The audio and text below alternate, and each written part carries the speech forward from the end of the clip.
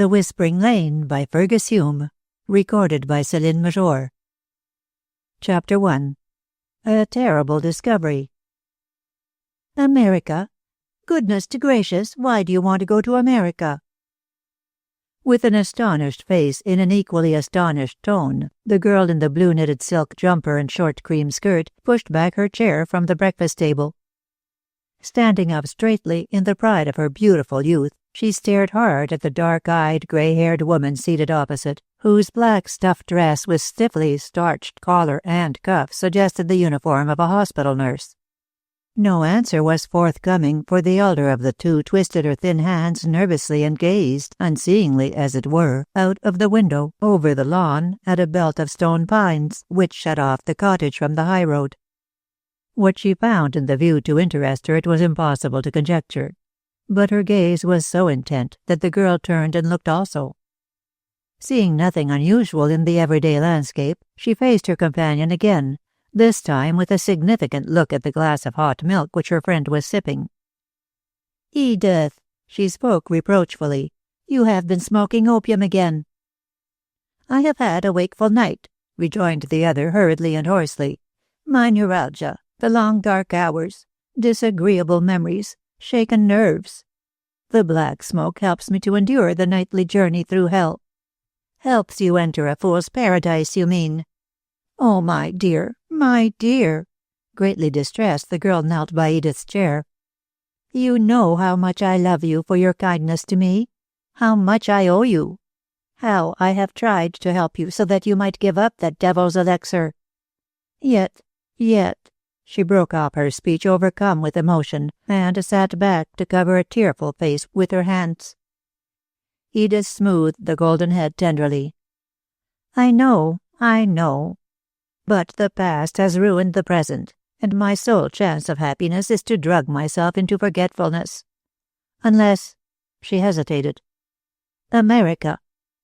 The girl glanced up understandingly. "You mean that in another country you would have another chance?" "Something like that, Aileen. I have half a mind to give myself that chance, yet half a mind to end it all in another way, perhaps the only way." Aileen sprang to her feet, frankly horrified. "You mean—" "What if I do?" demanded the other wearily. "Who would care?" "I would. You know I would." "Ah, yes. For a day, a week, a year. Afterwards you would forget. And rightly forget. Why should I ruin your life as I have ruined my own?" She made a gesture of despair, drank hurriedly what remained of the milk, and leaned back gloomily in her chair, again twisting her thin hands. "Dear," murmured the girl softly, "I owe you so much that—" Edith threw up one hand in protest. "You owe me nothing, nothing." "Let us leave it at that," suggested Aileen coaxingly, "and talk over things quietly before we decide what is best to be done." "Ah, well, as you will," agreed Miss Danby listlessly and closed her eyes. Aileen nodded approvingly. Silence was the best anodyne to tranquilize this brainstorm, so she left her friend to its steadying influence and moved towards the low-set window. Actually, it was so low that by pushing up the sash and bending slightly over the sill, she could easily have stepped out onto the lawn. And indeed, at the moment, she was strongly inclined to do so, feeling that the cool greyness of the early October morning would calm her own mind, stirred up to the sympathetic unrest by the mysterious sorrows of Edith Danby. For mysterious they most assuredly were, so far as she had acquaintance with the surface of things. Troubles Edith undoubtedly endured in common with most post-war men and women, but none so great as could not be diminished by the exercise of common sense. The molehill certainly was by no means small, but there was no need to enlarge it into a Mont Blanc. Often during her year's companionship with Edith in the lonely Essex cottage had Aileen wondered what tragedy was written on the turned-down page in the woman's life history. It must be, thought the girl anew, a singularly sinister chronicle to have changed the handsome, fresh-coloured, buxom brunette she recollected 10 years back into the grey-haired, silent, dull-eyed creature who was drugging herself so deliberately. The victim herself admitted as much, that she smoked opium advisedly in the endeavor to banish the memory of some poignant experience, the details of which she never revealed, even in confidential moments. And so life had gone on ever since Aileen Moore had come to live in Freifeld village.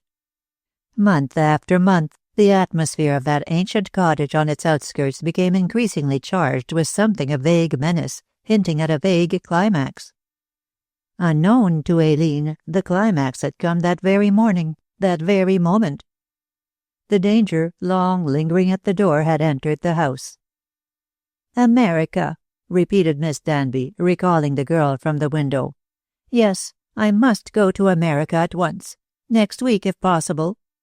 You need not come with me, Aileen. Indeed, I prefer that you should not. Stay in this cottage, and I shall allow you a reasonable income." "Edith!" Aileen was wholly bewildered by this sudden insistence upon an unexpected journey. "What do you mean?" The tormented woman did not reply, but looked sadly and a trifle enviously at the slim grace of the girl's somewhat boyish figure, at her bobbed hair of feathery gold, at her distressed blue eyes and charmingly flushed face. There was no question but that Aileen was delicately lovely, with that alluring air of feminine dependence upon masculine strength which attracts men to protect forlorn beauty. And the girl in her budding womanhood, graciously fresh as a spring flower, had already attracted at least one genuine admirer. "Does Mr. Hastings love you?" asked Edith abruptly, and ignoring the question so vehemently put. "I think so. I don't know. I can't be sure. Perhaps. He looks much but says little. And what has he to do with our conversation?" "Much, as I intend to cross over to America as soon as it is possible, alone. And I should like to leave England with the certain knowledge that Mr. Hastings will marry you, for protection." Aileen pouted resentfully, so peremptory was the speech. "I don't want to marry and be protected. I can look after myself. I am not in love with Mr. Hastings, although I like him. And I certainly don't want to leave the only friend I have in the wide, wide world." "Child, you must marry and leave me," said Miss Danby with a desponding look. "It is for your good that I speak, and I sacrificed much in so speaking. God knows that I love you dearly, so dearly that I refuse to drag you down." "Oh, Edith!" Aileen was both distressed and deeply moved. "Why do you talk in this dreadful way? I know you have troubles of which I know little. Dr. Slanton, who persecutes you to marry him. Your health broken down by years of war work in hospitals. This terrible opium habit. And what else? What else? There is something in your life which worries you constantly and which you won't tell me. Yet if you do, I may be able to help you." "Perhaps. Maybe. I don't know. But—" Edith broke off tremulously, and once more her eyes strayed to the trees across the lawn. Suddenly she braced herself and spoke with a resumption of her hospital authority. "Come here, child. I shall tell you as much as I dare tell you."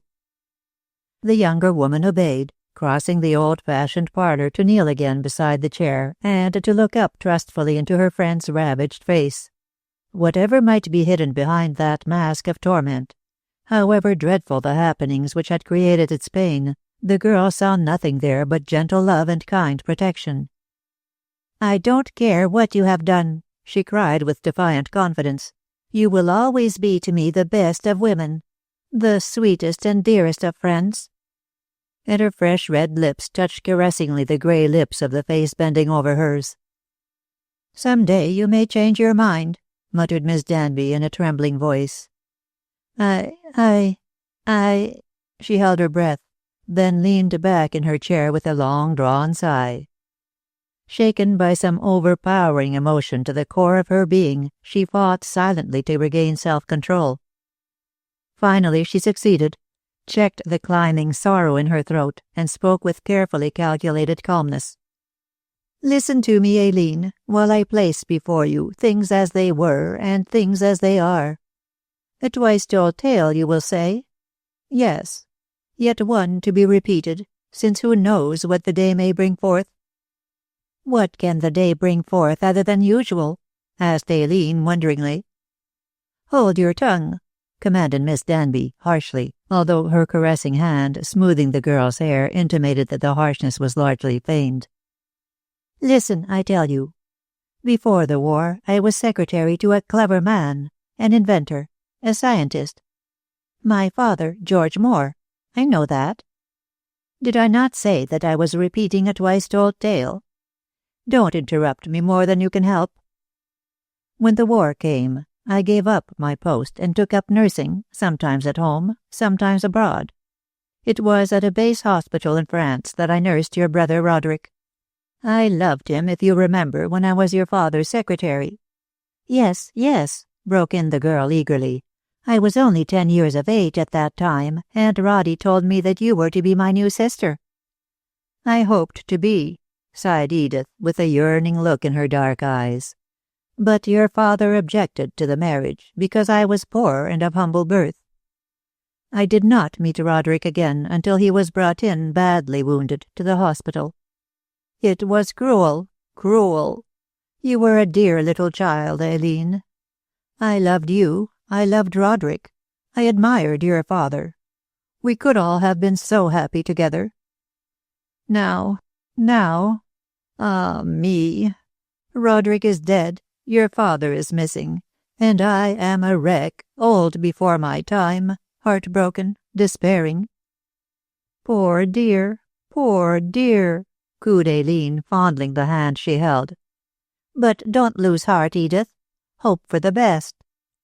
Your youth speaks, cried the forlorn woman bitterly. How can I hope, when my beloved is lying in a foreign grave? When that man Slanton persecutes me to be his wife? Beast! She clenched her teeth and frowned hatred. As you know, Aileen, he was the doctor of the hospital where I nursed Roderick, and even then paid his addresses to me. Ugh! She shuddered. But I loved your brother. Yes, and he loved me when we met again. All the passion of our early years revived. Even though he was sick unto death, we became engaged. He gave me this ring. Edith kissed the golden emblem of past delight. Dear, dear Roderick. And thinking he would die, there was every chance of that, he made a will, leaving me his income of 2,000 a year. And then, the woman's hands rose in trembling despair, and her voice died away in a faint, sorrowful cry. Then he died, whispered the girl, ending the sentence and burying her face in Edith's lap. For quite 3 minutes there was an eloquent silence, the two remaining motionless with overpowering emotion. Yes, he died of his wounds, whispered Edith in a strained, unnatural voice. And I was left, a rich woman, to face the persecutions of Cuthbert Slanton. Beast! She cried again and fiercely. He has no love for me for anyone but himself. It is only the money he desires, the 2,000 a year which my dead love left to me.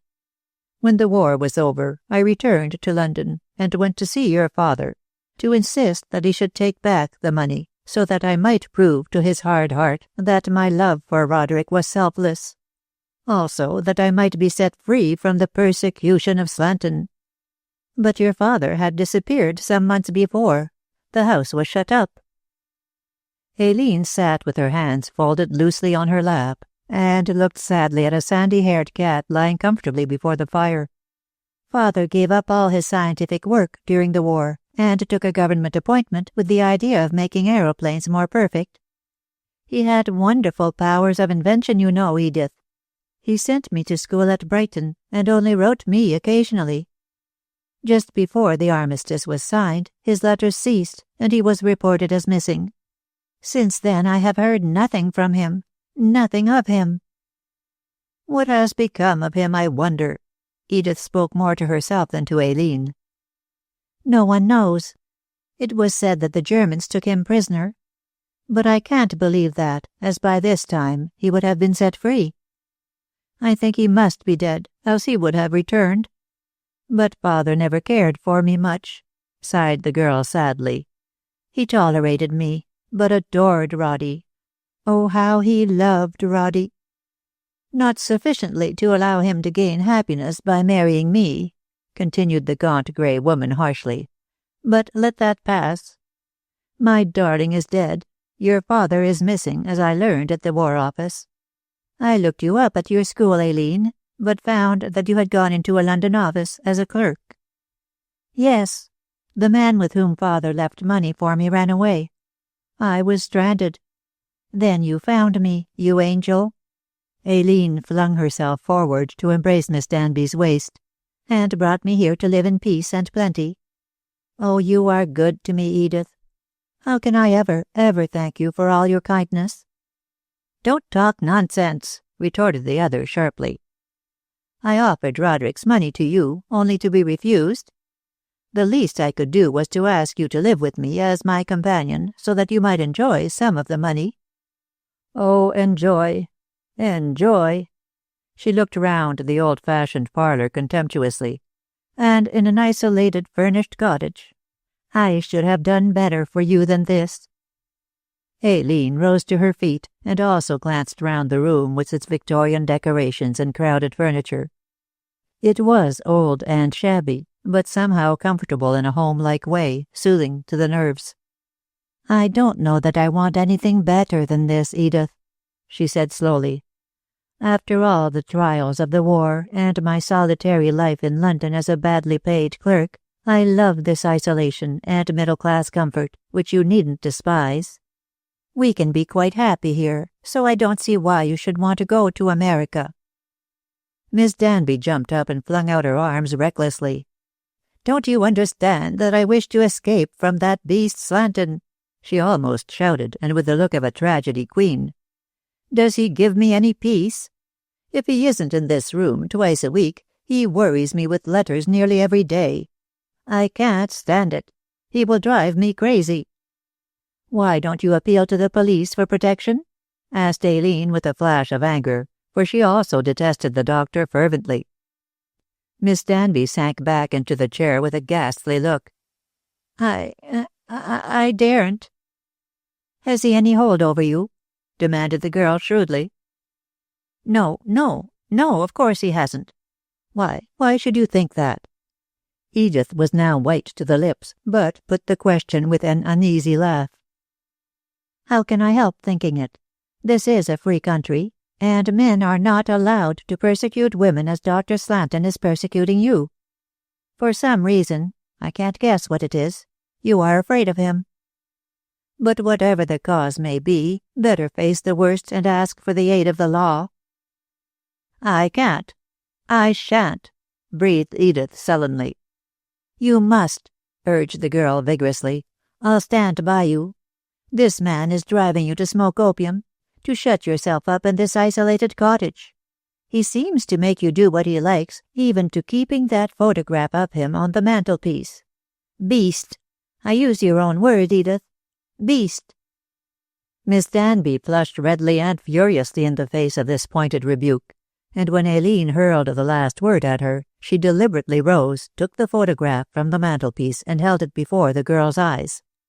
Look at him, she said dourly. Number 666. That is the number of the beast in Revelations. Aileen stared hard at the lean saturnine face in the picture with its heavy square jaw and piercing little eyes.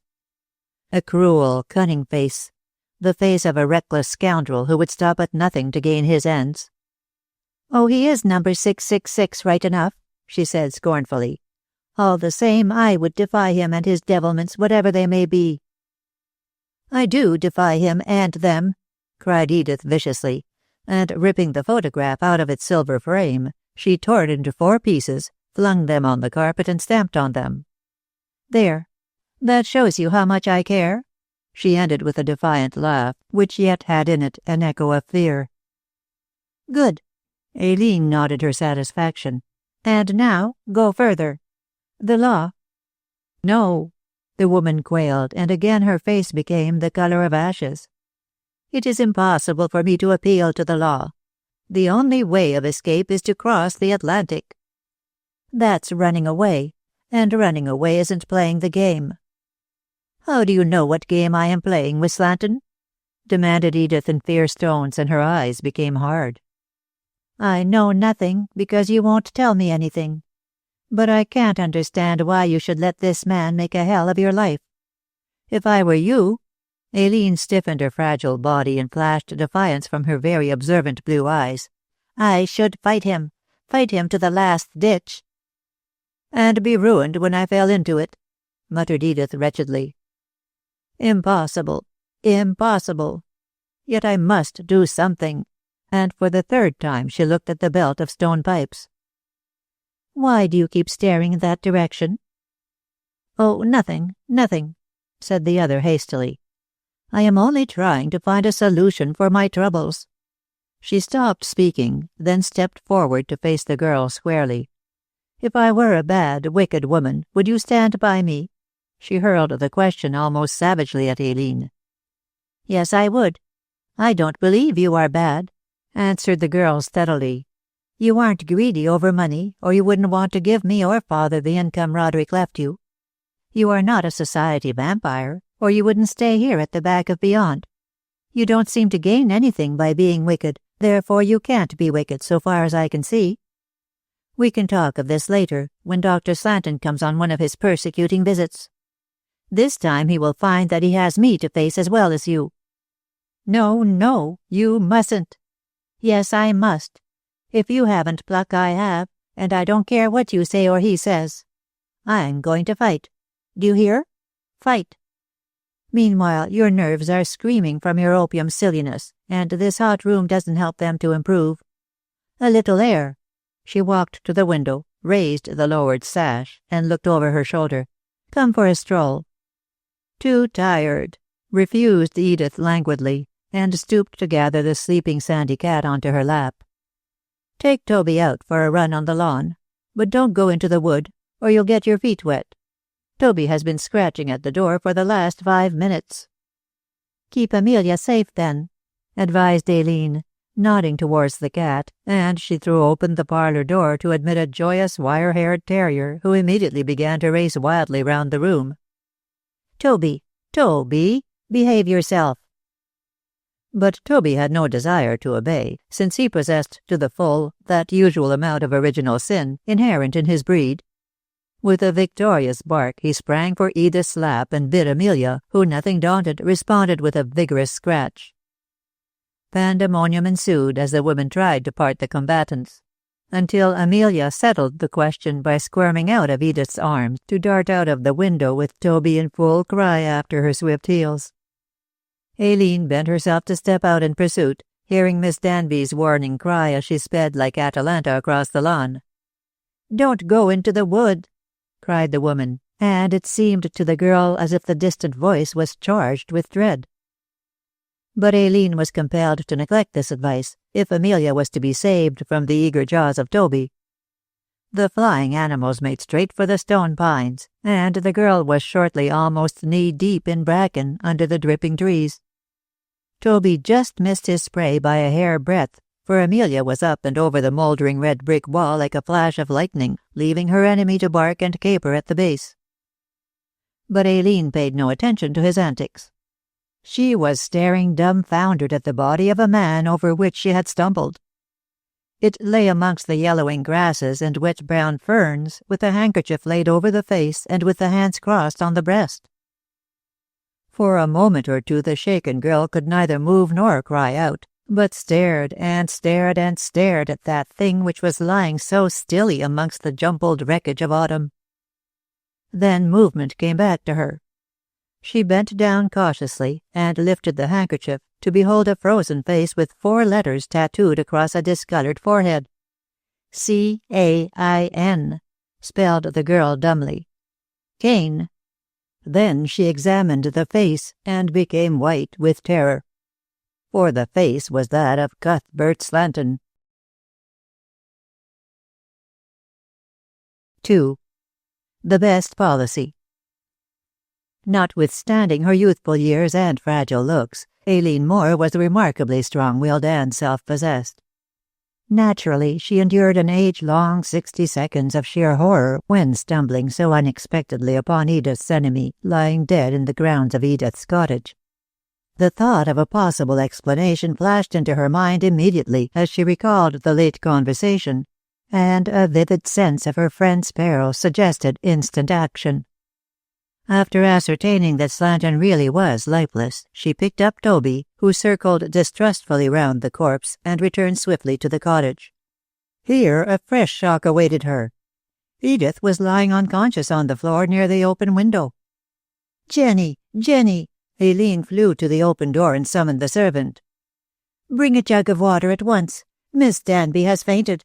Get the smelling salts and sal volatile from my bedroom. Be quick, be quick." Issuing these directions rapidly, she crossed the passage to shut up the terrier in the opposite room, then returned to attend to the insensible woman. Kneeling beside her, the girl loosened her collar, chafed her hands, placed a cushion under her head, and did all that was possible at the moment to better the situation. Jenny, a stout red-haired damsel not over-gifted with brains and extremely stolid on all and every occasion, tardily arrived with a jug in one hand and 2 bottles in the other. "Lor, miss, whatever did missus go off like this for?" asked Jenny heavily. "A sleepless night. The heat of the room. Oh, I don't know. Here, give me the jug." And Aileen dashed the water over Edith's white face. Very wisely she decided to say as little as possible to the maid who was known to be a notorious gossip. Then, as Edith showed no signs of returning to her senses, she ordered Jenny to help place her on the sofa. "You lift her feet," she said, slipping her hands under Miss Danby's arms. "Careful now." The 2 women accomplished the transfer from floor to couch fairly easily, as Edith was little less than skin and bone, owing to the wasting effect of secret troubles. The smelling salts produced some signs of revival, for Miss Danby heaved a long, weary sigh, half opened her eyes, and closed them again listlessly. "Get me a glass of water and a teaspoon," commanded Aileen, uncorking the sal volatile bottle, and these came to hand in less time than might have been expected from Jenny's cumbersome appearance. "Now you can go. She'll soon be herself again. I'll call you if I want anything." Thus banished at this thrilling moment, the overgrown domestic retired reluctantly, overwhelmed with justifiable curiosity as to the reason for the unexpected fainting of her mistress. Despite her stolidity and limited capacity, she inherited all the easily aroused suspicion of the lower-class scandalmonger, and had long since guessed that there was something queer about Miss Danby. Aileen knew that the girl was a born mischief-maker, so wisely took the precaution of getting rid of her, lest Edith should reveal too much when she regained her senses. The situation was so strained and suggestively dangerous that it was necessary to move discreetly if a public scandal was to be averted. But indeed, Aileen, watching her unhappy friend slowly coming back to consciousness, did not see how it could be avoided in any way. The presence of the dead body in the wood must needs be explained, and the explanation would most surely bring to light uncomfortable matters best left in the dark. "It is the climax, sure enough," said Aileen, and unconsciously she said it aloud. "Climax," muttered Miss Danby confusedly. "What climax?" "Never mind," said the girl quickly. "Take another sip of the sal volatile, and I'll get the brandy. Feel better, don't you, dear?" Edith sat up weakly, pushing back her grey hair with a bewildered expression. "Feel better?" she echoed brokenly.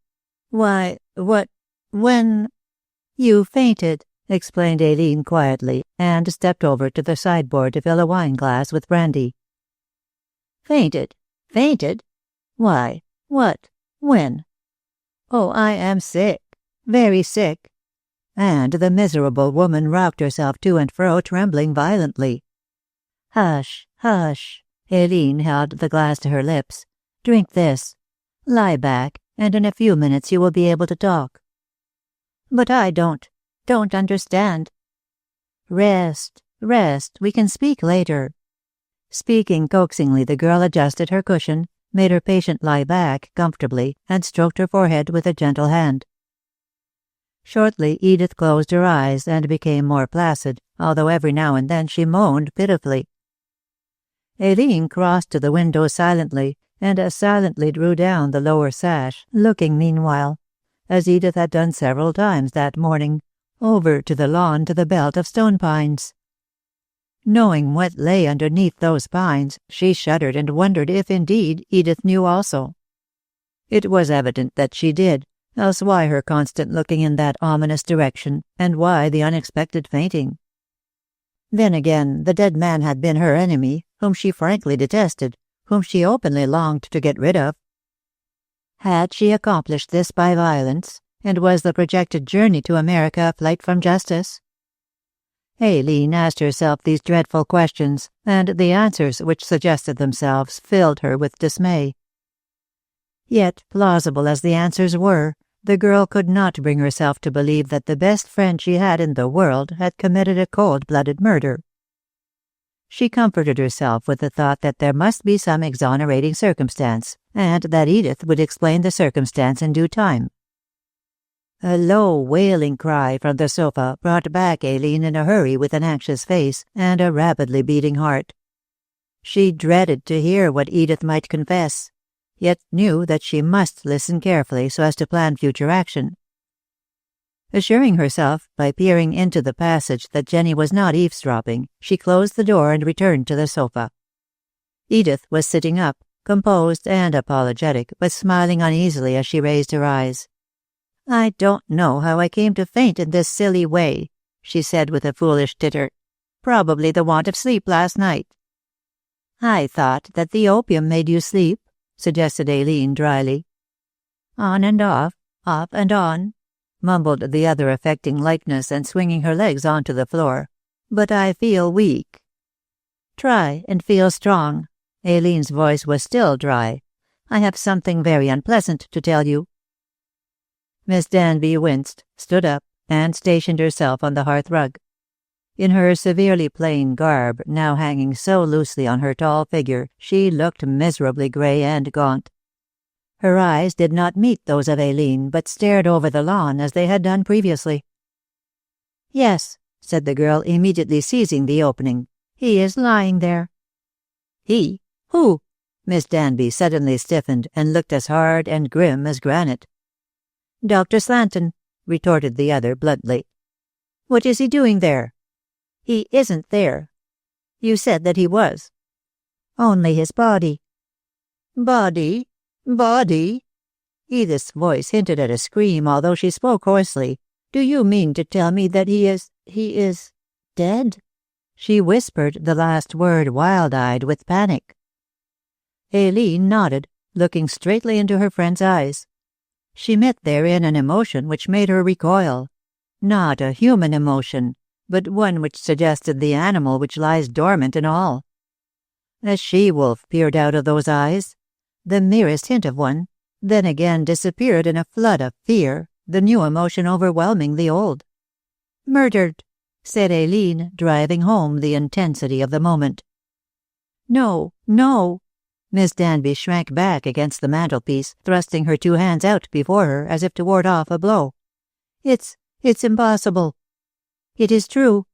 Come and see for yourself." "I can't. I daren't." Her voice lowered to a horrified whisper. "Why daren't you?" Aileen had recovered from her second of sick loathing when the animal strain had surged to the surface, and pursued her examination relentlessly. Even if this wretched woman was guilty, it was the duty of the girl she had succoured to stand by her in the hour of her need. "I'm afraid," faltered Edith, trembling. "He troubled me when alive, so why should I let him trouble me now that he is dead?" "Dead?" Her voice steadied and leaped an octave. "Who killed him?" "I should ask you that, Edith, and I do." "What do you mean?" "I know nothing about the matter." Her words poured out in spate, tumbling furiously over one another. "I have not been to the wood. It's impossible. You are mistaken. That beast can't be there. He isn't dead. Men like Cuthbert Slanton cannot die. They live to torment unhappy women." And she paused, breathless with wordy haste. "Unhappy women sometimes take the law into their own hands," hinted Aileen, and again came the torrent of denial. "Why do you say that? What do you mean?" I know nothing. Why should I know anything? You said you were my friend. You know you did."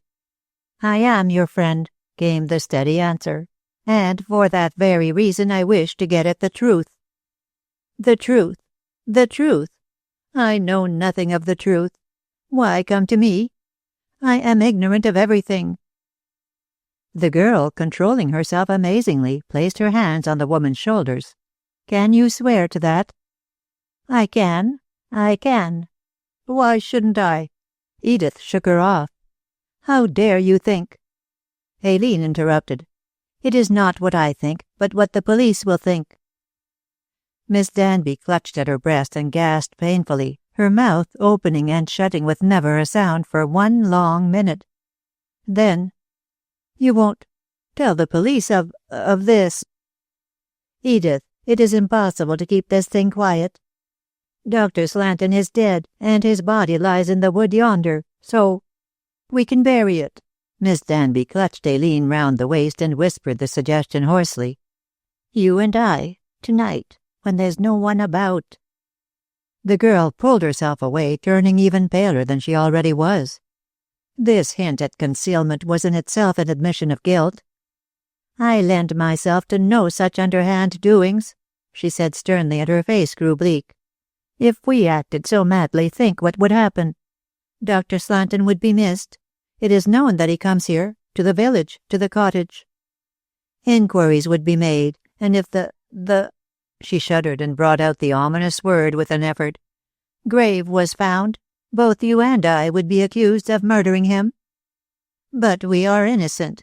You know nothing. I know nothing," urged Edith, twisting her thin hands in a frenzy of fear. "I haven't seen Slanton for 2 weeks. You know I have not." "I don't know what took place last night," was the significant answer. "Nor do I. Nor do I," moaned Edith, and flung herself on the sofa, crying. Aileen sat down beside her and took one of the limp hands between her own cold fingers. For cold they were, and cold she was to her heart's centre, so heavily did this nightmare horror weigh her down. "You know that I am your true friend, Edith, that I mean to stand by you whatever happens. Tell me all you know, all you have done. Did you kill this man? Not thinking to kill him, perhaps, but in a moment of passion?" "I know nothing, nothing," came from the woman in muffled tones as she buried her face in the sofa cushion. "Think, think. Had you been smoking opium? Were you unconscious of what you were doing? Drugged by the black smoke, you might have killed blindly." "I know nothing." "You must know," urged Aileen. "Did you quarrel when Slanton came last night?" "He never came. I never saw him." "He did come. You did see him," insisted the girl fiercely, for she realized clearly that the worst must come to the worst if she failed to gain the miserable creature's confidence. "He insulted you, didn't he? And you struck him, not knowing what you were doing? And afterwards, coming to your senses, you grew afraid and dragged the body into the wood to hide it. As you seem to be so certain of my guilt, it is useless for me to deny anything," said Miss Danby bitterly, and sat up rigidly obstinate. The girl wrung her hands desperately. "How can I help you when you won't be plain with me, when you refuse to confess?" "I have nothing to confess," retorted the woman sullenly. "You construct the whole scene of what did not happen so glibly that it is evident you think me guilty. A fine friend you are, I must say." "You won't allow me to be your friend."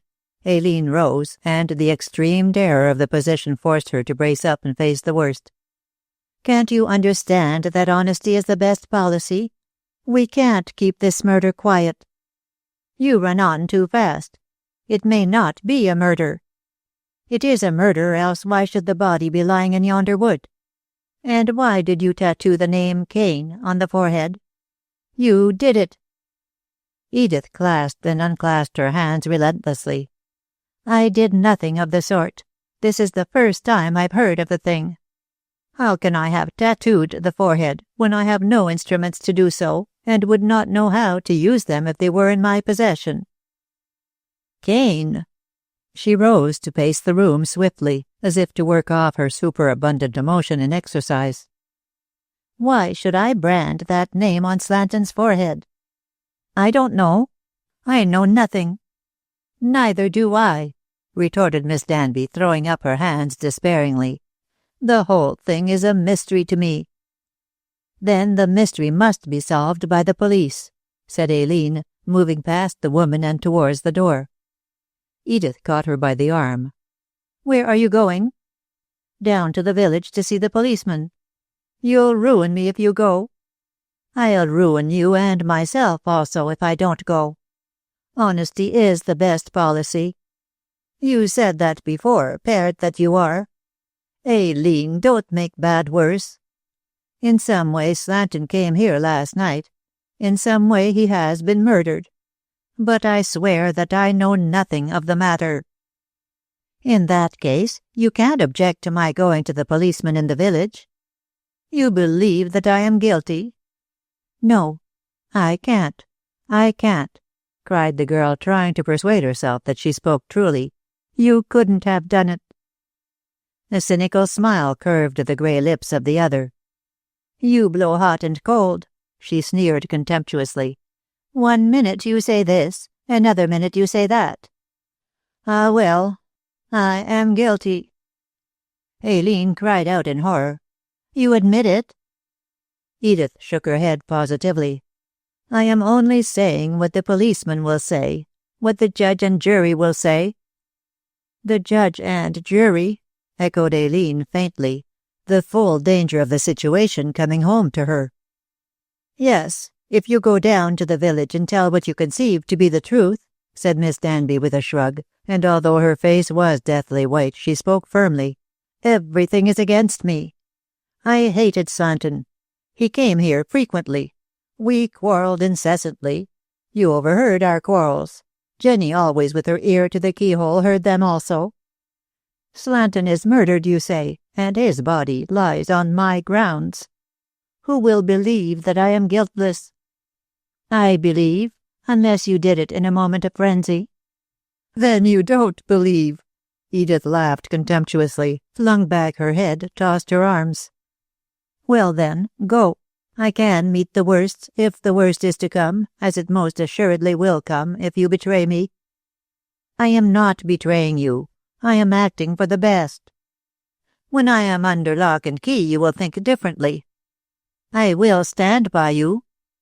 "Are you standing by me now?" "Yes, I am. You know I am. It is better for you to face the lesser danger of admission than the greater danger of concealment." Miss Danby reflected for a moment, then went to look into the mirror over the fireplace and smooth her disordered grey hair. "Suppose I kill myself while you are away, preparing my uncomfortable future?" "Then I shall know you are guilty," rejoined Aileen promptly. "You are frank." Edith wheeled round with a frown. "Because I believe you to be innocent, unless you unconsciously." "Bah! Hot and cold again in your blowing. Well, for your comfort I say that I am innocent, that I don't intend to kill myself, and you? I shall discover the truth, somewhere, somehow." "The truth? What is the truth?" questioned Edith cynically, after the fashion of Pontius Pilate. "I should like to know it myself.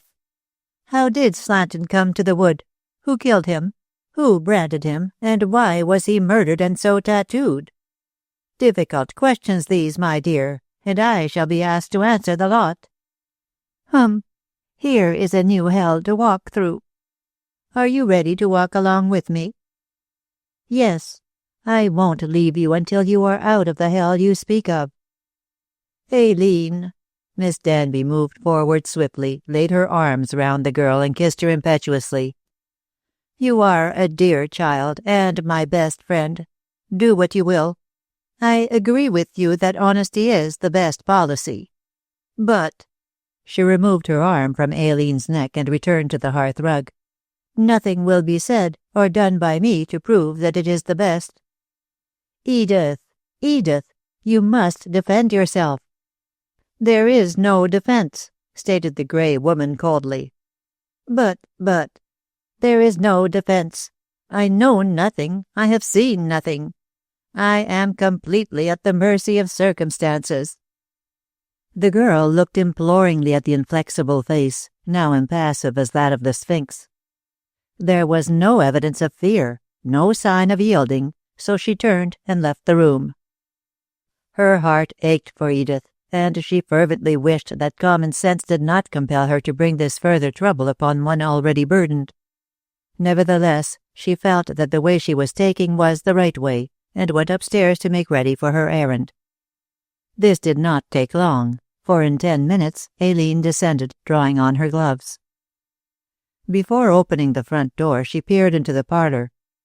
Miss Danby was still standing on the hearth rug, but her gaze was directed towards the window, staring as formerly over the lawn to the belt of stone pines which sheltered the lifeless body of her enemy.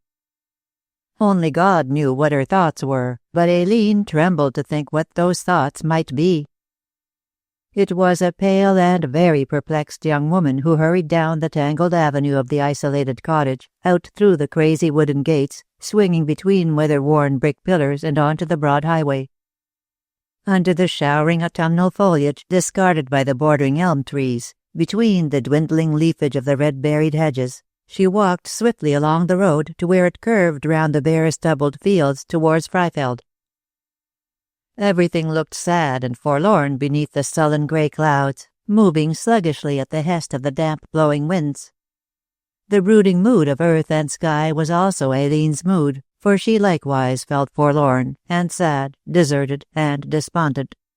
The presence of the body in that sinister wood, the silence of Edith, and the crying horror of the whole unfathomable mystery quenched the light of her youth with most unholy gloom.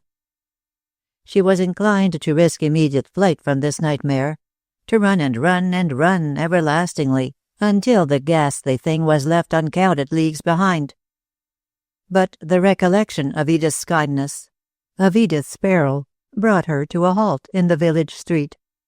And yonder stood Constable Kemp, the one and only guardian of the peace in Freifeld.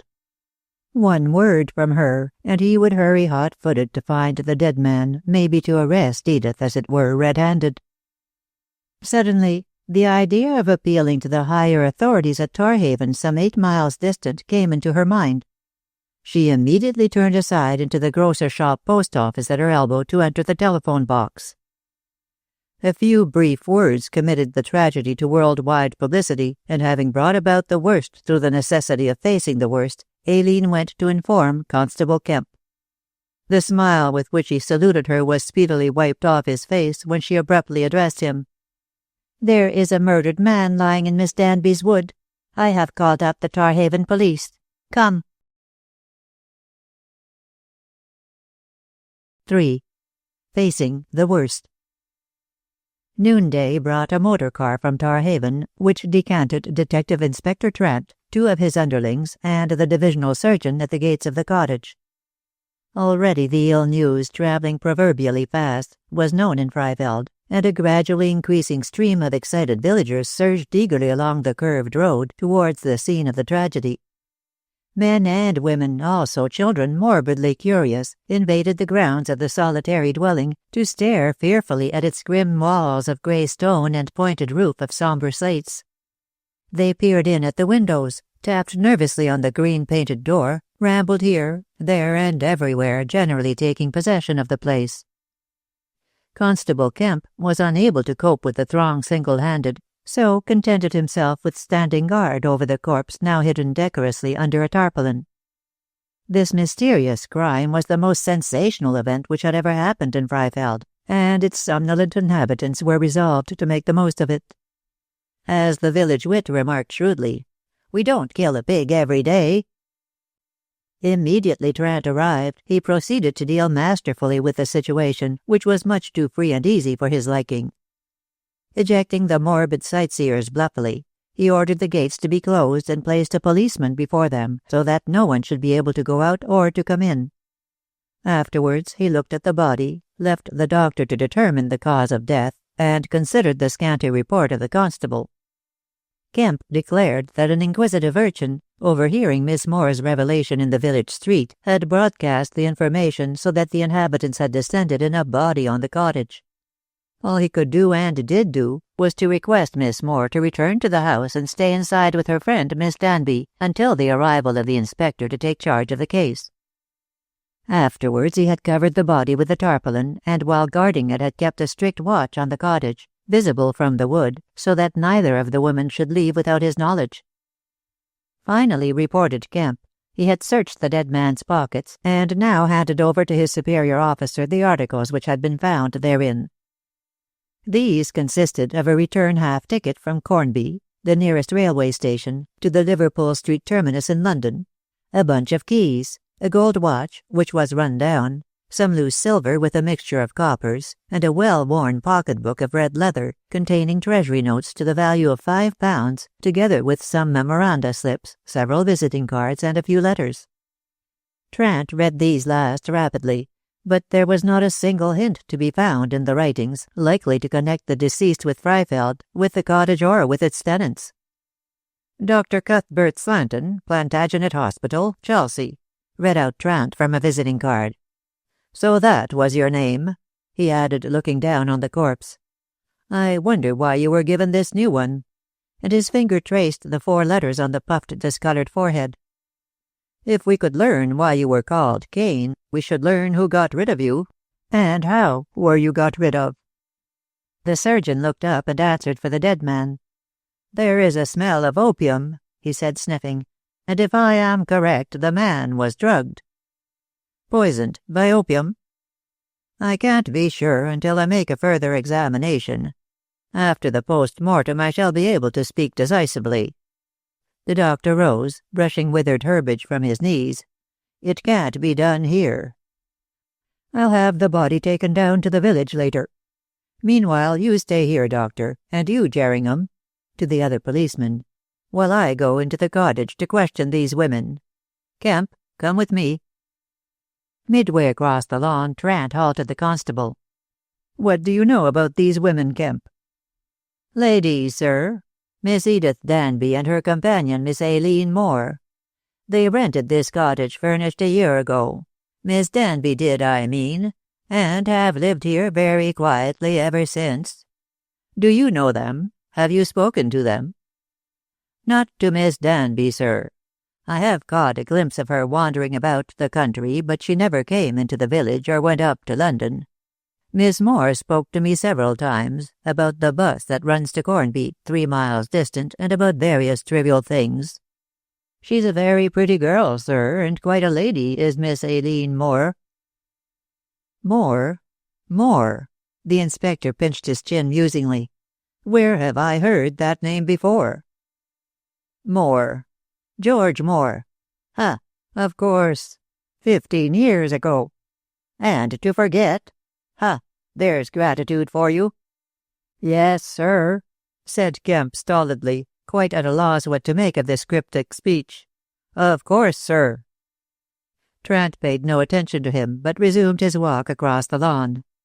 At the door he halted again. "Who is the owner of this cottage?" "Squire Richard Hastings, who lives in the old manor house at the end of Freifeld, beyond the church. He's a lawyer, sir, and goes daily to town." "Is he intimate with his tenants?" "Not with Miss Danby, sir, I think," replied the constable doubtfully. "He comes occasionally to the cottage. I rather think, sir, that he admires Miss Moore." Trant nodded. "He's a young man, then?" 28 or thereabouts, sir. Was a captain during the war and got the D.S.O. Everyone about here loves him. And he loves Miss Aileen Moore. I think you mentioned that as the name of the girl." Besides, Mr. Hastings, did these ladies receive any visitors?" "I never saw any particular person come or go, sir, except the rector, and he only called once. But as the ladies stayed away from the church, he didn't call again, to my knowledge. Dr. Slanton was the one and only person who came, and he came often, to see the ladies." "The dead man?" Trant looked up alertly. "He came often, you say?" "Every other week, sir. I used to see him step off the bus from Cornby and get on it again, so's to catch his train." "Did he ever stay here for the night, in the cottage, in the village?" "Not to my knowing, sir. He came and went like a swallow, as you might say. And now his body-ticketed cane is lying in yonder wood, mused Trant, raising his eyebrows. Anyone in the cottage besides the ladies? Jenny Walton, the servant, sir, a girl of 18. What does she say about them? Only that Miss Danby is queer. Queer? Queer. What does she mean by queer? I can't say, sir. But I do say, went on the constable, upon whose susceptible heart Aileen's beauty had made an impression, that gossip as Jenny Walton is, she hasn't a worse word in her mouth than queer. And she only uses that about Miss Danby. She's very well satisfied with her place, is Jenny Walton. Have you seen her this morning? She came out when I came up with Miss Moore, sir, and seemed all of a fluster like. Miss Morse told her to hold her tongue and pushed her into the house. Ha! Miss Moore told Jenny Walton to hold her tongue, did she? The policeman nodded uneasily, thinking that he was unconsciously implicating the girl he so greatly admired. And told her to wait until you came from Tarhaven, sir. I only think that Miss Moore wants things put straight, ended the man hurriedly. They are certainly crooked enough now, commented Trant, and raised his hand to the large brass knocker which adorned the green-painted door. The detective inspector was tall and thin, with a closely clipped grey moustache, and a fringe of closely clipped grey hair round the dome of his bald head. His face generally wore a severe expression, the result of official self-control. But his light blue eyes beamed occasionally with kindly glances, and when he smiled, his whole being was transformed into the semblance of a benign deity prone to mercy. Publicly, Trant had the reputation of being a just and honourable officer, strict in his dealings with the criminal fraternity. Privately, he possessed the common sense arising from long experience to know that there is a soul of good in all things evil. And that soul he was always looking for so as to temper justice with mercy. Edith Danby was more fortunate than she knew to have so reasonable a man in charge of such a baffling and suspicious case. Aileen, with a pale and troubled face, opened the door, and an expression of grateful relief which the inspector was swift to notice came into her eyes. "I am so glad you have come," she said impetuously. "Miss Danby is in a dreadful state of mind and wants this matter cleared up." Very naturally," remarked the officer, with a searching glance at her youth and beauty and manifest distress. Then he added abruptly, "You are Miss Aileen Moore, the companion of Miss Danby?" "Yes." "Is your father George Moore, the inventor, the man who experiments with wireless matters?" "Yes. Do you know my father?" "I did know him," said Trant slowly. "Oh!" Aileen grasped the man's arm. "Then you may know where he is?" The inspector shook his head. "I heard that he disappeared just before the armistice, but so far nothing has been heard of him." He stared at the disappointed girl as if about to say something particular, then checked himself all of a sudden. "Lead me to Miss Danby," he commanded with abrupt sharpness. "And you, Kemp, stay by this door. Let no one go out or come in." The constable saluted, closed the front door, and took up a watchful position outside, while Aileen, with compressed lips, silently conducted the inspector into the old-fashioned parlour. Here, the woman he sought was seated on the sofa, staring into the fire and with her hands loosely folded in her lap. She did not even glance round when the newcomer entered, but her hands involuntarily clasped themselves tightly. Trant noted this subconscious betrayal of repressed emotion, but making no comment, examined his surroundings with meticulous care. The flowering wallpaper, against which hung antiquated steel engravings. The flowering carpet, splashed riotously with gaudy roses. The round table covered with an Indian gold-embroidered blue cloth. The horsehair sofa. The mahogany sideboard. The ancient chairs, which did not match, and the many china ornaments which decorated the mantelpiece in front of the oblong mirror in its tarnished gilt frame. All this jumble of quaint flotsam and jetsam the trained observer took in at a glance, and then found time to address Miss Danby. "What do you know of this dead man in your wood?" he asked, coming to the point at once. The harassed woman rose, tall and gaunt, looking at the officer with tormented sunken eyes, but perfectly self-possessed. "I know that he is Dr. Cuthbert Slanton, whom I first met during the war." "Is that all?" "What else is there to say?" she demanded defiantly. "For one thing, how does his dead body come to be lying in your grounds?" "I don't know." Edith sat down again, crossed her legs and clasped her thin hands round her knees. But she did not meet Trant's watchful eyes. "When did you see him last?" "A week ago. No, 2 weeks ago. My friend there was present when I saw him." Trant looked a question which Aileen immediately answered. "I was in this room when Dr. Slanton paid Miss Danby a visit 2 weeks ago." "Have you seen him since?" "No," she replied with convincing emphasis. "Not until I stumbled over his body this morning." And she hurriedly explained how she had followed the animals into the wood. "It was just a chance that I went there," she ended coolly. Yes, just a chance," muttered the inspector, pinching his chin, a sign of perplexity with him. Then he asked a sharp question. "What were you doing last night? At what time did you retire?" "I read for the most part of the evening, then occupied myself with trimming a hat. It was close upon 9:30 when I went to bed." "Where is your bedroom?" "Upstairs, immediately over this room." "Did you come down during the night?" "No," said Aileen, opening her eyes with manifest surprise. "Why should I have come down? Once in bed, I stay in bed." "I see. You are a sound sleeper." "Very sound. I never wake from the moment I place my head on the pillow until the dawn comes. White nights, as the French call them, are unknown to me." "Naturally," agreed Trant cordially. "Youthful health and an untroubled conscience banish insomnia. I understand, then, that you heard nothing?" "Nothing. It never occurred to me to lie awake expecting to hear anything." "Yet this cottage is very isolated, and the countryside is disturbed by the aftermath of the war. A burglar might have—" Aileen laughed and shrugged her pretty shoulders. "Miss Danby and I have lived here for 12 months in perfect peace and quietness."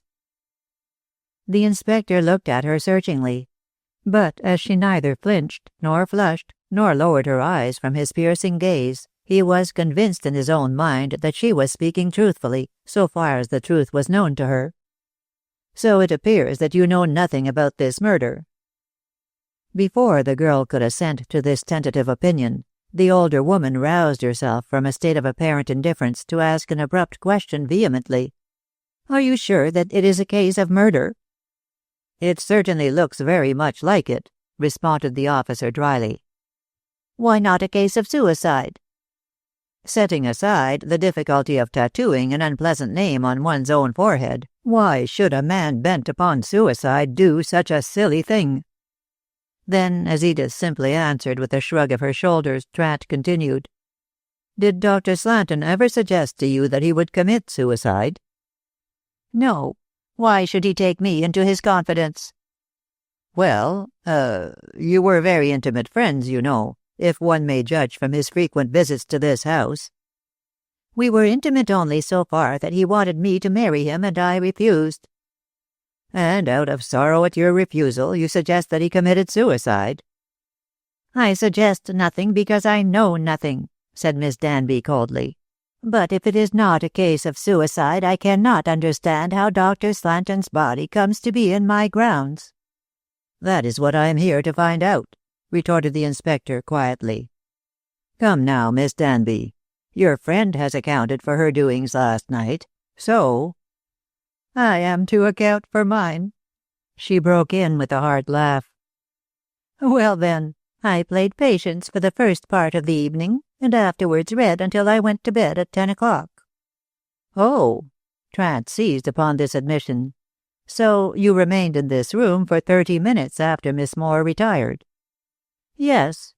Do you suggest that Dr. Slanton came to see me during that time?" she asked derisively, "and that I murdered him?" "To use your own words, I suggest nothing. But the fact remains that you knew this man and that his body is lying in the wood yonder. I don't dispute the facts, but I cannot explain the facts. Cannot, or will not? Which you like, she returned carelessly. Then, when Aileen would have spoken, she signed her to be silent. Let him say what he likes and ask what he likes. Knowing nothing, I can say nothing. Where is your bedroom? Asked Trant, following another trail. Across the passage. You can search it if you like. Miss Danby spoke insolently. Thank you, I shall do so at once. And the officer promptly left the parlour to cross the passage and open the bedroom door. Immediately the dog, which Aileen had shut in earlier, bounced out with joyous barks. The girl caught him up in her arms.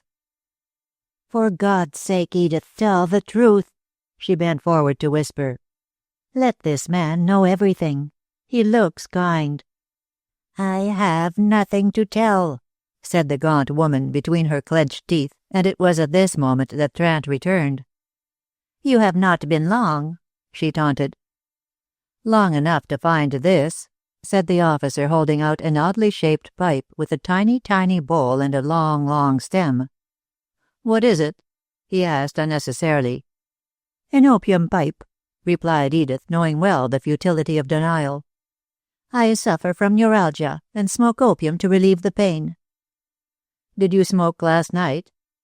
I did, and therefore slept too soundly to hear anything. Hitherto Trant had pursued his examination in a somewhat desultory manner, peculiar to himself and perhaps not strictly official. Now he sat down, placed the opium pipe in his pocket, and assumed an authoritative mien. You did see Dr. Slanton last night, he insisted positively. Here is the return half ticket from Cornby to London, which was found in his pocket. I did not see him, was the sullen answer. If he came down here last night, it was not to visit me. Had he other friends in the neighbourhood? I don't know. I never asked him. Miss Danby, said the inspector sternly and looking singularly severe, you are playing with the law which I represent. To save yourself from being placed in a very dangerous position, it will be better for you to speak out. I have nothing to say, declared the woman. You have, and you must say it. I warn you that what you say will be used in evidence against you. How dare you speak to me like this? I am not a criminal, she flashed out. If you are not, explain this. You smoke opium, and the doctor now examining the body says that the man was drugged with opium. Aileen uttered a cry of terror. Every moment Edith was being entangled more and more in the nets of the law. But she tried to defend her friend. It's impossible that Miss Danby should have drugged Dr. Slanton and then tattooed the name Kane on his forehead, finished Trant emphatically. Why should it be impossible? But if it is impossible, as you suggest, I ask Miss Danby to explain away the impossibility. Otherwise— You will arrest me? Broke in the grey woman harshly. That depends upon yourself. This is one piece of evidence. He tapped his pocket in which he had placed the opium pipe. Is damning proof of your complicity, and it may be— he looked round the room— that I may find other proofs. Search, then. Search. Trant nodded, rose, and began to prowl round the parlour. Aileen crossed to Edith and sitting down beside her enfolded her in a protective embrace. As if aware of the tragic circumstances, Toby the dog lay quietly on the sofa, watching silently, his nose upon his paws. For quite 10 minutes the officer pried here, there, and everywhere, nosing the trail like a bloodhound. Nothing, great or small, escaped his keen eyes. Nothing failed to register itself in his retentive brain. He looked behind the steel engravings, lifted the edges of the carpet, shook the curtains, examined the cupboard and drawers of the sideboard, peered into the china vases, and even swept the Indian cloth off the round table. But nowhere could he find anything incriminating. It would seem that his first important find would be his last, and Miss Danby watched him with sneering lips. She was as cold and hard as a stone image, unresponsive to the sympathetic embrace of her girlfriend, and unnaturally calm with the extraordinary self-possession of a strong-willed woman. Neither by word nor deed did she attempt to assist the law to prove her guilt or innocence. It was kismet. To her, although no one knew this but her own tormented self, Trent represented fate, and she passively allowed fate to do as fate would do. Nevertheless, it surprised her when this pseudo-fate made a discovery which, as seemed positive, adjusted the hangman's rope round her neck. It was in the quaint old-fashioned bookcase in the far corner that Trent stumbled all of a sudden upon his find. Having gone through the room so far with a fine-toothed comb, as it were, he finally halted before this piece of furniture with the intention of shifting the books one by one, in case they might contain a clue to the truth. But such precision of search was not required, for the moment he flung wide the glass doors sheltering the volumes, a lacquer box of Chinese manufacture tumbled out. Picking it up off the floor, he lifted the lid to find that the box contained a set of tattooing needles, together with diverse pigments for coloring the skin. Without a word, he walked across to the sofa and held this clinching evidence under the startled eyes of the silent woman. "Do you still deny that you saw Dr. Slanton last night?" he inquired sternly. She nodded faintly, summoning up her remaining strength for the denial. "I never set eyes on that box before." "Or on this?" espying the torn photograph at his feet. Trent pieced the fragments together, and immediately the saturnine face of the dead man leaped to his eye.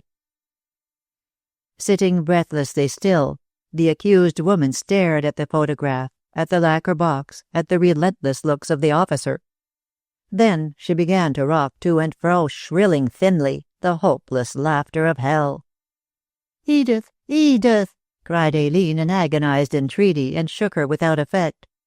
Terror-stricken, the girl turned her white face towards the inspector. "What are you going to do? Oh, what are you going to do?" "The only thing that is left me to do," he replied with soulless official calmness, and stretched a hand towards the woman's shoulder. "Edith Danby, I arrest you in the King's name for the murder of Cuthbert Slanton. Anything you say now will be used in evidence against you." But the frenzied creature only went on laughing and laughing and laughing, until Aileen had to close her ears to shut out the dreadful merriment. 4. A Friend in Need. Although the evidence condemning Edith Danby was purely circumstantial, Inspector Trent was fully convinced of her guilt. The lacquer box and the opium pipe were, in themselves, sufficient proof of this. Still, he did not content himself even with such a certainty, but questioned both Aileen and Jenny rigorously as to the relations between the living and the dead. From the first girl, he forced the reluctant admission that Slanton had persecuted the accused woman for many months, in the endeavour to bring about a hated marriage. From the second, he learned of the frequent quarrels between them when they came together. Having exhausted all means of information so far, there remained small doubt in the detective's mind that the woman had fervently detested the man and therefore had resorted to violence. If ever a culprit was caught red-handed in Trent's opinion, that culprit was Edith Danby. As to Edith herself, she became silent and presumably indifferent after the hysterical outburst, revealing nothing of her thoughts, however enlightening these might be. As the worst had come, she was facing the worst with sullen defiance, and although Aileen implored her again and yet again to offer some defence, however inadequate, she remained obstinately dumb. Even when the inspector ordered her to go with him to Tarhaven, she said nothing, but walked mutely down the avenue with Kemp at her heels. Trent remained behind to exchange a few last words with Aileen. The girl was pale but tearless, and the officer approved of her reasonable attitude. "Many girls would have broken down under the stress and strain of these circumstances," said Trent, patting her. "I am nearer breaking down than you know of," she answered, breathing hard. "All the same, you won't give way, Aileen." "Aileen?" The girl repeated her own name, looking at the officer indignantly, as she by no means approved of this familiarity. Trant's benignity broke like sunshine through his usual official severity as he took both her hands within his own. "You don't remember me?" "No, yet you say that you knew my father." "I knew your father, and I knew you. When you were a little child I nursed you many a time on my knee. George Moore was my very good friend, and I owe him much for helping me out of serious financial difficulties at a time when all others left me in the lurch. And it is fortunate for you, Aileen, that I do not forget my obligation." "Why?" The girl looked distinctly puzzled. "Of course I am glad to meet anyone who knew my father, especially you speak so kindly of him. But I fail to understand how your gratitude to him can affect me." The inspector released her hands with a grave smile. "Think of your position." "It is a very uncomfortable one," sighed Aileen disconsolately. "It is worse than uncomfortable," corrected the other pointedly. "It is dangerous, very dangerous." "Dangerous?" She started back in dismay. He nodded. "If anyone but myself was in charge of this case, you might have to accompany your friend to her cell in Tarhaven." But, I know nothing," gasped Aileen, feeling as though an abyss had opened at her feet. "Your friend said the same thing," commented Trent dryly. "Yet we must consider the circumstances from a common-sense point of view. Here are two women in a lonely cottage, visited regularly by a man, possibly a scoundrel, whom they dislike. That man is found dead, under suspicious circumstances, a stone's throw from the cottage, and evidence is forthcoming to indicate clearly that the older woman is guilty of his death. Another officer of the law," ended Trant meaningly, "might arrest the younger woman as an accessory before or after the fact. Now do you understand?" Not exactly," quavered the girl, daunted in spite of her inborn self-control. "What do you mean by an accessory?" "One who helps another person before the commission of a crime, or one who helps that person to hide the crime after it has been committed." "I knew nothing about Dr. Slanton's death until I came across his body in the wood," protested the girl, now fully awake to her danger. "And Edith said nothing to lead me to think that she is really and truly guilty." "The lacquer box, the opium pipe," hinted Trant significantly. "I never saw the box before, and of course until you reported that Dr. Slanton had been drugged, I never gave a thought to the opium pipe." Trant rubbed his chin doubtfully. "Then you believe that your friend is innocent, and in the face of such damning evidence." "Mr. Trant," Aileen was very earnest, very direct, "I don't know what to think or what to say. Miss Danby has been, and is, a good friend to me, and so far as I know her, one of the sweetest and bravest women in the world. It is incredible to me that she should brand this man and kill this man, unless she was out of her mind at the moment. Then, of course, she can't be held culpable." Why should she take leave of her senses?" "If you knew, as I do, how that horrible man persecuted her, you would easily understand. Also, her indulgence in opium smoking has weakened her nerves, her willpower." "She seems to possess sufficient willpower to keep silent," commented Trant grimly. "So you think that she is guilty?" I can't. "Then you must think of her as innocent." "Yes, I do. I must. Unless her trouble unhinged her mind and made her—" The inspector silenced her with a gesture. "I understand. You are right in believing in your friend, to find excuses for her. I am assured that, so far as you know it, you are speaking the truth. But," Trant shook his head gravely, "your view of the matter is not my view, nor do I think that, on the evidence already to hand, it will be the view of any jury. However, we can leave all this alone for the moment. I cannot keep you entirely out of the business, as you will have to appear at the inquest, afterwards as a witness at the assizes. But so far as I can, I shall protect you." "I don't want any protection," flashed out the girl vehemently and with an indignant look. "If you think that I am an accessory, as you call it, I am quite willing to go with Edith to Tarhaven." Trant laughed outright and patted her shoulder. There. If I were not wholly satisfied that you know nothing, I would not leave you at large. Stay here quietly until I see you again. Constable Kemp will look after the cottage." "Oh," Aileen spoke furiously. "Do you think that I'll run away?" "No, no, no. Be reasonable. I must observe reasonable precautions. If this cottage is left unguarded, the villagers will come prying around." "But you won't leave the body in the wood?" said Aileen, shuddering. "Certainly not. Before leaving I shall see that it is taken down to the village. I expect the inquest will take place tomorrow or the next day, when I have looked more closely into matters." "Well?" Trant held out his hand. Aileen took it with a hearty shake. "You are a good, kind friend." "I'm all that," he assured her as they went through the front door, "as you will find before we are through with this case." "You will try and save Edith?" "Edith must save herself if she can, by speaking out." And with a reassuring nod, Inspector Trant swung down the avenue, while Aileen returned with a sinking heart to the parlour. For a young person of such a self-reliant nature and with such clear vision, she felt singularly helpless. Her good friend had spoken truly. Edith alone could save herself, and if she refused to do so by speaking out, there seemed nothing for it but to let the law take that course which would land her, innocent or guilty, on the gallows. Dark as was the outlook, and not the very faintest ray of light was visible to dispel that darkness, Aileen still clung to the belief that Edith was guiltless. "She must be, she must be, she must be," insisted the thinker, again and again, and if she would only confess, she would be able to prove herself guiltless.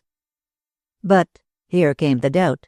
If that was the case, why did she not protect herself, and immediately? There was no answer to this.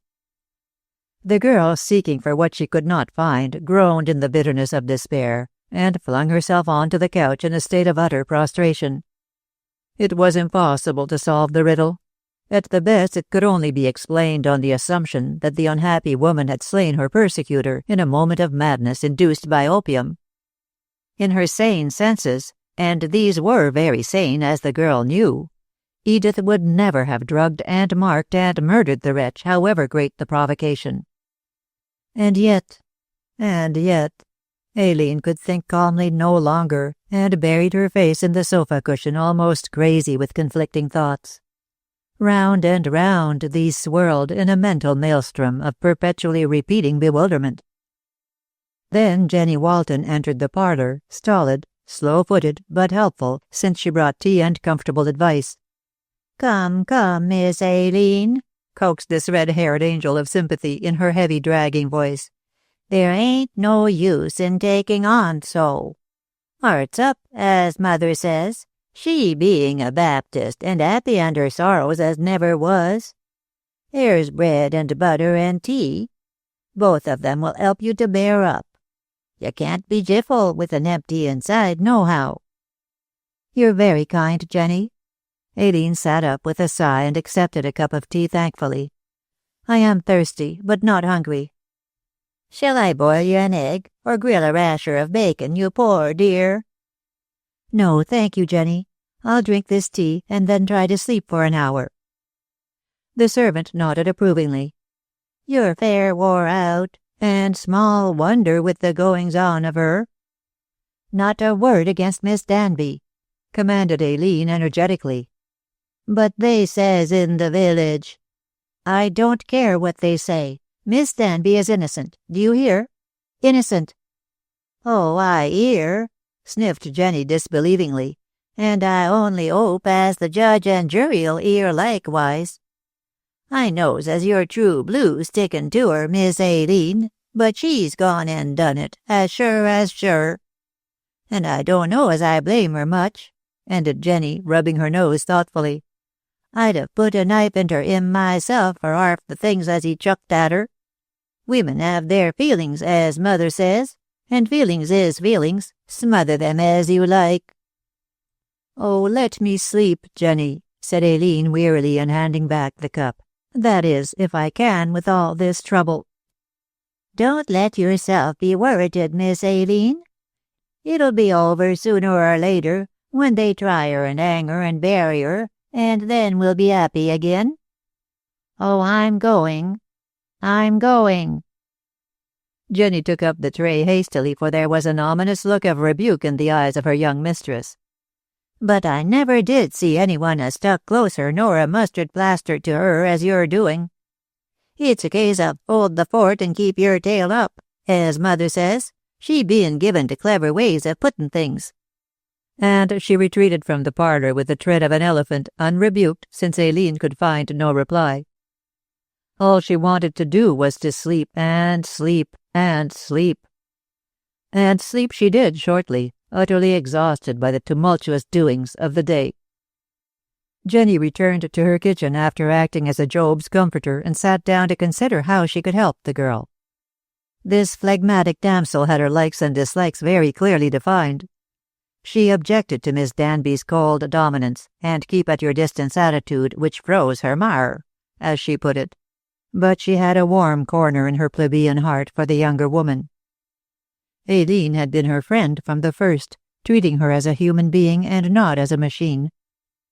Always suspicious of the better classes and their aloof attitude, Jenny was moved out of her ordinary stolidity by the unusual sympathy of the girl.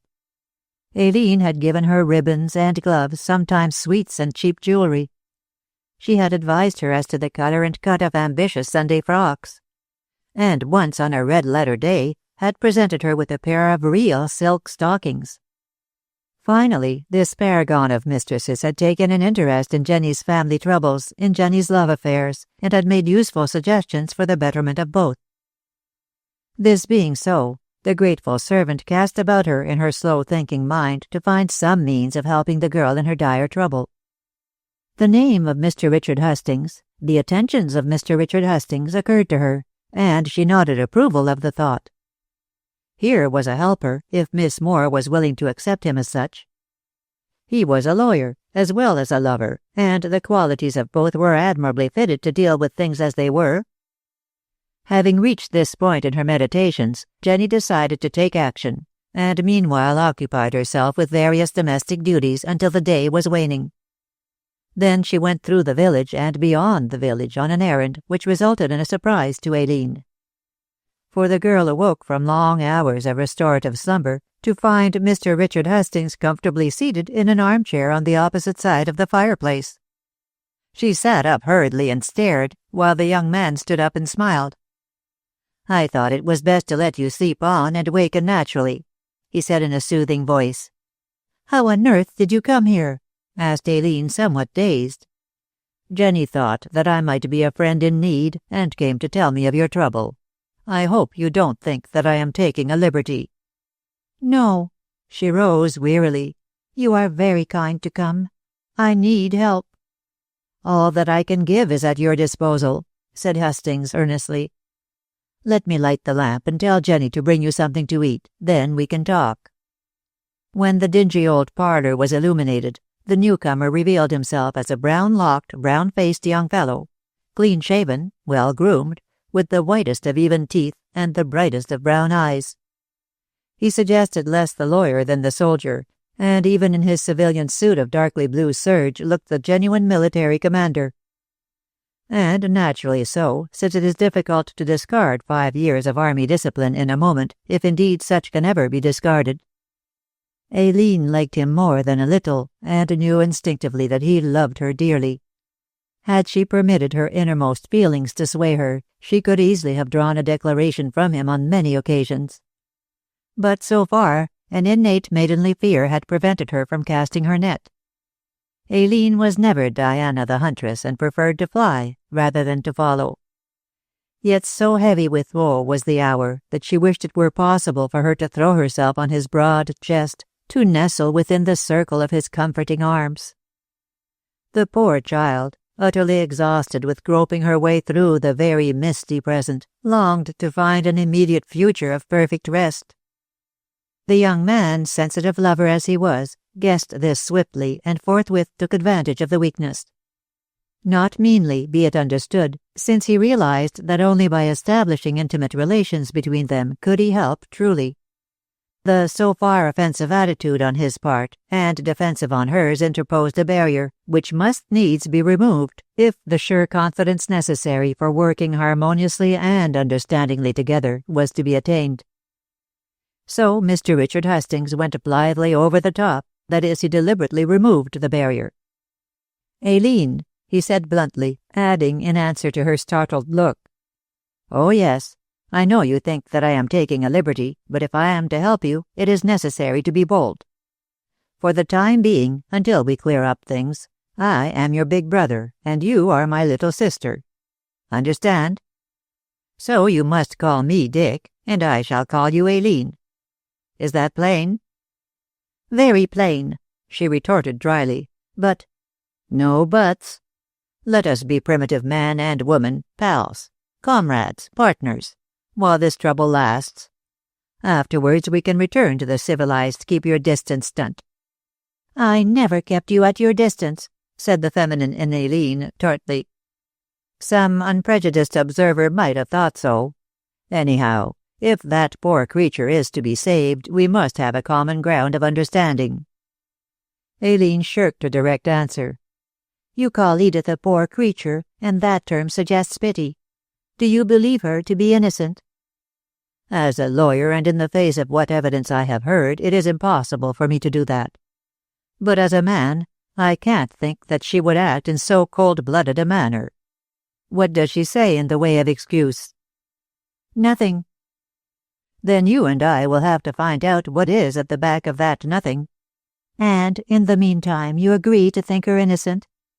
"As a lawyer I am bound to do so until she is proved guilty." "Mr. Trant thinks that he has proved it." "So I gathered from the fact that Trant has taken her to Tarhaven.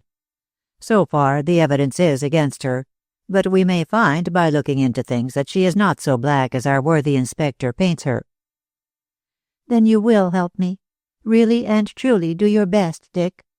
Aileen said the name and held out her hand to show that she accepted the brotherly and sisterly partnership. "Aileen!" He grasped her hand warmly, restraining himself by a great effort from kissing it. Then, feeling that, mere man as he was, this suggested playing with fire, he hastily dropped her hand and became advisedly commonplace. "I think you might ask me to have some dinner," he said reproachfully. "I'm starving."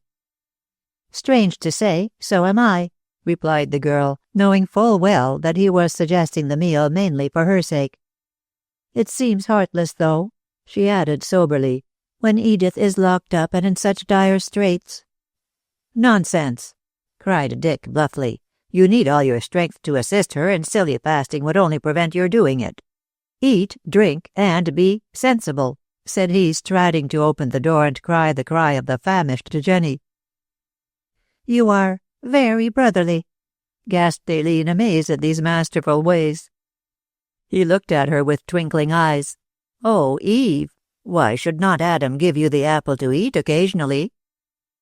"Meaning?" But what he did mean by this cryptic speech was never revealed, for Jenny interrupted, by entering with a full tray just as she spoke. "I knowed you'd eat and have been cooking this last hour," stated the damsel, proceeding to cover the round table with a snow-white cloth. "Fried chops and potatoes, rice puddin' with custard to foller. There ain't no drinks." "We'll have tea," said Aileen, helping the domestic to place plates and spoons and knives and forks. "If you—" She looked questioningly at her guest. "Of course," he nodded. "I learned tea-drinking in the army." "The cup that cheers. Quite so. I agree with Cooper." He brought a chair to the table. "Sit, madam." With a smile at his humour, Aileen observed, when Jenny left the room to prepare the tea, "I wish I could tempt your appetite with daintier food." "It is your appetite I'm concerned with," said Hastings, drawing in his chair. "To me this food and drink are the nectar and ambrosia of Olympus." "What imagination!" "Coué suggestion," smiled Dick, well pleased to wean her from dismal brooding. "To think a thing is to have the thing. Let us consider this a banquet." And a banquet they made of it, despite dreary circumstances, eating the untempting chops, devouring the rice pudding, and emptying the teapot. At the end of the meal, Hustings, gay throughout, became grave. "Now for business," said he. 5. Seeking for light. There was no doubt that the presence of Hustings and his eminently common-sense method of dealing with her stormy mood improved Aileen into a better frame of mind. Good food and cheerful conversation did wonders towards strengthening her to meet with equanimity what further troubles the future might hold. Recognizing that tears and wordy lamentations would hinder rather than help, the girl addressed herself with calm resolution to the task in hand. "Before we begin to talk," she informed her co-worker, "it will be best to get Jenny to clear away, as we don't want any interruption." And she forthwith summoned the domestic to do what was required. Jenny obeyed with cumbersome jocularity, greatly gratified that her cooking had been appreciated. "Left nothing but the dishes, you have," said Jenny, tramping out of the parlour with a laden tray, and when alone on the hither side of the door, she murmured a benediction on the young couple. "And I do hope as they'll tork of themselves, stare of her, as is only getting what she's been asking for. Them two dears is well rid of her, I don't think." She chuckled hoarsely and glanced longingly at the keyhole. The temptation to peer and listen was great, but as she regarded herself as the fairy godmother of the lovers, the temptation was nobly withstood. "Shouldn't like sech Paul pryin' myself when I'm with him," was her conclusion, and she plunged heavily along the passage into the kitchen. The sympathetic damsel would have been woefully disappointed had she lingered to overhear the prosaic conversation of her godchildren. "You can smoke," said Aileen 5 minutes later, after making herself comfortable on the sofa. "And you?" Hustings, in the armchair opposite, held out his cigarette case. She shook her head seriously. "I have not that redeeming vice." "Glad of it," said Dick shortly. "Not that it's wrong for a woman to smoke, but somehow it doesn't fit in with my conception of an angel." "Oh?" said Aileen with innocent malice. "Does your angel smoke, then?" He was quite equal to her. "She has just informed me that she doesn't." This rash speech was rebuked with a frown. "We are brother and sister," she reminded him pointedly, then ran her fingers through the feathery gold of her hair with a shamefaced look. "Oh, how can I talk such nonsense and hear you talk it, when Edith is in such trouble? I feel a selfish cat." Dick lighted a cigarette and leaned back in his armchair. "If you will compare yourself to that animal, remember that cats are sensible as well as selfish. The nonsense you speak of has done you good." "I do feel quieter," she confessed. "That is the state of mind to which I have endeavored to bring you. Now that success has crowned my efforts, we can discuss this rotten business. Tell me all about it. Begin at the beginning and go on straightly to the end, without leaving out anything you have seen or heard." Aileen obeyed to the letter, and detailed all that had happened from the time when she sat at breakfast with Edith down to the moment when her listener found her sleeping on the sofa. She made no comment on what she told, saying neither yea or nay, but simply gave the bald facts, thereby winning the approbation of the lawyer. "You will make an excellent witness," he said. "Not in Edith's favour," she returned sadly, and wiping her eyes. "I speak with reference to the clear way in which you have set forth all you know." Hustings threw away his cigarette and lighted another. "I must say that your evidence is very much against Miss Danby," he concluded meditatively. "Then I shan't give it." "You will be forced to give it. Don't be silly. Any hesitation on your part would only make matters worse. Speak the truth, the whole truth, and—" "But you said just now that what I say is dead against Edith," she interrupted. "I say it again. It's no use mincing matters, Aileen. Your friend is in a very dangerous position. If possible, you and I must get her out of it." "How?"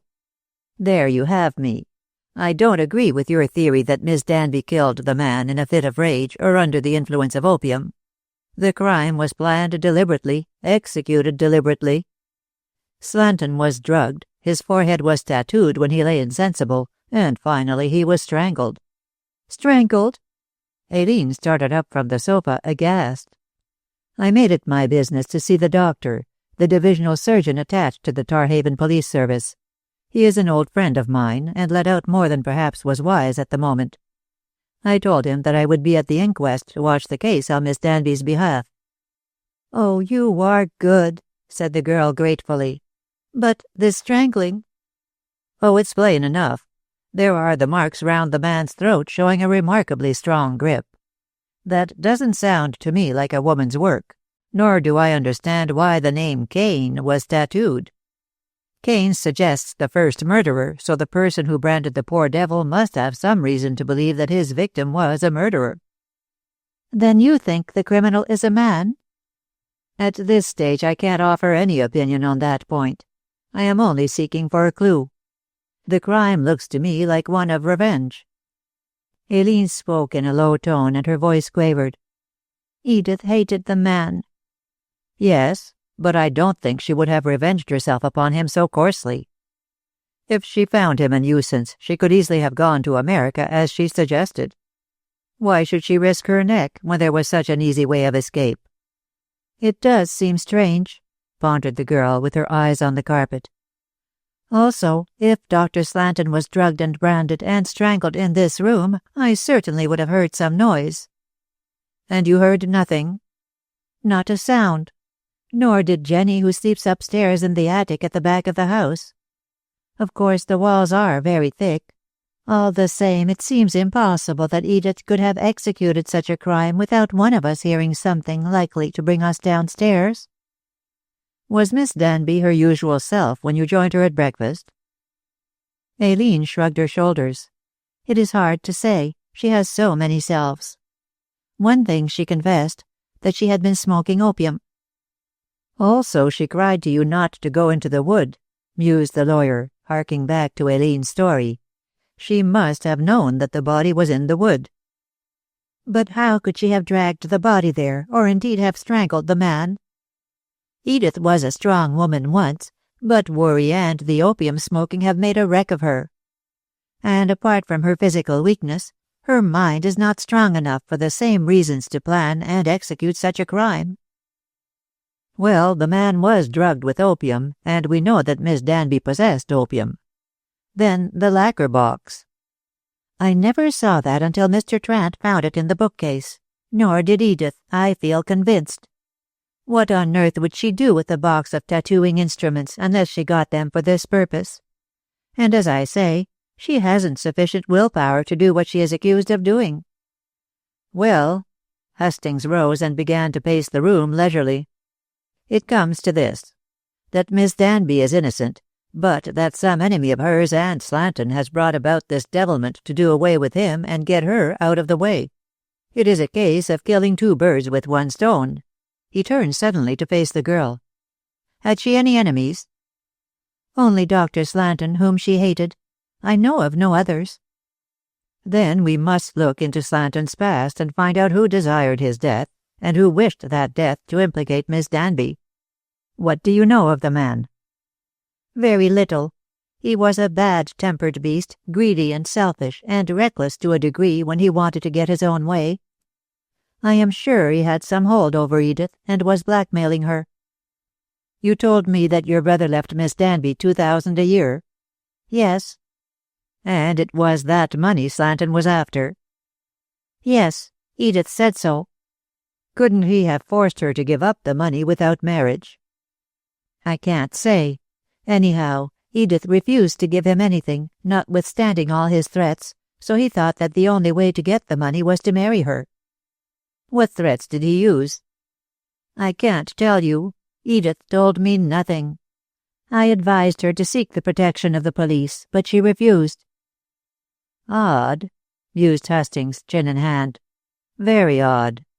If Slanton had such power over her that she dared not invoke the aid of the law, it is strange that he did not succeed either in marrying her or in wresting the money from her without marriage.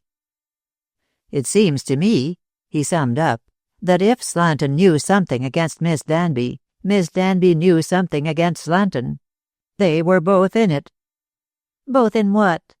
asked Aileen impatiently. "In some mess in which both were equally culpable. Neither one could split on the other." The girl set her mouth firmly, I can't believe that Edith ever did anything wrong," she said after a pause.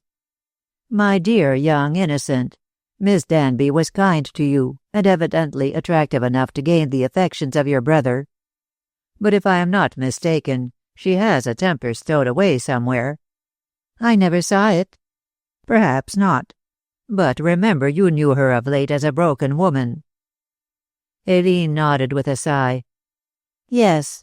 10 years ago, so far as I can recollect, she was a bright-natured, brilliant, hard-working secretary to my father. Then since that time she must have got herself into some hobble along with Slanton, and so took the drug which has wrecked her." Dick paused, and after a turn up and down the room faced Aileen again.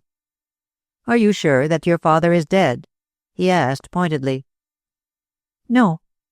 He is missing, but there is no positive knowledge to show that he is dead." "I wish he would return. He might throw some light on the subject." But, Aileen stared. "What can father possibly know of this matter?" "He knew Miss Danby years ago, and may be able to tell us something of her past. In that past is to be found the reason for her commission of this crime." "Oh, you believe then that she is guilty?" "Trant does, and very thoroughly," replied the young man. "No, what with one thing and another, I fancy she is innocent." "But why on earth doesn't she speak out and proclaim her innocence?" "I can't say." The girl looked disconsolate. "All the same, I believe that she is innocent." "Just because you like her, because she has been kind to you. That is a very feminine reason." Hastings shrugged his shoulders and resumed his perambulation. "Hanged if I can see into this," he muttered between his teeth. "Oh, don't say that, Dick. We must do something." "We'll do something right enough, but the thing is how to begin. What trail to follow? If Miss Danby would only speak out." "She won't. I have done all I can to make her speak." "Well, I shall watch over her interests at the inquest, and afterwards, when the verdict is given against her." "Oh, Dick, Dick!" Aileen covered her face with trembling hands, rocking and wailing with many shudderings. Hastings, checked in his stride, glared angrily at this exhibition of nerves, and sat down on the sofa to shake her into strength, that strength which arises from indignation. "If you are to work alongside me, you must get over showing any feminine weakness. I have no use for squealers." And he shook her again, this time very thoroughly. You are a brute." Aileen pulled herself away, and her eyes blazed. The young man laughed, jumping up briskly as he did so. "That's better. You have lots of pluck tucked away somewhere.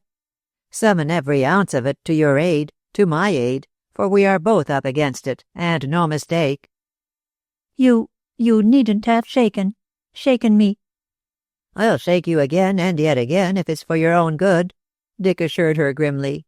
"You are my associate in this damnable business, and must obey orders, if we are to pull it off. When you allow me to love you and marry you, I'll be as, sloppy as you like." "Love you? Marry you?" She glared in her turn. "You expect that when you go on like this?" "I'm a caveman pulling the rough stuff. This isn't any Romeo and Juliet affair so far. That'll come in time." "It won't," cried Aileen angrily. "I don't like sloppy love-making." "Oh, that's all right. I have other ways when asked for," said this audacious lover lightly, then suddenly became serious as he glanced at his wristwatch. "Don't fool round, partner.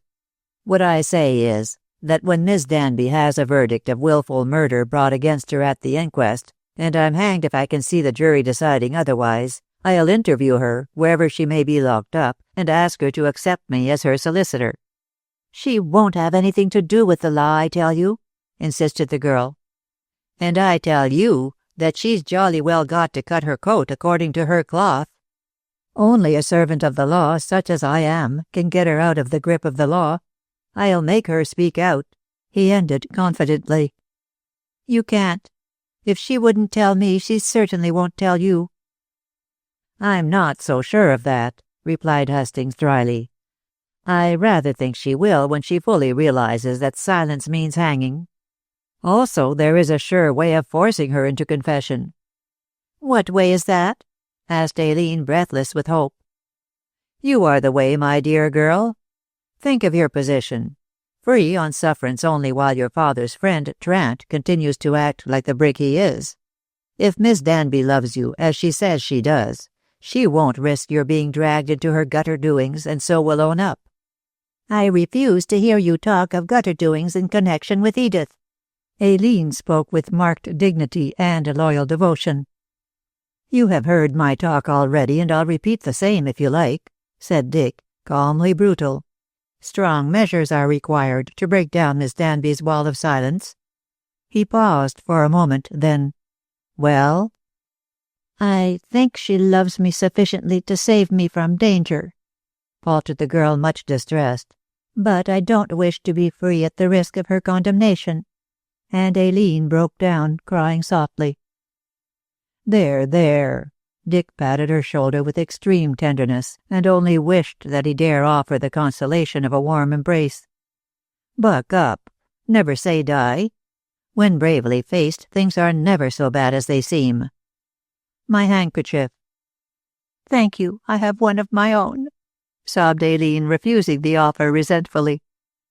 Hastings laughed, although in his heart of hearts he was far from feeling in any way gay. His studied bullying was merely intended to arouse the girl to action. And action immediate and strong was required if Edith Danby was to be saved, against her will as it would seem. Hastings was immensely sorry for the unfortunate woman, struggling so helplessly in the coils of circumstance, and honestly wished to free her if possible from their tangle. But as things were, it was hard to know what to think, how to act. "This dead man, this Slanton," he asked abruptly, casting about for some kind of a beginning. "What was he like? I never set eyes on him, you know."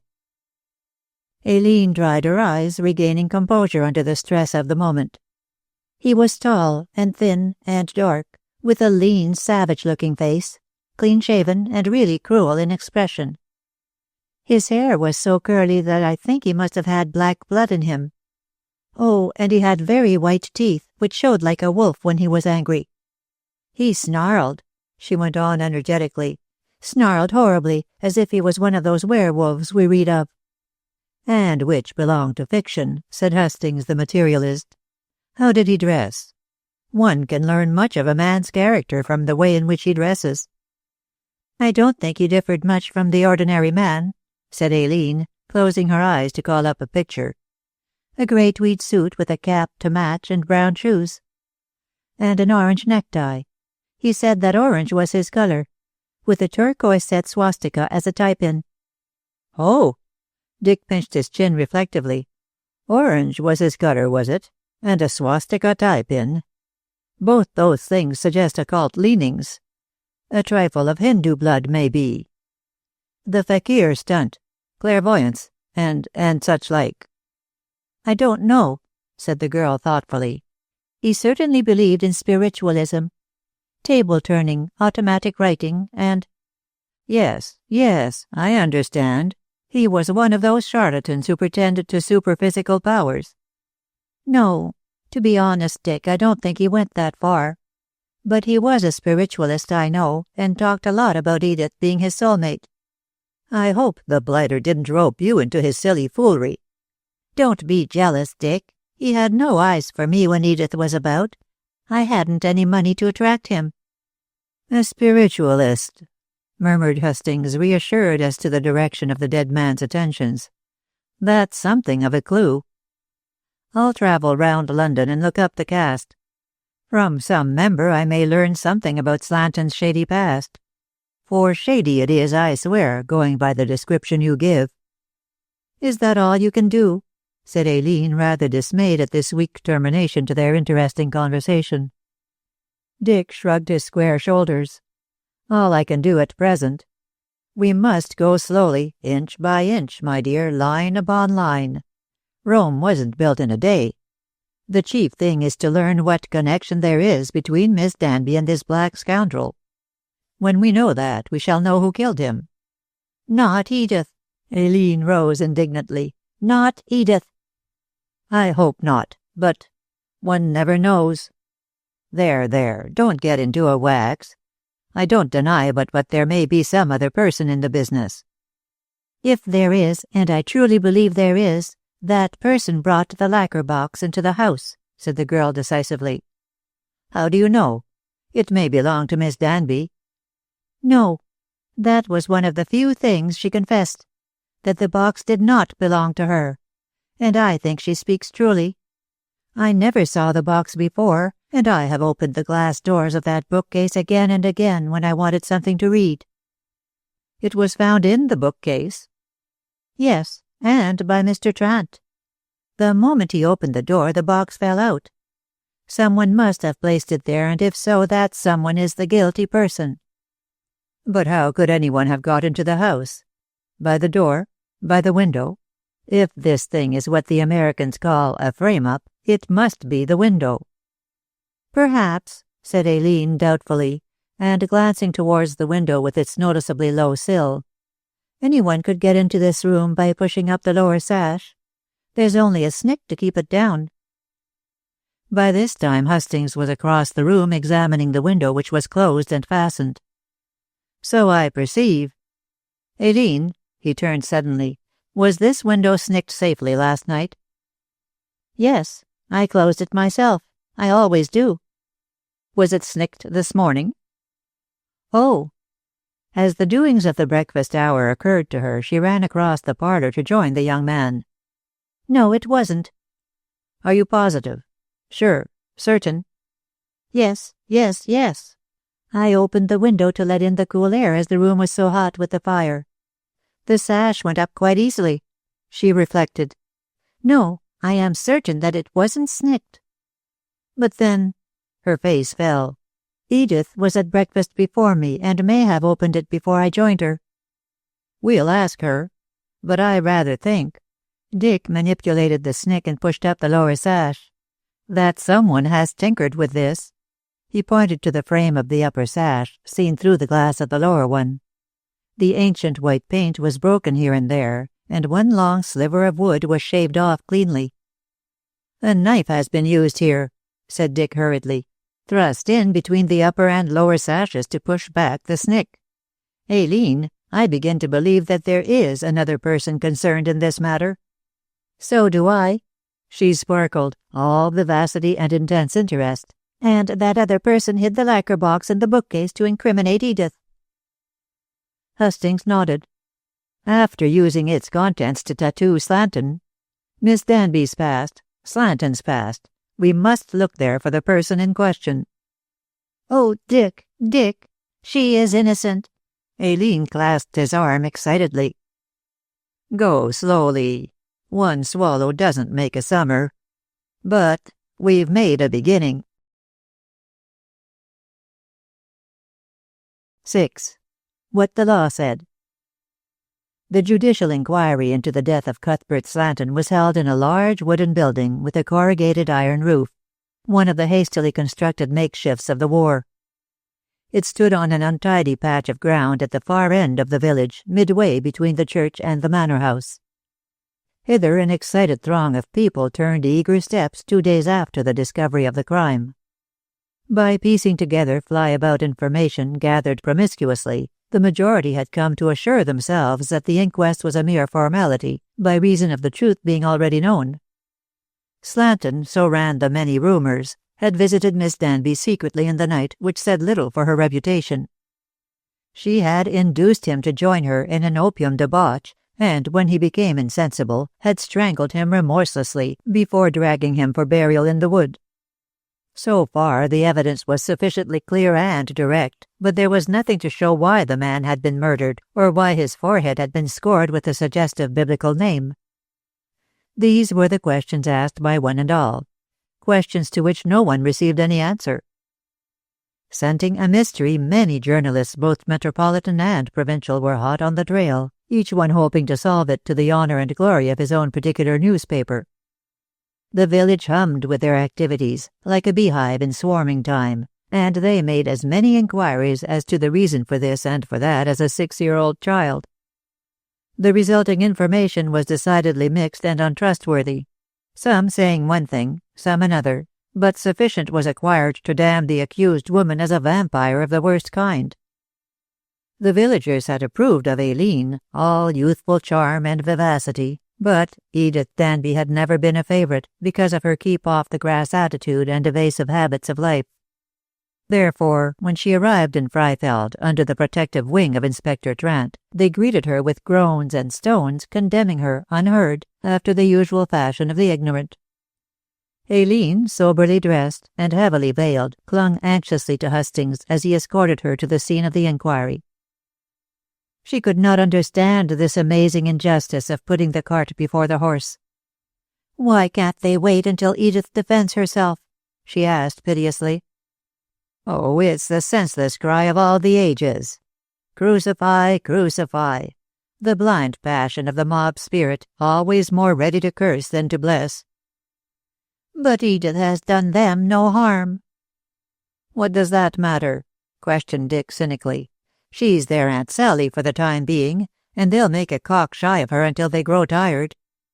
"What if she proves her innocence?" "Then they'll probably wreathe her with flowers. The ignorant are always in extremes. Think of the Duke of Wellington and the broken windows of Apsley House." Aileen sighed at this gross exhibition of human instability, and submitted to be conducted by her lover into the bleak, bare building, the interior of which was vaporous with grey autumnal mists. It contained only a few chairs for the jurymen, several forms for the witnesses, and a small table for the use of the coroner. The general public had to stand and crowded the lower portion of the vast expanse, shepherded by 3 or 4 policemen, uncomfortable enough for the next hour, but so highly interested in the baiting of one tormented woman as to be oblivious thereto. It might have been a witch trial of several 100 years back, so venomous were the looks directed towards the miserable creature for whom they had no pity. She herself was indifferent to this atmosphere of causeless hatred, and sat swathed from head to foot in a hooded grey cloak, staring vacantly before her. Aileen's heart ached. "Can't I sit beside her and hold her hand?" she whispered to Dick. "Better not. There is a nasty feeling abroad. Rest quietly here, while I ask for Trant's permission to speak with her as a possible client." The girl caught swiftly at his hand as he stepped away. "Tell her I love her. I love her. Only that. I love her." Hastings squeezed her hand reassuringly, nodded assent, and making his way through a cluster of jurymen, explained himself tersely to the inspector.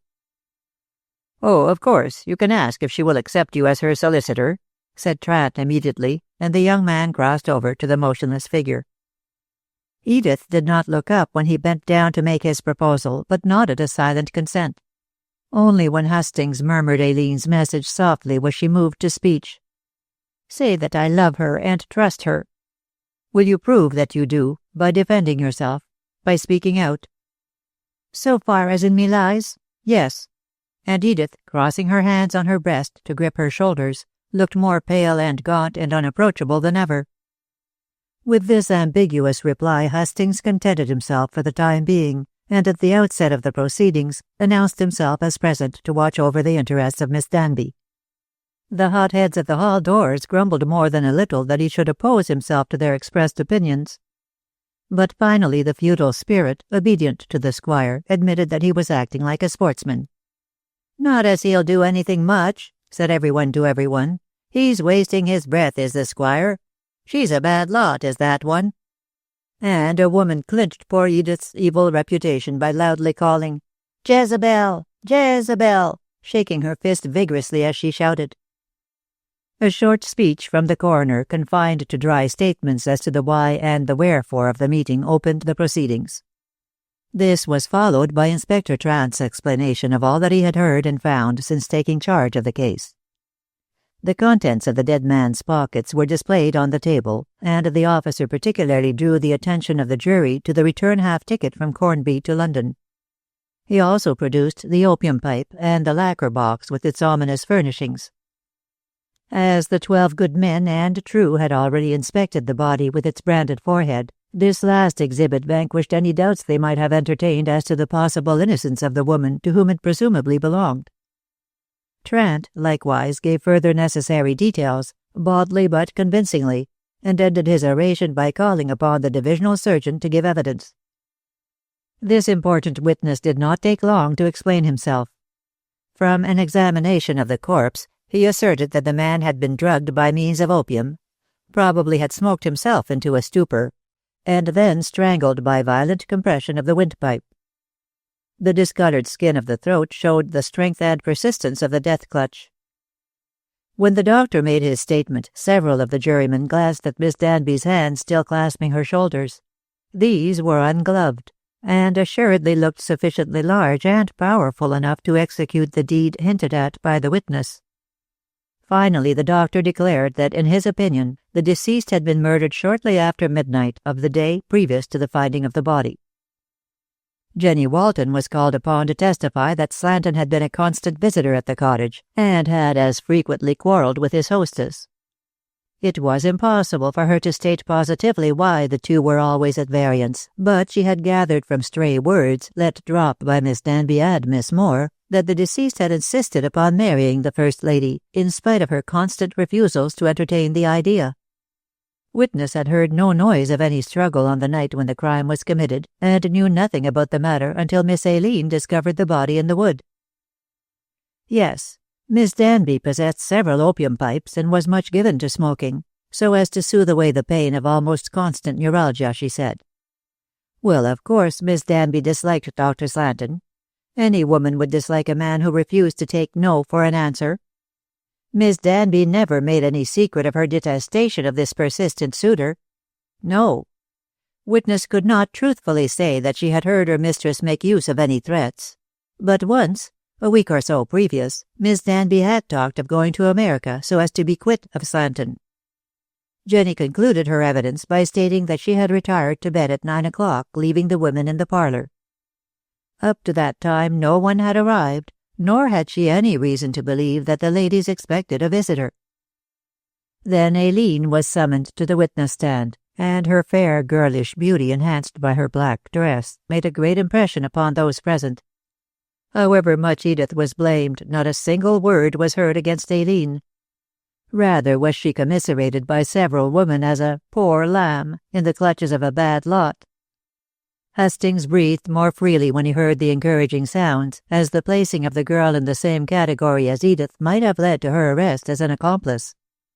He thanked his stars that both the crowd and Trant were favourably inclined, and listened to what Aileen had to say without any perturbation. The girl said as little as she well could say, and what she did say was all to the betterment of her friend as a good and innocent woman. She set forth with crude eloquence how her brother had died, how Edith had nursed him, how the two had been engaged, and how the young soldier had left his income to the woman he loved. Then followed an explanation as to how Edith had found the witness, in difficult circumstances after the disappearance of witness's father, and how she had cherished her ever since. Miss Danby admitted Aileen disliked Dr. Slanton, who had tried to force her into marriage. But she had never desired his death, and had only suggested crossing the Atlantic in the hope of escaping from his odious attentions. Witness had retired to bed at 9:30, and had slept much too soundly to hear anything. "Any ordinary thing, that is," she supplemented quickly, "but I certainly should have been awakened by any unusual noise, shouting or struggling, I mean. Then I should have come downstairs at once to see what was the matter." "Was Miss Danby her usual self at breakfast?" inquired the coroner pointedly. "Oh, yes, although," with hesitation, "she had been smoking opium on the previous night, and was feeling the after-effects." "Oh?" The coroner pounced alertly on this admission. "Then Miss Danby confessed to opium smoking?" "Why shouldn't she confess?" demanded Aileen tartly. The smoking, I mean, was her usual remedy to rid herself of neuralgia pains. Miss Danby was no different on that morning to any other morning," declared the girl, wilfully perjuring herself in the cause of friendship. "She had no reason to be otherwise." "What?" The coroner looked dubious. "With that body lying in the wood?" "She knew nothing of the body in the wood, nor did I, until I followed the cat and dog across the lawn." And Aileen rapidly detailed the doings of Toby and Amelia, which had resulted in the shocking discovery.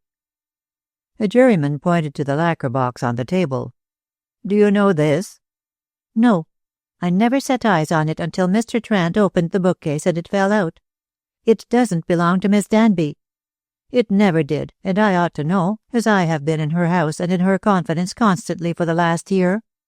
I have often been to that bookcase to find something to read, but no box fell out when I opened the doors."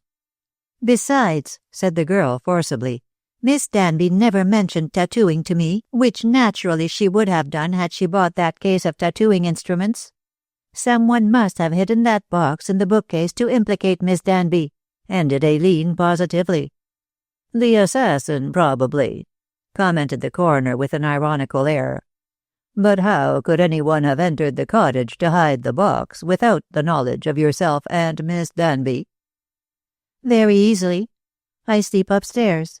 Miss Danby in the room across the passage, so anyone could have climbed into the parlour through the window by pushing back the snick and lifting up the lower sash. And that was done," ended Aileen emphatically, "as Mr. Hustings will tell you." This astonishing statement, and it was particularly astonishing to Trant, brought about the calling up of Hustings as a witness. He related what had been noted by himself and Miss Moore when they examined the window, and challenged the inspector to look into the matter for himself. "I shall certainly do so," said Trant with a disbelieving shrug, "but I doubt if any examination will result in my gaining any clue." "It will give you a clue," retorted Hustings deliberately, "to the existence of the third person who was hanging round the cottage when the murder took place. The evidence of the window proves that there is a third person." "That is fancy rather than fact," struck in the coroner impatiently. "However, if Inspector Trant examines the window and the clue you hint at is worth followed up it shall be. Meanwhile, have you any other witnesses to call, Mr. Inspector?" "No, sir. Unless Miss Danby." He looked meaningly at the woman. She rose automatically, throwing back her hood and folding her cloak round her gaunt figure. "I am willing to answer any questions you may put, sir," she said quietly. "Being innocent, I have nothing to conceal." "Will it not be better to reserve your defense?" hinted the coroner doubtfully. "Have you already settled what your verdict will be, that you talk of my defense?" queried Miss Danby scornfully. "I speak now, or never," and she glanced towards Aileen and her lover, both of whom nodded their approval. There was a surprised movement and astonished murmur in the hall when the accused woman faced the unfriendly crew with regal calmness. Most of those present truly believed her to be a murderess with her back to the wall fighting for a cause already lost. But the scornful expression on her fearless face, the accent of positive command she gave to her every word, and her plainly hinted assumption that she was sole mistress of the situation, impressed the majority with the belief that they were somewhat hasty in condemnation. Without the slightest display of emotion, never hesitating in her speech, never flinching at a revelation, the woman began to tell her tale. There was no interruption, only the dead silence of intent listening. "I met Dr. Slanton for the first time in France during the war, when I was acting as a nurse at the base," said the chill, deliberate voice. "At the outset, he paid no attention to me, as I was simply an underling carrying out his instructions. Later, Lieutenant Roderick Moore, the brother of the young lady yonder, was brought in, badly wounded, and placed in my charge. I had been his father's secretary during pre-war times, and we had been engaged. Owing to the disapproval of Roderick's father, the engagement was broken off, and I did not meet my lover again until he came to the hospital. For we were lovers, we two. He loved me as much as I loved him, so a renewed association ended in a renewed engagement. Fearing lest he might die, for his wound was deadly, Roderick made a will in my favour, leaving me 2,000 a year. It was witnessed by Dr. Slanton and by Alfred Rackman, who was my lover's batman. After the signing of the will, Slanton began to pay me attentions which I discouraged, saying that I loved Roderick and him only. Then—" The speaker's voice trailed away into a faltering murmur, and for the first time she displayed emotion. "Then Roderick died," she began again after a pause, and with an obvious effort. "He was buried in France, and later I returned to England to surrender the money to Mr. Moore, Sr., as I did not wish him to think that my love for his dead son was mercenary. I found that Mr. Moore had disappeared, having gone to France only, as was reported, to be captured by the Germans. Failing to find him, I searched for his daughter Aileen, who I found had left school to work in a stockbroker's office. Her father had left ample funds for her maintenance during his absence, but the guardian in charge of these had fled to South America with the money. I asked Aileen to take what Roderick had left me by will, but she refused to do this, and would only consent to live with me as my companion. We came to Freifeld, and then, Slanton re-entered my life. Here once more the speaker became emotional, as her hands clenched themselves and her face became fierce with scarcely smothered anger. Again recovering her self-control, she proceeded swiftly. The war being over, Dr. Slanton was employed as a house surgeon in the Plantagenet Hospital down Chelsea Way. He learned, I know not how, that I lived here, and thrust himself upon me, insisting that I should marry him.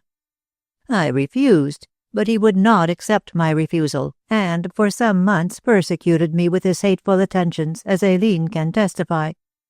Small wonder, went on Miss Danby bitterly, that I took to smoking opium again. It was Slanton who advised me to soothe my neuralgic pains in that way. Advised me when we were in France. I am a wreck because of him. He lured me to tamper with the drug, and his persecutions so tormented me that I indulged in it to calm my brain. She breathed hard when confessing this weakness, frowned darkly, and struggled to control her feelings. 3 minutes later, "That is all," said Edith wearily. "I saw Slanton some 2 weeks ago for the last time. As usual, he proposed marriage, and as usual I refused to entertain the idea. On the morning when his body was found in the wood, I mentioned to Aileen that I would probably go to America to escape his attentions. That alone should show you how ignorant I was of his death." "Or show," remarked the coroner meaningly, "that having rid yourself of the man, you hoped to escape the penalty of your crime." Miss Danby made a gesture of despair, and sat down, again folding her cloak shaken loose during her speech round her gaunt body. "Let it be as you say," she retorted contemptuously. "I know nothing more about the matter. By your faces I can see that you have already condemned me." "If you can make no better defense." "What other defense can I make, save by telling you the story of my life?" she demanded fiercely. "There is no evidence I can bring forward to prove my innocence. Yet innocent I truly am," and again she drew herself up imperially. "Yes, I am wholly innocent. I never saw the man on that night. I never knew that his body lay in the wood, much less that he was dead.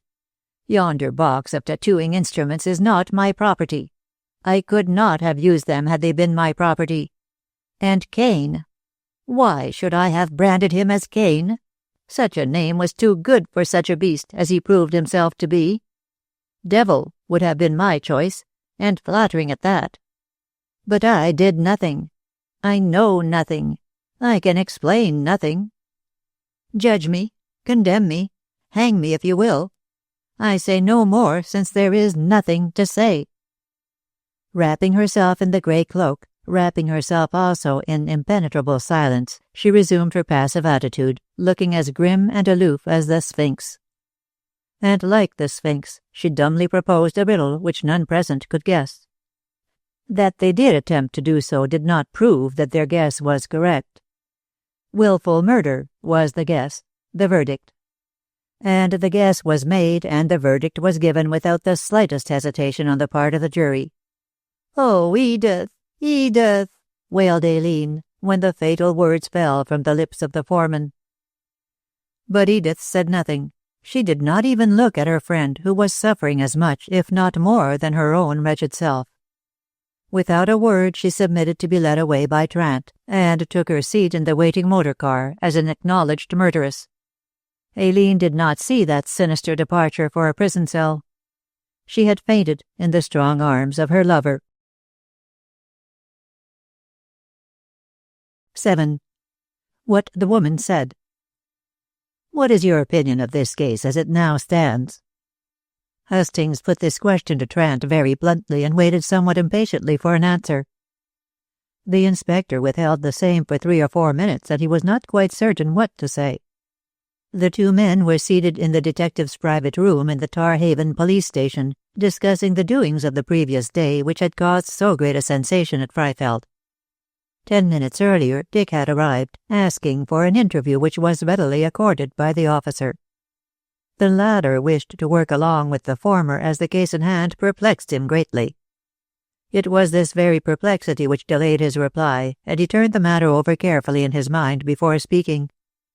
"Well, Mr. Hastings," he said at length, "if you had asked me that prior to the inquest proceedings, I should have been better able to answer plainly. Now—" Trant shook his head and rubbed his chin with a worried air. Hastings nodded comprehendingly. "You have examined the window?" "This morning," responded Trant, nodding also. "I agree with you that the snick was pushed back with a knife blade inserted between the upper and lower sash. And lately, for the planed surface where the sliver was sliced off is perfectly fresh. There is no doubt in my mind but that the window has been forced." "And that means the intrusion of a third person into this matter," declared Dick triumphantly. "It certainly looks like it. Nevertheless, Miss Danby's character is not cleared by such intrusion." "To some degree I think it is, Trant. That third person can only have broken into the cottage for the purpose of hiding the lacquer box in the bookcase. If Miss Danby was an accomplice of the intruder, that unknown individual would scarcely have left behind such dangerous evidence. Let us assume for the moment that this unknown person is a man," said the inspector argumentatively. "He may have wished to get rid of the woman, and so left behind him sufficient evidence to implicate her thoroughly." "I don't think so. I can't think so. It would be too much risk for him to take, for how could he be sure that she would keep silent in the face of his betraying her to her death? All the same, she is silent. Granted, but with the silence of ignorance. If she knew the name and the whereabouts of the man who hid the box, it is only natural to suppose that she would give him up to save her life. She may do so yet." "I think not. Her confession made at the inquest convinces me that she knows nothing about the box, nor how it came to be in the bookcase. Consider, Trant. Would there have been any need for the forcing of the window by a man who could have been admitted into the parlour by Miss Danby herself? No. No. Believe me, this is a conspiracy to implicate the poor creature in a necessary murder." "A necessary murder?" echoed Trant, raising his eyebrows. "I speak advisedly," said Hastings with deliberate firmness. "A necessary murder. Someone, the man who forced the window maybe, had a strong reason for putting away Slanton. Knowing of Miss Danby's stormy relations with the doctor, and the doctor's frequent visits, this man implicated her by means of the lacquer box and the tattooing so as to ward off suspicion from himself. Yes, and perhaps to get rid of her also." "But if she has any such enemy," said Trant impatiently, "she would speak out." "As I am to interview her today, you said earlier that I could do so. I hope to make her speak out." Trant shook his head. "She is a mule for obstinacy. I intend to appeal to her love for Miss Moore. Tell her that the girl is in danger of being arrested as an accessory after the fact." "Yes," the inspector nodded approvingly. "A hint of that kind might lead to the breaking down of the reserve, especially as it is true." "True?" Dick sprang from his chair furiously. "You don't mean to say that you doubt Aileen? You owe so much to her father." "Oh, she told you that, did she?" queried Trant coolly. "Well, all the better, as you can judge how loath I would be to proceed to such an extreme.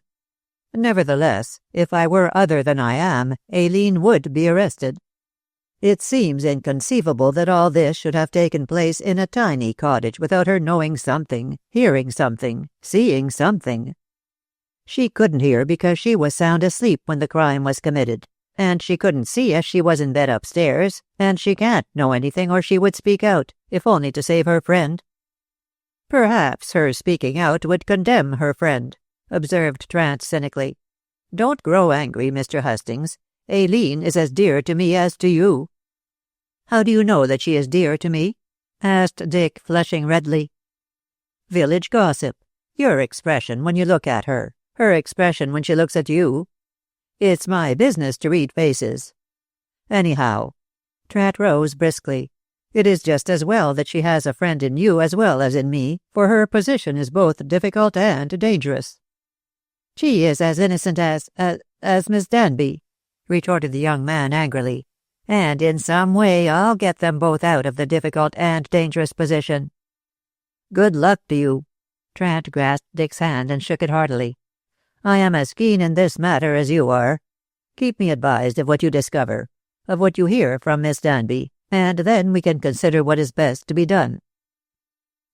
Dick nodded, made for the door, and turned back. "There is one thing I wish to tell you," he said slowly. "Did Slanton's necktie have a scarf pin in it, shaped like a swastika?" "What on earth is a swastika?" asked the inspector, openly puzzled. Hastings scribbled the symbol on the blotting paper with his pencil. "That is an occult sign. Hindu mysticism. Yogi business. Slanton, as I learned from Aileen, meddled with such dangerous things. The swastika scarf pin was set with rough turquoise stones." Trant ran over in his mind the number and nature of the articles found on the dead man and shook his head.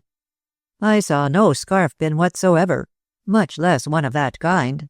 Its oddity would have fixed it in my memory had I seen it. Yet Slanton declared to Aileen that he always wore that scarf pin so as to bring him luck. He must have worn it when he was murdered. Why is it missing from the body? I wonder," said the young man suddenly, "if there is any occult devilment behind all this. Slanton was a spiritualist, and from this swastika it would seem that he concerned himself with Eastern mysteries. Did the man who branded him, who killed him, who forced the window, who hid the lacquer box in the bookcase, steal that pin?" "You propose riddles," said Trant, shrugging. "Riddles which I mean to solve." "How are you going to begin?" "That depends upon what I hear from Miss Danby." Dick turned towards the door again, and again turned back. "When will she be brought before the magistrate?" "In 8 days." "It's a short time in which to work wonders. But I am so sure of Miss Danby's innocence that a miracle may happen." "Let us hope so. Meanwhile, as things are, you must interview your client and see if in any way she can help you to perform the miracle." "And meanwhile," repeated Dick, opening the door, "you won't take any action against Aileen?" "No. From old associations connected with her father I look upon her as my daughter. It is my duty to have her watched as a necessary witness, since she is involved, unconsciously it is true, in this matter. But she can remain in the cottage unmolested in every way. And I take it," went on Trant, fixing a piercing gaze on his visitor, "that you will be frank with me, that all you learn will be confided to me." "Of course. I am as anxious to work with you as you are to work with me, since 2 heads are better than 1. Between us we shall win to the root of this trouble, hard though it seems to dig downward to that root." "The ever-hopeful assurance of youth," sighed Trant, smiling approvingly, and returned to his desk as the door closed on Hastings. He was by no means so sure of success as the young man, but, unwilling to damp his ardour, refrained from saying so. 15 minutes later Dick was in Miss Danby's cell, explaining his reason for seeking an interview. The inspector had arranged for strict privacy, knowing full well that if Hastings was dexterous enough to extract any kind of confession, the woman would not make it if a third person was present. Also, he had the assurance that the same would be made known to him in due course. "So, as your solicitor," said Dick, telling all this to Edith, "I wish you to say to me in private what you refused to say in public." "I have nothing to add to what I said yesterday," replied the woman, who was seated on her bed, wrapped up as usual in the grey cloak. "But consider, Miss Danby," urged the visitor earnestly. "In 8 days you will be brought up before the magistrate, and if you fail to make a defence, you will be sent up for trial at the assizes. What will be, will be. But consider," he urged again, "your reputation, your position." Miss Danby threw back her head and laughed terribly. "My reputation, my position. She sneered with quivering lips, pale and dry. "What are those to one already condemned to death?" "You are not condemned yet. You will not be, if—" "Yes, if," she interrupted swiftly. "Much virtue in if, as Touchstone says. But there is no virtue in yours, Mr. Hastings. I am condemned already, and by a higher tribunal than any on earth." "What do you mean?" Dick was at once puzzled and startled.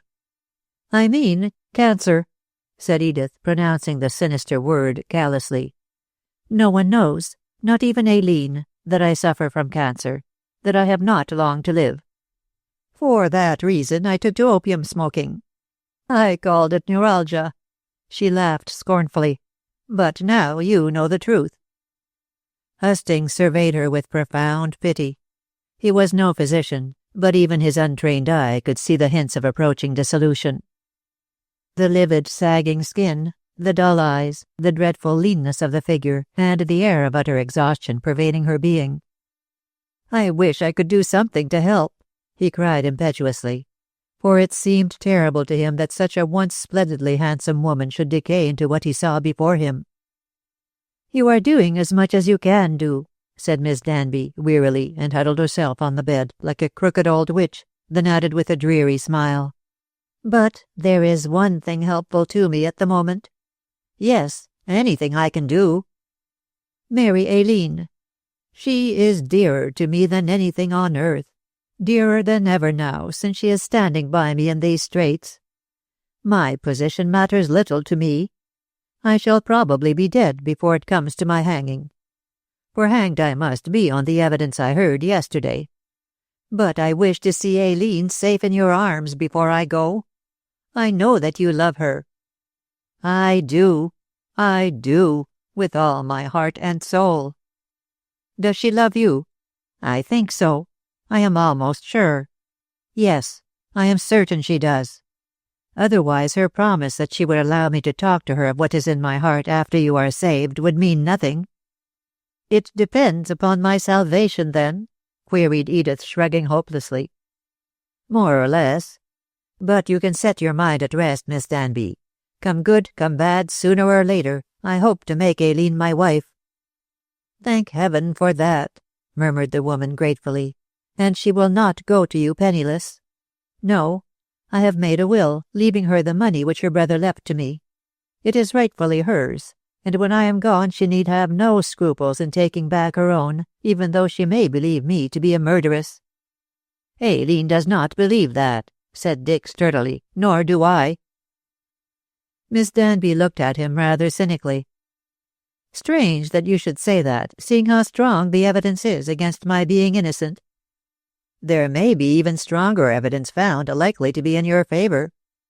"Where are you going to look for that saving evidence?" "In the direction you indicate," said Hastings promptly. Edith laughed drearily. "How often am I to tell you that I can give no help?" "As often as you like, as I refuse to take such an answer. Before I leave you, I am sure you will give me some clue to the truth." She shook her head. "I know of no clue. The death of Slanton is a mystery to me, as to you and all. But think, and consider before you refuse to help me. Aileen." "What about her?" Miss Danby looked up alertly. "She is in the position of being arrested as an accessory after the fact." The woman sprang to her feet and straightened her gaunt figure. "You dare not tell me that!" she exclaimed threateningly. "I do tell you. The sole reason why she has not yet been arrested is that the inspector is her father's old friend who knew Aileen when she was a child. He is allowing her all possible freedom just now, and while the case remains in his hands he will keep her name out of it, so far as is consistent with his duty. But suppose," Hastings bent forward to whisper the next sentence, "suppose, Miss Danby, the Scotland Yard authorities intervene." "They dare not arrest Aileen," gasped Edith passionately. "She knows nothing." "So she says, so you say," said Dick with studied emphasis, as it was necessary to arouse her fears for the girl's safety to the uttermost. "But consider the position. 2 women living in a lonely cottage, both hating a man who has been murdered on their doorstep, as one might say. It is only reasonable for an outsider to credit both with guilt. Why not credit 3 women with guilt? She taunted contemptuously. There is Jenny Walton, who was sent from London by that beast Slanton to be my servant and spy upon me. That is news to me, and will be news to Trant, said Dick, startled by the information. What does Jenny know about this man? I don't know. I never asked her. I was obliged to take her when Slanton requested me to do so. Otherwise— She stopped and pursed up her mouth. Otherwise? That is my secret. I can tell you nothing. If you don't, then Aileen is in danger, warned Hastings significantly.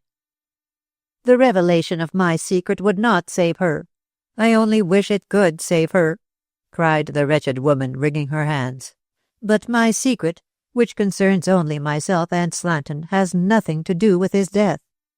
Why he was killed and who killed him I know no more than you do. Ask Jenny for information about Slanton's past life. She may be able to shed some light on the subject.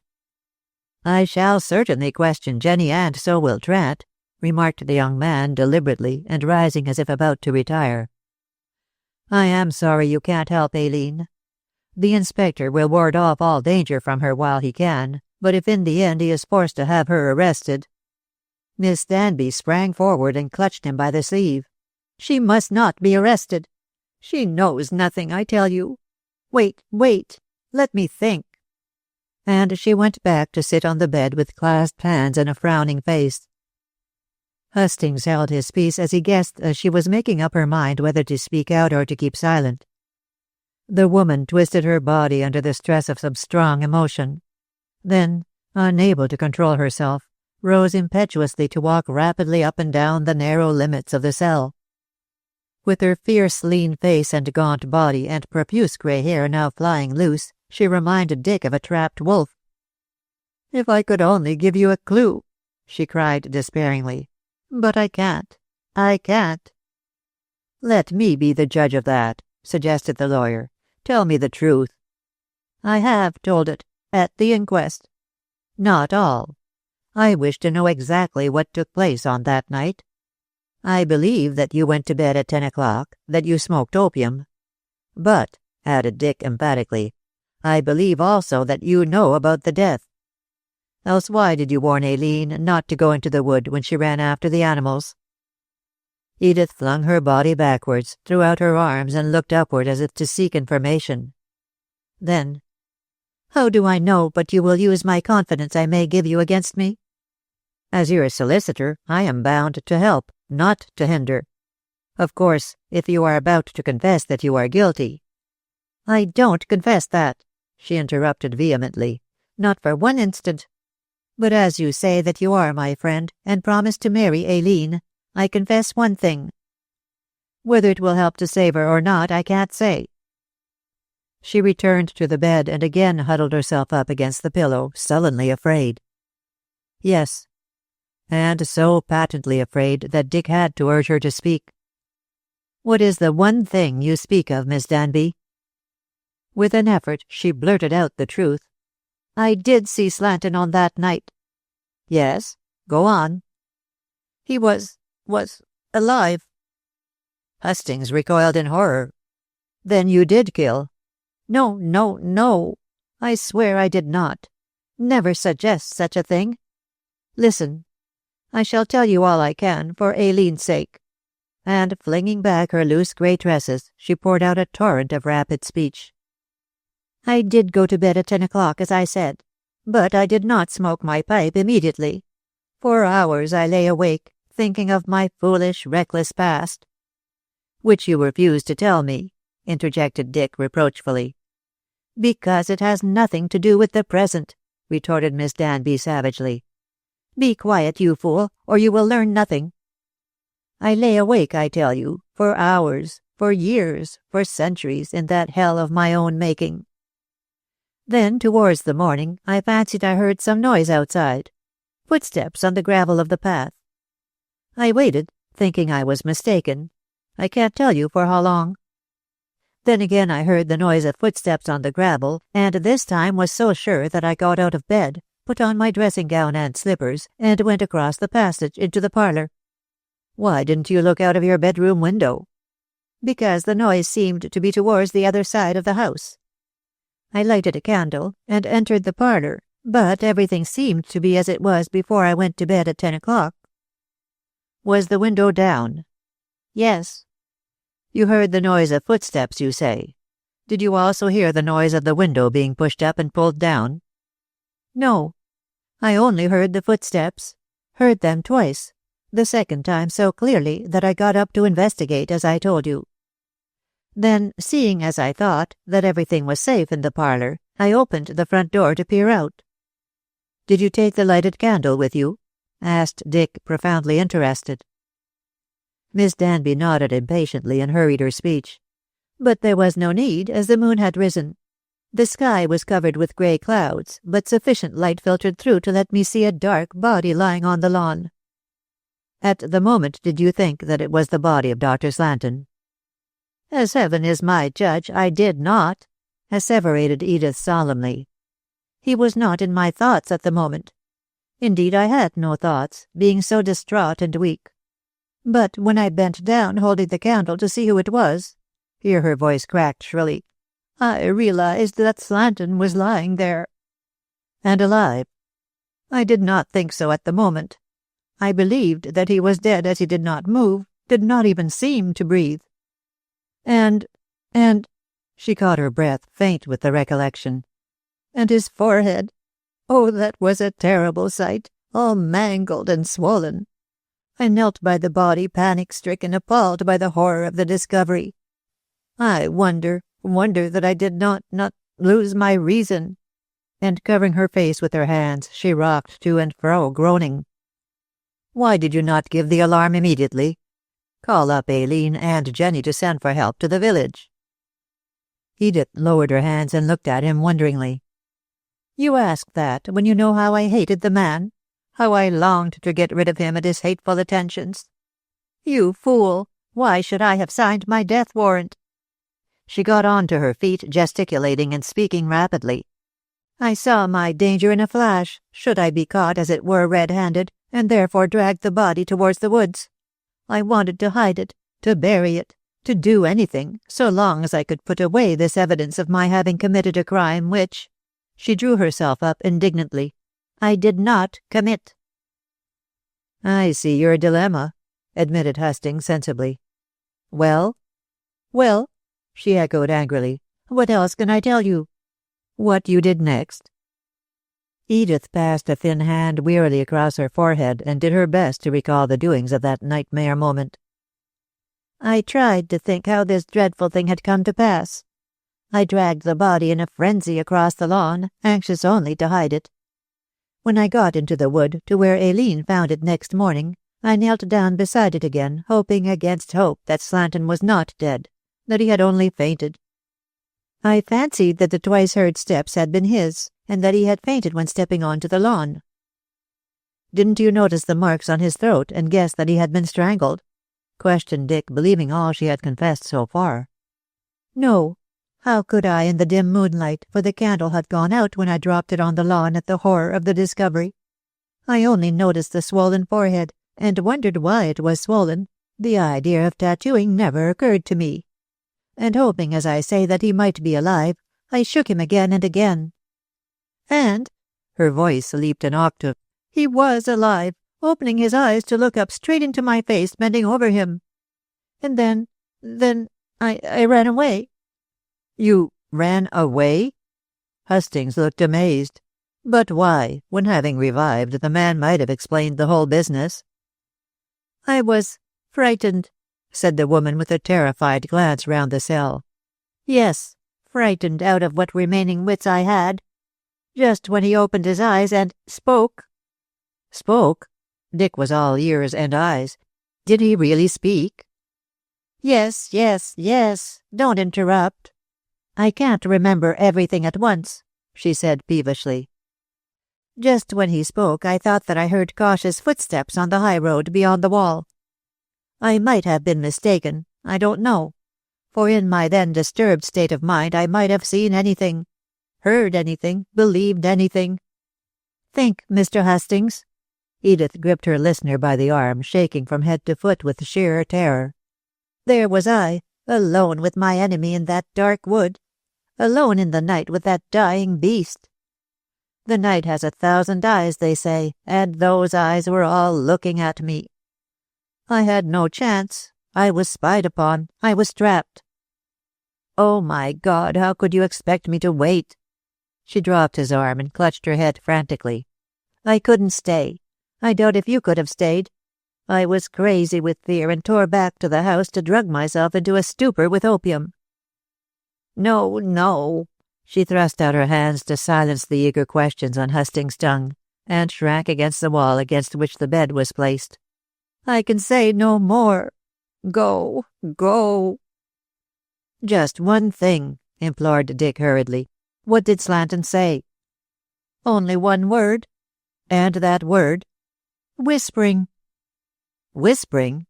What does—" Then, because Edith had exhausted her strength and was moaning, face downward on the pillow, he refrained from pressing the question. "Be calm and hopeful," he said, touching her bowed head. "I believe in your innocence and will prove your innocence." She only moaned and trembled, so Dick moved hurriedly out of the cell, having given what sympathy and assurance he could to the unhappy creature. But he frowned thoughtfully when he found himself in the street. "Whispering," he muttered. "Now what does whispering mean?" 8. The Dark Path.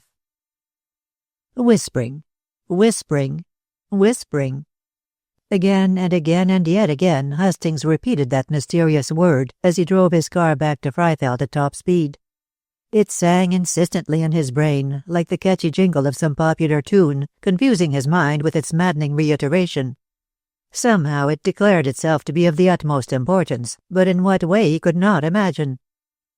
Slanton, as would appear from Miss Danby's wild tale, had revived sufficiently to breathe out that one word before she fled panic-stricken to the safety of the cottage. The fool woman! Better have remained to learn the truth, for there was no reason to suppose that the man had relapsed into insensibility the moment after he had regained his speech. But the golden moment had come and gone. The man was dead. The secret was untold. Yes, the man was dead, but who had killed him? Edith swore that she had left him alive. In a dying condition, certainly, but sufficiently himself to speak. Therefore, if her story was true, and Dick believed that it was true, someone had found the man, had murdered the man. He had been drugged, but not unto death, for the marks on his throat explained loudly how he had come by his end. Yes, Slanton had undoubtedly been strangled. But who had strangled him, and why? Edith's flight was due to her hearing cautious footsteps on the high road beyond the wall, and those footsteps must have been, those of the assassin. It would have been perfectly easy for him to climb over the wall and execute his purpose, regaining the road in a few minutes to effect his escape. But how had he fled? On foot, or in some vehicle? And whither had he fled? North, south, east, or west? Here was another series of perplexing questions which could not be answered. Not that Dick tried to do so, for the mystery of the word whispering dominated his mind. And try as he would to rid himself of the senseless jingle, he utterly failed to do so. Someone kept telling him voicelessly that here was the key to open the Bluebeard's chamber of dreadful secrecy. But where was the keyhole into which that key could be thrust? His voiceless adviser gave him no hint of that. Dick's long day in Tar Haven, with the weight of 2 important interviews on his mind, and now the worry of a mysterious word which refused to explain itself, left him mentally a complete wreck. But recollected war experiences, suggesting how very valuable well-considered slumber was to restore the balance of the brain, sent him immediately to his bedroom. Here he laid himself down and fell into a sound sleep. Considering the troubled state of things and the importance of the case creating that state, it was wonderful that he could settle himself so calmly to rest. But this he did, and successfully, for nature, a generous lender but a hard creditor, demanded her dues and got them. For 3 necessary hours the young man slept placidly, to awaken like a giant refreshed when dusk was falling. A cold bath and a change of clothes improved his mood still more, while an excellent dinner completed the cure. Assuring himself that a calm mind was necessary for him to solve the riddle he had set, or rather that fate had set, Dick sat down in his library and loaded his pipe. Then, wreathed in fragrant tobacco smoke, he judicially sorted out his newly gained knowledge with the idea of seeking Aileen later so as to advise her as to the present aspect of things. Involved in this somewhat arid meditation, he delayed his contemplated visit too long, and only realized his fault when he beheld Aileen standing at the door. "I couldn't wait any longer," said the girl, coming forward hurriedly, "so I came over with Jenny. Oh, Dick, how could you keep me in suspense?" Hastings jumped up full of apologies, thinking how charming she looked in the filmy black frock which so vividly enhanced her fair loveliness. "I intended to go over to your cottage as soon as I sorted out things," he said, placing an armchair nearer to the fire for her convenience. "What things?" Aileen threw the woolly blue cloak she carried over the back of the chair and sat down with a shiver to warm her hands. "Those which I heard from Trant, from Miss Danby." "And?" She looked an anxious question. "And which I shall explain later," he replied smoothly. "Just now you require coffee and a liqueur." "The first, not the second, please." "But tell me." "No, no. We must approach matters in hand calmly and in our right senses." He crossed the room to touch the button of the bell. "I don't want you to faint as you did after the inquest." "The verdict gave me a shock, took me unprepared. But," added the girl firmly, "the time for such weakness is past. You can rely upon me to—" Her speech was interrupted by the entrance of the butler, to whom Dick gave an order for the immediate bringing of coffee. "And see that it is hot and strong and black," ordered Dick sharply. "I like milk in my coffee," protested Aileen, through sheer feminine resentment to masculine authority. Dick shook his sleek head masterfully. "Better have the pure juice of the berry to buck you up. Now don't talk for the moment. I'm thinking." And thrusting his hands into the pockets of his dinner jacket, he wheeled to face the fire and stare silently into the burning coals. The girl bit her lip, tapped her foot on the floor, and showed her displeasure very plainly.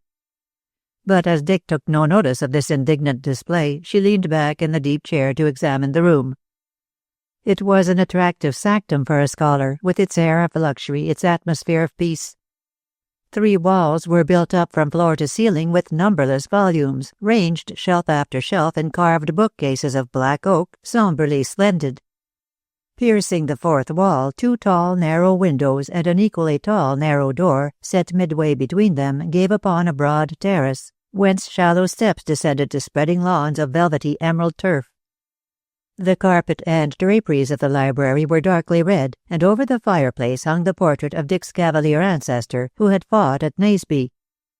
The effect of the whole was rich but gloomy, the atmosphere suggestively monastic.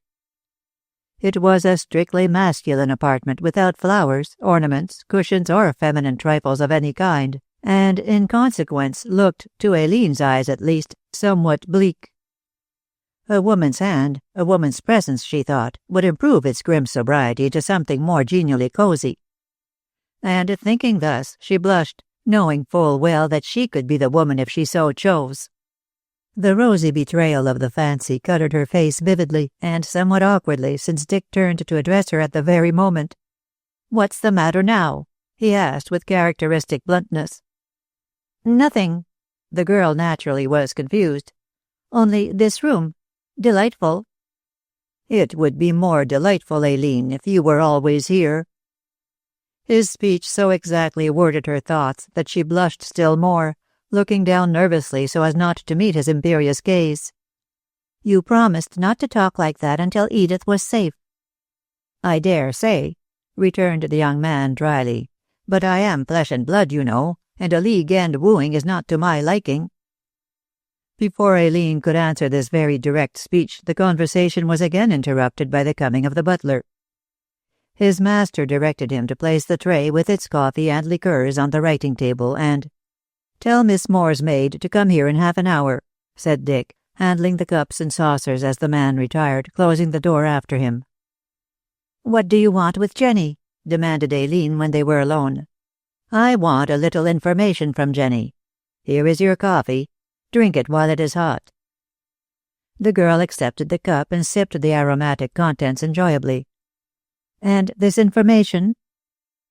Hastings filled a liqueur glass and sat himself down in the armchair on the opposite side of the fireplace.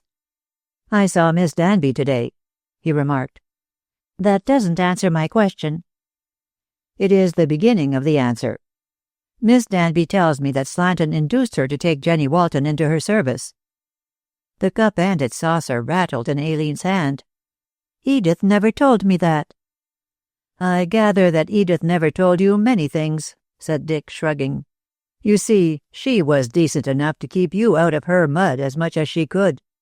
"I won't listen to your talking of my best friend in that way," cried Aileen impetuously, and her eyes grew angry. "I think you said that before, and yet had to listen." "Don't stumble over pebbles, you spitfire. This is serious." "And so am I." She handed him her empty cup, made a gesture of refusal when he indicated a liqueur glass, and folded her hands on her lap. "Only don't call me names." "You are a trial, Aileen," observed Hastings calmly. "I'd like to shake you." "You did shake me," she retorted resentfully. For your good, my child. But Jenny, what do you know about her?" "Only that she came from London 6 months ago. Edith told me that she was engaged from a registry office." "The registry office being Slanton, who sent her to spy on Miss Danby." "Why?" "I can't tell you because Miss Danby wouldn't tell me. What is the link between her and Slanton, I don't know. But it must be a deadly link, a strong link, to bind so capable a woman as your friend to such an out-and-out scamp as Slanton seems to have been. However, Miss Danby talks of the thing as her secret, so I am as much in the dark as you are. But the point is this. In Slanton's past lies the cause of his death. Jenny may know something of that past and may be able to reveal things." "She won't if she is in Slanton's power." "You forget that the man is dead. His power, if he possessed any over the girl, is therefore gone. But the best thing to do just now," said Dick, settling himself in his chair, "is to report my doings of this afternoon." And he forthwith detailed what Trant had said, what Edith had confessed. Aileen heard him to the end without interrupting, and her face was shining with pleasure when he concluded. "So you see that Edith is innocent," she cried triumphantly. "I believe she is innocent. Yet, there is always the doubt." "What doubt?" demanded Edith's loyal friend, bristling. "The doubt that this wild story may be made up." No. If it was untrue, she would have made it up before and told it at the inquest. I believe every word she says," declared Aileen emphatically. "I hope the magistrate will," murmured Dick with a shrug. "She appears before a magistrate in Tarhaven 8 days from now." "Then in those 8 days we must learn the truth." "It may condemn her." "No, I am sure that it will set her free." "You blow hot and cold," said the girl impatiently. "One moment you say that Edith is innocent, and the next you seem to doubt if she is." "True. The fact is, I want to believe her innocent, and yet the evidence—" "I don't care what the evidence is. Edith never killed that man." "What a purely feminine view you take of the matter," said Hastings ironically, then added with genuine admiration, "You are very loyal." "I hold to Edith whatever Edith may have done," she replied resolutely, and ended inconsequently, "Not that I believe she has done anything." Dick nodded absently. "Then, you know when the tide is coming in, it seems, from the surface wavelets, to be going out, yet it is coming in all the time." "What's that?" "It's a parable. The surface wavelets are my doubts of Miss Danby's honesty, but the undersurge, fulfilling its purpose, is my belief in her innocence." "If you knew Edith as well as I do, you would have no doubts." Wouldn't I? Dick again became ironical. When she keeps the secret of her relationship to Slanton from you? That doesn't sound as if you knew her intimately. I'll say this much, that I believe Miss Danby to be a good sort tangled up against her will in Slanton's nets. And although the man is dead, the nets still hold. We must find the nets and get her out of the nets, said Aileen determinedly. I agree. But how? Hastings suddenly rose from his chair, put his hands in his pockets, and looked down at the girl from his tall height. I say, do you believe in the unseen? You appear to be full of unexpected remarks tonight, Dick. Yes, I do. Why? The young man strolled the full length of the room and back again before replying, finally halting before the girl. I am a materialistic sort of a chap myself, an agnostic, not knowing what to believe or disbelieve. You apply that reasoning to Edith's troubles, said Aileen meaningly. But go on, explain yourself. Well, it's this. Do the dead come back to haunt the living with suggestions? I don't see why they shouldn't, the girl pondered. Since the war, the barrier between this world and the next has become very weak. Well? Well, I mean this, that all day long something has been at my ear repeating one word incessantly. And the word? The last Miss Danby heard Slanton say, whispering. Dick spoke in a low tone, adding in a louder one, I believe that word is the clue to the truth. In what way? Search me, as the Yanks say. I can't explain. The voice is voiceless, if you can grasp my meaning. Slanton was a spiritualist, he ended abruptly. What has that got to do with this? Well, you see, that is... Dick stumbled over his words, feeling that he was making an ass of himself, but an inward conviction drove him to continue more clearly. Slanton was always trying to get through to the other side when he was alive. Now that he is dead, he may be trying to reach back through me. Old habits cling, you know. Oh, nonsense. Aileen spoke scoffingly but uneasily. I don't believe it. You are the materialist now. It may be nonsense. I don't say that it isn't nonsense, yet the fact remains that the word, whispering, is the clue. I feel it. I am sure of it. Slanton may be giving it to me so that I can revenge him. Or that he may save Edith.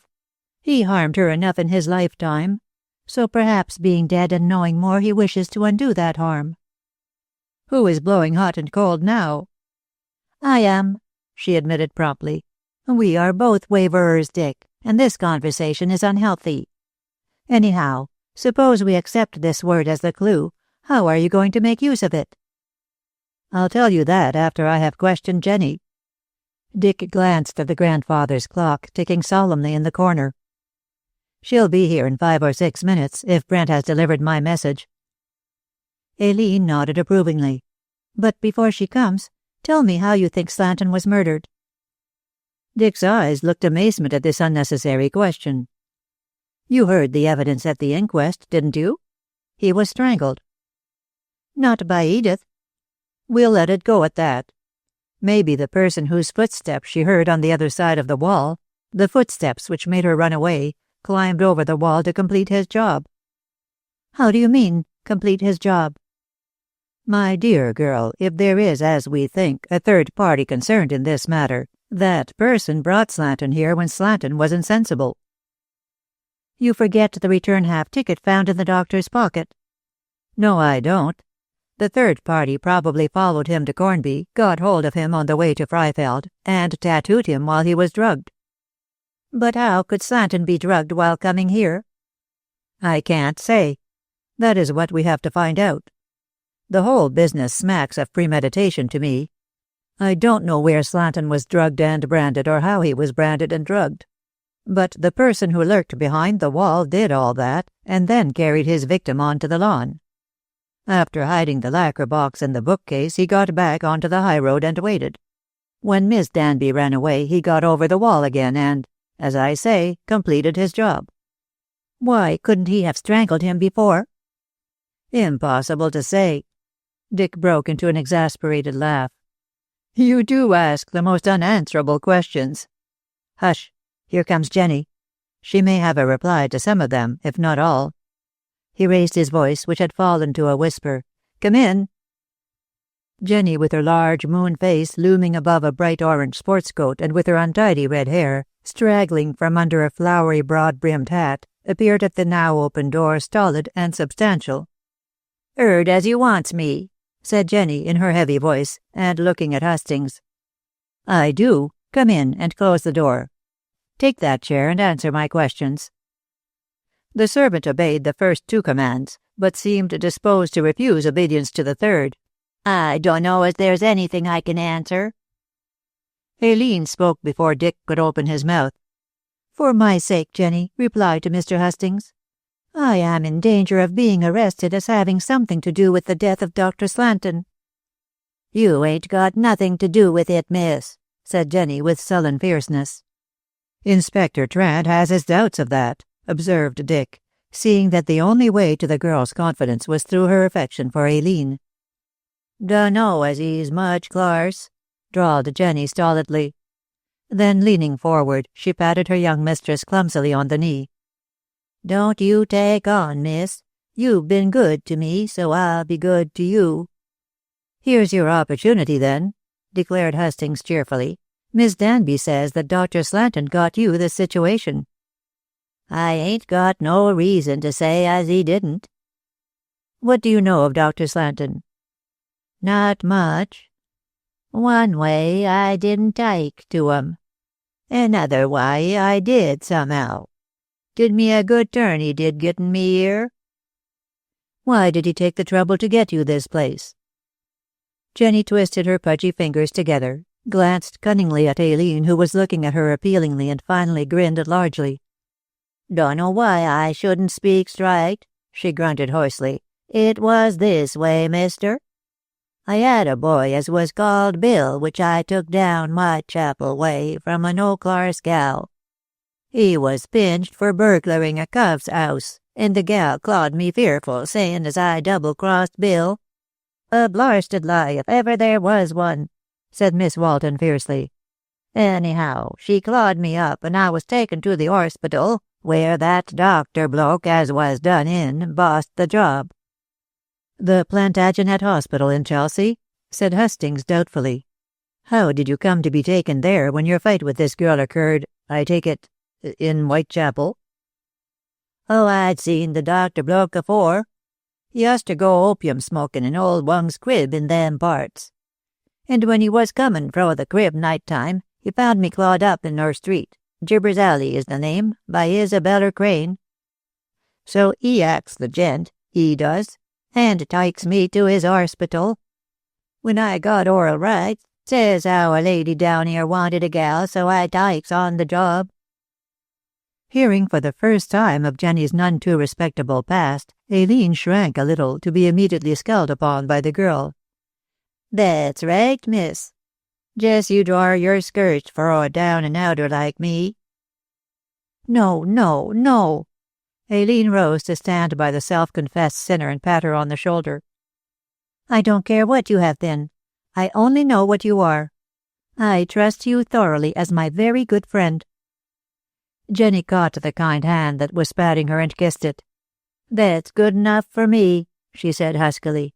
"You don't need to say better nohow, Miss Aileen.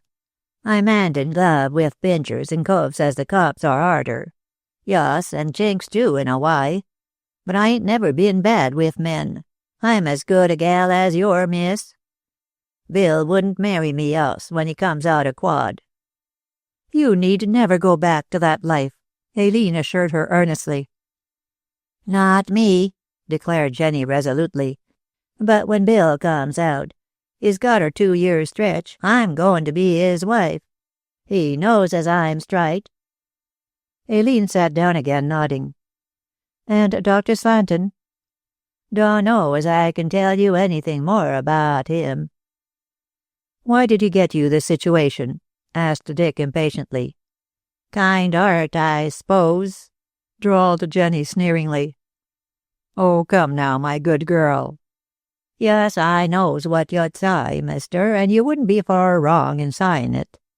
He was a bad un out and out, says he ter me in orspital, as he'd a lady friend here and wanted to keep an eye on. Thought as she'd do a bunk, so he says to me, he says, "You get down and keep your lights on her, sending me a telegram if she cuts her lucky." In plain words, you acted as slantin' spy, growled Hustings disapprovingly. Jenny shrugged. Had to get grub somehow, mister. Never liked that dame myself with her high mightiness. But I do love you, miss, she assured Aileen. So you know nothing more of Dr. Slanton's past? Aileen looked disappointed. No. 'Cept as he come down times and times to smoke in old Wong's crib. Did he get into any rows in Whitechapel? Questioned Dick. What do you think? Heaps and heaps. Old Wong tried to knife him once, but he took that chick to Long Melford and scooted. But he come back, went on Jenny with a note of admiration. Yes, he did, being afraid of nothing. And he knowed too much about old Wong for old Wong to cut up nasty. Oh, that doctor bloke was clever and tough enough, I don't half think, and he did me a good turn. But, here her eyes and her voice grew vindictive, he was a beast. Don't wonder a bit as that Miss Danby choked him. She didn't, contradicted Aileen angrily. Don't say that. All right. Shan't if you don't want me to. All same, if she didn't, who did? We thought you might have some idea, Jenny. Me, mister? The stolid servant, shaken out of her stolidity, rose in wrath. I don't know nothing, I don't. Say I did it, do yer? No, but I fancied you might know of some Whitechapel person who had a grudge against the doctor. Oh, I know heaps of them as had grudges, said Jenny indifferently. Old Wong, Fancy Charlie, Roaring Luke, Toddy Jones, Wu Ti, heaps of 'em. Do you think that any one of these— Now, snarled Jenny curtly and sullenly as she walked to the door. And if you're comin' along o' me, Miss Aileen, I'm on the jump. When the servant disappeared, Dick turned to assist his visitor into her woolly blue cloak. Do you think that she is hiding things? He asked, nodding towards the door, for somehow he sensed reticence, the withholding of something which could have been said, should have been said, but which was not said. I think not, Aileen pondered. No, Jenny is too fond of me to hide anything likely to help. She is a rough diamond, Dick. I am sure she is honest. I'll make sure of that when I look up this opium den, said Dick grimly. It is necessary for me to see old Wong. He might be the third party we want. Aileen shook her head. A Chinaman wouldn't tattoo a biblical name. Well, no, agreed Hustings reluctantly. And yet the tattooing, the lacquer box, the opium drugging, these suggest the Far East. I must follow all possible clues, you know. Don't forget the clue of the swastika, she reminded him. The murderer has it. You can't be sure of that. It might have been dropped in the wood. No, I thought of that and searched thoroughly. It is not there. Well, sighed Dick, that's one clue, and Slanton's last word is another. At this moment, Jenny peeped in. Ain't you coming? She asked querulously. Yes, yes. Aileen drew her cloak round her and asked a question suggested by Dick's speech. Jenny, what do you know of whispering? Nothin'. I never whispers myself and hates them as do. Sneaky, I calls it. Did you ever hear Dr. Slanton use that word? No, and I can't wait here all night. But Jenny, Aileen ran after her, passing into the hall. Don't be a worrit, miss. If the worst comes, I'm here to help you to bust up the worst. And, ended Jenny sharply, I can help, so there. And she stalked out sulkily, leaving two very perplexed people staring at one another. 9. The Mysterious Word. Having collected such information as was possible under present foggy conditions, Hastings proceeded to deal with the same as best he could. The trail, faint as it was, led him to London, to that London under London, of which, according to Jenny Walton, the dead man had been a secret citizen. And however doubtful he might have been of her probity in several ways, the woman's statements proved to be correct in this instance. In the lawyer's opinion, she was withholding important details, judging from the significance of her final remark in the library. Nevertheless, so much as she had admitted was valuable and capable of proof. Dick learned this from Bender. The individual answering to this name was a shabby, undersized man with the mask of a fox and the squeaky cry of a field mouse. His dingy frock coat and baggy striped trousers were the last word in misfits, and he wore a battered silk hat pulled well down over his wholly bald cranium. With his many pockets stuffed with papers and always carrying a bulgy umbrella, Mr. Bender sidled rather than walked, constantly turning his cunning eyes downwards, upwards, sideways in search of possibilities. He was a born Paul Pry, searching out secrets from the sheer love of making those secrets his own, and was utilizing his inquisitive instincts as an inquiry agent for the betterment of his fortunes. The brother solicitor had recommended him to Hastings as a useful sleuth-hound, and Hastings had hired him promptly to look with those cunning eyes into the none-too-clean past of Dr. Cuthbert Slanton. Naturally, the young man would have infinitely preferred to work single-handed, but his one and only visit to Old Wung's opium den impressed him thoroughly with a sense of his incompetence as an amateur detective. An expert in gutter doings was needed, and he found such a one in Bender. The wary little fox was just the unscrupulous searcher into other people's affairs which the lawyer required for his purpose. Within 4 days from the date of hiring, Mr. Bender proved his value, since he learned more in that time than Dick could have learned in a month. And the 4th day saw him sidling into the office of Hastings, Wary and Son to make his report. The senior partner of the firm received him in a lordly room of a Georgian fashionable house in Lincoln's Inn Fields, and greeted him with mingled relief and impatience. "I thought you were never coming," snapped out that harassed young man. Bender deposited his small person in the depths of a comfortable chair, placing on the carpet his hat and umbrella, one on one side, one on the other. "Ah, youth, Mr. Hastings, sir, youth. Rome wasn't built in a day." "And the horse is the noblest of all animals," retorted Dick, sitting at his writing-table to snatch up an ivory paper-cutter and fidget. "Don't quote copybook maxims to me. What have you found out?" In no wise disturbed by this brusque reception, Bender leaned back with folded arms and fast-closed eyes. "I can talk better when they are shut," he squeaked. "Seeing as it were, inside my head, Mr. Hastings, sir." And he began his recital in a monotonous tone of voice, shrilly clear.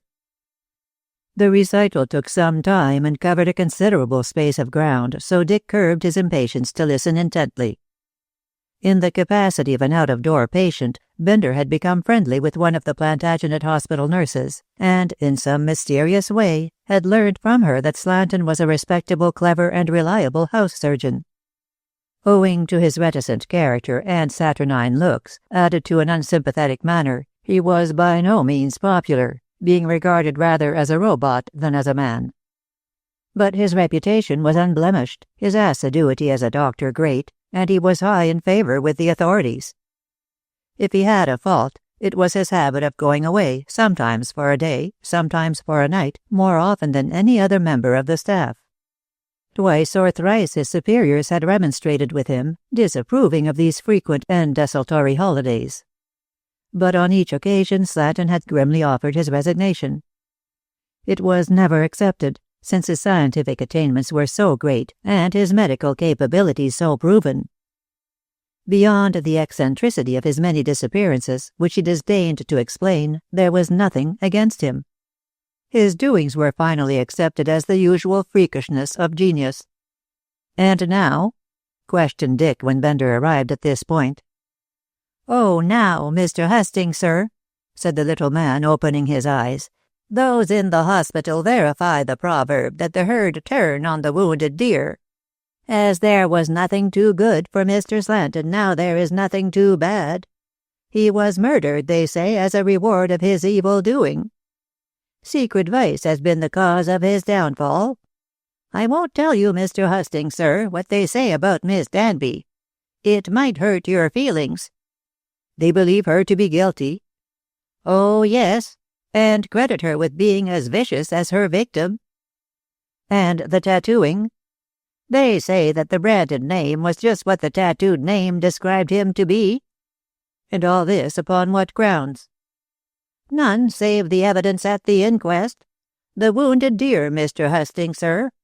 And another proverb, any stick is useful to beat a scamp. I never heard that proverb, Mr. Bender. Well, they are right about Slanton being a scamp, but their opinion of Miss Danby is wrong.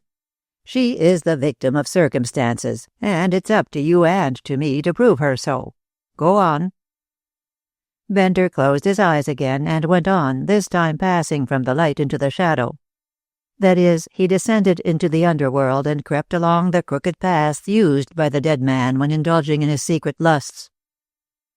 These led to thieves' kitchens, to police-sought dancing saloons, to opium dens, and such like unsavory haunts of animal gratification.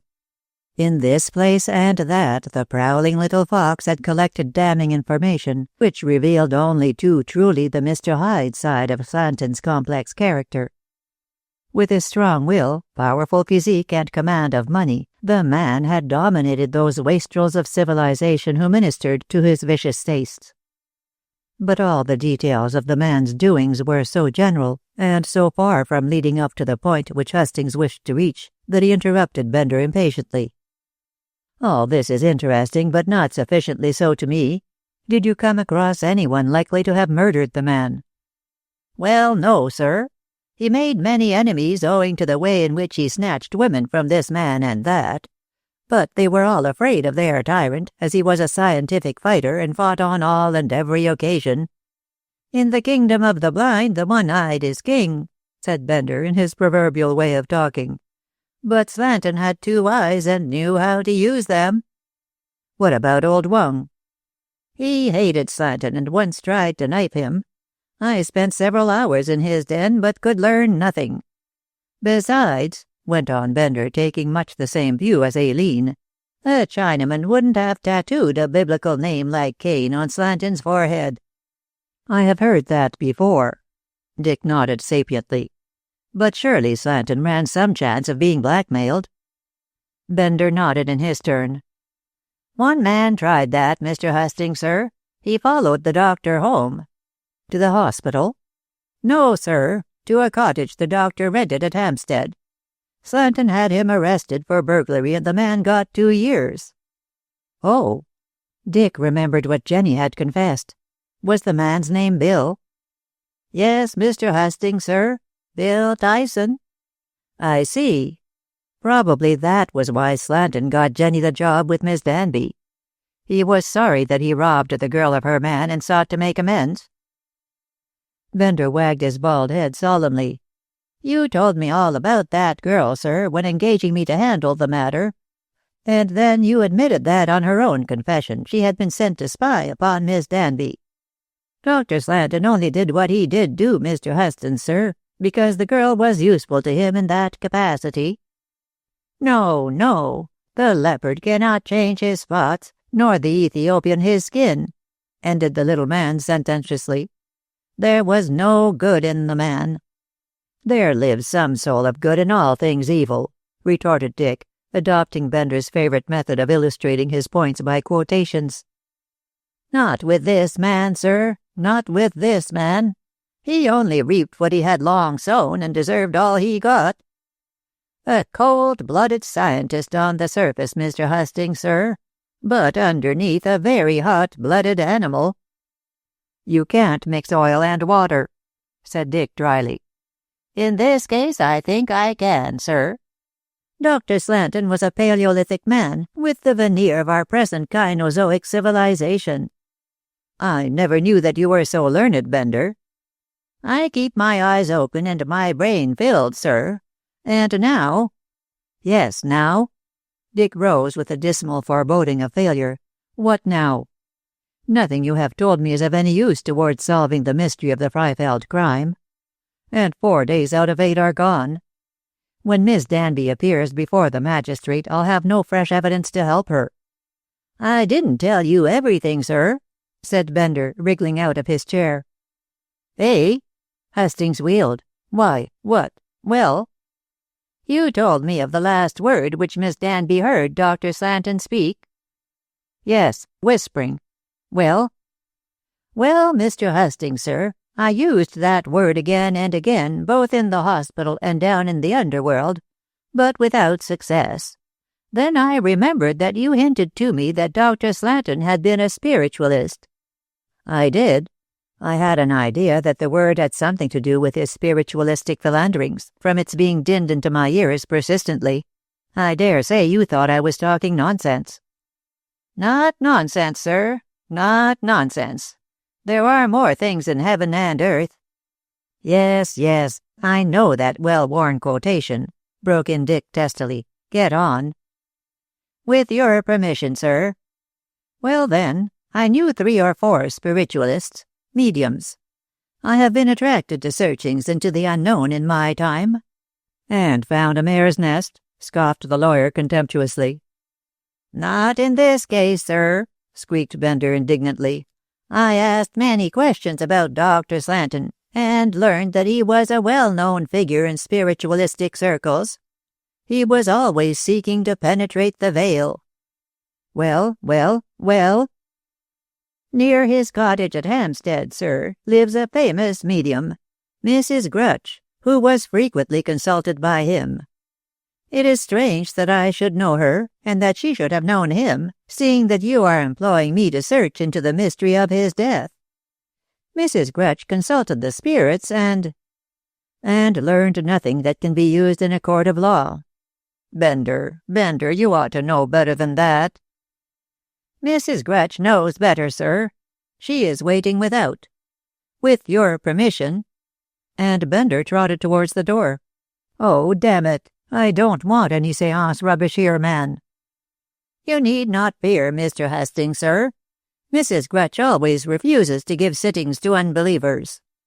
Still," advised Bender with his hand on the door, "it would be to your advantage to see her." Dick sat down resignedly, as all this seemed to him to be a waste of time. "Oh, have her in, Bender, have her in." Like magic, the little man disappeared, and reappeared in an equally magical manner with a bulky female at his heels. "Mrs. Grutch," he squeaked, as the ponderous lady rolled heavily into the room, and "Mr. Hastings," thus introducing a lawyer and client with due formality. "Please seat yourself, Mrs. Grutch," said Dick gravely. "I'm glad to see you." "Are you now?" queried Mrs. Grutch, subsiding like a spent billow into the nearest chair. "I never should have thought it, pleasant young gentleman as you are. Never. For Bender here tells me that you are an unbeliever." "I keep an open mind," observed the young man dryly.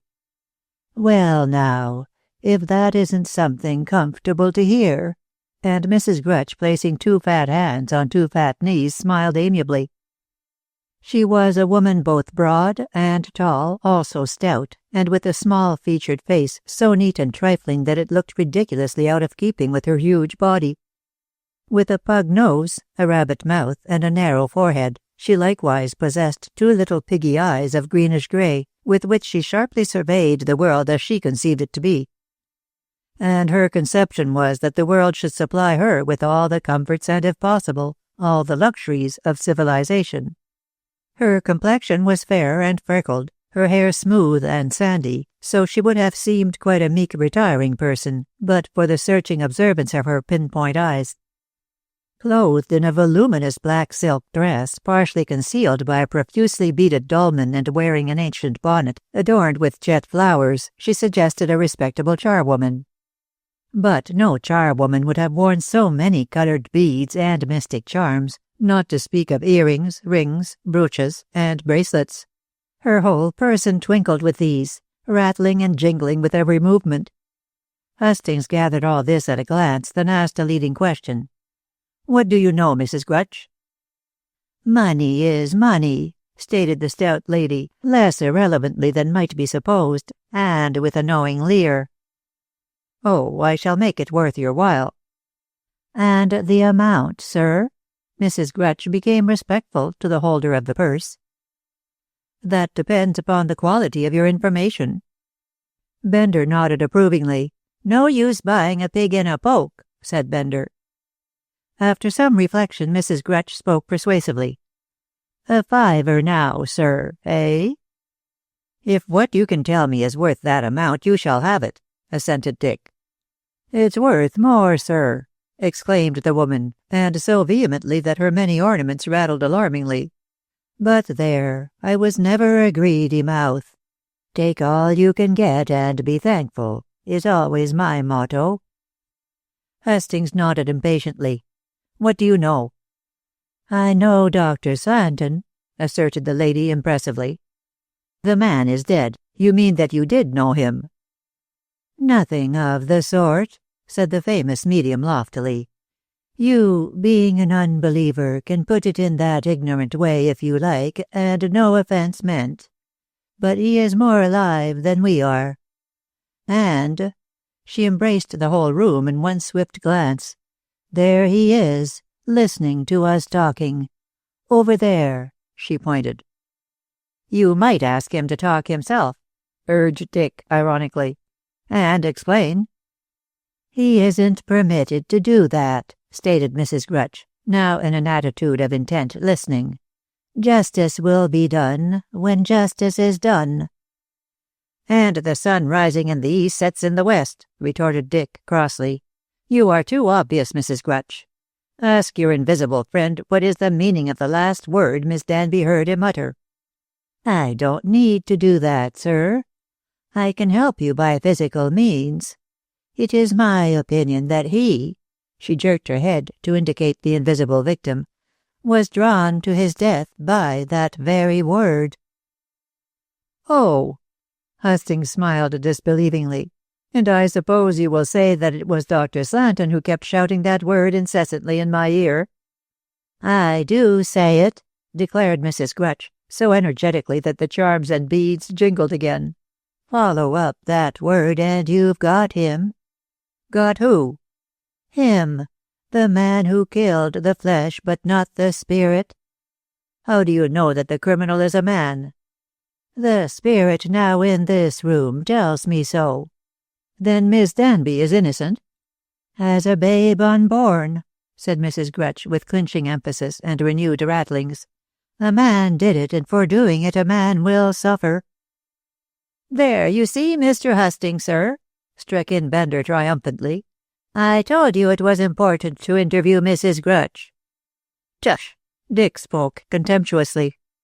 "She has said nothing which would be accepted as evidence in a court of law. I want facts, not this crazy spirit chatter which is all double Dutch to me. Your fiver is in danger, Mrs. Grutch." "I think not, sir. There's more to come. If I can tell you what the word means, and why he said it when casting off his body, you'll pay, won't you?" "If the word will lead me to the truth, certainly." "Well, then," said Mrs. Grutch, slowly and impressively, "he wanted to say 2 words, but could only get out 1. Whispering, he said, but didn't add lane. It was Whispering Lane he wanted to say." "And would have said it if Miss Danby hadn't run away," observed Bender quickly. "Whispering Lane?" echoed Dick, mystified. "What's that?" "It's a place where spirit manifestations are taking place," explained the medium, now on her own ground and briskly businesslike. "For some 3 to 4 months they have been going on, as is well known in spirit circles. Not wishing publicity, which the friends on the other side don't like, we have kept this to ourselves, investigating it privately. That's why you haven't seen any mention of it in the newspapers. Drat 'em for meddling busybodies," said Mrs. Grutch wrathfully, and with an indignant jingle of her ornaments. Seeing that his patron looked more mystified than ever, Bender took on the conversation, opening it with a proverb as usual. "Silence is golden," he quoted sententiously. "So for your golden silence, I shall give my silver speech." "Fire ahead, then." Dick resigned himself to the little man's eccentricities, glancing sideways at Mrs. Grutch, who looked rather offended in thus being set aside. "You don't mind, do you?" he asked her abruptly. "Oh, no, sir," she snorted with a glare which belied her denial. "I was never one to talk unless so requested. But of course," she cajoled, "the fiver will be yours when the story is finished. Go on, Bender." Thus adjured, Bender spoke his mind. "On the outskirts of the village of Westbury, near Chelmsford, and at the end of a deeply sunken and leafy lane, there stands a bungalow inhabited by Mr. and Mrs. Brine for some years before the war. They were greatly attached to one another, and when the husband was killed in action, the wife took his death so much to heart that 3 months later she committed suicide. This being a sin, she is condemned to haunt the place looking for him, but never finding him." "Does she haunt the bungalow as well as the lane?" inquired Dick skeptically. "Sometimes one, sometimes the other," burst out Mrs. Grutch, determined to lead the conversation. "She has been heard in both places." "Heard in both places?" "She's never seen," explained the medium with a mysterious look. "Only her wailing voice is heard in the lane on certain nights." "Wind in the trees," suggested Hastings with a shrug. "Wind doesn't talk like human beings," insisted Mrs. Grutch. "You may scoff your worst, sir, being an unbeliever, but I've heard the voices myself." "What do they say? Or, rather, what does she say?" The stout lady immediately screeched like a banshee. "Where are you? Oh, my darling, where are you? Edgar, Edgar, Edgar, where, oh, where?" Then, dropping her voice to its ordinary pitch, she went on. "I heard those words myself." "In the bungalow?" "In the lane, sir, although I did visit the bungalow to investigate. And I must say that Mrs. Jere gave me every assistance, just as she gave to our other believers, when they went down to help the poor spirit to find rest." "Mrs. Jere?" "The old lady who rents the bungalow from its present owner, Mr. Simon Chain, he having bought the property after the suicide of Mrs. Brine," gabbled the medium all in one long breath. "Like yourself, she is an unbeliever, yet even she admits to hearing the voices. Noises, she calls them." "And how does Mrs. Jere explain the phenomenon?" "Scoffs at it," said Mrs. Grutch sadly. "Talks of wind in the trees and a stray parrot screeching what it's picked up, as parrots do." "Mrs. Brine did have a pet parrot, you mentioned, Mrs. Grutch," struck in Bender doubtfully, "and it may have picked up her wailing for her dead husband." "Don't you be an unbeliever, Bender," cried Mrs. Grutch vehemently. "It's spirit talk, I know it is. A message from the summer world." "Scarcely a message," remarked Dick dryly, "seeing that it is directed to no one in the flesh. But," Hastings turned his face inquiringly to Bender, "what has this queer story to do with Dr. Slanton's death?" "He was a spiritualist, Mr. Hastings, sir," said the little man eagerly, "and having heard of this phenomenon, he must have gone down to examine it. As he spoke of the Whispering Lane, for it is plain to me that he would have added Lane had Miss Danby waited to listen, I think he was drugged and branded there, afterwards being taken to Freifeld, so that Miss Danby might be implicated in the matter." "That is a very far-fetched theory," mused Dick, stroking his chin perplexedly. "But there is something in what you suggest. I'll go down to Westbury myself and see what I can learn. Are the voices," he looked at Mrs. Grutch, "heard every night?" "Only on certain nights, Mrs. Jere says, but I don't know myself what particular nights. You may hear them, you may not. Spirits," ended Mrs. Grutch loftily, are not to be dictated to by mere flesh and blood. Do you know positively that Dr. Slanton went down to investigate? No, I don't, sir. But many of our believers went, and when I told him about the matter, for I was the first to tell him, he said he would like to see into things for himself. But whether he went or whether he didn't, I can't be sure. I never meddle with what isn't my business. Slanton must have gone to Westbury, Mr. Hastings, sir, insisted Bender. Else why should the Whispering Lane have dwelt so strongly in his mind as to make him speak about it when just recovering from the drugging? Yes, I agree, Bender. There is your $5, Mrs. Grutch. Dick passed along a Bank of England note to the medium, who grabbed it greedily. Your information is worth all the spirit chatter you favored me with. Mrs. Grutch surged upward from the depths of her chair with a pitying glance at the skeptic. You can't make a blind man see, nor a deaf man hear, so why waste time in doing either? But he knows. She pointed to the corner of the room where an invisible Slanton was supposed to be standing, and he is glad that you are going to revenge him. On Miss Danby, said Hastings contemptuously. The spirit has no wish to harm Miss Danby. It's the man who drugged and branded him and strangled him he wants to be caught and hanged. There, I've said my say. Take it or leave it. And she rolled tumultuously, jingling, towards the door. One moment, Mrs. Grutch, Dick called after her. What is Mrs. Jere like? A very affable lady, well-to-do, and keeps a servant. And the servant? Asked the solicitor, smiling at the woman's answer. A Chinaman. Wu Ti, said Mrs. Grutch, and rolled out of the room. Wu Ti? Gasped Dick. He recalled Jenny's naming of Slanton's enemies. 10. Heard in the darkness. When in possession of the really valuable information supplied both by Mrs. Grutch and the shabby little inquiry agent, Dick lost no time in making use of it. There was true wisdom in this, thus speeding up matters, since Edith Danby's appearance before the Tarhaven magistrate could not easily be postponed, and it was urgently necessary to find some evidence in her favor, however scanty.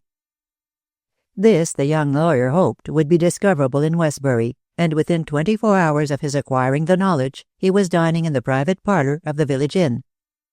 As the landlord was a communicative individual, the landlady an excellent cook, and the room warmly homelike with a brisk fire, Hastings felt very well satisfied with the beginnings of this wild goose chase.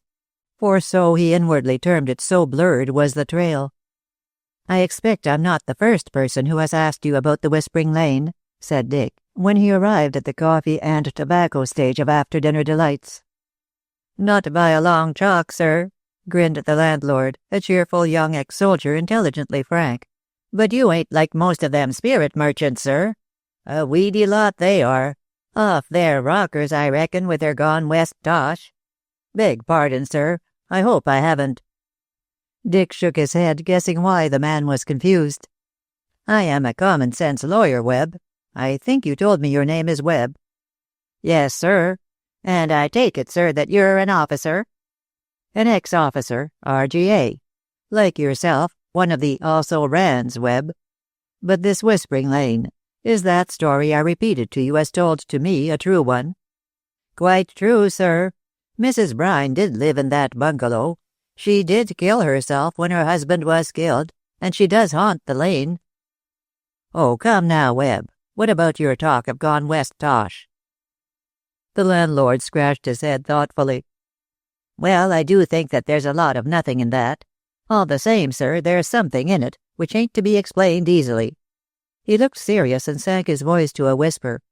For I've heard the voices myself. And they said something like, "Oh, where are you, Edgar? Edgar," and such like, plain enough. It must be a trick. Maybe, sir, but it's a trick no one has found out. Them spirit merchants by the dozen have been hanging round for weeks, poking and prying and holding their blinking seances, But they've not got hold of the right end of the stick, if there is any right end," added the man as an afterthought. Hastings looked thoughtfully into the fire for a few minutes, then brought out of his pocket the patched-up photograph of Slanton, torn by Edith, which he had induced Trent to send him. "Is that the picture of an inquirer?" Webb took the photograph, scrutinized it carefully, and returned it with a dubious look. "I can't say as I remember anyone like that, sir. But my wife might have seen him." "Ask Mrs. Webb to step this way, please." The landlady appeared in a few minutes, inspected the photograph, and also declared her ignorance. "Never set eyes on him before," she said sharply. "But of course everyone drawn to Westbury by this ghost business doesn't come to us. Lots go straight to the lane and straight back to London when they've heard what they came to hear. And some stay with friends, going night after night to listen. No, sir." She passed back the photograph to its owner. "I don't know him." Baffled in this direction, Dick tried another. "This Mrs. Jere, who is she?" "Oh, quite a nice old lady, sir, who rented the Brine bungalow from Mr. Chain some 6 months ago." It was Webb who explained, anticipating his wife. "I've taken eggs and milk to her lots of times, when Wu Ti didn't come for them." "A Chinaman?" Hastings feigned ignorance. "How does an old lady in an English village come to have a servant of that nationality?" This time it was Mrs. Webb who gave the information. "Mrs. Jere is the widow of a Hong Kong silk merchant who has lived all her life in the East. She brought Wu Ti with her when she returned to England after the death of her husband. He's devoted to her, is Wu Ti. Although," added Mrs. Webb with a shiver, "I don't like him myself. A creepy, crawly kind of man." "It's the English way of looking at foreigners that speaks, sir," said Webb with a broad smile. "Wu Ti's just the same as any other Chink. I've seen lots of 'em in the Mile End Road when I lived there afore the war. But Minnie," he grinned at his wife, "she's lived in this here village all her life and don't know things." "I knew enough to marry you when you were billeted here," said the landlady tartly. "Father was alive then. Now you've got this hotel he left me and me too. What else do you want?" Webb grinned at Dick to intimate that his wife's bark was a deal worse than her bite. "She don't mean half she says, sir." "Oh, yes, she does, and a lot more if she's time to say it," snapped Mrs. Webb with a betraying smile. "But Mr. Hastings doesn't want to hear of your goings-on, Alf. Tell him about Mrs. Jere." Webb scratched his head again. "There ain't anything to tell." "Well," volunteered his wife placidly, "you're about right. She's a quiet old lady, Mr. Hastings, keeping herself to herself, and Wu Ti looks after her." Dick nodded. So far everything seemed to be fair and square and above board, so he tried another track. "Did you know Mr. Chain?" The landlord gave the information. "Oh, yes, sir. Minnie and me have seen him lots of times. He bought the bungalow 2 years ago from the cove as got it by will. But he didn't live in it altogether. Stayed mostly in town and came down weekends." "And he rented the bungalow to Mrs. Jere some 6 months ago." Mrs. Webb took up the story promptly, "saying he was going abroad on some scientific business. A pleasant gentleman he was, and clever with science things." "Oh, indeed? What was his particular line?" "I can't tell you, sir." "Have you his London address?" "No, Mr. Hastings. All I know is that he used to come down here, as Alf says, at weekends. Saturday night he'd arrive and return to town early Monday." "Did he live alone in the bungalow?" "There was a manservant who came and went with him, but he mostly stayed in the bungalow, while Mr. Chain went about enjoying himself. I never saw him." "No more did I," struck in Webb hastily. "Queer cove, keeping himself to himself in the way he did." "Like Mrs. Jere," observed Dick dryly. "By the way, was this voice or these voices heard in Mrs. Brine's time?" "No, sir. Only during the last few months have the voices been heard." "And Mrs. Jere has been in the bungalow for 6 months," mused Hastings with a nod. "I wonder if she has anything to do with the business, or Wu Ti." Mrs. Webb laughed disbelievingly. She doesn't bother about spirit rubbish, Mr. Hastings, and is willing to let anyone examine the bungalow. What's more, she never knew Mrs. Brine or anything about her, except what's common gossip. As to Wu Ti, he's a poor heathen, that ignorant you wouldn't believe. It's my opinion, added Mrs. Webb firmly, that it's the parrot. The parrot? Echoed Dick, remembering Mrs. Grutch's mention of some such bird. Mrs. Brine's pet parrot, repeated the landlady. A grey bird with pink underneath. He talked wonderful. So I believe that when Mrs. Brine wandered about the bungalow and lane crying for her husband, the parrot picked up some of her words and goes about saying them. How long has Mrs. Brine been dead? Close upon 3 years, sir. What became of the parrot? The cove has got the property, took it away with him, said Webb, striking into the conversation. But it might have flowed back with its chatter. I don't know as Minnie's idea ain't right. What is the name of the man who inherited the property and took away the parrot? Asked Dick, taking out pencil and notebook. Brine, sir, said Mrs. Webb quickly. Horace Brine, the brother of the poor young lady. He lives somewhere in Hampstead, but I don't know the exact address. Why, sir? Because I wish to find out if he has the parrot. If so, the voice can't be that of the bird. I dare say I'll find Mr. Horace Brine's address in the London Directory. Hastings stood up and warmed his back against the fire. I am much obliged to you both for telling me all this. I am down here on behalf of a client who is interested in these ghostly happenings, and I wish to prove to her that they are all nonsense. Both Webb and his wife shook their heads simultaneously.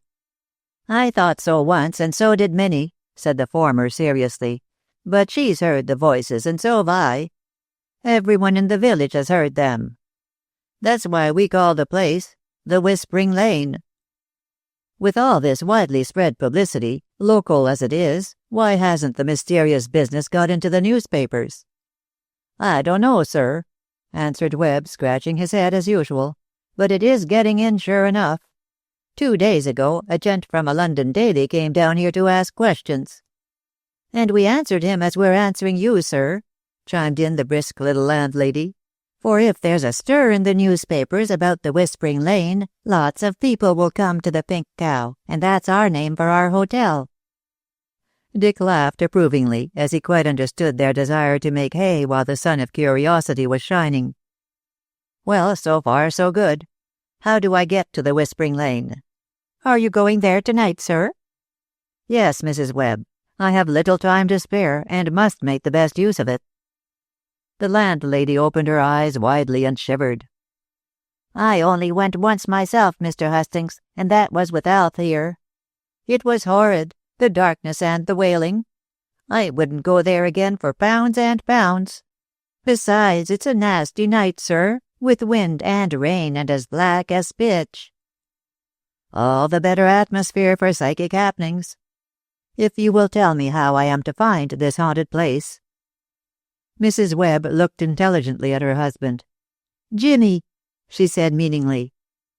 Yes, he nodded apprehendingly. Jimmy took. What he don't know about the business no one knows. I'll send out for him instanter. And the ex-soldier left the room whistling an army song, while his wife began to clear away the dishes, talking all the time. Jimmy will lead you to the lane, sir. He knows the way blindfold, and it's as well that he does, seeing how black the night is. Who is Jimmy Took? Asked Dick, lighting his pipe and straddling before the fire with his hands in his pockets. The son of Artie Took the sexton, sir, and being so is well up in ghosts. Some says as he's got too many wits, and some say not enough. But he's a queer little chap, Mr. Hastings, as you'll see when he comes. And such a reader! Oh, studious is he? What does he read? Mostly them detective stories, sir. Mrs. Webb paused in her clearing away to shudder. I never did see such a child for horrors. Wants to be a detective and track down people to hang 'em. If he was a child of mine, I'd slap that out of him, if it took years. Detectives are useful people, Mrs. Webb. But for them, many of us wouldn't sleep so soundly at night. So Jimmy is interested in this business. It's bread and jam to him, was Mrs. Webb's homely metaphor, expressed emphatically. Never was there such a child for poking in odd corners. Child? How old? 16, and with wickedness enough for 40 years of age. That is, the little woman took up the laden tray. He's not exactly wicked as people call wickedness, for he doesn't lie or smoke or swear, and keeps himself tidy enough. I will say that for him. But he's touched. That's what it is. There's something as oughtn't to be about Jimmy. When she left the room, Dick, with his hand still in his pocket, swayed steadily back to fire, like a meditative elephant. He guessed that Jimmy was a lad unusually clever, and, being so, was dubbed wicked and queer by dull-minded people who object to any departure from the normal. Even Mrs. Webb, and she was no fool, looked askance at a boy who took a larger interest in larger things than did the commonality. Jimmy, evidently being original, had to endure the usual punishment of originality, which is always suspected and condemned by the ordinary person. Hastings was pleased that his good fortune should have brought him into contact with such an unusual human being. If Jimmy proved to be what he was reported to be, for the lawyer read between the lines, then he would be a useful helper. And heaven only knows how badly I need a helper, muttered Dick, reflecting on the quagmire of doubt and perplexity in which he was so far vainly struggling. "Jimmy took, sir," announced Webb, suddenly entering with the boy close on his heels. "I'll leave you to speak with him, sir, as I have to attend to customers in the tap-room. And, Jimmy," he fixed the boy with a terrific NCO glare, "you do what Mr. Hastings here tells you, he being an officer who don't take no back talk nor side answers. What he says goes. Did you hear?" And, with a smart salute to Dick's departed dignity as a captain, the ex-soldier wheeled round with military precision and departed. Jimmy looked after him with twinkling eyes, and then turned those same twinkling eyes towards Dick, evidently possessing a sense of humour. Hastings, who had expected from early information to behold and condemn an undersized freak, was surprised at the astonishing good looks of the lad. So tall and slender and well-knit, so graceful in his every attitude and movement. Gypsy blood undoubtedly ran in his veins, for there was more than a suggestion of the Romany in his oval, clearly cut face, olive-tinted skin, and glossy black eyes.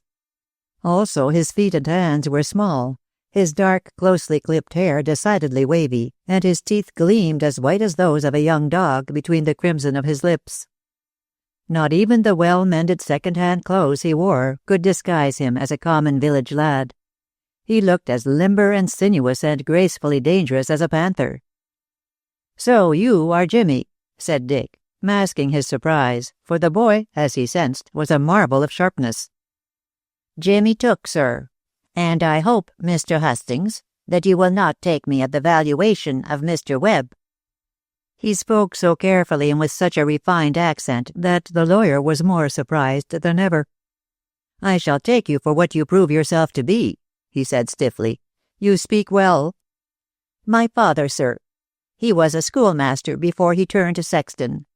The war, Mr. Hastings. We are the dice of the gods, and they have shaken us into different positions during the last few years." This picturesque description of post-war circumstances coming from such an unusual quarter increased the lawyer's interest. But for the pressing business on hand he would have probed the character of this unusual lad forthwith. As it was, "Can you guide me straightly to this place?" "Easily, Mr. Hastings." "It is a dark night and rainy, Mrs. Webb says." "I am like a cat, sir. All places, all weathers are alike to me," smiled the boy. Dick smiled also, struggled into his overcoat, put on his cap, and fumbled in his pockets to make sure that his electric torch was convenient. Then, lighting his pipe, he glanced at the overmantel timepiece. 9 o'clock. It is about this time that the voices are heard. The voice, there is only one, is heard at different times and on different nights. We may hear it this evening, we may not.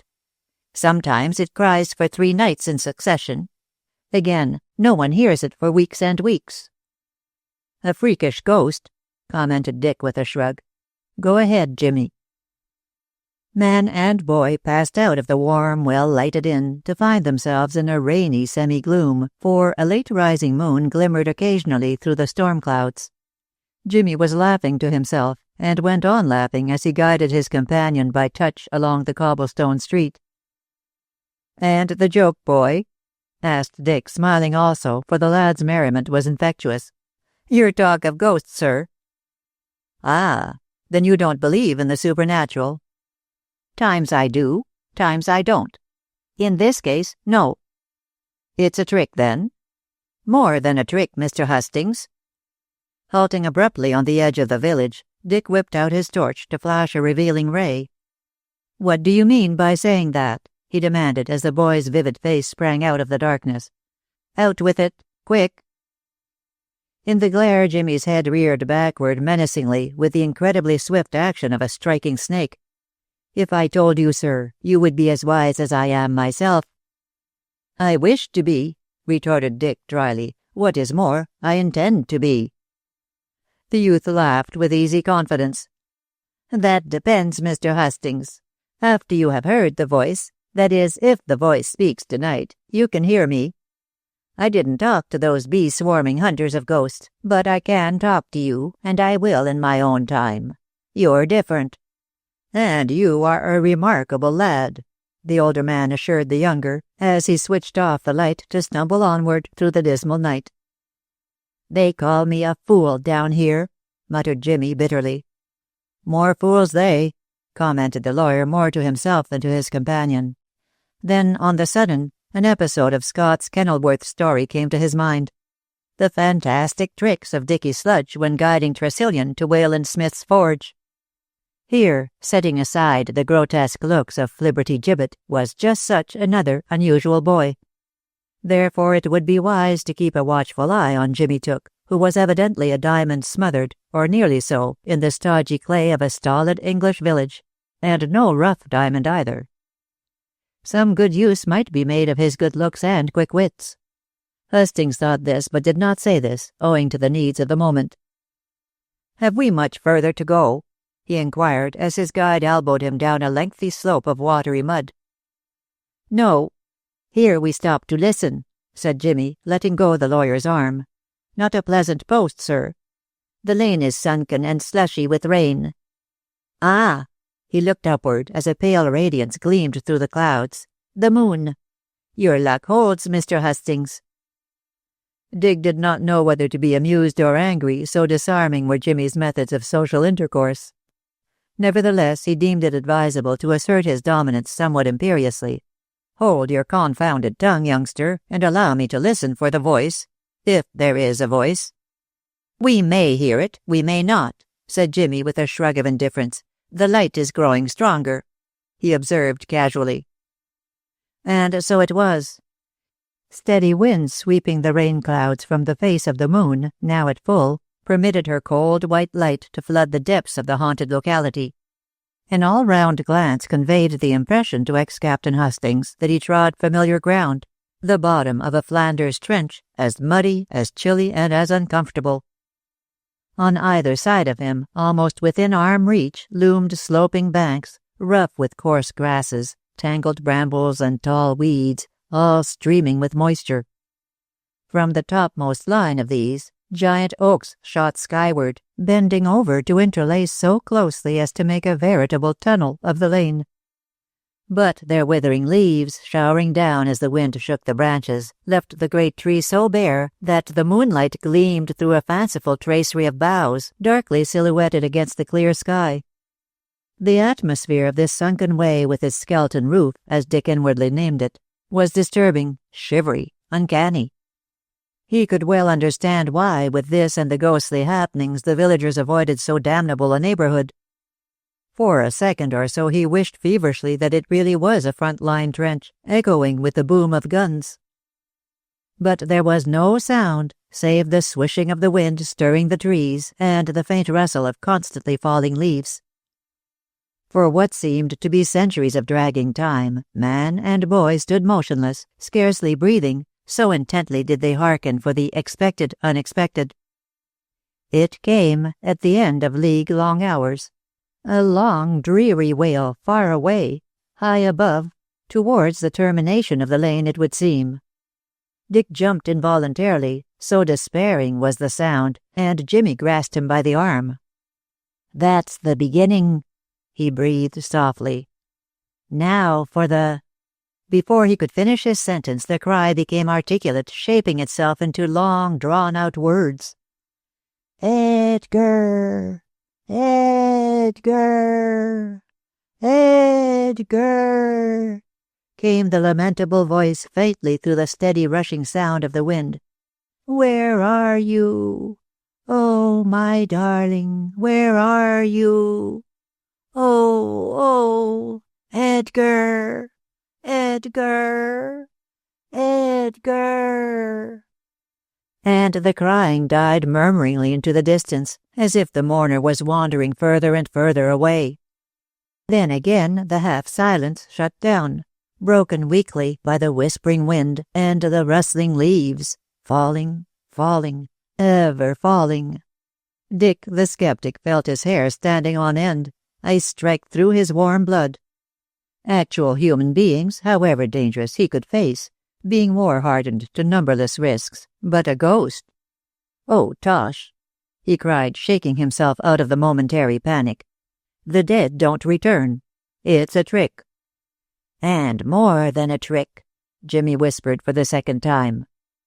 "What is your explanation?" "I haven't got any," answered the boy bluntly. "All the same, Mr. Hastings, there are circumstances—" He stopped short. "Connected with the bungalow?" asked Dick, reading his thoughts. "Yes. No, I am not sure. But I think—" "So do I," broke in Hastings resolutely. "And for that reason I am going to inspect the bungalow and interview Mrs. Jere straight away." "Don't say anything about me, Mr. Hastings." "Why?" Dick, who had stepped forward, turned back. "Aren't you coming?" "No. I'll wait for you here and explain myself later." "Damn it," said Dick irascibly. "Are you in the infernal business too?" "No, sir, but I mean to be." "Go on, Mr. Hastings. It's growing late, and the old lady may be retiring to bed. How can I find the bungalow?" "You can't mistake it in the moonlight. It's just at the end of the lane, on the left hand, within a white fenced garden." Dick, striking a match, consulted his wristwatch. 10:30.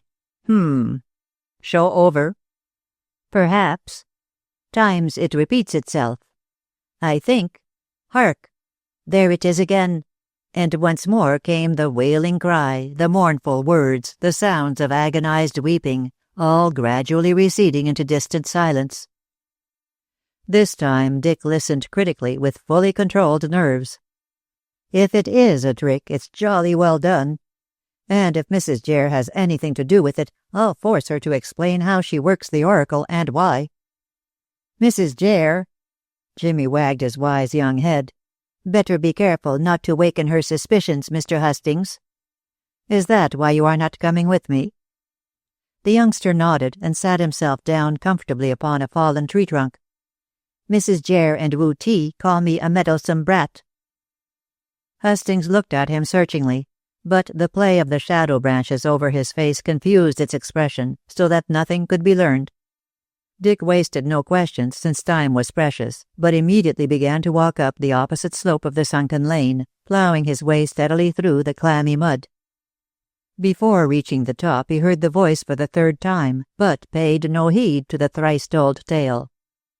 All he desired was to find the bungalow, and this he did very speedily, for it confronted him immediately he issued from the shadow of the trees.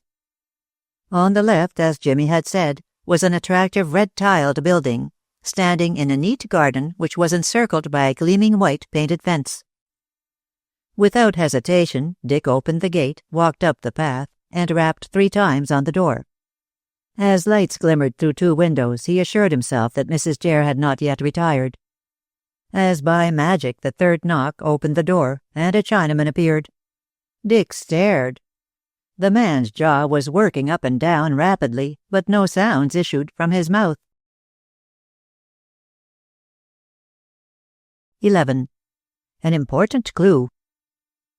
For quite 60 seconds Hastings continued to stare, not so much at the blue blouse, white trousers, and padded shoes of Wu Ti, as at the extraordinary movement of his jaw, which went on clicking wordlessly like that of a snapping dog. Finally it stopped, to reveal a tight-lipped mouth grimly reticent. "Mrs. Jere," explained Dick, as the man asked a question with his oblique Mongolian eyes. "I wish to see her about the ghost," he added carefully. Apparently Wu Ti was accustomed to such an inquiry made by belated visitors, for he silently admitted the newcomer, conducting him along a narrow passage, and as silently ushered him into an overheated, glaringly lighted sitting-room.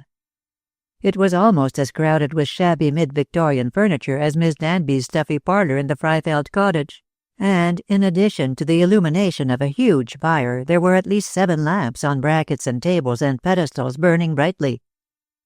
Coming from the Far East, it was evident that Mrs. Jere could not dispense with its heat and light, so adopted artificial means to supply the deficiencies of the English climate.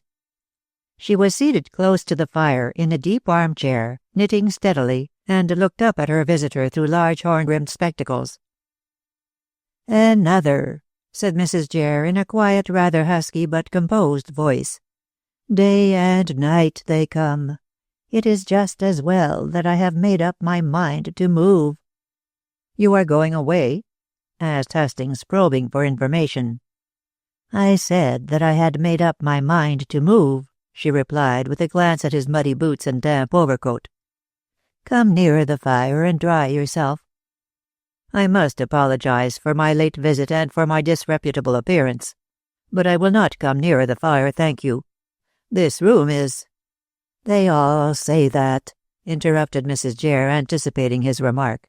"But if you had lived in Hong Kong as long as I have, you would understand how I am chilled by my native climate. And Wu Ti, poor creature, he feels the cold even more than I do." Then abruptly she asked, "Glass of wine, Mr. Whatever your name is? Piece of cake? Cigarette? Cigar?" "Pipe only, if you don't object to smoking," said Dick, producing his briar and wondering if Mrs. Jere was as lavishly hospitable to all her visitors as to him. "My name is Hastings, Richard Hastings. I am a solicitor." "And a spiritualist?" murmured the old lady softly. "By no means. Wait," broke in Mrs. Jere in her leisurely way. "I have to count stitches." While she was doing so, Dick, ostensibly loading his pipe, surveyed her very keenly from under drooping eyelids. Sunken as she was in the deep armchair, he could see little of her, but she appeared to be a barrel-shaped female, short and monstrously stout. Her face, what he could discern under the huge horn-rimmed spectacles, was nearly as small as that of Mrs. Grutch, but she possessed a truly surprising quantity of silvery hair, scarcely hidden by a lavender-ribboned lace cap with lengthy strings of the same hue. And this colour was also repeated in her voluminous silk dress. A fleecy shawl over her heavy shoulders, and a pair of shapeless woolen slippers completing her attire.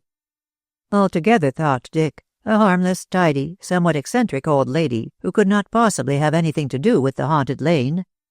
He judged her to be over 70 years of age, although, in speech at least, she was uncommonly vigorous for one who had passed the 70 limit. He felt that he was insulting her by his suspicions, yet he stayed where he was, to ask such questions as would wholly allay these. Then he became aware that Mrs. Jere, assiduously counting stitches, was watching him stealthily. Immediately the young man saw something sinister in her homely looks. Mrs. Jere had made a mistake in her work. She appeared to be unaware of her error. "Yes, Mr. Hastings, you were saying—" "That I am not a spiritualist," replied Dick, speaking as composedly as she had done. "But a client of mine is deeply interested in this Whispering Lane phenomenon, and requested me to investigate." "Strange that your client should consult a solicitor about such a thing," observed Mrs. Jere shrewdly. "Not so strange as you may think," rejoined Dick promptly. "It is better to have a skeptical investigator than a biased psychic lunatic." "And you, I take it, are a skeptic, Mr. Hastings?" "Very much a skeptic. I believe that there is a physical explanation of this so-called superphysical business." "I wish you could give it to me, then," said the old lady eagerly. "I want to be left in peace." "But you are going away, you told me." "I am. What with the voice and the many silly fools who come here at all times to question me about the voice, as if I knew anything, I am quite tired of the whole business. As an old woman, I want that rest I am not likely to get in Westbury."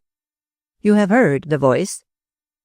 "Well, yes," admitted Mrs. Jere reluctantly. "Of course, being a Bible Christian, I don't believe that the dead return.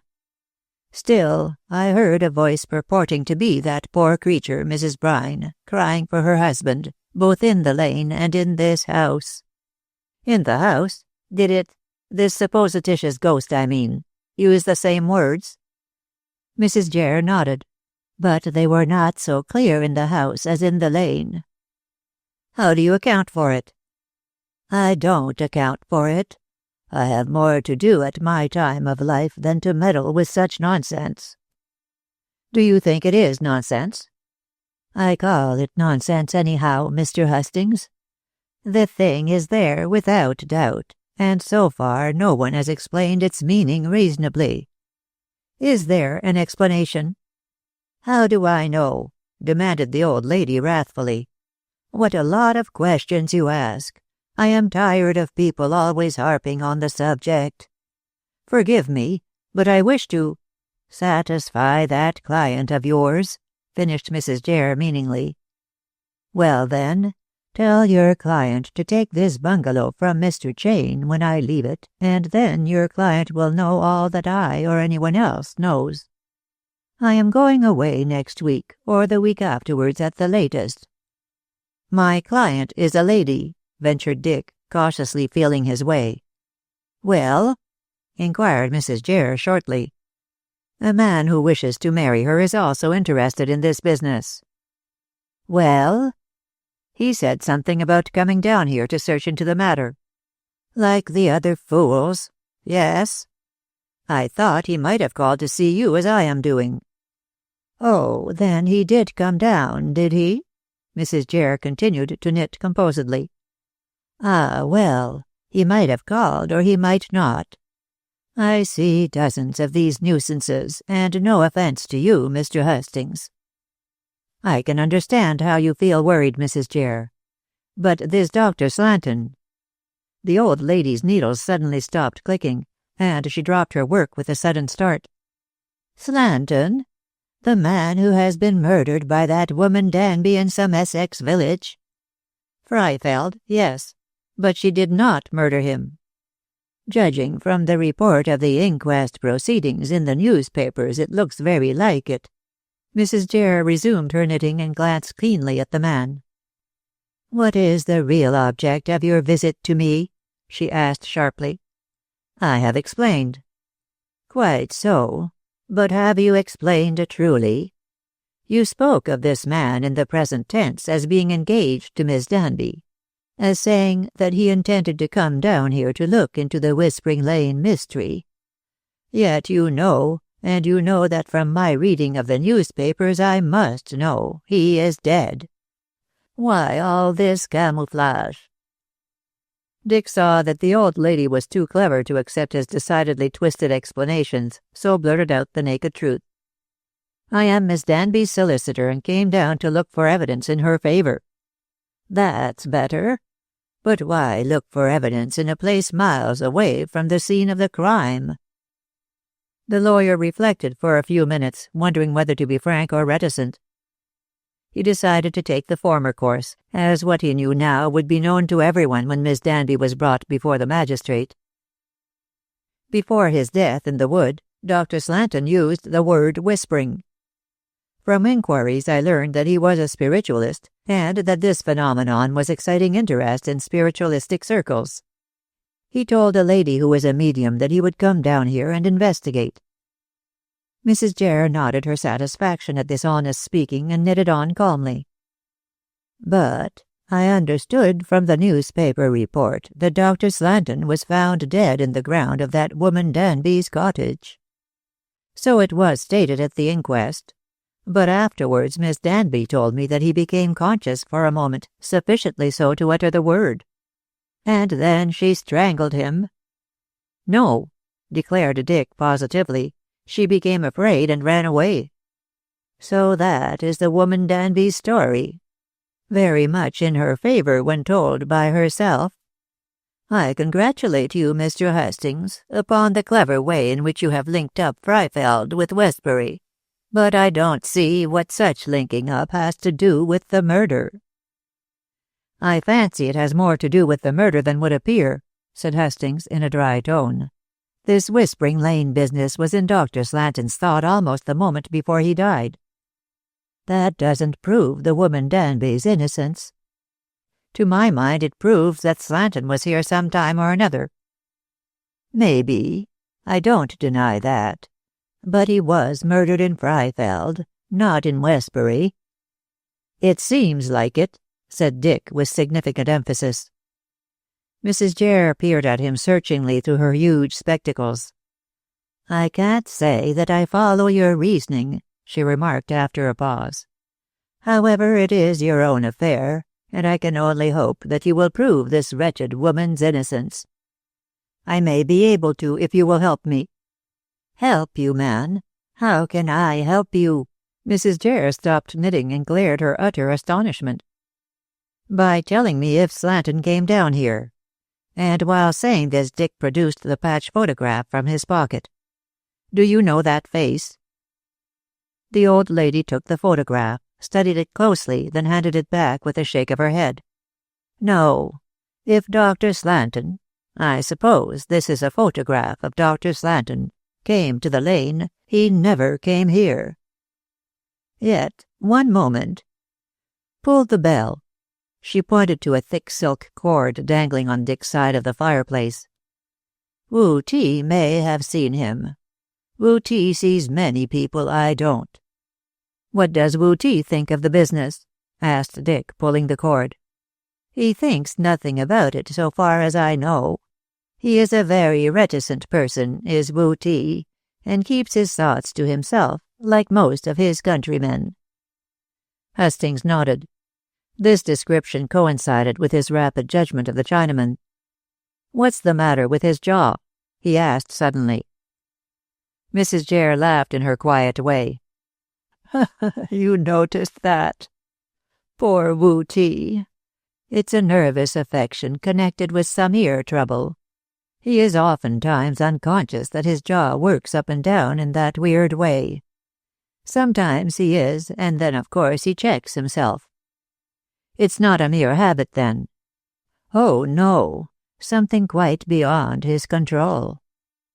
Just as his mistress finished explaining Wu Ti's ailment, the man himself glided into the room as silently as a shadow, and stood waiting orders with his hands muffled in the long sleeves of his blouse. Show him the photograph and ask him the question, commanded Mrs. Jere serenely. Dick did both, but Wu Ti shook his head after a keen glance at the face of the dead man. You might not have seen him in this house, urged Dick, disappointed, but in the lane, in the village. No, me no see. Are you quite sure? Inquired the old lady sharply. Me no see, repeated Wu Ti phlegmatically. Thank you, said Hastings despondingly, restoring the photograph to his pocket. It seems to me that I am on a wild goose chase. Hope for the best, Mr. Hastings, said Mrs. Jere kindly. There may be something in your idea after all. I am sorry that I cannot help you. Excuse my not rising to say good-bye. Rheumatism, you know. I am a great sufferer. Please don't apologize, said Dick, accepting his dismissal. It is I who should do that, for visiting you at so late an hour. I am obliged to you for your courtesy.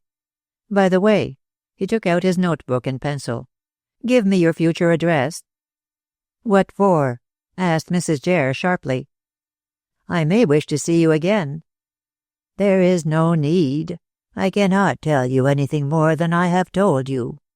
Still, you can have my address. Why not? Until I find a new house, I shall stay at a London hotel. Let me see. Oh, write to my bank, the Empire Bank. And she gave a number and a street in the city, which Dick noted down. Anything I can do will be done willingly. Wu-Ti. In answer to her signal, the Chinaman glided forward to throw open the door towards which Hustings moved, after bowing his farewell. Just as he was about to leave the room, Mrs. Jere called a halt. "That young girl who gave evidence at the inquest." "Miss Aileen Moore?" "Yes, I think that is the name. Is she mixed up in this business?" "No," shouted Dick furiously, and his eyes blazed. "Ah," said the old lady complacently, "you need tell me no more, young man. I can guess that she is a pretty girl with whom you are in love." "I am engaged to marry Miss Moore," he rejoined shortly, both amazed and annoyed that this clever beldame should gauge his feelings so accurately. "Good. Then be advised, and whether that woman Danby is innocent or guilty, and I think from the reported evidence that she is the last myself, get her out of such bad company." "Miss Danby is Miss Moore's best friend," rebuked Dick stiffly. "The Lord help her, then," retorted Mrs. Jere piously. "It's a mercy she has a decent lad like yourself to protect her." And with a gracious nod she signified that the interview was over. Silently and softly Wu-Ti guided the visitor to the door, down the neat garden path, and so far as the gate set in the gleaming white-painted fence. Dick walked out of the moonlight into the shadow of the lane and turned his head to see Wu-Ti gliding back into the house. This disappointed him, as he had expected the man to watch him, although he could give no reason for such expectation. Both the Easterner and his mistress seemed to be fair and honest, concealing nothing, admitting everything with almost aggressive frankness. Yet Dick mistrusted both. Why, it was impossible for him to say. Nevertheless, a vague suspicion persistently haunted his mind, that beneath the surface of things as they appeared to be, lurked sinister things as they really were, which needed to be dragged from the depths if Edith Danby was to be saved. Westbury and Freifeld, distant as they were one from the other, were plainly connected by the word whispering.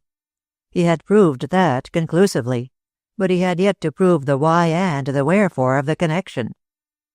"I thought you were never coming," drawled Jimmy Took, rising from the tree trunk when Dick reached him. "Found out anything, sir?" "No.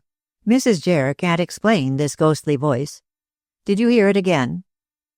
"Only once after you left me," explained the boy, as the two climbed the slope to regain the village.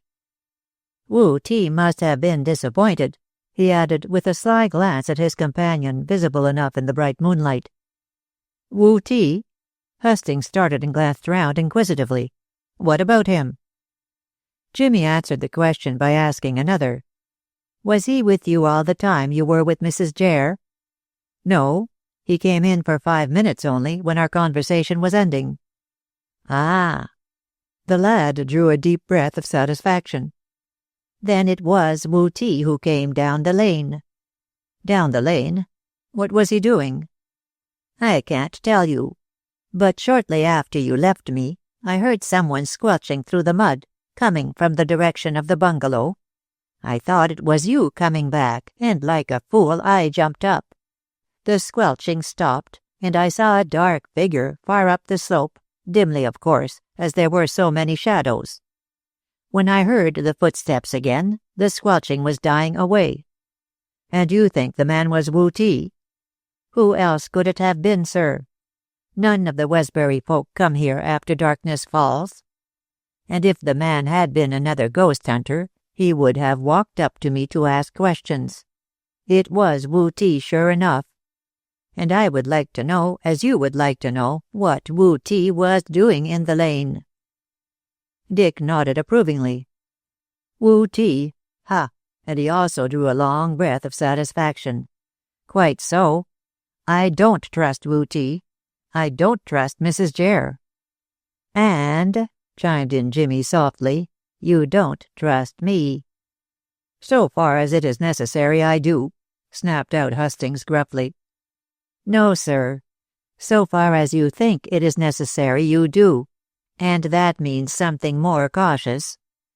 "But here we are at the Pink Cow," said Jimmy, stopping before the barred and bolted inn with its one glimmering window.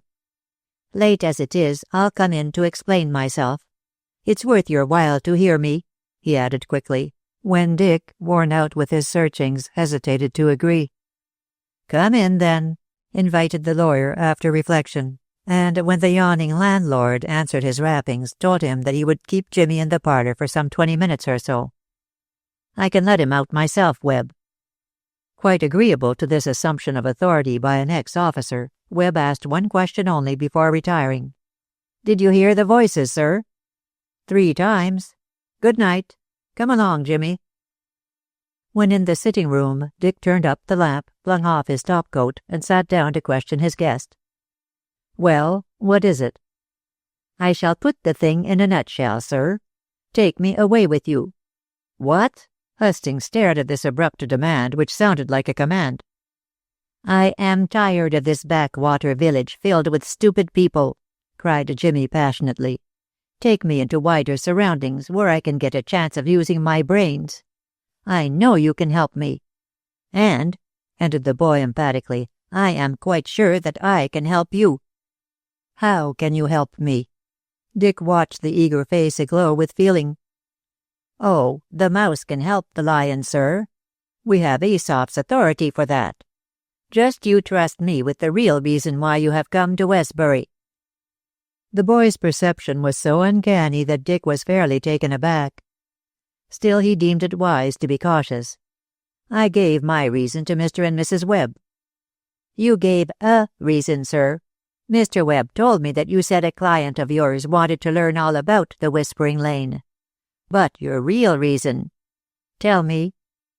"Why should I?" denied Hastings, frowning at the lad's persistence. "Because I can help you.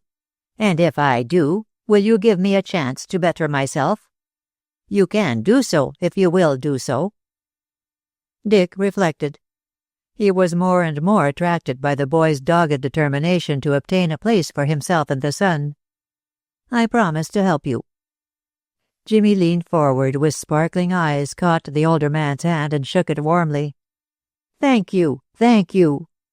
And perhaps I can guess the reason you hesitate to tell me. It concerns your client?" "Go on," Dick nodded, wishing to exploit the boy's sharp wits. "Your client is a man?" Hastings remembered that he had told Webb otherwise. "Let us say it is a man." "And he is missing?" "Perhaps," the boy's voice became a mere thread of sound, "perhaps he is dead." Dick jumped up alive with curiosity. Go on, yes, he is dead." "I thought so. And he was murdered hereabouts?" "Wrong. He was murdered at Freifeld." "The Slanton murder?" Jimmy jumped up in his turn. "I wondered if it might be so, but wasn't sure. And this man Slanton wore... Jimmy clawed Dick's arm, tremendously excited. "An oddly shaped scarf pin?" Yes. The swastika made of gold set with turquoise stones." The boy fumbled in his pocket and brought out an object hurriedly. "I found that near Mrs. Jare's bungalow." In the palm of his hand lay the turquoise swastika pin. 12. The Unforeseen. Detective Inspector Trant sat at his office desk, scribbling on the blotting paper, scribbling aimless lines and circles, crosses and triangles with monotonous persistence. Subconsciously he was an ideographist, a prehistoric throwback, accustomed to represent his ideas absent-mindedly by symbols. And these vague figures he was setting down interpreted only too truly his chaotic state of mind. Formerly convinced on the strongest of evidence that Edith Danby was guilty, he was now much less positive. And being an excessively just man, the doubt troubled him greatly. He wished to be absolutely sure that he was right, yet somehow felt that he was wrong, although where and how he could not imagine. It was the attitude of the accused woman which muddled his thoughts so grievously. She was sick, so sick that an order had been given to remove her to the Tarhaven infirmary, where she now lay decaying into nothingness. The divisional surgeon had reported 2 days previously that the prisoner was suffering from a particularly malignant form of cancer, which at any time might result in her death. This being so, it was impossible to bring her before the magistrate, urgent as was the need. Therefore her appearance in court was postponed indefinitely, since the surgeon was doubtful if she would ever recover sufficiently to face the ordeal. It would seem that God was to be her judge, not man. But all this did not trouble Trant so much as the woman's continued insistence upon her innocence. While she had a chance of living, he could well understand any denial likely to set her free. But doomed as she was by a higher tribunal to a worse death than by hanging, it was difficult to comprehend why she should still refuse to acknowledge her guilt. Of course, she might be thinking of her post-mortem reputation, but having no ascertainable relatives likely to suffer from the disgrace of her being hanged, this was scarcely a feasible explanation. Altogether, the inspector was woefully puzzled. If Miss Danby was innocent, who was the guilty party? No one could answer this vexed question, not even Trant, acquainted though he was so far with the ins and outs of the case. And it was just that "so far" which baffled him and caused his unrest. He knew much, but not all. Of that he felt assured. The poor man was a modern Aristides on the horns of a dilemma. Being in this uncomfortable frame of mind, it may be guessed how heartily he welcomed the return of Hastings. That young gentleman suddenly appeared at the office door with a handsome lad looking over his shoulder. "Here I am, Inspector," said Dick briskly, "and this is Jimmy Took." Masking his troublesome thoughts by assuming a severe official expression, Trant received the two in the traditional red-tape style. "I am afraid I cannot give you much time," he said gravely, nodding that they should be seated. "I am overwhelmed with work." "You will be still more overwhelmed when you hear what I have discovered." "Oh?" Trant swung his chair round to face the speaker, looking both eager and relieved. "So it wasn't a wild goose chase altogether?" "It wasn't a wild goose chase in any way," responded Dick grimly. "I have just returned from Westbury, where I passed the night." "Westbury?" "It's an unconsidered village near Chelmsford, 18-odd miles from here." "And this lad?" Trant eyed the slim, bright-eyed boy critically. "He's a native of Westbury. Father, once schoolmaster, now sexton, having come down in the world." "Why have you brought him to see me?" "Inspector Trant," said Hastings with twinkling eyes, "allow me to introduce to you the future Sherlock Holmes of the C.I.D." "If my luck holds," murmured Jimmy, who was taking in his surroundings swiftly and sorting them into the pigeonholes of his clever brain. "Oh, it will hold right enough," said Dick, catching the words. "You're much too good to lose, youngster. Now, Mr. Trant, before I tell, you tell."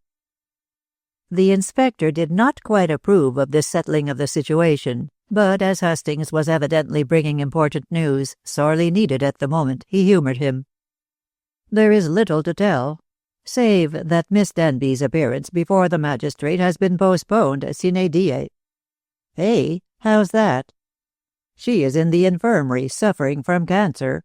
The doctors are doubtful if she will ever recover." "Poor soul. She told me of her disease, but I did not think it was so bad as all that. I hope to clear her character before she goes west.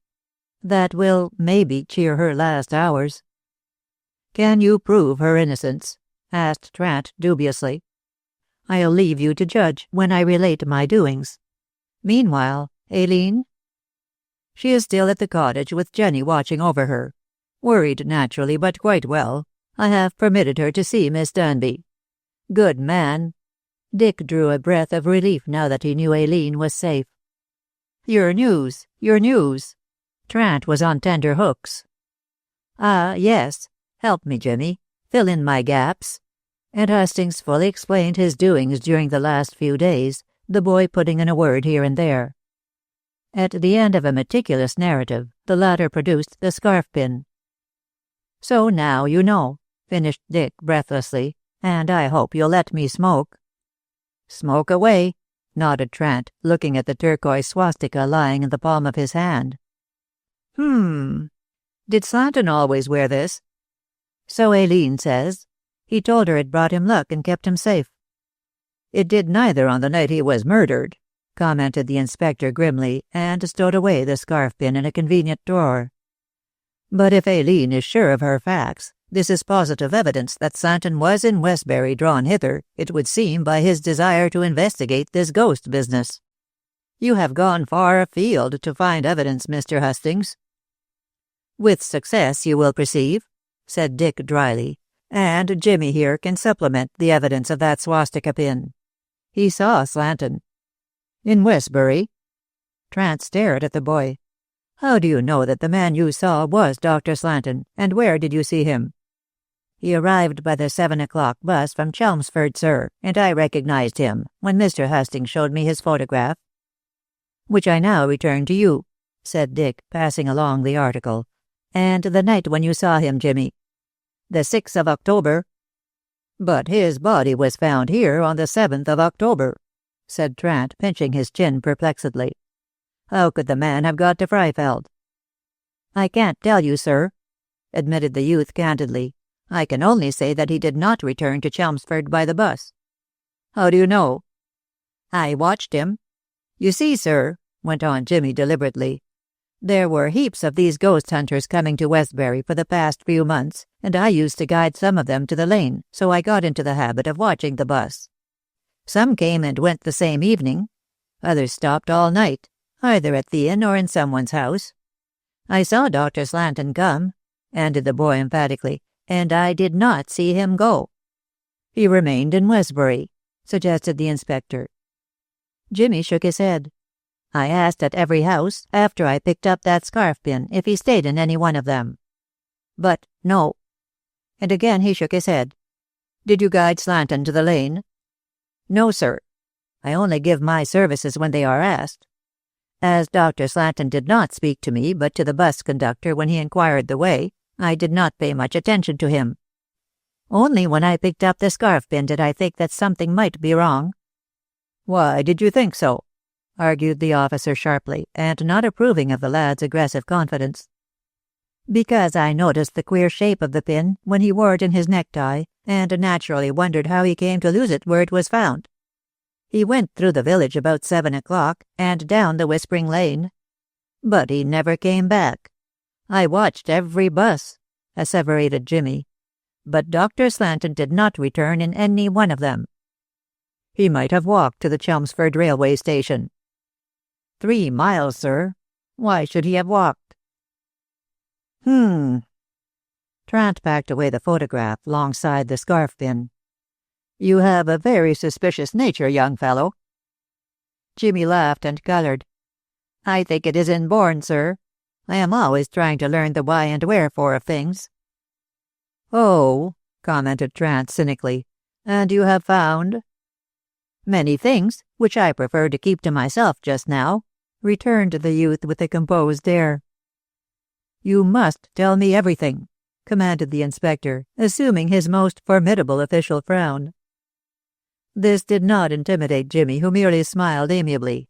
"I can't make 4 out of 2 and 2 as yet, sir. When I do, I'll speak." "He won't go past that," put in Hastings with a shrug. "The young rascal has something up his sleeve." "Then why not tell it?" demanded Trant angrily. "For this reason." Jimmy was firmly respectful. "I wish to become a detective." "Pooh!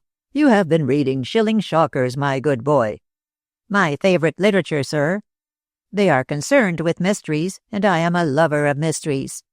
And," continued Jimmy in animated tones, "when I get a chance of solving a real-life mystery, I don't want to lose it." "Very natural, Master Took. But only by telling me everything can you get it." "I have told you all the facts so far as I am acquainted with the facts. But what I deduce from them I tell no one, until I have satisfied myself that such deductions are correct." "Rubbish." Trant was as perplexed by this unusual character as Hastings had been. "What can an inexperienced baby like you do in a matter which is puzzling older and wiser heads?" Jimmy smiled slyly. "Out of the mouths of babes and sucklings." "Pish!" The inspector considered Dick's report and the boy's obstinacy for a moment or so. "I'll go thus far," he said at length, addressing the latter. "You can come down with me to Westbury and help with your local knowledge. This Whispering Lane, the turquoise scarf pin dropped near it, Mrs. Jere and her Chinese servant. Yes, you will be useful to me in Westbury. Will you give me a free hand, sir?" "Well, yes, within limitations. You are smart enough in your own conceit and may stumble upon something helpful." "When will we go to Westbury, sir?" inquired Jimmy anxiously. "Tomorrow evening. I can't get away before then. We can motor from here." "If I may offer an opinion, sir, I should go down today." "Impossible. Impossible." "Or at least," continued the youth smoothly, as if there had been no interruption, "wire to the Westbury policeman, Jinx is his name, to keep an eye on Wu Ti and Mrs. Jere." "And so arouse their suspicions when they learn, as they may learn, that they are being watched," said Trant derisively. "No, no. I'll take them by surprise before they have time to concoct explanations. That is, if there are any required.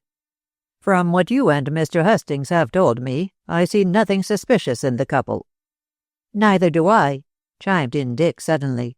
"All the same, I am suspicious. I have what the Americans call a hunch." "Like your whispering word hunch," said Trant lightly. "Yes, and that proved to be helpful," retorted Dick, nettled.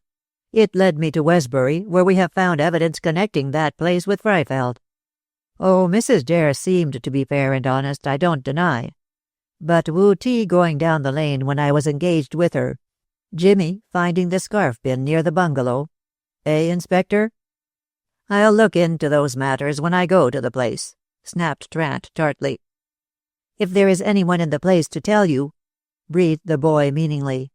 "What's that?" Trant turned on him sharply and angrily. "This. In my opinion, Mrs. Jere and Wu Ti are going to run away." "Next week, Jimmy," put in the lawyer. "Mrs. Jere said as much. And it is no running away, but a calculated and foreseen removal."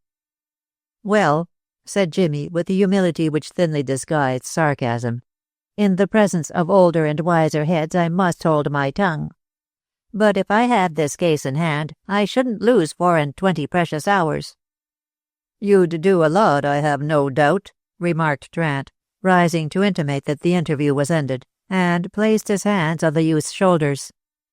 "See here, young fellow, I have spoken to you more sharply than was needful, for this matter is bothering me considerably. But I think you're a clever boy, and if you can help me with your young wits, as I think you can, why then, your foot is on the first rung of the ladder leading to the heights of your ambition. See?" And he gave Jimmy a friendly shake, whereat the lad flushed with pleasure. He had his secret doubts as to Trant's perfection in detective doings, but all the same the officer was a personage, and praise from him was something to be appreciated. When in the street, Dick turned to his young friend. "Well, Jimmy, will you come to Freifeld as my guest for the night, or will you stay in Tarhaven?" "I'll stay here, sir, if you don't mind. There's lots to be seen." "And lots of temptations to be let into," said Dick, smiling, for he had no fear of the boy getting into trouble, shrewd as he was in spite of his youth. "Well then, here are £5 to see you through." "Thank you, sir." Jimmy accepted the treasury notes gravely. "I'll repay you out of my first fees as a detective. Are you coming with the inspector and me tomorrow, sir?" "No, my presence is not necessary. If it is, wire me to my office." Dick gave the boy a card with the Lincoln's Inn address of his firm. "Put your best foot foremost, Jimmy. Now's your chance to gain your ends. Don't lose it." "Not me, sir," said the boy with a grim look, astonishing on so youthful a face, and he swung away into the crowded High Street, as if he had been used to the hustle and bustle all his limited life. "There goes a lusus naturae," thought the solicitor, with a yawn, for the long journey and the long interview of the day had wearied him. Then he hired a taxi to take him home. Followed a sleep, a bath, a change of clothes, and later an evening visit to the cottage. Aileen received him in the stuffy parlour with a tired face and listless movements, but she brightened and strengthened when her visitor was ushered in by Jenny Walton. "Oh, I am glad to see you, Dick. I have been counting the hours for your coming." She grasped both his hands, looking anxiously into his face. "Have you found out anything? Is Edith safe? Who is guilty? Why was Dr. Slanton murdered? And... She stopped, panting. Dick loosened his hands gently and placed her in an armchair. "One question at a time, dear. Don't get too excited and waste what strength you have, which is less than I could wish." And in his turn he looked anxious. "It's Edith," wailed the girl, the bright color of her welcome dying out of her cheeks.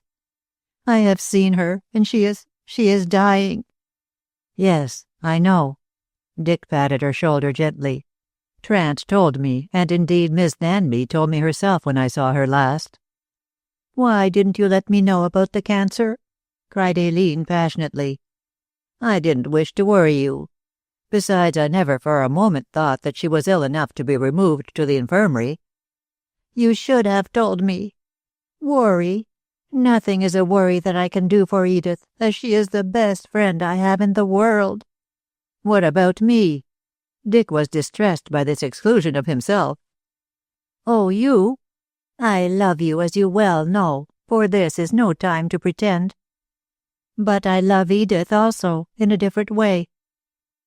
"Then there is your father, if he is alive." "Oh, my father, my father!"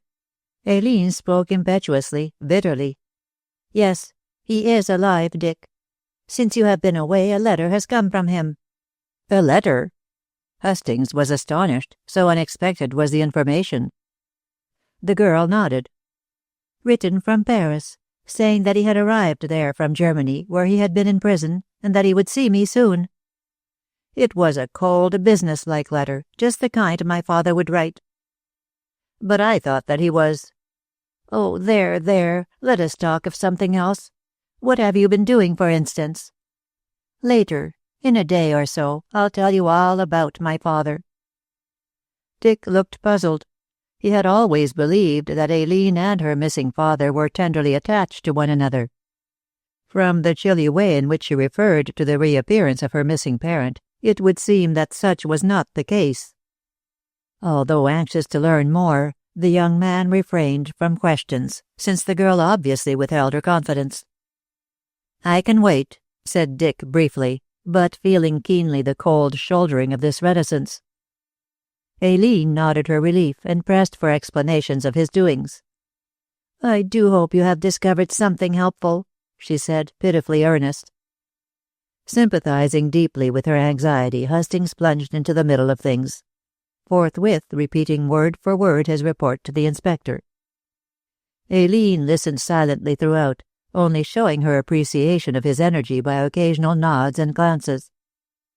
When he ended by describing how Jimmy had melted away into the Tarhaven population, the girl drew a long breath. "I wish you had brought that boy over with you, Dick. I should like to ask questions." "I doubt if he would answer any. Jimmy has a shrewd brain and a strong will of his own. Wild horses won't drag the truth out of him until he makes up his obstinate mind to speak freely." "Do you think that he knows the truth?" "I can't offer an opinion. He may have a bee in his bonnet, or there may be method in his madness. Jimmy keeps himself to himself very thoroughly." "What do you think, Dick?" "I think that we are blundering about in the dark, and until we see light we'll continue to blunder. Undoubtedly Slanton was in Westbury on the 6th of October, and on the 7th was found dead in the wood outside, 18 miles from that village, and with the return half of a Cornsby to London ticket in his pocket. Make what you can out of that." "Do you believe that Mrs. Jere has anything to do with the matter?" "On the face of things as they are, it would seem not. Yet Wu Ti is her servant, and Wu Ti, according to Jenny, haunts old Wung's dugout. Moreover, the girl more than hinted that Wu Ti was Slanton's enemy." "And murdered him," asserted the feminine in Aileen, jumping to conclusions. "If so," argued the slower masculine nature. Why did he not strangle the man in Westbury? You forget that Slanton was alive when Miss Danby found him. Wu Ti may have brought him here and killed him after Edith ran away. But why, in the name of the high gods? Wailed Dick, clutching his whirling head. He wished to implicate Edith. That the assassin desired to do so is clear enough. But Wu Ti? So far as we are aware, Miss Danby does not know the creature. She knew Dr. Slanton, and he knew Wu Ti, persisted Aileen, holding to her theory. And if Edith would only tell me— There you are, interrupted Hastings testily. I think, and I have always thought from the first, that Miss Danby can hand us the key to the riddle. But she won't, for some inexplicable reason, not even to save her life. Possible death by being hanged, certain death from cancer. What chance has she, poor darling? Said Aileen sadly. And I think— Hastings could not endure the ever-circling arguments any longer and rose in a hurry. Don't think, my dear girl. Thinking on insufficient premises only muddles things more and more. Better wait for the return of Trant and Jimmy from Westbury with further information. But if they find nothing— Aileen rose also, and despairingly. They are bound to find something. Slanton's death is connected with Westbury, with that Whispering Lane business, I fancy. When the mystery of that is solved, and it is a mystery from my own hearing, then the truth will come to light. Meanwhile, Dick picked up his overcoat and cap tumultuously.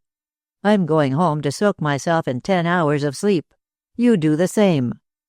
I can't sleep with all this on my mind. How can you think so? My dear, Dick, taking her gently by the shoulders, looked with tenderness into her sad and tearful eyes.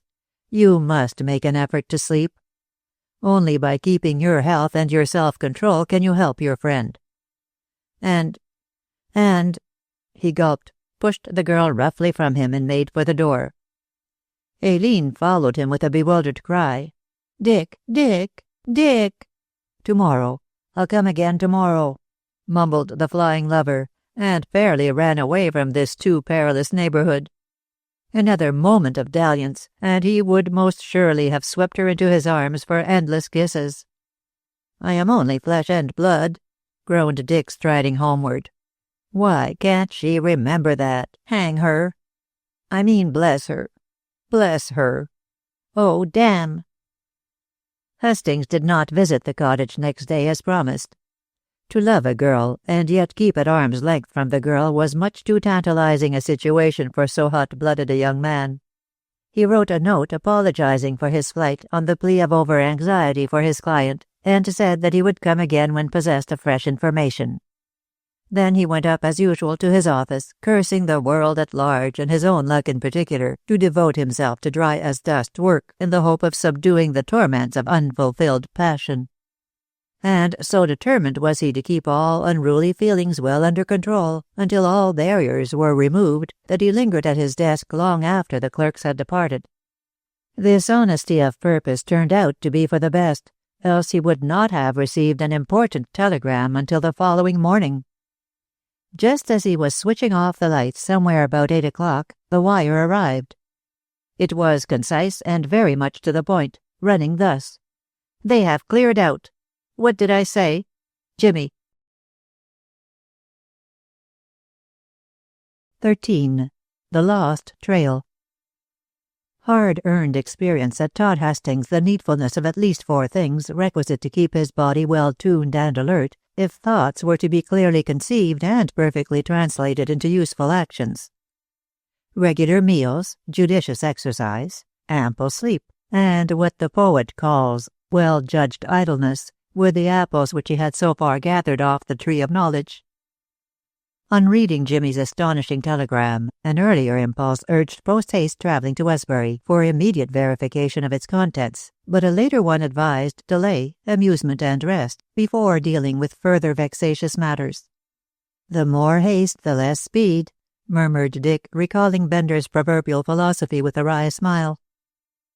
In this reasonable frame of mind, the harassed young man went to his club, where he always retained a room, changed into evening kit, enjoyed a belated dinner, and spent a lazy hour at the nearest music hall, where no thinking was required to follow the lightsome entertainment. Such wise philanderings with pleasure brought him a next morning reward, for he stepped in the 10:30 train to Chelmsford with a brain well swept of theoretical cobwebs. Cool-headed, clear-minded, and self-mastered in every way, he was thus ready to consider further problems. The first of these was propounded to him by Inspector Trant almost before he descended from the bus at Westbury. "I got your wire and came to meet you, Mr. Hastings," burst out the officer immediately. "The boy's gone." Dick looked, as he felt, puzzled. "I thought Mrs. Jarrett, her servant, had gone," he remarked, drawing Trant aside. "Jimmy sent me a wire last night." "Hang that youngster! He will go and do things on his own." "You gave him a free hand, remember?" Dick reminded him. "Within limitations, Mr. Hastings. Within limitations." Trant was fuming. "But here he sends you a wire without consulting me, and now goes off on his own." "Is he chasing the fugitives?" "I don't know. He said nothing, but just disappeared." "When did Wu Ti and his mistress go?" "Yesterday afternoon or early last evening," growled the inspector gloomily. "It is impossible to fix the time. All I can learn is that they did not get away from here by any bus, nor did they board any train at Chelmsford. I arrived in this place at 7 o'clock last night, and made the boy guide me immediately to the lane, afterwards to the bungalow. I heard nothing in the lane and found no one in the house. This morning it was the same, for although I have searched everywhere, there is no sign of that infernal old dame or her chink. Oh, they've gone, sure enough." "Where?" Dick was asking himself this question, but Trant, overhearing, thought that it was addressed to him and fired up. "How do I know, Mr. Hastings? Would I be here wasting time with you if I did know? Come along to the inn. I have sent for that confounded brat's father, who may be able to explain things." While the two walked up the cobblestone street to the Pink Cow, Dick very wisely held his tongue, easily conjecturing the reason for Trant's unusual heat. The man was mortified that he had neglected Jimmy's warning, and his pride was wounded by the lad's percipience. However, being a just man, he swallowed that pride and blurted out an apology at the inn door. "It's my own fault, Mr. Hastings, for I should not have been above taking a hint. The boy is clever and well worth listening to, but I suppose old dogs don't like being taught new tricks by young puppies." "I sympathize," Dick nodded comprehendingly. "It's a case of the younger generation knocking at the door, eh?" "Something of that sort. Unless—" Trant spoke deliberately. "Unless I say, sir, this youngster is double-crossing us." "Nonsense. He told me and he told you that he suspects the couple. That alone should assure you of his honesty." "I don't know, Mr. Hastings. After all, the boy knows much he won't let out." "Whatever he does know is not being kept back to shield this woman," retorted Dick heatedly. "I'll take my oath that Jimmy's a white boy." "If he is, why hasn't he shown up this morning? Perhaps his father can explain. Oh, good morning, Webb." "Good morning, sir," replied the landlord, who had approached quietly during the conversation. "Mr. Tooke is waiting for you two gentlemen in the parlour." A piece of news which sent Trant hurriedly into the house. Hastings was about to follow when Webb detained him. "You've heard the news, sir?" "About that couple skipping? Yes." "Don't see why there should be any skipping about it, sir," argued Webb, referring the matter to Dick's common sense. "The old lady always said that she was going to clear out because of being worried about this ghost business, and there wasn't no harm about her so far as I know. But that blinking chink, sir, I never did trust him, and now he's gone and stolen my dog." "Your dog?" "An Airedale I kept in the yard. Pedigree pup I wouldn't have taken 20 quids for. Chained him up and fed him last night, and now he's gone." "Why do you suspect Wu Ti?" "'Cause he offered 3 times to buy him, saying as the old lady was afeard of burglars. Course I told him to go where he'll go in the long run, and now he's been and stole him. If ever I lay hands on that blasted heathen, I'll—" Here followed a lurid threat interspersed with adjectives ending with an apology for going off the deep end. "Have you told the police?" questioned Dick, ignoring this wordy emotion. "Police?" Webb looked disgusted. "Why, yes, sir. Leastways the only cove of the breed hereabouts. And a fat lot of good he is. Says he's busy with more important matters than hunting for my tyke." "And what are they, sir?" The man's face lighted up with curiosity. "What's that inspector bloke nosing round here for along o' Jinx?" "It's the Whispering Lane business," explained Hastings reservedly. "Waste o' time, sir. Heaps and heaps of them spirit merchants have been prying themselves sick without getting a sniff." "The police may be more fortunate," was Dick's reply, and he passed along the passage into the parlour. Here he found the inspector conversing with a tall, thin, sallow-skinned man, who looked very much the schoolmaster he had been and very little the sexton he now was. He had the face and stoop and refined accent of the pundit caste, but there were traces of the Romany blood in him, as in his son. Iron-grey hair, moustache and imperial, and melancholy dark eyes gave him a kind of Charles I appearance. "I can tell you no more, Inspector," he was saying when the lawyer entered. Taking no notice of the newcomer, Trant proceeded to examine his man. "You say that your son went to bed at 11 last night, after I dismissed him?" "Yes." "And this morning you found him gone when you went at 6 o'clock to waken him?" Then, in response to a nod from Mr. Tooke, the inspector continued. "Did the boy say if he was going anywhere?" "No. He was excited about this case and told me that you were good enough to let him work under you." "He won't work under me long if he goes on behaving so independently," said Trant grimly. "Do you approve of his being a detective?" "Why not, Mr. Inspector? Where the treasure is, there will the heart be. James is born to your trade. As a schoolmaster, I hold that a boy should follow his bent, provided it is honest." "You are not a schoolmaster now, Mr. Tooke?" inquired Dick sympathetically. "Younger men have ousted me from the pedagogue's throne," replied the other, smiling sadly. "And in these bleak days I must earn my bread as I best can." Trant got impatiently on his feet, irritated by this side-tracking. "Can you swear, Mr. Tooke, that you don't know where your son is?" "I can, most certainly. But if I may venture an opinion—" Yes, go on." "I think James is following up this matter in his own peculiar way." Dick assented. "More than that, I rather think that he is following up our runaways with a dog," and he repeated Webb's tale of his missing Airedale. Here again Jimmy was proving himself more far-seeing than the inspector. "Why couldn't he ask Webb if he could borrow the animal?" asked Trant, half angry, half pleased with the boy's alert doings. Tooke smiled faintly. "That is like James. He never tells anyone of his plans until he sees the result of his plans." "But surely you don't approve of his stealing another man's dog?" "Not stealing, Mr. Inspector.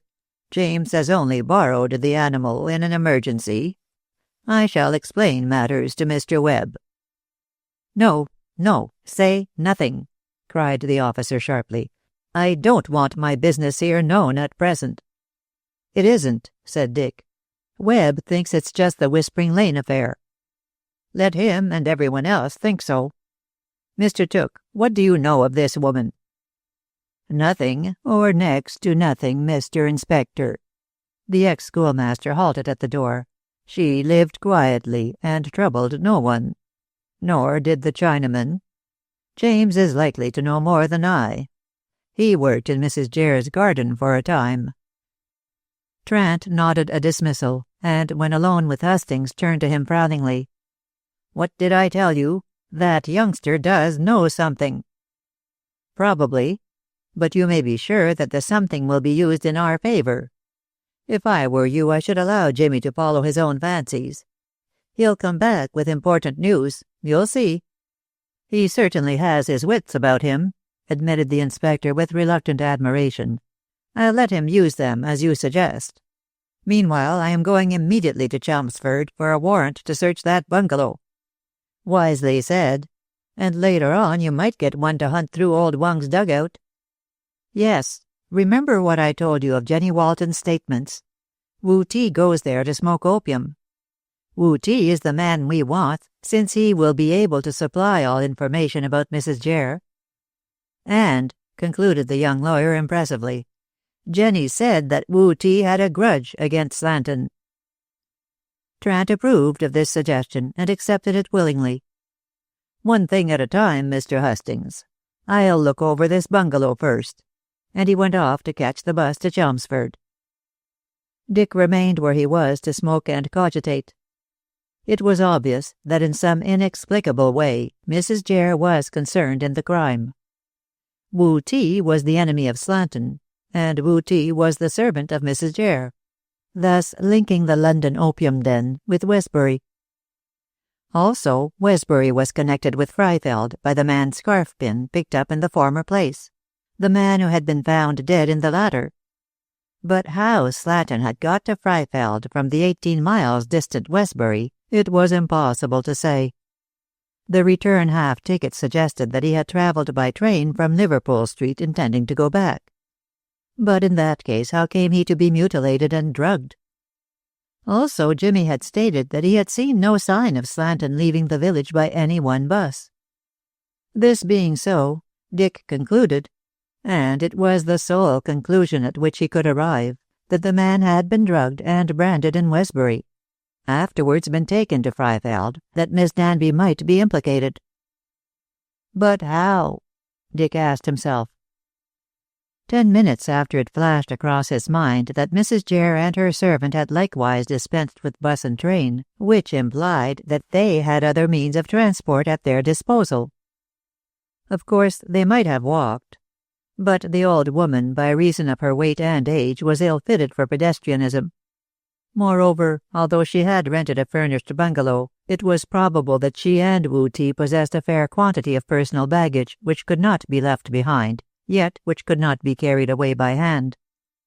Dick, fumbling thus at his problem, decided to apply to Mr. Tooke for its solution. Since Jimmy had worked in the bungalow garden, Jimmy's sharp eyes had undoubtedly seen all that could be seen, and he might have dropped his father a hint. So Hustings asked the way to the man's cottage, learned from an elderly housekeeper that he was professionally engaged, and forthwith betook himself to the churchyard. Here he found Tooke digging a grave in the shadow of the square Norman tower, and lost no time in satisfying his curiosity.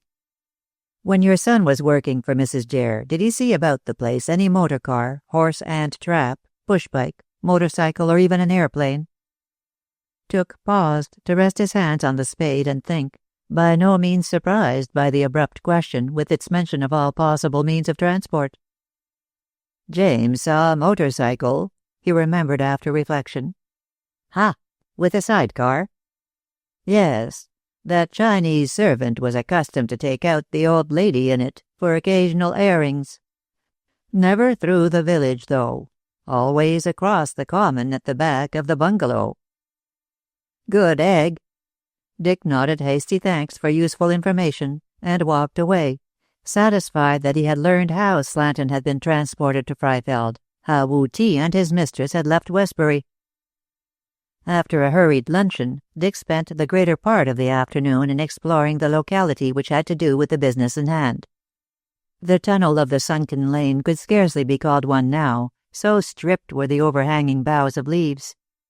He glanced upward at the bare oaks, sideways at the tangled banks, wondering how the marvel of the crying voice had been brought into being. It was certainly a trick. He thought so, Jimmy thought so. But how the trick was managed, no one knew, no one could even imagine. However, no tormented ghost was terrorizing now, so the young man tramped stolidly down the descent, scrambled up the ascent to pause beside the bungalow. There it stood, ringed by its white fence, peaceful and silent amidst barren flower beds, tiny lawns of brilliant green, and clustering shrubs neatly trimmed. Innocent enough in outward seeming, yet to Dick suggesting sinister possibilities. Slanton had not been murdered there, but Slanton had been drugged and branded there.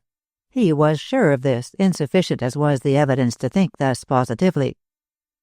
Walking on, Hastings inspected the spot which Jimmy had described as that where he had picked up the turquoise swastika.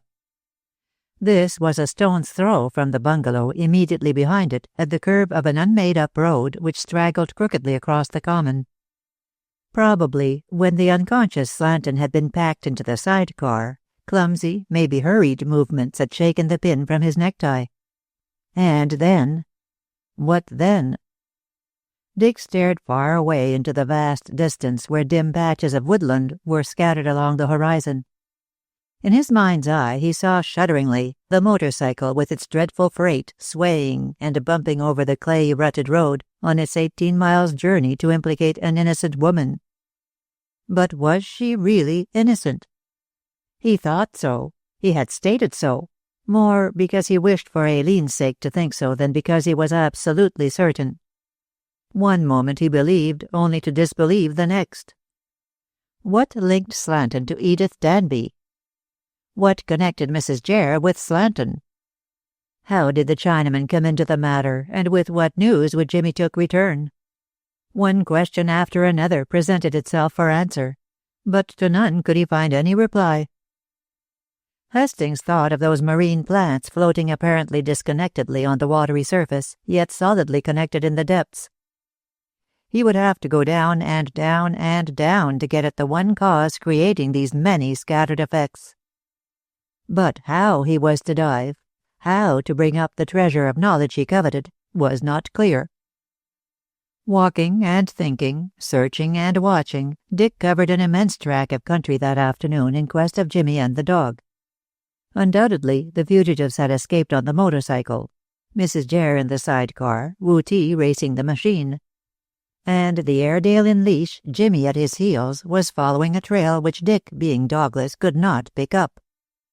For hours he wandered fruitlessly, and retraced his steps shortly after sundown to find signs of occupancy in the bungalow. Trant, brandishing an official-looking paper, was expostulating at the door with a short, slim, neatly built man who was refusing him admission. "It is monstrous," he was saying in a light, rather weak voice. "You have no reason to suspect my tenant, no right to search my house." "I have the right of this warrant," retorted the inspector with a flourish of the document, "and that right I intend to exercise." "Ah, Mr. Hastings, you arrive in the nick of time. As a solicitor you may be able to convince Mr. Chain that the law is with me. Mr. Hastings, Mr. Chain." He waved his hand by way of introduction. Dick surveyed the owner of the bungalow, this grey tweed-clothed, light-voiced, dapper little fellow, elderly and frail. His voice somehow explained his looks. Light hair, light complexion, light eyes of shallow blue, Mr. Simon Chain suggested an airy elfin changeling, too trifling to be taken seriously. Still, he was definitely serious at the moment, his fair skin flushed, his pale eyes brilliant with anger, as he blocked the doorway. "My house is my castle," piped this butterfly person wrathfully. "Dora is a dead letter now that the war is over. You can't and you shan't enter." "I take it that you are a law-abiding citizen, Mr. Chain," said Dick quietly. "Of course, and for that reason I stand on my rights." "If we discuss matters, I think you will exercise them in the cause of justice." "I am willing to do that if you and this officer can show me cause. But until you do, I stand here." And the crabbed little fellow spread his arms from jamb to jamb to prevent entrance. The inspector smiled dryly. "I can walk in on the authority of this warrant, and any court will uphold my action. But, as I never create unnecessary trouble, I will state my reasons. The more so, Mr. Chain, as I wish you to give me certain information." And he then related succinctly so much of the case as had to do with Mrs. Jere's possible entanglement therein. Chain listened intently, his shallow eyes fixed throughout on the speaker's face. "I gather, then," said he when Trant ended, "that you suspect Mrs. Jere of having seen this man Slanton when he came to investigate this ghost business?" "Yes, She must have seen him. A scarf pin worn by Dr. Slanton was found on the road behind this bungalow." "That doesn't prove Slanton's presence in the house," retorted Chane contemptuously. "Mrs. Jere denied all knowledge of him, I understand." "She did, and to me," put in Hustings quickly. "Then you may take it that she spoke truly. Mrs. Jere is an honest woman." "And her servant, what about him?" "I know nothing so far as Wu Ti is concerned," rejoined Chane coldly. "Why did he and his mistress run away?" demanded the inspector. "I see no running away about their departure. Mrs. Jere told me several times that she might leave at any time, since these ghost hunters so worried her. She wrote me yesterday of her intention to give up the house. I received the letter by the midday post in London, and therefore came down to look after my property." The little man produced a letter from the pocket of his grey tweed sports coat. "There it is. You don't want to see the notes she enclosed. Her rent, gentlemen, honestly paid at the last moment to the last farthing." Trant, with Dick looking over his shoulder, skimmed the short epistle, which simply stated that the writer was worried into leaving Westbury sooner than had been her intention. The last straw was the intrusion of a man called Hustings, who bothered her with foolish questions, and she refused to submit further to such persecution. "Herewith I enclose my quarter's rent," ended the letter abruptly, "with thanks for your courtesy. Truly yours, Selina Jere." "May I keep this letter?" asked the inspector, folding it up. "Certainly. And now that you have explained, you can search the house." Jane stood aside as he spoke. "You will find nothing incriminating, I'll swear." "What do you know of Mrs. Jere?" "Nothing, or next to nothing. I advertised my bungalow to let furnished. She answered my advertisement saying that she was in search of a restful home." "But her references?" "I asked for none, as she paid the first quarter's rent in advance. Good enough for me, as I didn't wish to be bothered with business details. Come in." The inspector promptly obeyed, but Dick refused to join in the search as he was both hungry and tired. There was no need for him to be the inconvenient third, as the officer was quite capable of managing this strictly official business, solus and alone. He therefore returned down the lane and up the lane to bring up at the Pink Cow. There he found Mrs. Webb, pleasantly fluttered, watching for him at the door. "A young lady is waiting for you, sir." Dick, on the point of entering, stopped and stared, wholly taken aback by this very unexpected intelligence. "A young lady?" he repeated mechanically. "Miss Aileen Moore, sir. She says that you are expecting her." 14. An unexpected meeting. The news of Aileen's arrival in Westbury was both incredible and unwelcome, but true enough, as the young man found on entering the parlor. Here the girl was seated before the fire, looking wan and anxious and worn, as she rose tumultuously to greet him with a torrent of disjointed sentences. "Oh, Dick, Dick, I do want to know things. I just had to come here. I couldn't help myself. You ran away from Freifeld. I am sure you are keeping something from me. I want to know the best, the worst, everything. What is it? What is it? Tell me. Tell me." She stumbled forward to seize the lapels of his coat and shake him weakly. "Oh, I shall go out of my mind if you don't tell." Disengaging her hands very gently, Dick replaced her in the chair. "Darling," he coaxed, kneeling beside her with soothing caresses and persuasive words, "you are overwrought. There is nothing to fear. Nothing. Everything is going on capitally. In time, the truth will be known." "Are you sure? Sure?" "I am sure," lied Dick bravely to quiet the storm. And Edith will be safe?" "Of course. There." He dried her eyes with his pocket handkerchief and rose quickly as the temptation to kiss her assailed him. "You need food and rest, Aileen. I'll tell Mrs. Webb to hurry up dinner and—" "Dinner? As if I could eat anything with Edith, Edith. And she broke down. You must. Do be sensible. And he moved towards the door.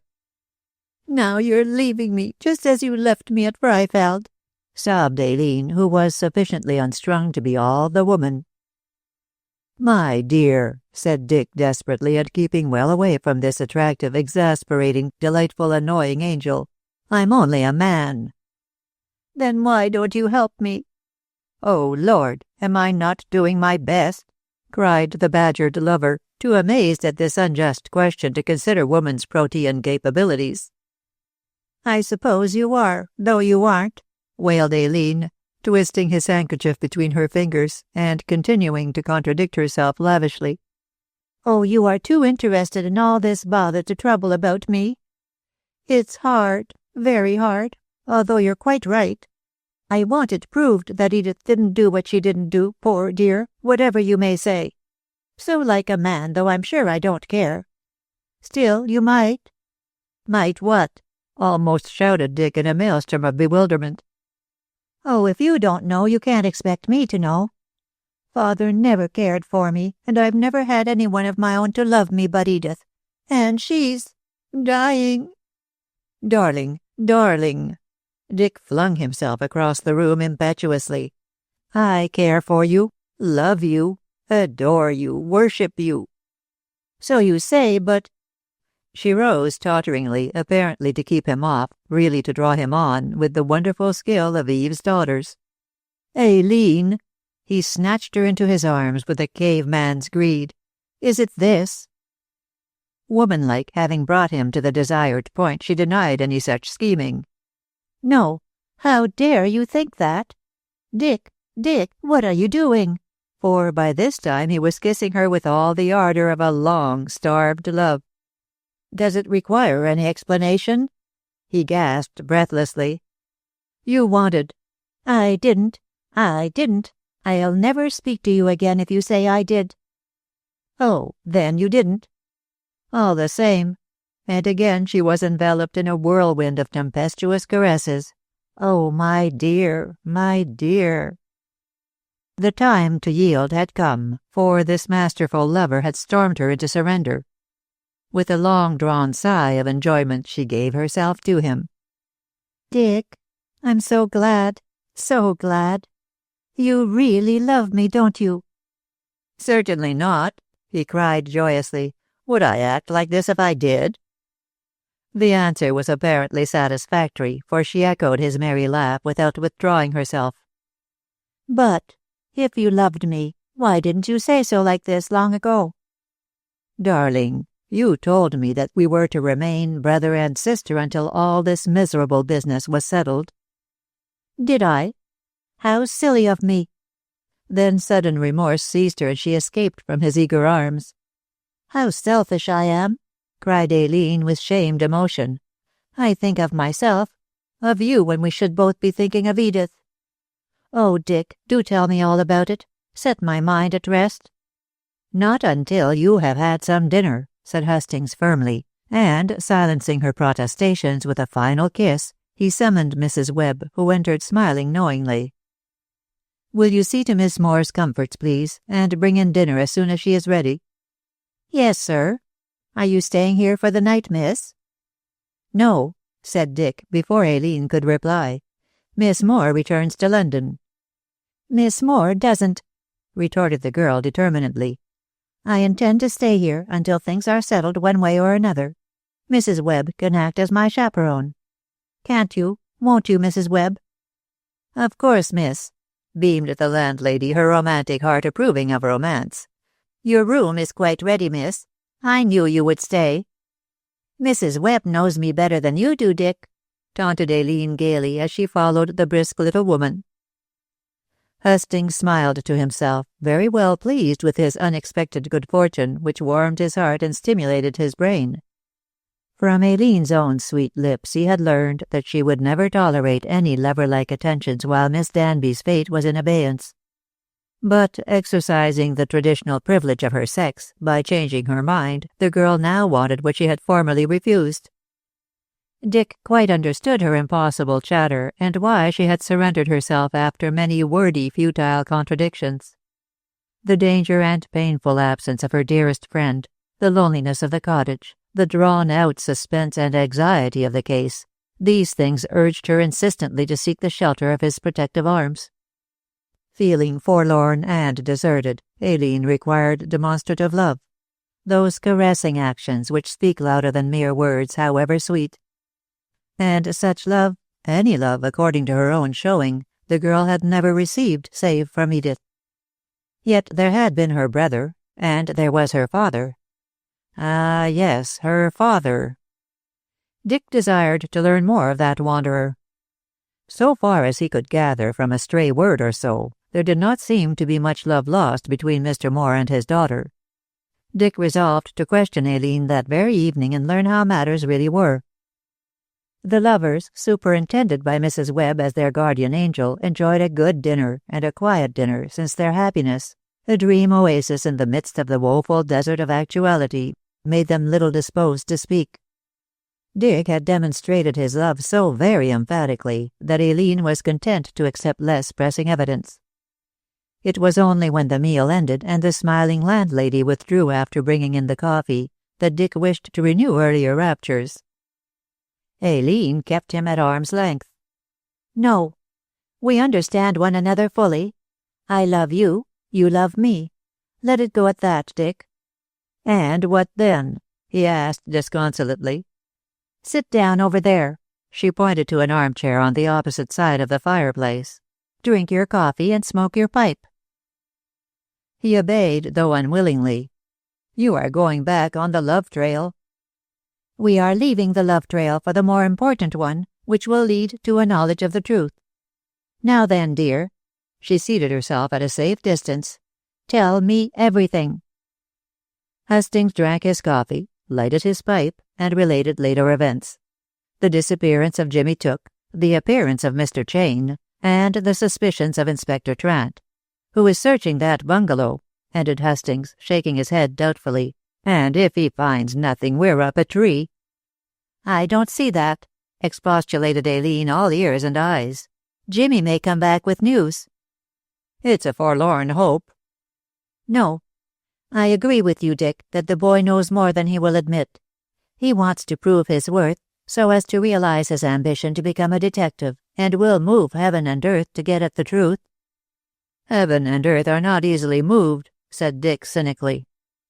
"Besides," went on Aileen, not troubling to notice the interruption, "there is Wu Ti who goes to that Whitechapel den to smoke opium. Your suggestion to the inspector that the place should be searched is a good one. The man is sure to be caught there, and then we may learn what he and Mrs. Jere have to do with the matter." "They have nothing to do with it, according to Mr. Chain." "By Mr. Chain's own showing, he knows next to nothing about the couple," returned the girl swiftly. "Mr. Trant may find something incriminating in the bungalow if he searches it thoroughly." "Oh, he's bound to search it with a tooth comb," said Dick confidently, "and he'll come along later to tell me the result of his pryings and pokings." Aileen did not reply for a second or so. "I wish my father were here," she said suddenly. "He is so clever that he would help us greatly." "I also wish he were here," commented Hastings quickly. "I don't think very highly of your father, dear. If he was a real father, he would not leave you to face all these troubles alone. And from the newspapers he must know how things stand." "Father never loved me," said Aileen, clasping her knees and staring sadly into the fire. "Roddy was the only one he cared for. I was nothing. Oh, he was kind in a chilly way, you know, Dick, but I always felt that he looked upon me as a nuisance." "Impossible!" cried Dick indignantly. "Oh, it's true." Aileen nodded positively. "Mother died when I was a mere infant, and I was sent to my aunt, her sister, to be looked after. When I was in my teens, Aunt Amy died, and I returned home for a time. Of course, while I was with Aunt Amy, I used to visit Father occasionally at his office, and he called sometimes to see how I was getting along. But he never wanted me in the house, as I wasn't in his heart, so he sent me to a boarding school at Brighton. There I stayed, until he was taken prisoner by the Germans, as was supposed, and Mr. Quick ran away with the money father had left for me. I got a situation as a clerk in London and had a hard time, until Edith found me and took me to live with her." "You poor darling," said Dick sympathetically. "But it's all over, Aileen. You have me now, and I'll love you forever and ever and ever. If you weren't so thorny a rose, I would show you how much I do love you." He half arose. Aileen laughed and signed that he should remain where he was. "Pleasure comes after work, you silly boy. Don't think I am not longing as much as you are for the golden hour when all will be sunshine. I am starving for love. All my life I have wanted love. Roddy was very kind, but I was much younger than he was, and he took little notice of me. Besides, he was in love with Edith. As to father, he was always freezingly polite, kind enough in his cold scientific way to me, but all his affection was given to Roddy. He idolized Roddy and tolerated me. Oh, Dick, you'll have to give me heaps and heaps of love to make up for what I have missed." This was such an invitation to offer consolation that Dick jumped up, lifted Aileen clean out of her chair, and kissed her protestations into silence. Before either of the ardent young people could regain self-control, 2 or 3 sharp raps sounded on the door. "Oh!" cried Aileen, immediately returning to the safe respectability of her chair. "Oh, come in," cried Dick, greatly annoyed by the interruption, as any lover would be. Inspector Trant made his appearance, looking rather stern as he closed the door and addressed himself to Aileen. "You should not be here, young lady," he said reprovingly. "I told you to stay in the cottage under the care of Jenny." "It was Jenny who suggested that I should come down here," replied Aileen defiantly. "She saw that I was worrying myself ill, and so she came to me." Hastings picked up the girl's speech equally defiant. "I wonder it doesn't strike you, Mr. Trant, how terrible it is for Aileen to remain alone in that dismal cottage under surveillance." "I acted for the best," said the officer coldly, "and in point of fact I did not do my duty. Only my debt to Aileen's father prevented me from charging her as an accessory. Now don't get into a rage, Mr. Hastings. As a lawyer you must know that appearances are very much against her." "You know as I know that she is perfectly innocent," said Dick hotly, while Aileen rose to clasp his arm, going red and white, white and red by turns. "Of course she is. I never for a single moment suspected her. All the same. But what is the use of arguing?" Trant shrugged his shoulders. "You can't see things my way, and never will, being in love. You must go back, Aileen." "I shan't." She stamped her foot, clinging desperately to her lover. "Dick and I are engaged to be married, and I want to be with him. Besides," she went on artfully, "you seem to have lost the trail. My woman's intuition may find it again." "There is something in that," agreed the inspector dryly. "I shall hold Mr. Hastings responsible for your safekeeping, all the same." "She couldn't have a more careful jailer," said Dick, patting Aileen's hand.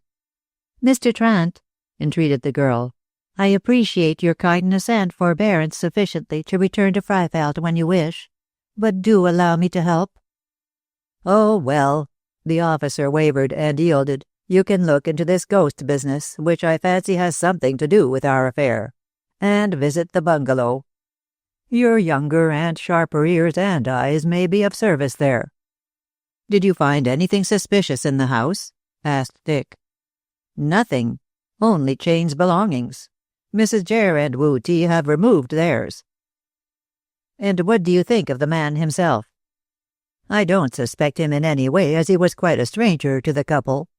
He let the bungalow without requiring references, since he accepted payment of the first quarter's rent as a sufficient guarantee of the woman's honesty. And she was honest to the last, as you probably gathered from that letter he received yesterday enclosing money." "Chane," Trant spoke musingly. "I only saw him in the twilight and by the light of the candle he carried when he went through the house. But somehow he seems to be familiar to me. Manner, eyes, voice. I can't put a name to it." Still, he threw back his memory over a score of years, but finally shook his head. I can't remember. Old age. It is time I retired. You're not old, Aileen assured him gently. No older than my father. By the way, I heard from him. From your father? Trant was surprised and pleased. He is alive, then? Yes. He wrote from Paris, saying that he had returned from Germany and would explain his long silence when he came to see me. Odd, commented the inspector, pinching his chin. Very odd. If taken prisoner during the war, he could have returned immediately hostilities ceased. And should have done, my dear, to look after you. My father never cared for me, said Aileen sadly. Oh, you must not say that, he protested. Your father is a scientist, you know, thinking much, speaking little. Such a man rarely reveals his innermost feelings. I have not seen him for close upon 20 years. How old are you? 21. Trant nodded. It must be quite 20 years, then, since I nursed you on my knee. I remember your father quite clearly. A stout, brown-haired man with a thin brown beard, of no great stature and extremely reticent. He was a staunch friend to me when I greatly needed one, so I am sure with such a nature that he loved you, Aileen, although he did not show his feelings. He showed them to my brother, she retorted bitterly. Well, let us hope you are mistaken. When you meet him again, things may turn out better than you expect. He strode towards the door. Good night, young people. I am going to listen for the voice of that foolish ghost. You won't hear it, Dick assured him promptly. Why not? Because I believe the whole business to be a trick on the part of Mrs. Jere or Wu Ti, maybe of both. And with their going goes this ghostly voice. You can't be sure of that. Trant shook his head doubtfully. I can't be sure of anything. Is Jimmy back? Not a sign of him. However, since you suggested the other string to my bow, I am communicating with Scotland Yard with regard to watching Old Wung's opium den. Wu Ti may be found there. It is a difficult case, Mr. Hustings, and the further we go into it, the more difficult it becomes.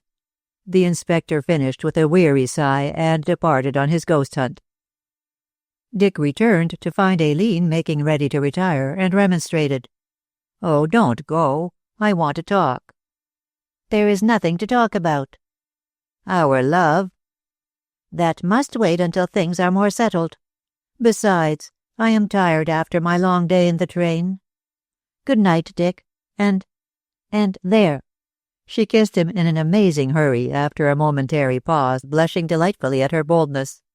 He would gladly have returned that kiss with another, maybe with a round dozen or so, but that she laughingly evaded his embrace and flitted lightly out of the parlor. I wish this infernal case was at Jericho, growled the disappointed lover, naturally exasperated by this thwarting of romance by realism. And not greatly caring to smoke a lonely pipe by a dying fire, in his turn he went to bed. But not to sleep. Throughout the long, long night he tossed and turned, got up and lay down, times without number, his nerves all on edge with the perplexity of the outlook. The trail was lost, he gloomily assured himself, unless Jimmy and his dog, casting about, could pick it up by happy chance. The boy might possibly return with useful information, since he must have some good reason to act so boldly, yet secretively. Anyhow, in this direction there was a hope, albeit a forlorn one, of a prosperous issue, and that was something comfortable to dwell upon. But towards the small hours of the morning, Dick assured himself after much cogitation that the best way of arriving at helpful results was to speed up the arrest of Wu Ti. That mysterious personage and Slanton's enemy, according to Jenny Walton, would certainly return like a homing pigeon to the Whitechapel opium den. When discovered there, helpless in the fumes of the black smoke, he could easily be captured and forced to speak. Then there would be revelations.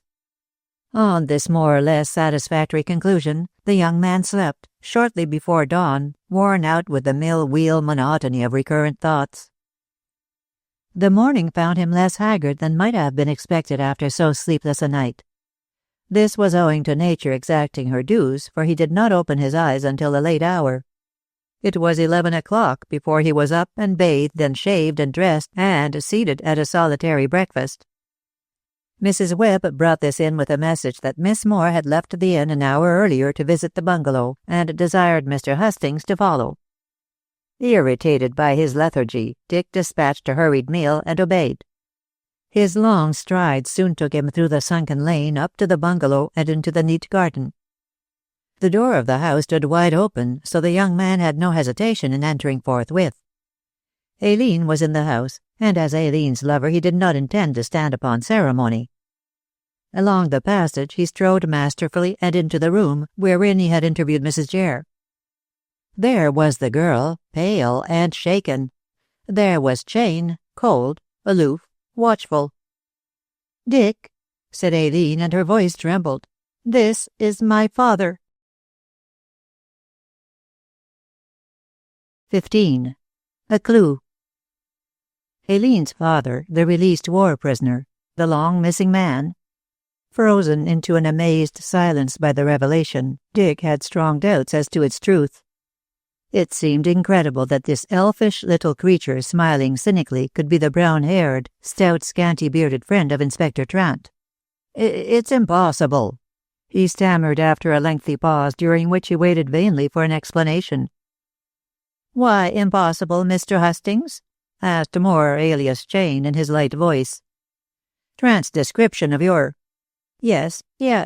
Aileen told me how he described my 20 years ago appearance. Very accurate then, but now, time brings changes. Surely not such great ones as would alter your look so completely, blurted out the still astonished young man. Trant did not know you. Naturally. 20 years. Twilight. Candlelight. How could he know me? There was light enough for him to read Mrs. Jere's letter, but not sufficient for him to recognize an old friend. Going by Trant's description, I doubt if any one of your old friends would know you, sir. Aileen knew me, retorted Moore curtly. I should think so. It is not long since she saw you. Yet when she did see me before I went to France, said the little man with twinkling malice, I was still brown-haired, brown-bearded and stout, though a trifle the worse for wear and tear. Is that so? Dick turned to the girl more puzzled than ever. She nodded.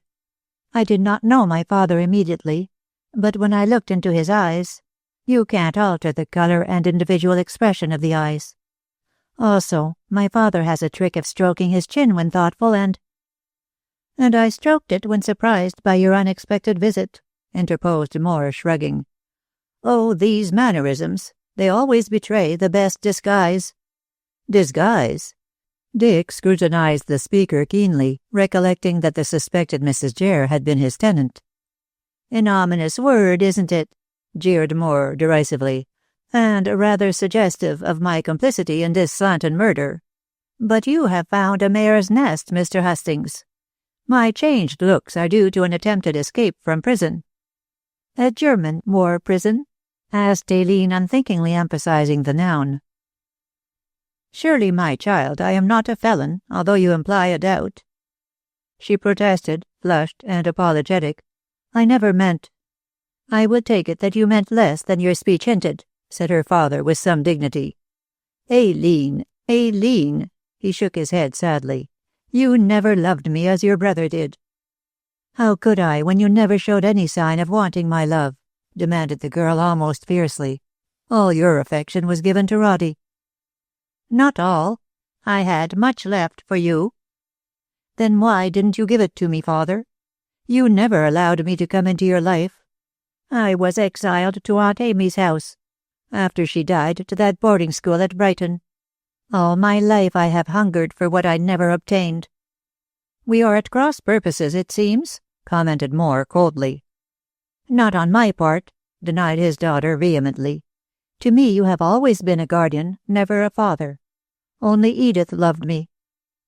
And now I love her, struck in Dick, thinking it just as well that this dry-as-dust scientist should know the truth. We are engaged to be married. I have not yet been consulted, said Moore stiffly. It was impossible to consult you, father, when you were missing and by many supposed to be dead. Also, why should I consult you, seeing that I am less a daughter to you than a stranger? I am to blame, admitted Moore, again dignified, but not so much as might appear to a superficial observer, which I fear you are, Aileen. Let me explain, and let us be seated, he shrugged smilingly, for I really don't know why we have been standing all this time. Dropping lightly into the nearest chair, the little man, a strange mixture of gaiety and gravity, signed that the others should follow his example. They did so, the girl seating herself as closely to Dick as was possible. He guessed that she wished for the comfort of his presence and closed a strong hand over one of her own. Moore noted the encouraging clasp, which revealed plainly that his daughter trusted her lover and doubted him. "Don't judge me until you hear my explanation," he said satirically, but wincing at the action. The young people said nothing, and somewhat disconcerted by their silence, the speaker, now standing at the bar of judgment, entered into details.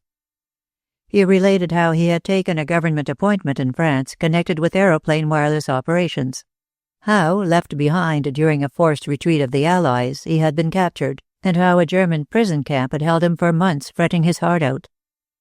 "I tried to escape several times," he went on with the calm precision of a scientist, "but invariably I was brought back. Finally, I was transferred to another and safer district, and in my new prison I found a friend. Herr Hopp was, like myself, a scientific student, disapproving of the war, and therefore declined to regard me as an enemy." "A rare specimen of a German professor," remarked Dick grimly. "Quite so," retorted Moore sharply, "but one with whom I was fortunate enough to come into contact. He helped me to get away by transforming my appearance from that which you knew, Aileen, to that which you now see.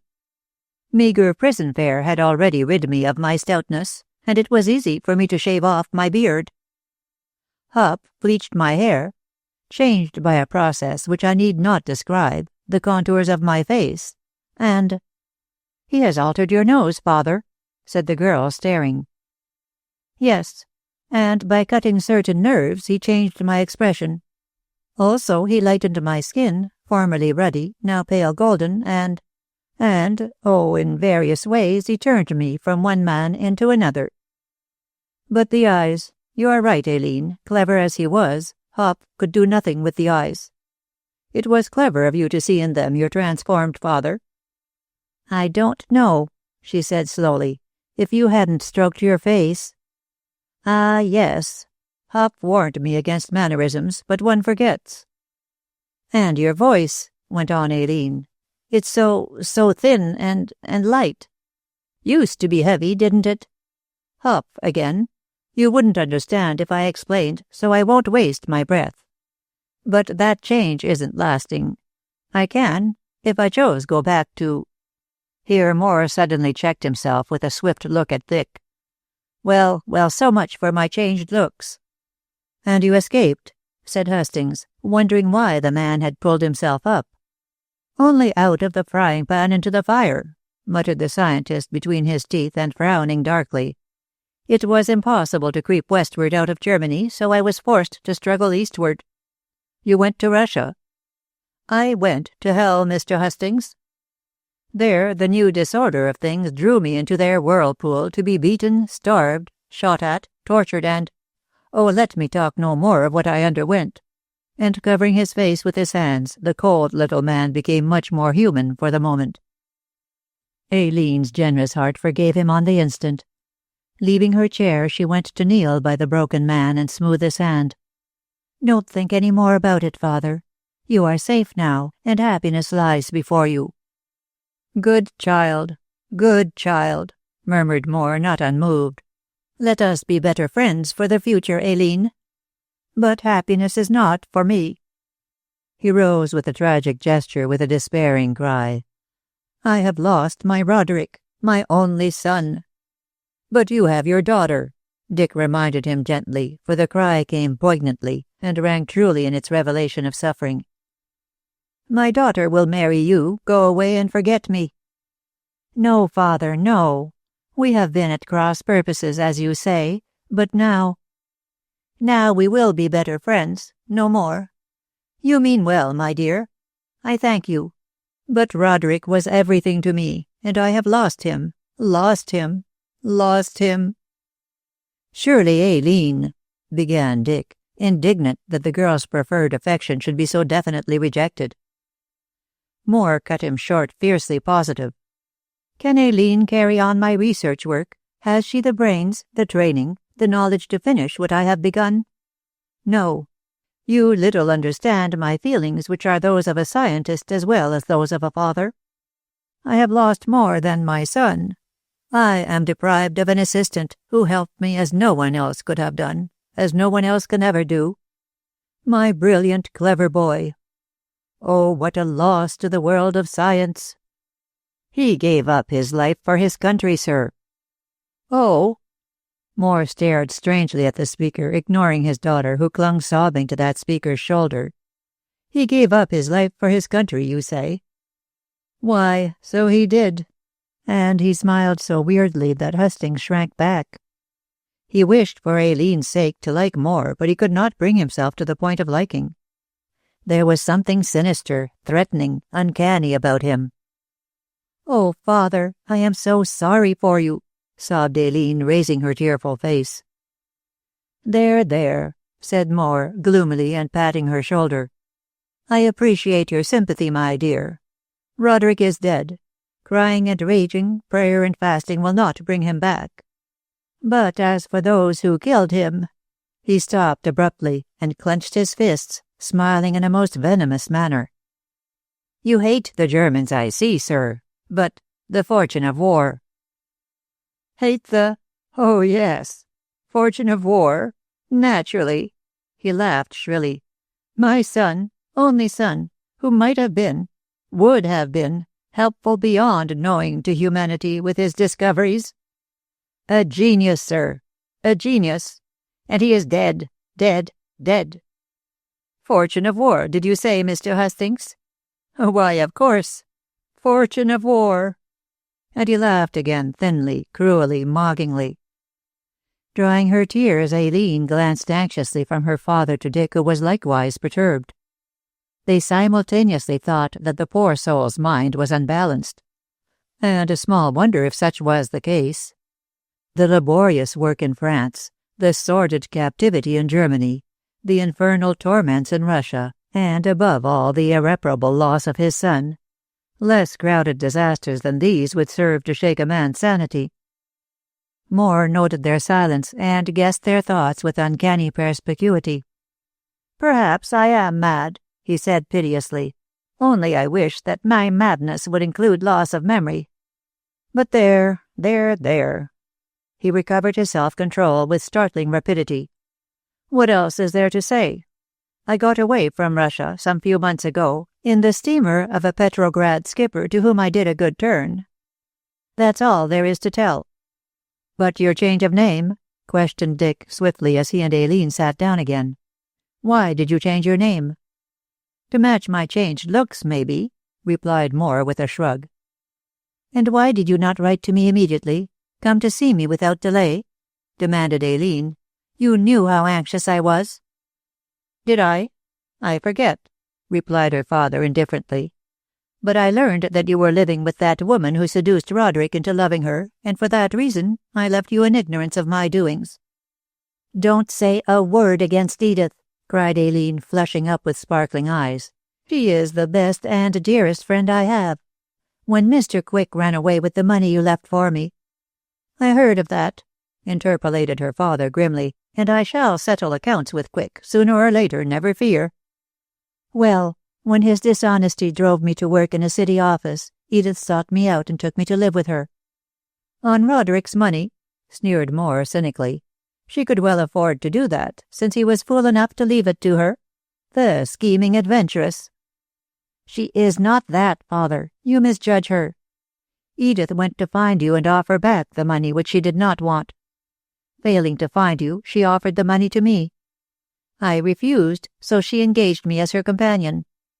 Does that look as if Edith was a bad woman? No. She loved Roderick truly and for himself." Moore seemed rather taken aback by this information. "I am sorry if I have misjudged her," he said slowly. "She may be better than I have thought." She is, Aileen assured him vehemently. "Offered to return the money, did she?"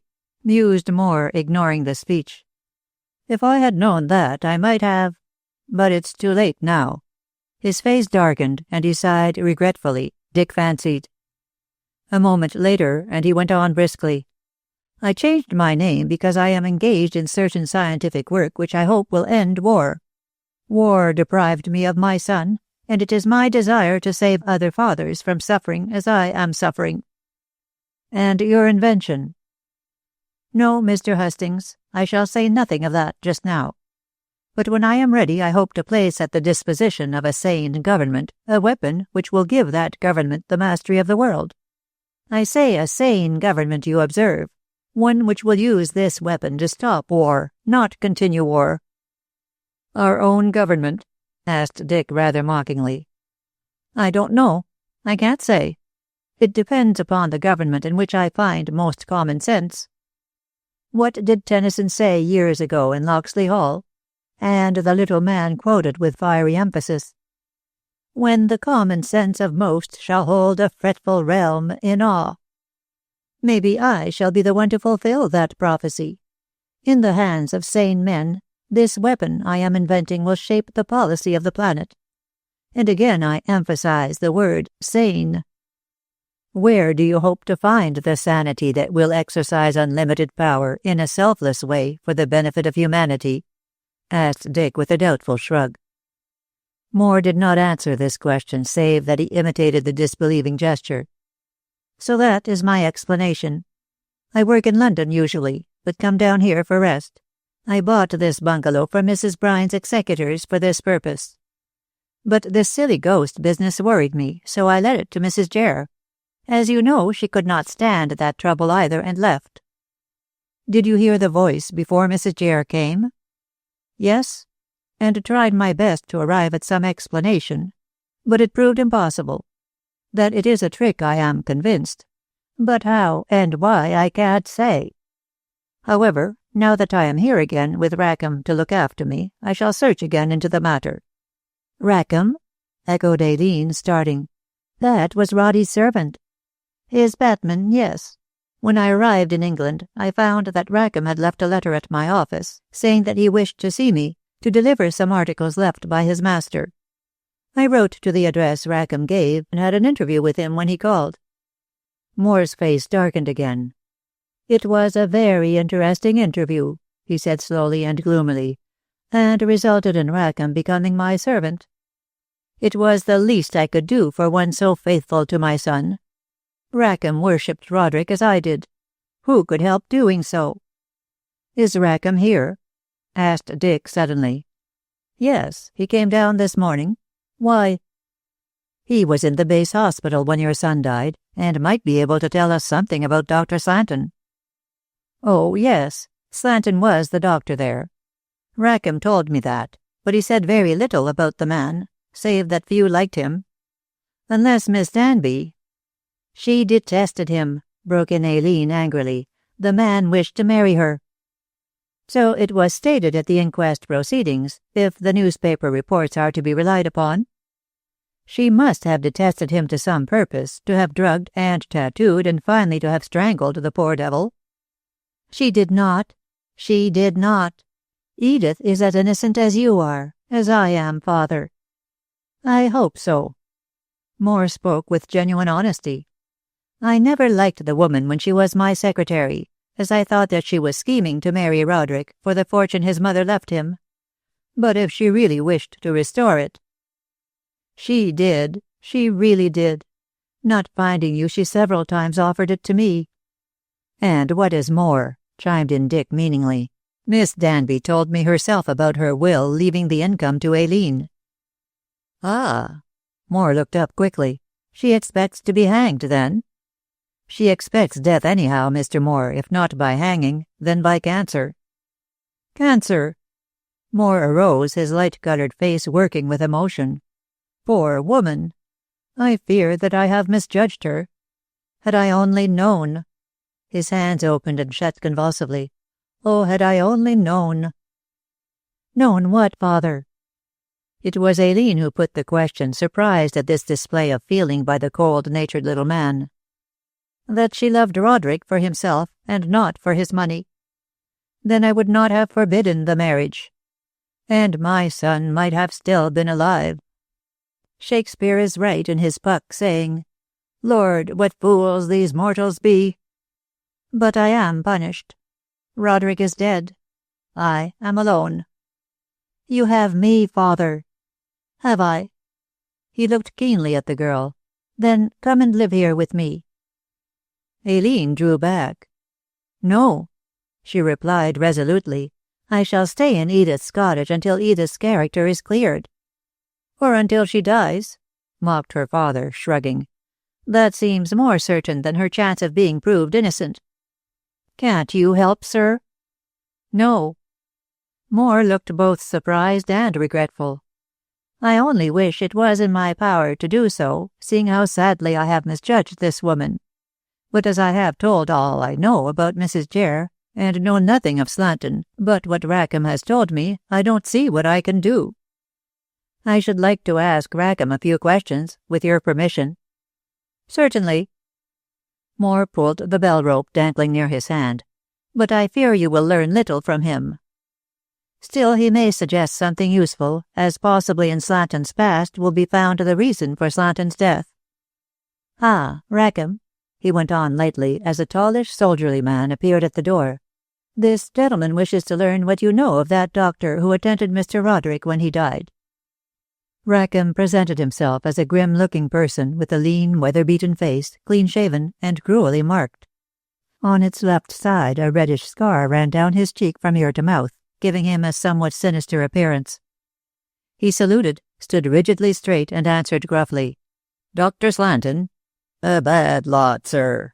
Smoked opium, and was much too free in his habits, begging this young lady's pardon. Saw him often when Lieutenant Moore died, but haven't seen him since, and don't want to. Had he any enemies, do you know? Heaps of 'em, I should think, sir. I'm one. You? Yes, sir, returned the ex-soldier phlegmatically. I don't think he knew his business as a doctor, or Lieutenant Moore wouldn't have gone west. What do you mean exactly? What I say, sir.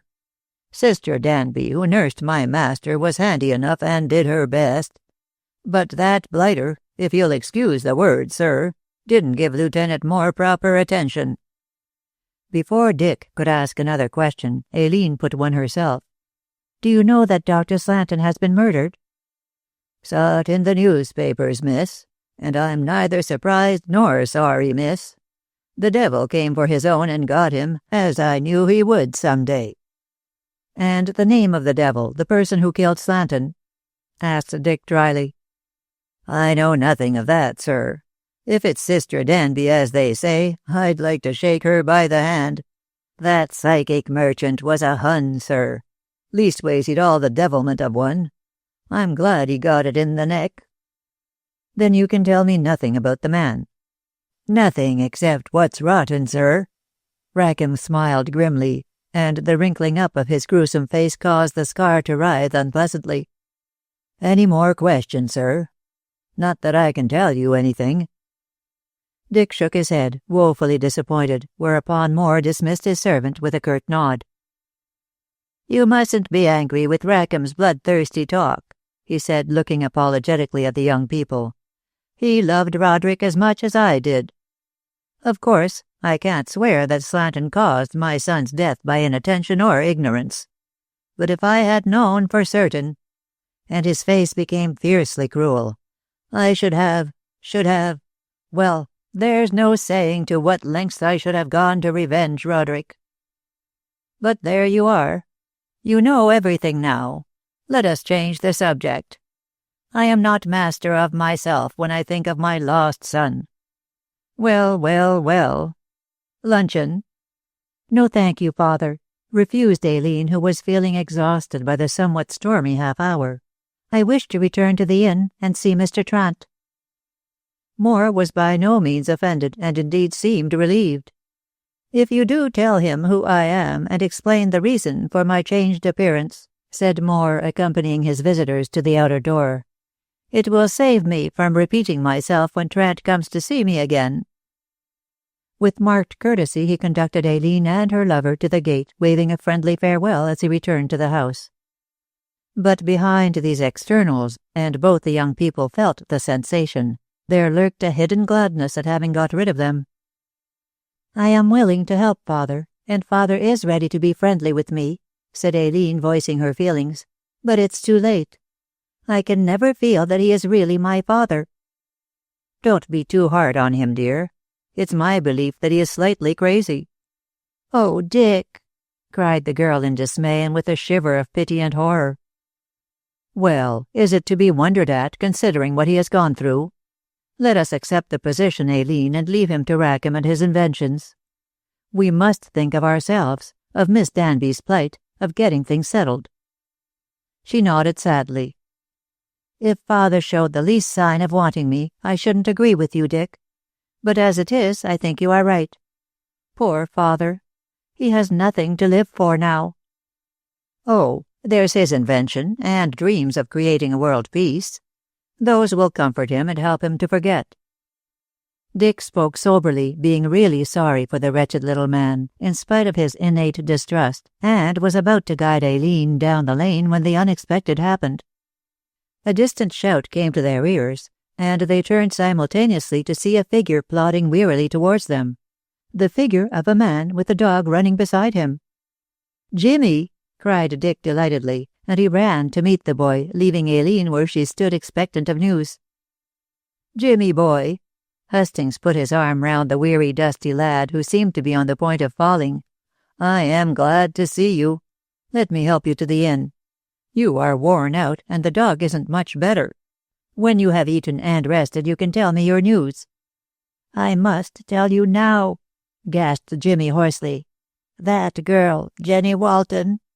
"Jenny Walton? How did you—" "Yes, yes."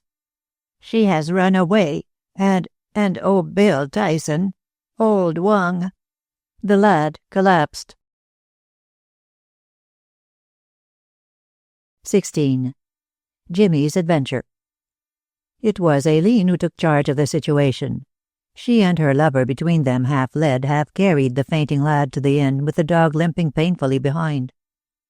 Both Jimmy and the Airedale were thoroughly worn out, having evidently been travelling at top speed for endless miles.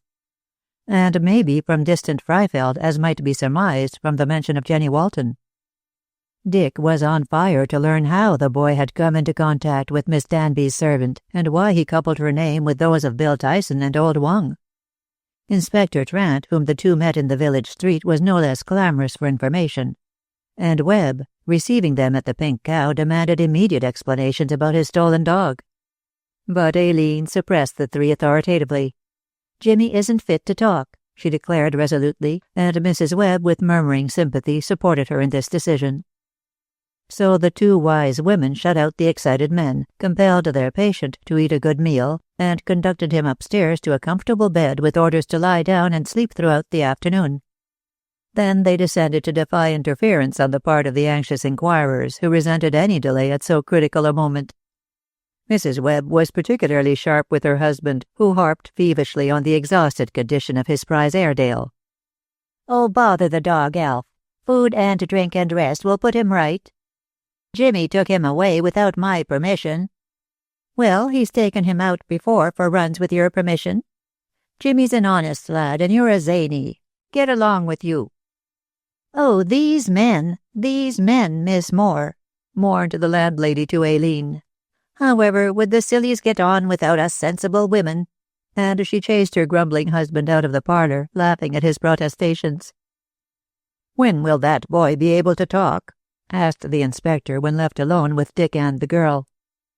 "As soon as he wakens of his own accord," she rejoined promptly. "You wish him to describe his doings clearly, don't you? Well, how can he do so until he recovers his strength?" Trant laughed approvingly. "Oh, I think you have acted rightly, albeit somewhat authoritatively, Aileen. But every moment is of value." "The more haste, the less speed," retorted Miss Moore spiritedly. I dare say Jimmy will come down clothed and in his right mind about 4 or 5 o'clock. Meanwhile, Dick and I have plenty to tell you. Your time won't be wasted." "One moment." The officer pulled out his notebook and flipped over a dozen leaves or so until he found what he wanted. "That boy mentioned the name of Bill Tyson when he met you, Mr. Hastings," he said ponderingly. "Here I find a statement you made saying that he is the Walton girl's lover." Dick nodded. "He got 2 years for burglary. Jenny told us that, but did not let us know that Slanton was the accuser. Bender found out that Tyson broke into Slanton's Hampstead cottage." This time the inspector nodded and turned over a few more leaves. "Old Wung. The Walton girl mentioned that as the place Slanton frequented." "Yes. And Jenny herself, Tyson, and Wu Ti all went there. I wish I had asked the girl for its whereabouts." "Don't worry over that, Mr. Hastings," said Trant dryly, putting away his notebook. "Old Wung's den has been located, and the police are watching there for the return of Wu Ti. I wonder if Tyson has gone there too." "But he's in prison," said Aileen with a start. "I rather guess from Jimmy's mention of his name that he's broken prison. However, I'll soon make sure of that." And Trant rose to depart. "Don't go," implored Aileen hurriedly. "I want to tell you of my father." "Your father, my good friend?" Trant's face lighted up with genuine pleasure. "Have you heard from him again? Has he left Paris for London?" "No," said Dick dryly. "He has left London for Westbury." "Really? I am delighted. He has come to see you, Aileen, I expect. But how did he find out that you were here?" "He did not find me. I found him," said the girl awkwardly. "At the bungalow." "Oh, indeed? Then he knows Mr. Chain." "He is Mr. Chain." What? Stuttered the inspector, scarcely believing his ears, and sat down again, with astonishment written largely on his face. "Impossible. Oh, quite impossible. I would have recognized him last night." "You wouldn't recognize him in broad daylight," sighed Aileen. "All the same, Trant, you suggested that there was something familiar about the so-called Chain when you met him," observed Dick, recalling to the man's mind the previous night's conversation in the parlor. So I did. Chain? Good Lord. Why has your father changed his name?" Aileen told him with the assistance of Dick, and between them they acquainted the officer with the dismal history of Moore from start to finish. He listened in sympathetic silence. "Oh, my poor friend. How he must have suffered. How he must still be suffering. I shall call and see him. As he was good to me, I must be good to him. And Rackham?" His tone changed as he pinched his chin perplexedly. "It seems to me that he knows more about this Slanton than he will let out." "I don't think so," protested Hastings hastily. "He hated the man so thoroughly that he told everything he could to his discredit." "Well, then, he can repeat the same to me. He saw by his own confession a great deal of Slanton when in the base hospital, and may give me some useful hints." The inspector rose again and walked to the door. "I'll go to the bungalow this evening. Meanwhile, I'm going to Chelmsford to telephone Scotland Yard and learn if Tyson has broken prison. Expect me back at 4 o'clock, and please see that Jimmy Took is up and about to explain his absence." He opened the door to go out, then paused suddenly and turned to ask a question, looking greatly puzzled. "I don't know why it should come into my head, but describe Rackham's looks to me." Equally surprised, Dick hastily sketched the man's appearance, laying stress on the scarred face. "Although I don't know why you asked," said Dick. "Nor do I," confessed Trent with a shrug. "I said as much," and forthwith departed, leaving Hastings looking queerly at Aileen. "Upon my word, I believe that Slanton is looking after this business from the other side, as Mrs. Gretch asserted," he remarked slowly. "The word whispering dinned into my ears, and now Trant's apparently foolish question. He can't suspect Rackham, who has nothing to do with the matter. Yet he asks." "Oh, Dick, what is the use of worrying over such things?" interrupted Aileen wearily. "I'm too tired to argue. Besides, it's silly." The lawyer was of a different opinion, but said no more. All the same, the oddity of the incident dwelt in his mind. The rest of the afternoon passed quietly, with an inspection of the Airedale, now recovering, a sauntering walk in and out and round about the picturesque village, and a return to the inn for tea and toast, and congratulations to Jimmy on his recovery. "You have pulled round wonderfully, youngster," Dick told him, while the boy devoured several rounds of buttered toast and drank several cups of tea. "Sleep always fills me up with strength," said Jimmy, smiling gratefully at Aileen. "And it's thanks to Miss Moore that I got the sleep. I was dog-tired, as I told my father." "Have you seen him?" "Yes, Miss Moore. Mrs. Webb sent for him, and he came up to the bedroom. I was just opening my eyes. About 3 o'clock it was. So he sat himself down on my bed, and I told him all my adventures." "Now you must tell them to us." Aileen smiled on the handsome lad, to whom she had taken a fancy, which was, needless to say, heartily reciprocated. "When the inspector comes, Miss Moore," declared Jimmy firmly, for not even the cajoling of lovely woman could move his singularly obstinate mind. "I don't want to waste words in repeating things for the third time." "Trent will be here soon," observed Dick, glancing at Aileen for permission to smoke. "Mrs. Webb told me that he had returned from Chelmsford," and even as he spoke, the officer made his appearance, looking decidedly grim. "Eh? What is it?" queried Dick hastily when noting the expression. "I'll tell you when I've heard this youngster's story." "Some tea, Mr. Trant?" Aileen half arose to ring the bell for a fresh pot. "No, thank you, my dear," replied the inspector, seating himself so as to command an uninterrupted view of Jimmy's face. "Now then, boy." "It's this way, sir. I always had an idea that Mrs. Jarr and Wu Ti were up to something. When Mr. Hastings told me about the murder, I was sure." "Upon what grounds?" "My finding of the swastika scarf pin, for one thing. Also," confessed Jimmy guardedly, "I worked in the old lady's garden for some time, and although there was nothing I could put a name to, somehow an air of mystery hung about that bungalow." "Your imagination," hinted the inspector dubiously. The youth smiled slyly. "Might have been, sir, and perhaps it was that which made Mrs. Jarr dismiss me as a meddlesome brat. I was too inquisitive for her liking. Anyhow, my imagination led me to watch the pair. After Mr. Hastings paid his visit, I thought that, if my ideas were worth anything, it would frighten them into taking French leave. And then, do you remember my going home to get my bag and things when you agreed to take me with you?" he asked, turning towards Dick. "Yes." "And I remember also that you were a confoundedly long time away." "I had to go to the chemist to get some aniseed," confessed Jimmy simply. "What on earth for?" "To lay a trail. I guess that if my suspicions were correct, the two would not risk taking the bus or train, as both would be too public if secrecy was their object. Everyone in the village knows that Wu Ti often took the old lady out for an airing in the sidecar of his motorcycle, so I felt certain that it would be used as the best means of escape. Knowing where it was stored, I crept into the coal shed at the back of the bungalow and sprinkled the wheels thoroughly with aniseed." "You had Mr. Webb's dog in your mind," cried Aileen admiringly. "Yes, Miss Moore. Todgers and I are old friends.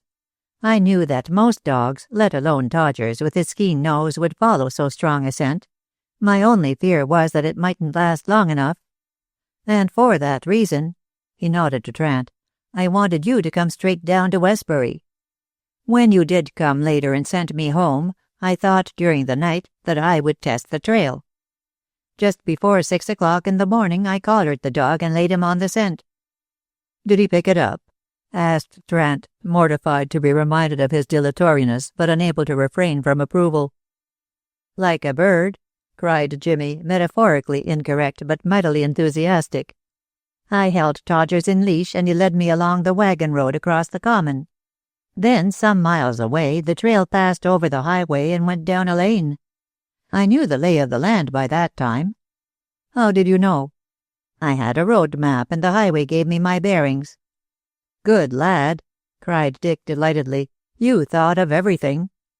"Not of food, sir," said the boy ruefully. "I forgot to take some with me in my hurry, and was mighty hungry, I can tell you." "No wonder you were worn out when you got back," commented Aileen tartly. "Why didn't you get food in the first village you came to?" "I didn't dare to leave the trail, Miss Moore. I knew that the scent was light enough as it was and mightn't lie much longer. No, I hung on for miles and miles. It led me, the trail I mean, along all kinds of crooked ways. Round ponds, through plantations, up hill paths and down them, always avoiding the main road." "Natural enough," observed Trant, nodding. "I expect Wu Ti guessed that the sight of a pig-tailed Chinaman riding a bike with an old lady alongside him would lead to them being easily traced."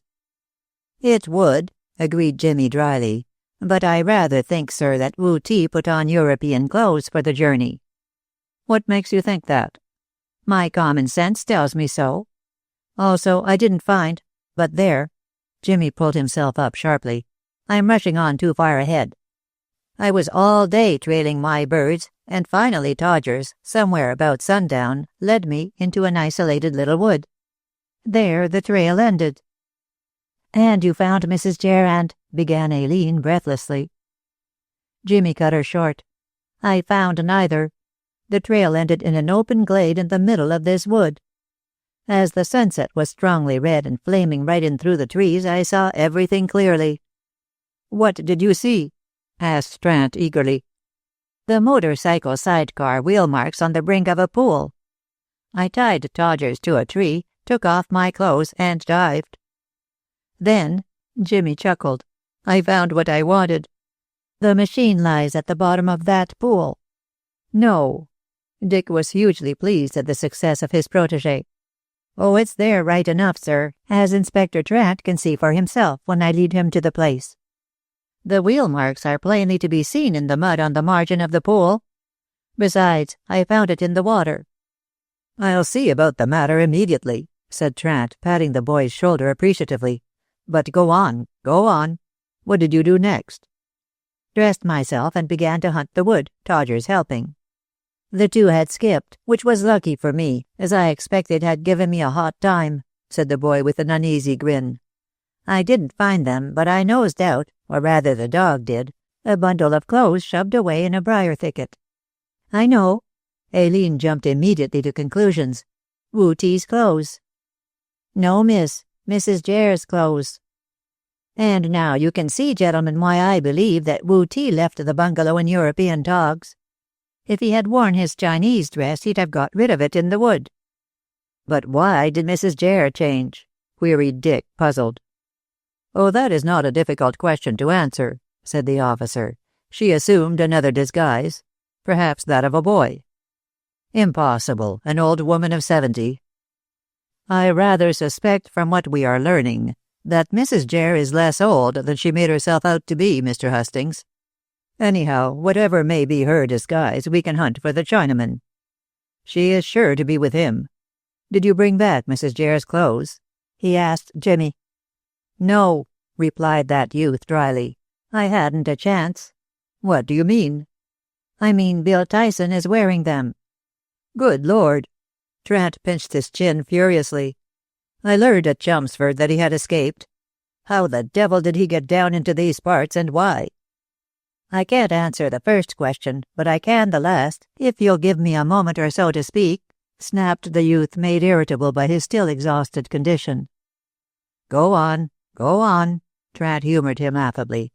"I am all attention." "I heard the noise of someone rustling through the undergrowth," continued Jimmy warily. "At once I fancied that Mrs. Jere and her Chinese devil were coming back. I made myself scarce, as you may guess, by hiding along with Todgers in the middle of the briar thicket. Todgers held his tongue. Never a whimper out of Todgers. Oh, he's a jewel of a dog, is Todgers. I used my eyes and saw a short, broadly built man push into the glade. He'd a bristly black beard, an old cap pulled down over his head, and wore a ragged suit of clothes, mouldy with age." "Must have got those off a scarecrow," muttered the inspector. "That is, if the man you saw is Bill Tyson." "Oh, he's Bill Tyson all right, although I didn't know it at the moment. He looked about for a few minutes, and then sat down to eat some bread and cheese." "I can tell you," said the boy plaintively, that the sight of food made me jolly envious. Lord, how hungry I felt! Anyhow, this tramp ate up every crumb, the greedy pig, and then took a drink from the pool. I thought he intended to stop there for the night, but he lighted a filthy black clay pipe and began to move away. All at once his eyes fell on Mrs. Jare's clothes scattered about, just as I pulled them out of the bundle. He swore horribly, and began to run round in a blue funk, peering here, there, and everywhere. "He had every reason to be in a blue funk," muttered Trent again. "The hue and cry is out for Bill Tyson." Well, I didn't know anything about Bill Tyson at the time. I only thought that the man was a gypsy tramp, and wondered why he was cutting up rough. Anyhow, to make a long story short, for I am tired, this tramp put on the old lady's clothes. Yes, petticoats, bodice, shawl, bonnet and all, even to her black veil, which last he needed badly enough to hide his bristly beard. "Oh, he looked quite the lady when he sailed out of the wood," grinned Jimmy. "And you?" The listeners held their breath, so intense was their interest. "Well, I wasn't going to lose those clothes, so I held Todgers in leash again, and followed at a safe distance. After a time, although it was twilight, the country seemed somehow familiar to me. Then I remembered, Inspector, that you motored round by Freifeld when you brought me down here." "Freifeld? Were you near Freifeld?" asked Trant, agreeing with a nod. 3 or 4 miles from Freifeld. But I am quick at remembering places, and one thing and another gave me the idea where I was. The tramp went straight there, and although it was growing rapidly dark, Todgers kept track of him, as a dog could where a man couldn't. He skirted the village and went round about to Miss Danby's cottage." "How did you know it was Miss Danby's cottage?" asked Aileen, puzzled by all this accuracy of detail. "Inspector Trant pointed it out to me when we passed through Freifeld on our way here," said the boy smartly. "Dark as it was, I knew the place at once. I saw the man go to the back door and heard him knock. Then, when a woman opened the door and the light came streaming out, I knew who they were. Not by the light, but what they said. He cried, 'Jenny,' and she said, 'Bill Tyson.' Then she dragged him into the house and shut the door."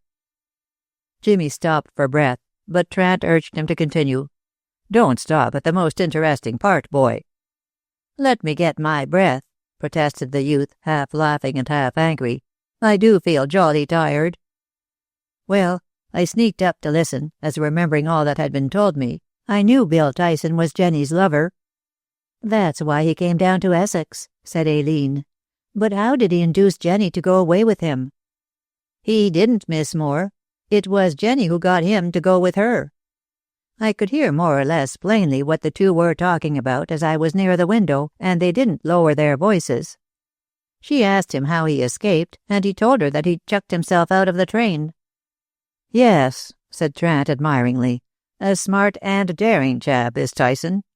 He was taken from Pentonville to give evidence against a pal at Colchester, and on the way he stunned the warder in charge, and threw himself out of the railway carriage.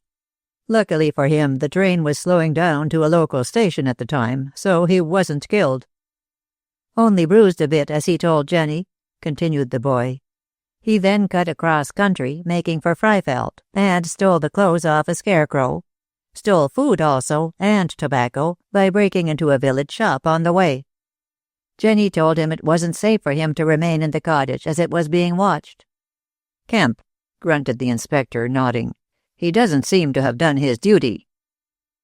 Jimmy went on with his interesting story. "Jenny suggested that she and Bill should go to Old Wung's den and see if he couldn't get them both out of the country. Tyson agreed, so after a time they came out and sneaked by bypaths to take the London train at Cornby." "Why didn't you follow them?" questioned Dick sharply. "Because I wasn't sure of myself, and also wanted to give the inspector here the credit of capturing the lot. I believed not only Jenny Walton and Bill Tyson will be found in Old Wung's place, but Mrs. Jere and Wu Ti." Trent shook the boy's hand warmly. "Good lad, good lad. But if Wu Ti has discarded his Chinese dress, he won't risk going to Wung's den, knowing that he may be searched for among his countrymen." "Oh, he'll go there, sir, if only to smoke opium." Dick looked up. "Would a respectable old lady like Mrs. Jere go also?" "Is she respectable?" queried Jimmy meaningly. "I think when we learn who Mrs. Jere really is, we won't find her so respectable as you think." "Eh? What?" Trant jumped up in a nervous hurry. "My imagination again, sir," said Jimmy dryly. The accusation had rankled, but it wouldn't be a bad idea to test its truth or falsity by going to Whitechapel. And he chuckled mischievously. "I can't think that Tyson would risk going there, into the lion's jaw." "I have heard," observed the youth sententiously, "that the only way to avoid danger is to walk right into it." "I hope you are right," muttered the officer. "I'll visit Wang tomorrow. But tonight I must see Mr. Moore, about Rackham. He's gone to town. How do you know that, Trant?" "I saw him boarding a train at Chelmsford and recognized him by the scar you described, Mr. Hustings. He was off before I could question him. Pity, as it's time lost. I want to know of Slanton's doings in France. Somehow I think that the truth of all these matters is to be found there." He was turning to go when Mrs. Webb bustled into the room with a postcard. "For you, miss," she said, handing it to Aileen. "It arrived by the second morning post, and then went clean out of my head. Sorry, miss." Aileen read the card as Mrs. Webb bustled out again. Read it slowly, as both the writing and the spelling were execrable. "From Jenny," she said, and read it out. It was brief and to the point. "Dear Miss Aileen," wrote Jenny laboriously, "Bill have come for me, and I am going with Bill.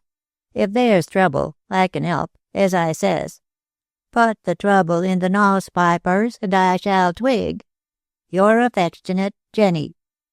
"What's the address?" Trant took the card. "None. Postmark, Whitechapel, dated yesterday. Oh, she's gone to Wang's crib, sure enough. Tyson with her, I'll bet. Mr. Hustings, we'll visit that place tonight." "Cheerio," cried Jimmy, who had picked up that word from a soldier. "Me too." 17. In the Underworld. At Chelmsford, the inspector prepared the way for the success of the adventure by telephoning lavishly to Scotland Yard. This proceeding interested Jimmy enormously, as it implied his indirect connection with the CID, and incidentally opened the path to preferment. He determined that his doings in the Freifeld murder case should serve as credentials to impress the august heads of the department with a full sense of his worth. The public praise could be given to Trant, but the private approval was to be for him alone, so that he might be elected a humble member of the profession so dear to his soul. Not that the boy intended to remain in the lower ranks of that detective army which wages incessant war against the criminal classes. No. Once his foot pressed the first rung of the ladder, Mr. James Tooke was positive that he would ascend with the rapidity of a saint to heaven. He had a great opinion of his capabilities, had Jimmy. For this reason the neophyte had clamored for inclusion in the adventure, and had achieved his purpose in the face of troublesome objections. Aileen, pointing out how tired and shaken he was by his late efforts, used all her persuasive powers to retain him in Wesbury. But in vain. This was the flood tide in Jimmy's affairs which would float him on to fame and fortune, as he argued in his own logical mind. Therefore he resisted female blandishments with the courage of an embryo St. Anthony, and braced himself for strenuous happenings. The mere thought of sharing in the peril, for peril there surely was, sent a surge of fresh vitality through his wearied young body. It was an alert, observant, bright-eyed youngster who stepped into the train at the heels of Dick and the inspector. As the trio had a first-class compartment all to themselves, Trant requested his young companion to repeat his story, lest any detail should be overlooked. Jimmy, whose memory bordered on the miraculous, gave it out again, word for word as before, glancing slyly from one listener to the other. "Have you left out anything important, youngster?" asked Trant when the thrice-told tale was ended. "Nothing that matters at the present moment, sir," said the boy blandly. "But later?" "When later comes, the rest will come." "The rest of what?" Of my story? Then you are not telling me everything, scolded the inspector irritably. Everything you need know just now, sir, fenced Jimmy artfully. Trant looked at Hustings, and Hustings looked at Trant. Jimmy was a hard nut to crack. I think you should tell the inspector all you know, advised Dick seriously. He may be the means of helping you to realize your ambition. I am sure he will, assented the youth just as seriously. He is all kindness. The officer glanced quickly at Jimmy, suspecting sarcasm, but there was no sign of that. If you think that I am kind, why doubt me by keeping back what things are necessary for me to know? I am not doing that, sir. All that is necessary I have told you. But there is something, insisted Trant, angered by this reticence. Jimmy nodded emphatically. Something you'll learn all about in Whitechapel. Why not agree to be guided by my experience? When the time comes, I'll only be too glad to be so guided, sir, said Jimmy bluntly. Meanwhile, I work out my own ideas in my own way. Don't be disrespectful. I don't wish to be, but— Oh, Mr. Trant. The boy's voice sounded quite piteous. Don't you see that this is my chance of getting into the detective force? If I tell you everything now and you succeed on my telling, I shall only be a jackal to your lion, and will have no opportunity of showing what I can do. Nonsense, said Trant brusquely. You'll be given all the credit your sharpness demands. That is only fair. I am a just man, if nothing else. You are more than just, sir, for you have treated me like a gentleman, putting up with my way of doing things. There's more humanity than red tape about you, Inspector, said Jimmy in his audacious way. And that is why I have told you so much. And didn't I return from Fifield when I might have worked on my own, so that you might be in at the death and arrest the birds we're after? I'm only anxious to show what I can do, so that the CID may take me up. Oh, you'll be taken up, all right, Trant assured the boy. You are made to your trade, Jimmy, the detective trade. I see your point, for I think as a man and not as an official machine. All I ask is that you still withhold nothing which will lose me the men we're after. I swear I won't, sir, answered the youth, brightening as Trant spoke. When Wu Ti is in your hands, you shall know everything. Are you certain that we shall stumble on Wu Ti tonight? Asked Dick. From the moment Mr. Trant said something at the inn, I was certain. And that something? I shall keep to myself, was the cool reply. Jimmy! Dick laughed. I believe you are preparing a cinematograph surprise. You might put it that way, sir. Both the men gave it up. This extraordinary youth was as slippery as an eel, so there was nothing for it but to let him arrange matters in his own secretive way. And the inspector, being, as he said, a man rather than a machine, wished to give the boy his chance. It's the younger generation knocking at the door, as you said, Mr. Hustings, he declared, ending the matter. At Liverpool Street Station, the three were met on the platform by a plain-clothes detective from Scotland Yard. He informed the inspector that Wang's crib was being carefully watched, and that all arrangements had been made to raid the premises when the order was given. The quartet then bundled into a taxi and travelled swiftly to Whitechapel, where they were deposited in one of the main streets. Cap, the plainclothes official, then took charge, guiding the party down an evil-smelling lane. "I'm glad you're not in uniform, Inspector," he remarked on the way.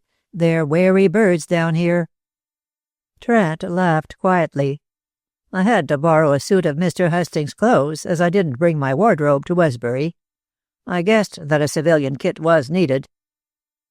Cap nodded approval, and conducted the trio still further down the lane, which narrowed into a crooked alley until they found themselves in a cul-de-sac, shut in on three sides by tall, dilapidated houses.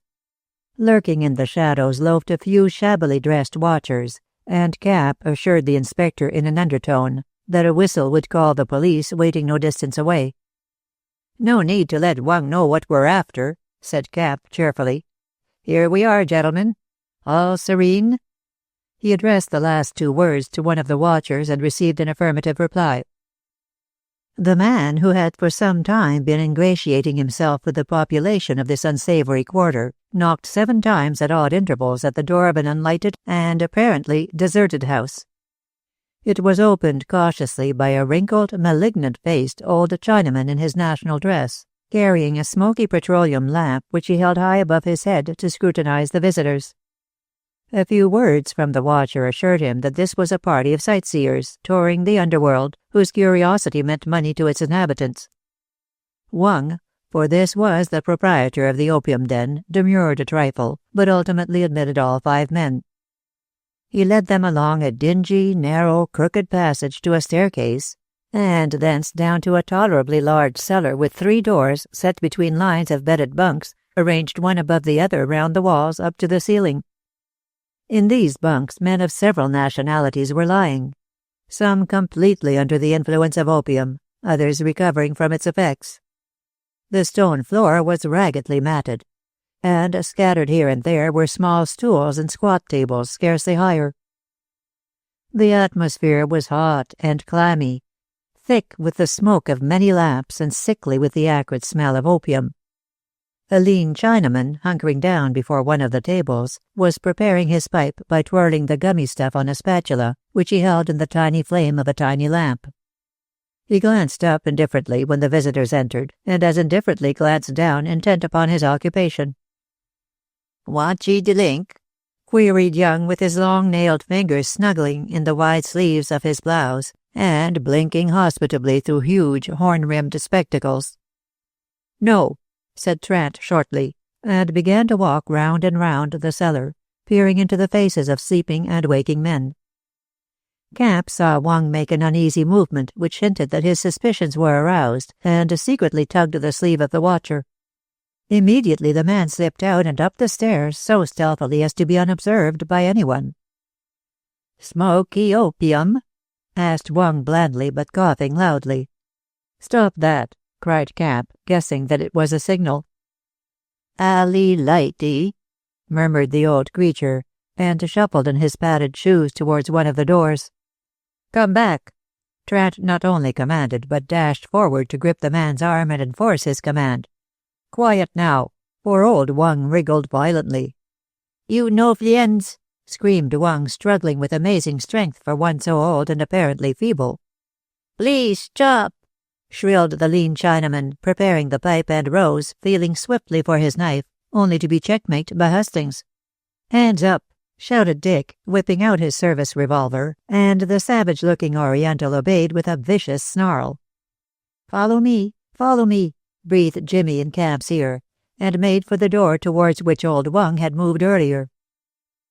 Before the detective could do this, a horde of police came pouring down the narrow stairs, much to the comfort of Trant.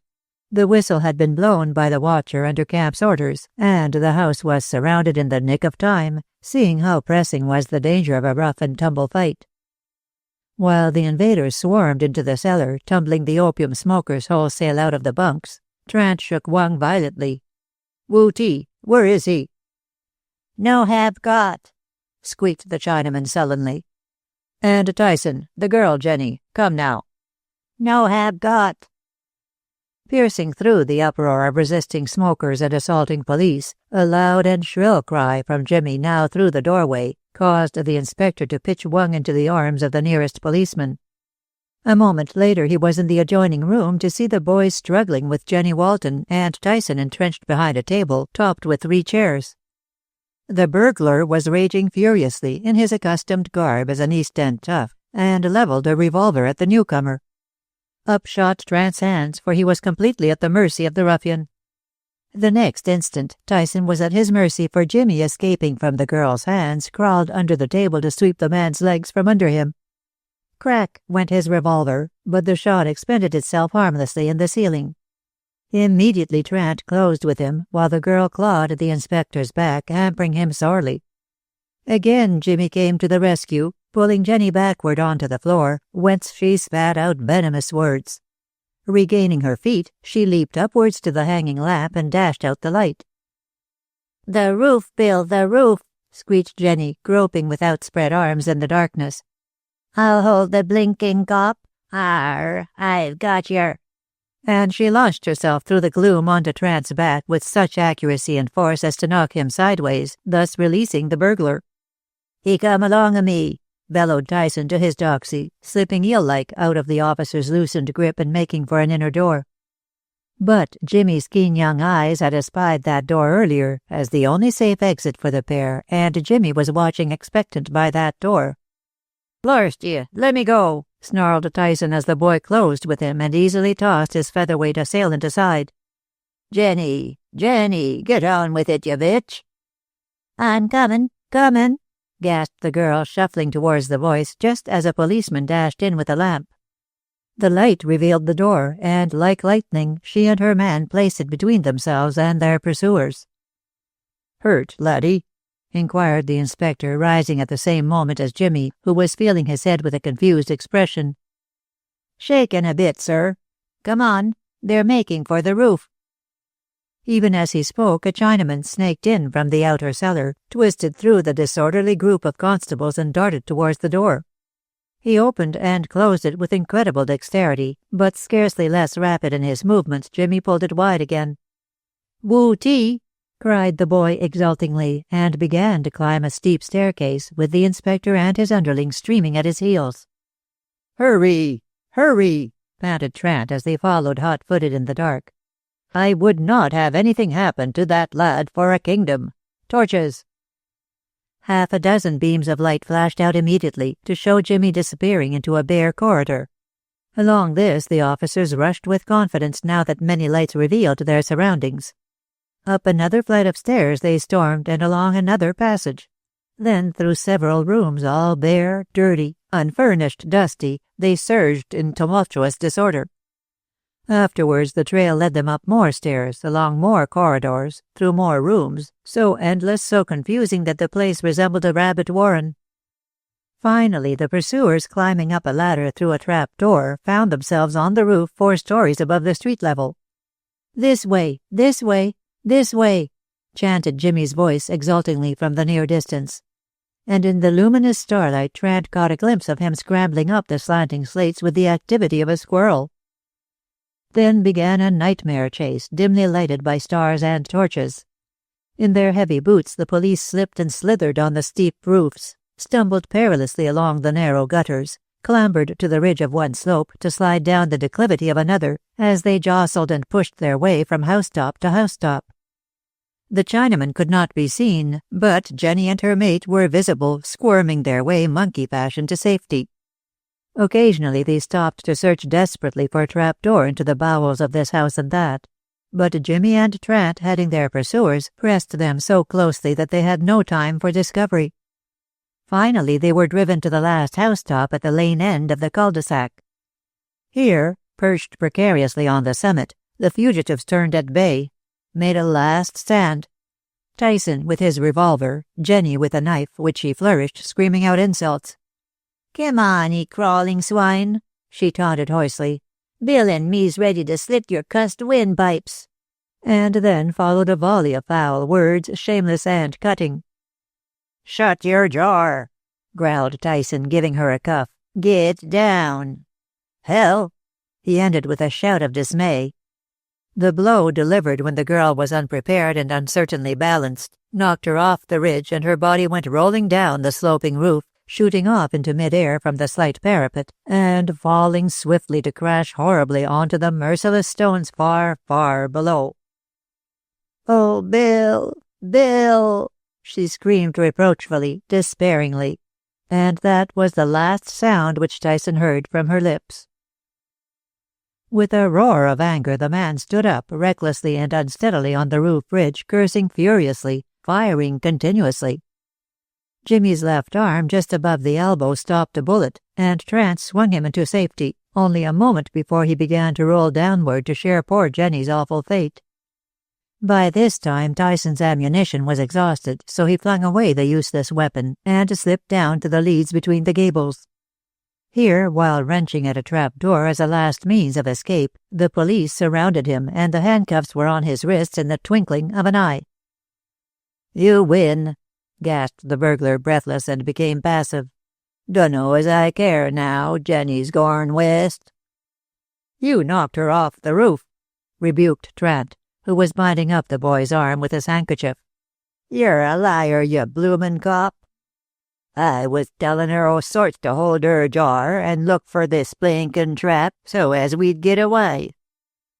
This remark drew the inspector's attention to the best means of descent, and the strong arms of the police soon forced an entrance. With their prisoner under guard, Jimmy supported by Trent, and with no opposition from the scared inmates of the house, the party dropped down story after story to the ground floor. They found Jenny's shattered body was being carried away on an ambulance for which Camp's men had sent. She still breathed. "I think you'd better go to the hospital also, Jimmy," suggested the inspector, "and get your arm dressed." "Not me, sir," said the lad stoutly. "We've got to hunt out Wu Ti, who is somewhere on the tiles." "I'm afraid he's got away, youngster." "He can't have got away, sir, with the houses surrounded. We must find him, and you must take me to help. Else," ended Jimmy slyly, "you won't get your surprise." Admiring the boy's pluck, but doubtful of capturing Wu Ti, the inspector brought his neophyte along with him to the raided house. Camp, awaiting orders, had allowed no one to leave the cellar, and was lining up a motley crew of yellow men, with a sprinkling of whites for Trant's inspection. Old Wang, accepting his fate philosophically, hunkered in a corner, smoking placidly, while Hustings caught the inspector's arm immediately he entered. "Have you got Wu Ti?" he demanded anxiously. "I think that bird has flown, sir. We've captured Tyson." "And the girl, Jenny, she may tell us." "She's not able to tell anything at present, and perhaps never will be able, Mr. Hustings." And he hurriedly related the way in which the unfortunate girl had met her doom. Meanwhile, Jimmy waited impatiently at the inner door, beckoning them to restart the chase for Wu Ti. "If we don't catch him, the truth will never be known," Jimmy assured them feverishly. "Are you sure it was Wu Ti who made for the roof?" asked Trent, looking at the sullen line of yellow and white faces before him. "I can't swear to it, sir. One Chinaman is so like another, but there's no knowing. But only Wu Ti would have been so anxious to escape." A cry came from Dick. "Look," he said, pointing his finger at the man with whom he had struggled, the man who had been preparing the opium pipe when they entered. "Jimmy, Trent, look, look." They looked, and saw that the Chinaman's jaw was working up and down soundlessly. He stopped immediately, but the mischief was done. "Wu Ti!"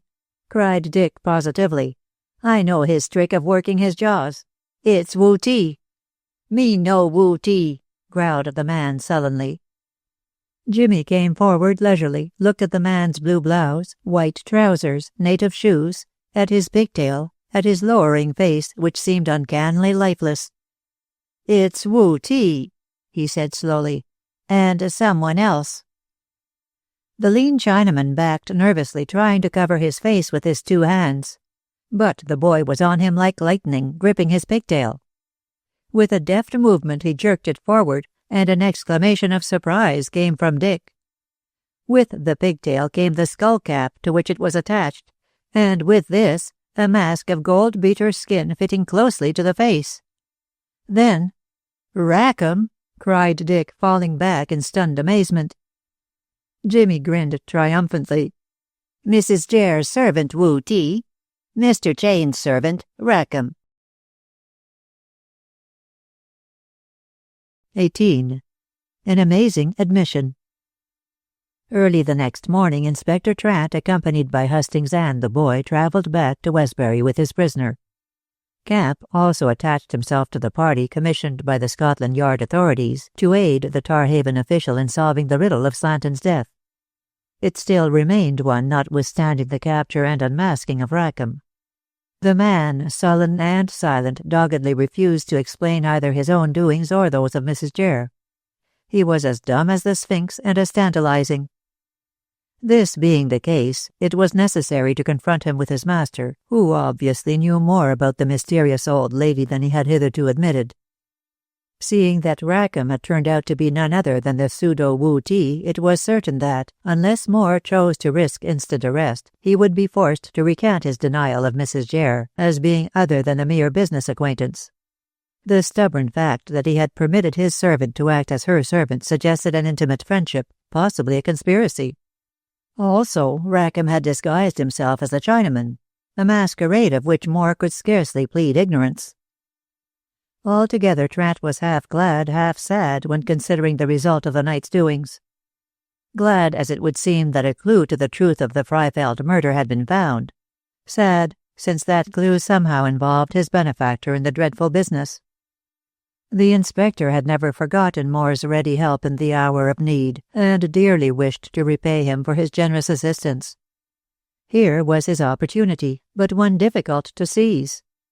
Left to himself, he could have and would have strained a point to protect the old man to whom he owed so much.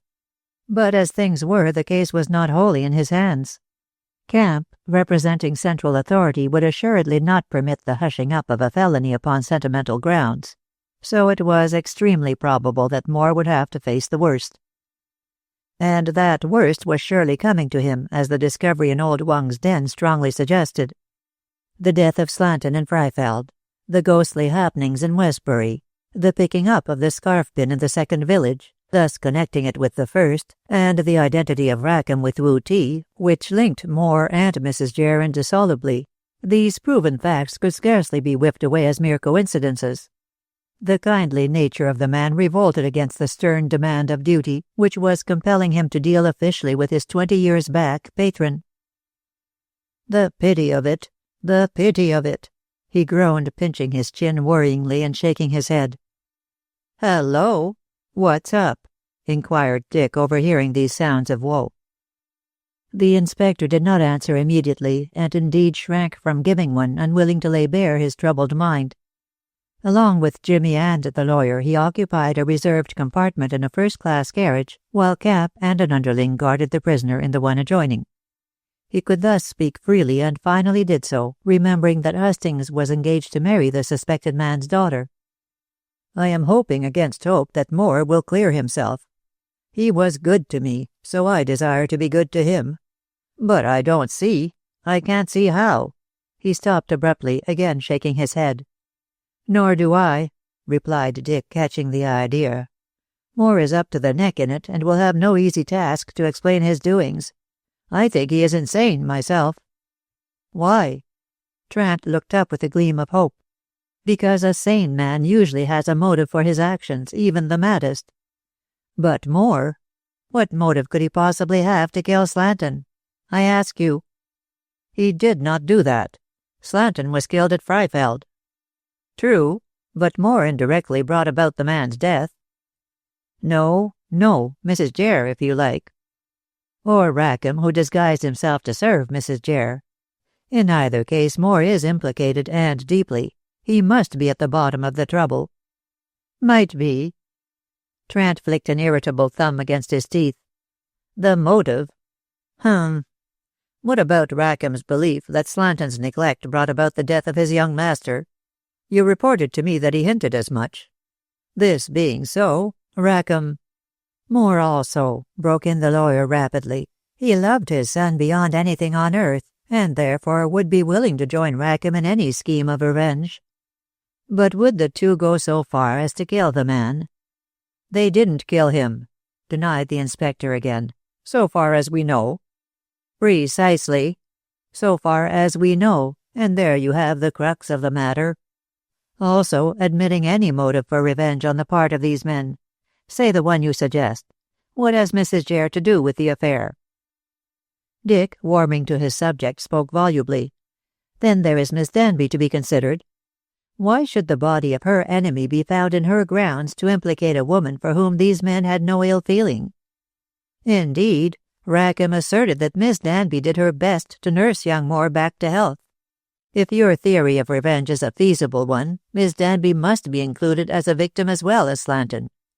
No, Trant, it is Mrs. Jere."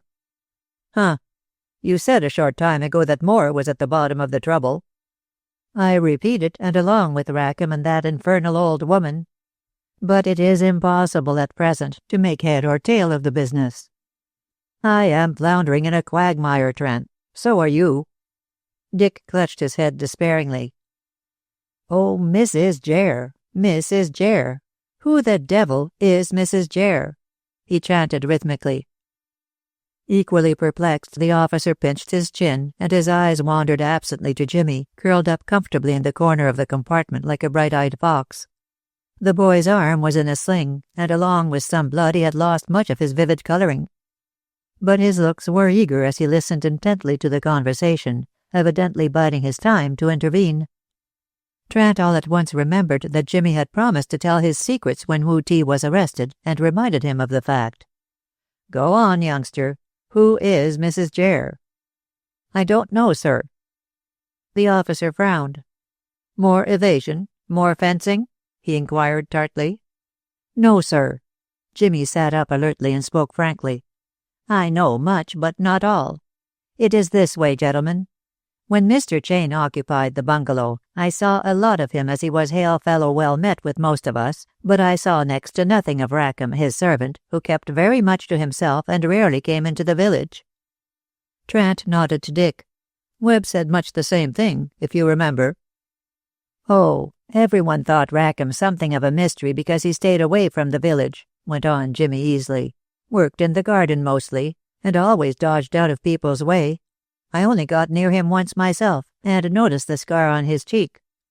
It was growing dark at the moment, and I couldn't see his face very clearly, but I noticed the scar and fixed it in my mind as a mark whereby I should know him again."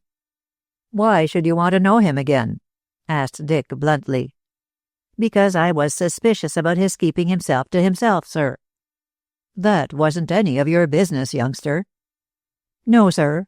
Jimmy turned to answer the inspector.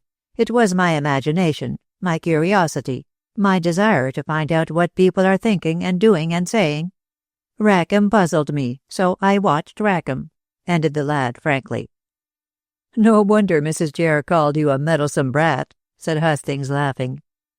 "Oh, she didn't think me one when she engaged me to weed her garden.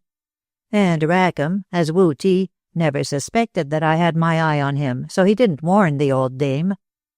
Anyhow, when Mrs. Jere rented the bungalow, I was employed to look after the garden, run errands into the village, and clean the motorcycle. A jack of all trades, gentlemen, and master of none." "Don't be too humble," advised Trant dryly. "You were a master spy, anyhow."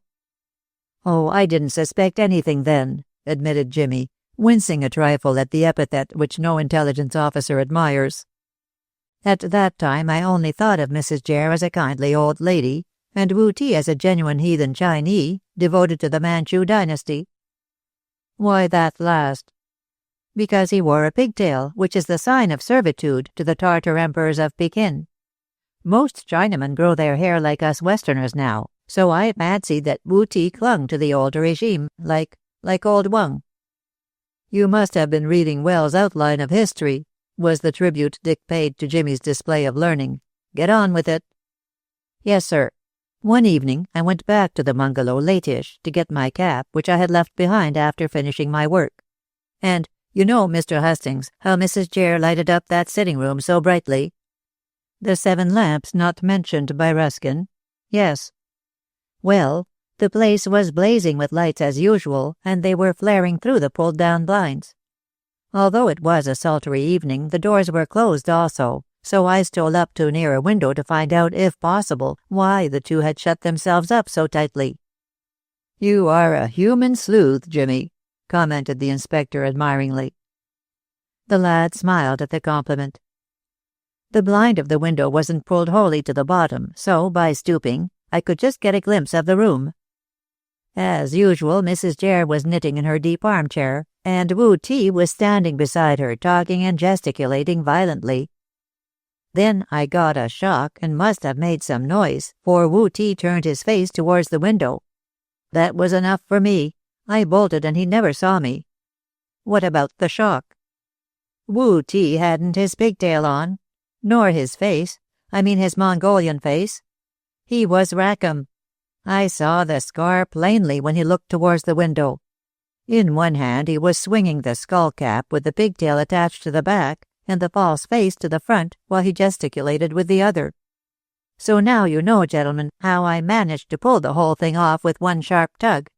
It was a mask." "And a clever one," struck in the inspector, nodding emphatically. "That gold-beater's skin with a trifle of oil rubbed over it and a touch or two of paint when clinging to the face would deceive anyone.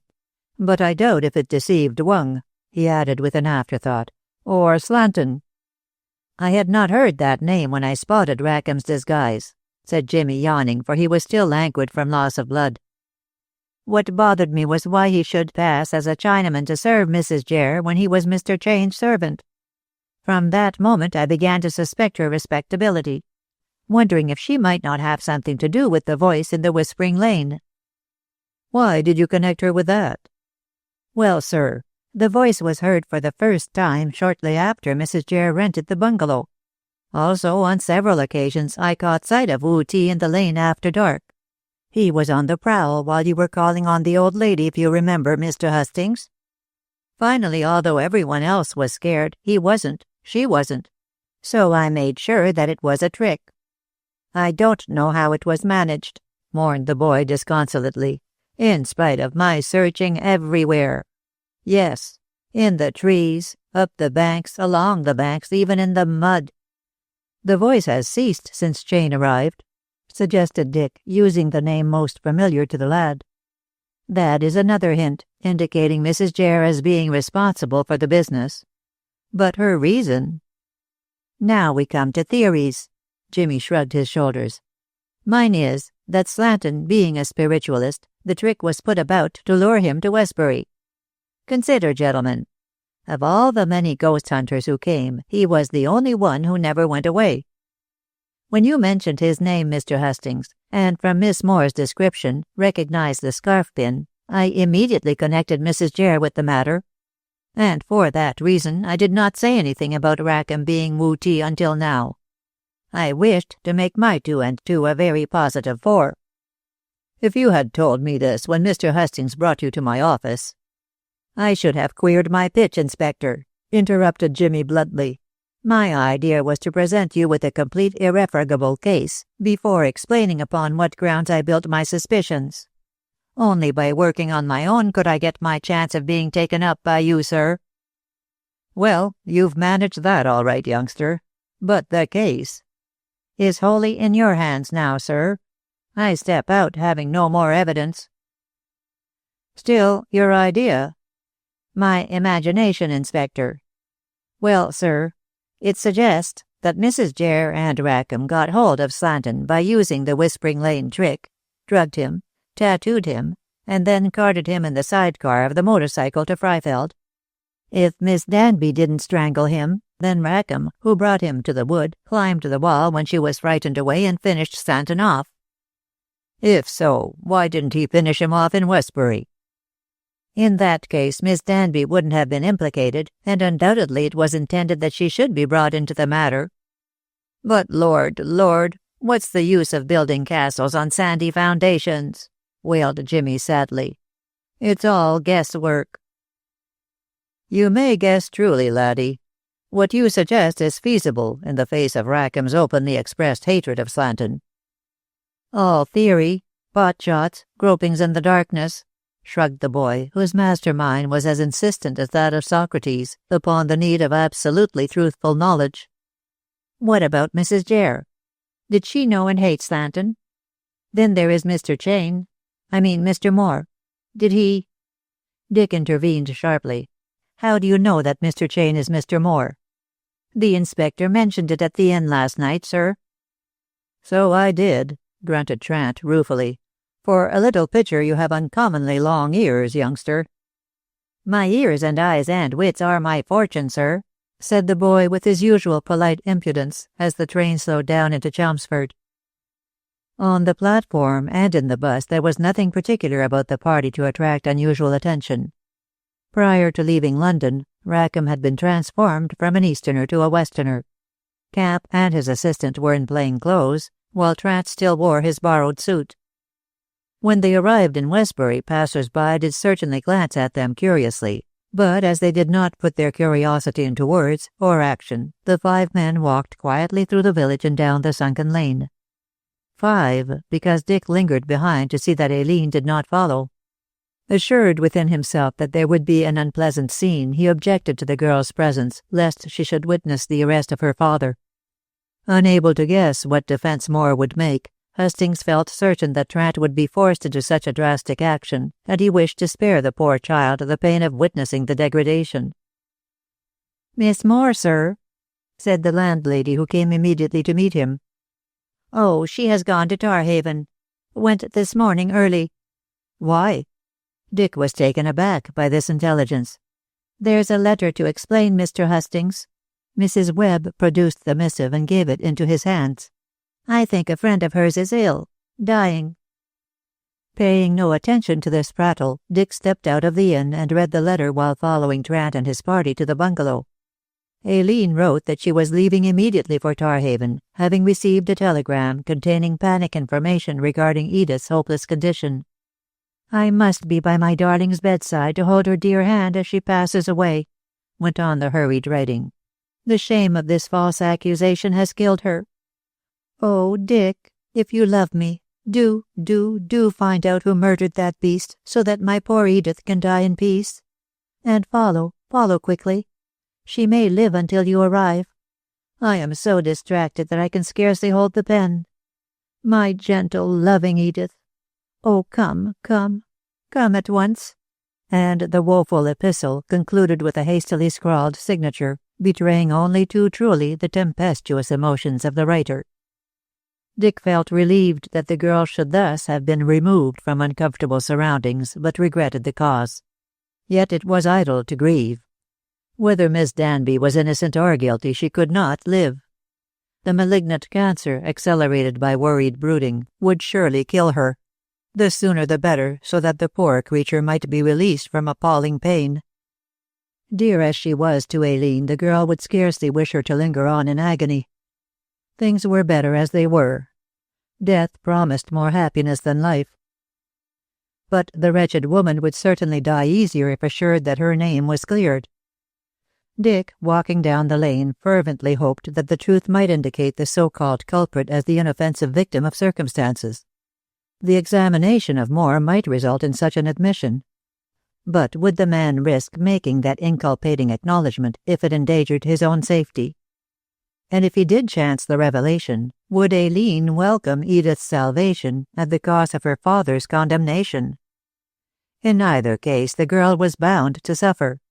It was with a sore heart that Hastings entered the bungalow. Far from being bettered by recent discoveries, things were now worse than ever. In that well-remembered room wherein Mrs. Jere had sat and knitted amidst the brilliance of many lights, Dick found Moore standing at bay, although outwardly there was no sign that he considered his position so final. The light-haired, light-complexioned little fellow, neatly dressed as usual, stood smilingly on the hearth-rug, facing his ordeal with dauntless composure.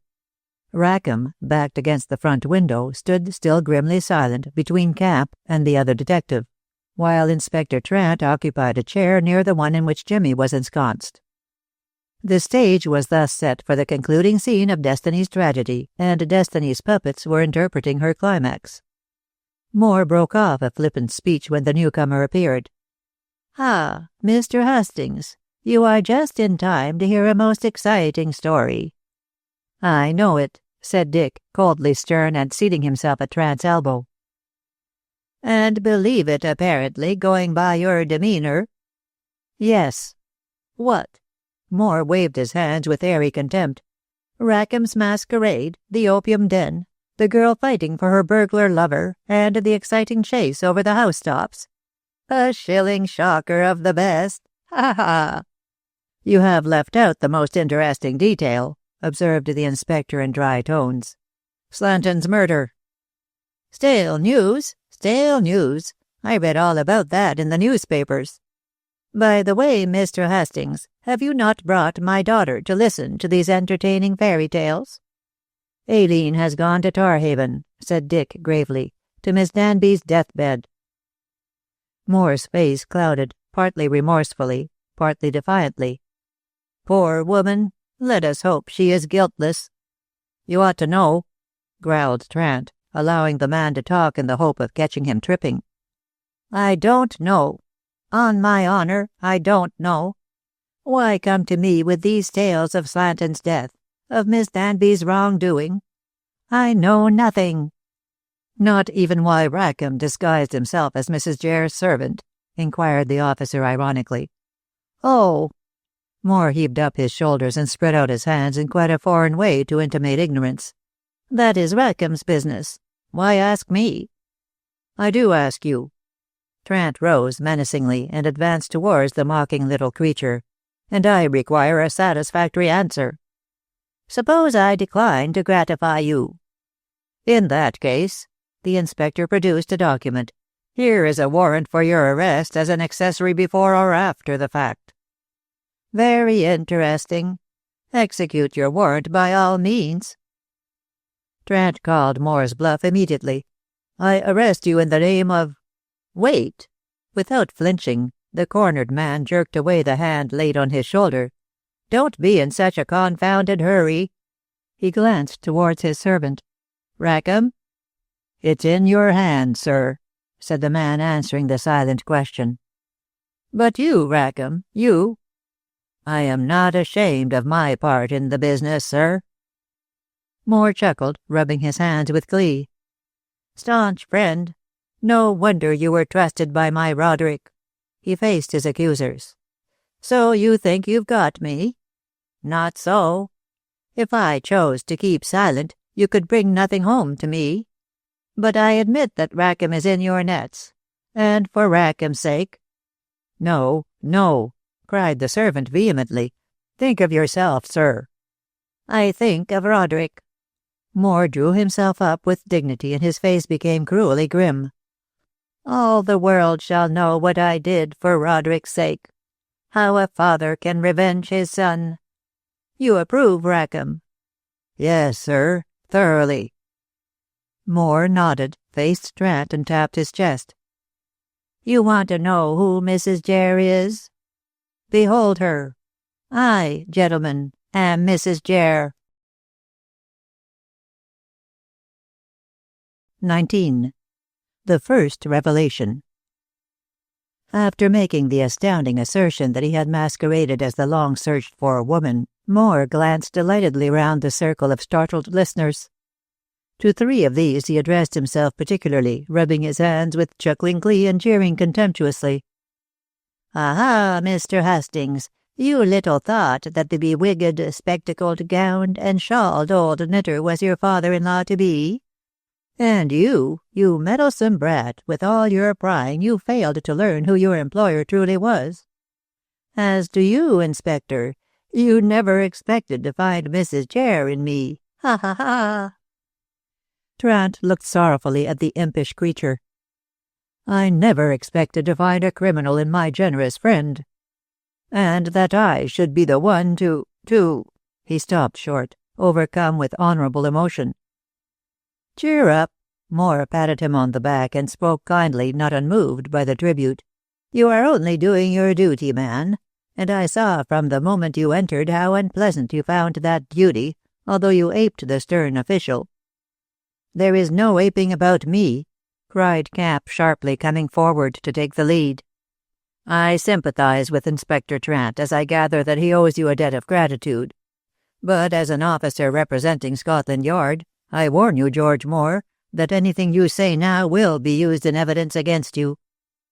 "As if I cared," retorted the other disdainfully. "Have no fear, you dressed in brief authority puppet. I am now going to make a clean breast of all my doings. Hitherto I refrained for Rackham's sake, but as he agrees—" "I do agree," resolutely declared Moore's accomplice without stirring. "What my master and I did was done because no justice could be got from the law of which you are the figurehead. Go on, Mr. Moore. Tell them how we revenged Mr. Roderick." "Willingly, Rackham, willingly, now that you consent. Take your seats, gentlemen. Get out your notebooks. Open your ears." Moore wheeled a chair round so as to face the company squarely, and sat down markedly insouciant. "Your story, gentlemen, is interesting, but you will find mine still more so. As in a serial it is necessary to capture the reader's attention at the outset, I will follow the example of the cunning author. He paused, his face grew dark, and clenching his hands he added in deep, low tones, "My son, Roderick, was murdered." A thrill passed through Dick. "God, Slanton? And that woman Danby?" "No." The young man threw out a horrified hand to reject the imputation. "I can't believe that. It's impossible. Incredible." Moore dropped his head sadly. "I have thought so of late. But, Rackham—" The man stepped forward, followed by the watchful detective. "It's neither impossible nor incredible, sir." He addressed himself to Hustings, heavily emotional. "I was Lieutenant Moore's batman. When he was wounded and taken to the base, I went with him, being done in with a bullet in the ankle and this." He touched the disfiguring scar. "Dr. Slanton was in charge of the hospital, and I saw that he admired one of the nurses, Sister Danby, who looked after my master. Later I learned that she loved the lieutenant and had been engaged to marry him. Mr. Moore broke off the engagement." "Alas, I did," sighed the little man drearily, "to my cost. Had I not done so, my Roderick would have been alive now." "I thought that Sister Danby was all right," continued Rackham, "especially when the lieutenant told me that he loved her and she loved him. He made his will in her favor, and I witnessed it along with Slanton. I thought that my master would die of his wounds, but he picked up when engaged again to Sister Danby, and seemed on a fair way to recovery. Then—" the speaker gulped. "Then he died." "Surely of his wounds," hinted Trant softly, with an anxious glance at Moore, who had used the ominous word, murder. Rackham's stern lip curled. "So it was reported, sir. And by Dr. Slanton, who had his own fish to fry. Oh, yes, died of his wounds. I don't think. After the lieutenant was buried, I overheard that blarsted doctor drawing to Sister Danby in a corner of one of them French cafes. Slanton said as she'd poisoned my master with some stuff soaking the bandages. She said that he'd prepared the bandages, although it wasn't his work. And you know well enough why I did it, says he. You know that if those bandages were put on, he'd die. Which was what you wanted, so's to get the money. No, says she, flurried like. Rats, says he, we're both in it, so we better get married and share the quids. If you don't do what I tell you, says he, I'll— Rackham stopped short. Go on, ordered Camp, looking up impatiently from his notes. What else did you overhear? Nothing, replied the man bluntly. A rowdy lot of lads barged into the cafe, and my two beauties bunked. Next day I was reported fit and sent back to the front. But as sure as God made little apples, sir, Slanton and the woman did my master in to get the money. But Miss Danby, in your hearing, denied that she knew about the bandages being tampered with, cried Dick, defending the unfortunate woman. And Slanton told Miss Danby in my hearing, sir, that she was jolly well in the know and deliberately applied the poisoned bandages for the money. That is just what I doubt, broke in Moore uneasily. I did think as you did, Rackham, when you told me your story. But since I have learned that Miss Danby looked for me and found my daughter to offer back the money to us both, I think she must be innocent. I don't, growled Rackham savagely, and I never shall. She and that devil murdered the lieutenant. To hell with them both. Continue your story, said Trant, noting down this reply. There is little more to tell, sir. After the war I wrote to Mr. Moore, but as he was missing, my letter didn't find him. When he returned to England, he got it and looked me up. Then I told him what I tell you, and we agreed to make Slanton sit up. Camp shook his head. Better have gone to the proper authorities. What good would that have done? Questioned Rackham derisively. My young master had been dead and buried for months, so there wasn't much hope of learning anything by digging him up, and I was only one against two. Slanton and Sister Danby would have denied everything. I'd have been laughed at coming forward after months and months with such a steep yarn. No, sir. Mr. Moore and I took the law into our own hands and sent Slanton to hell, where I hope he is now. That's my story, sir," ended the man savagely. "Mr. Moore can carry on," and he stepped back to his former position, the detective at his elbow. Dick admired Rackham's vehement fidelity to his dead master, but thought, as did the rest, that he had carried it to extravagant lengths. "When you were told this wild story," he asked Moore disapprovingly, "why didn't you seek out Miss Danby and learn if it was true?" "Because I mistrusted the woman. I always believed that she was an adventuress, wishing to marry Roderick for the sake of his money. For that reason I refused to sanction the earlier engagement. When Rackham told me his story, I thought that she had carried out her plan of getting the property by inducing Roderick to make a will in her favor before murdering him. I am sorry now that I did not question Miss Danby. But what with the loss of my dear son and my dreadful captivity, my heart was hot within me. I had only one idea, Rackham's idea, to revenge myself on the man and woman who had robbed me of my boy." Trent looked pityingly at his friend, recognizing how his enfeebled brain had entertained the idea until it attained to such monstrous proportions as to swamp his better nature. His paternal love had made him a fanatic. "Explain how you carried out your scheme of revenge." "The Whispering Lane," said Moore dully. "That was the beginning." "A trick, murmured Jimmy, hugging himself. "I knew it was a trick." "Yes, boy, a trick, but one which you failed to discover. Rackham and I wished to get Slanton to ourselves in some lonely place and kill him. The question was how to lure him into such isolation.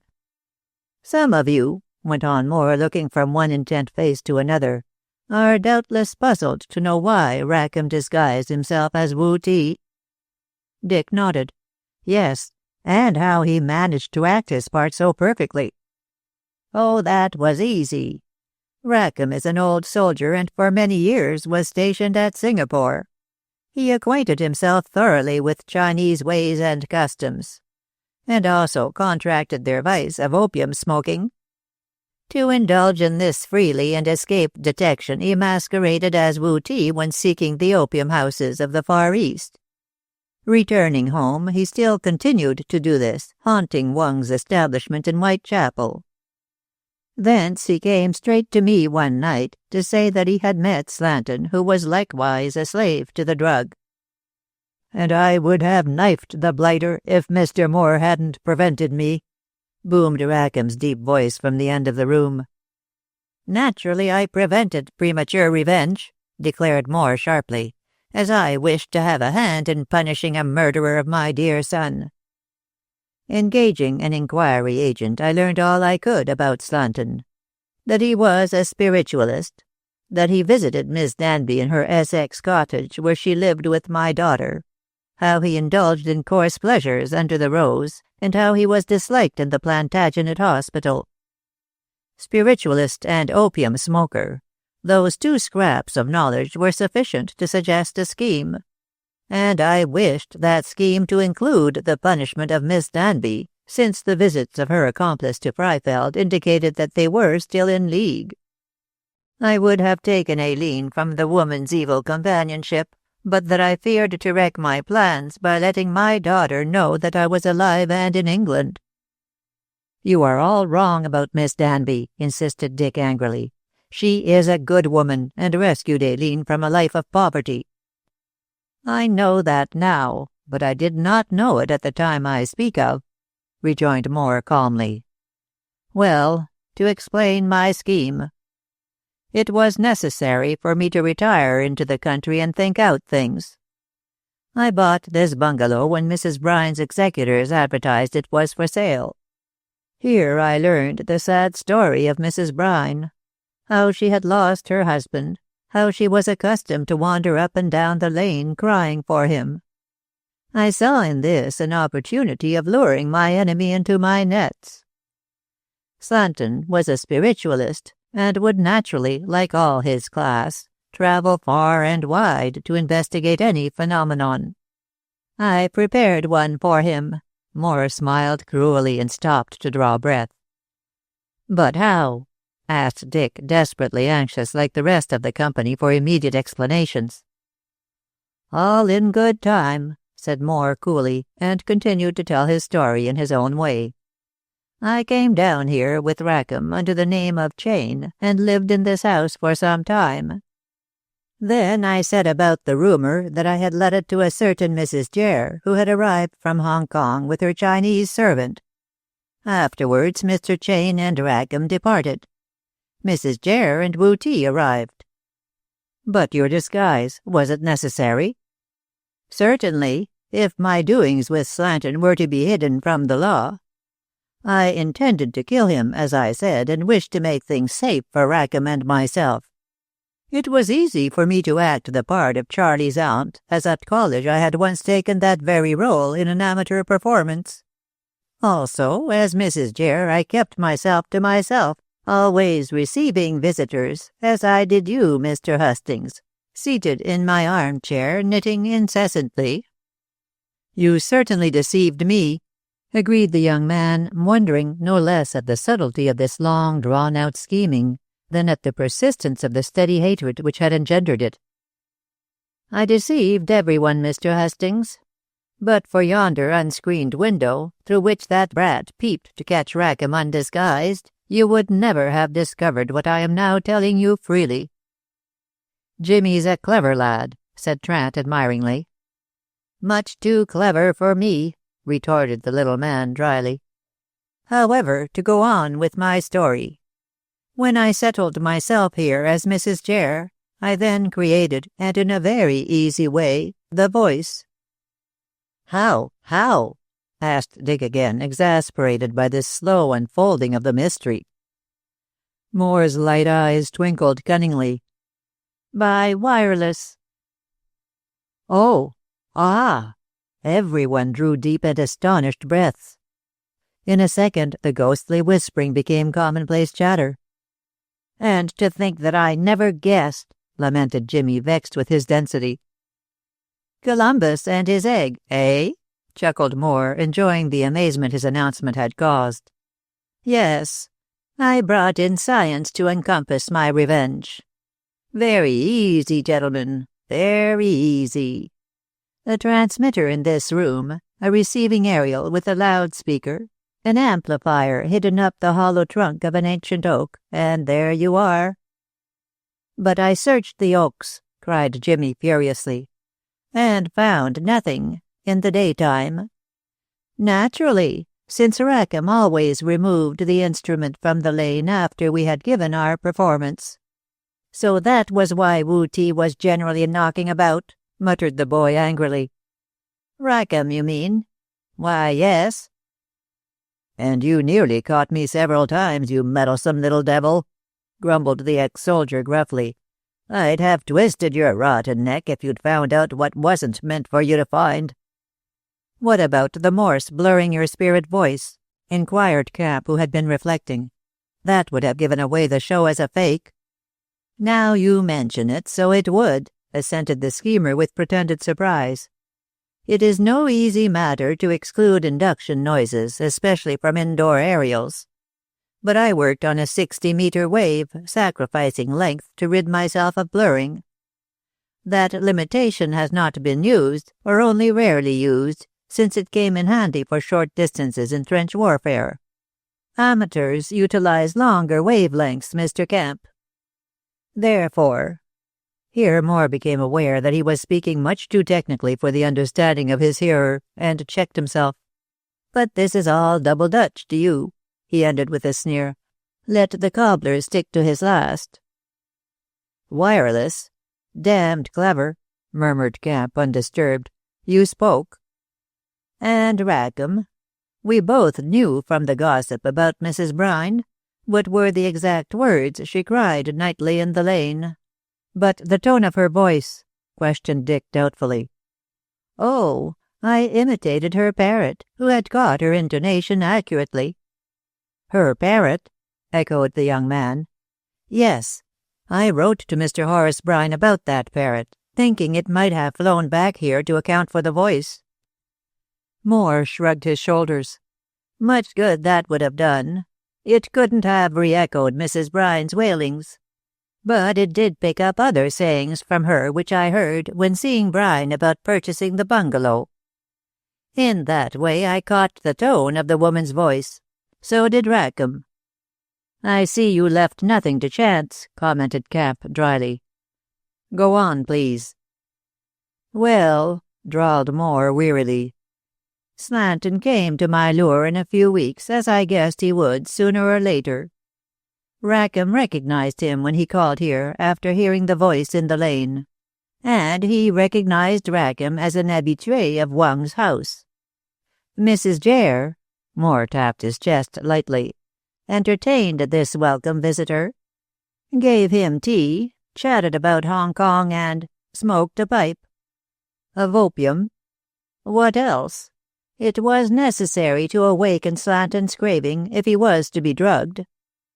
I explained that I had contracted the habit to relieve my rheumatic pains, and usually smoked a pipe before retiring to ensure a restful night.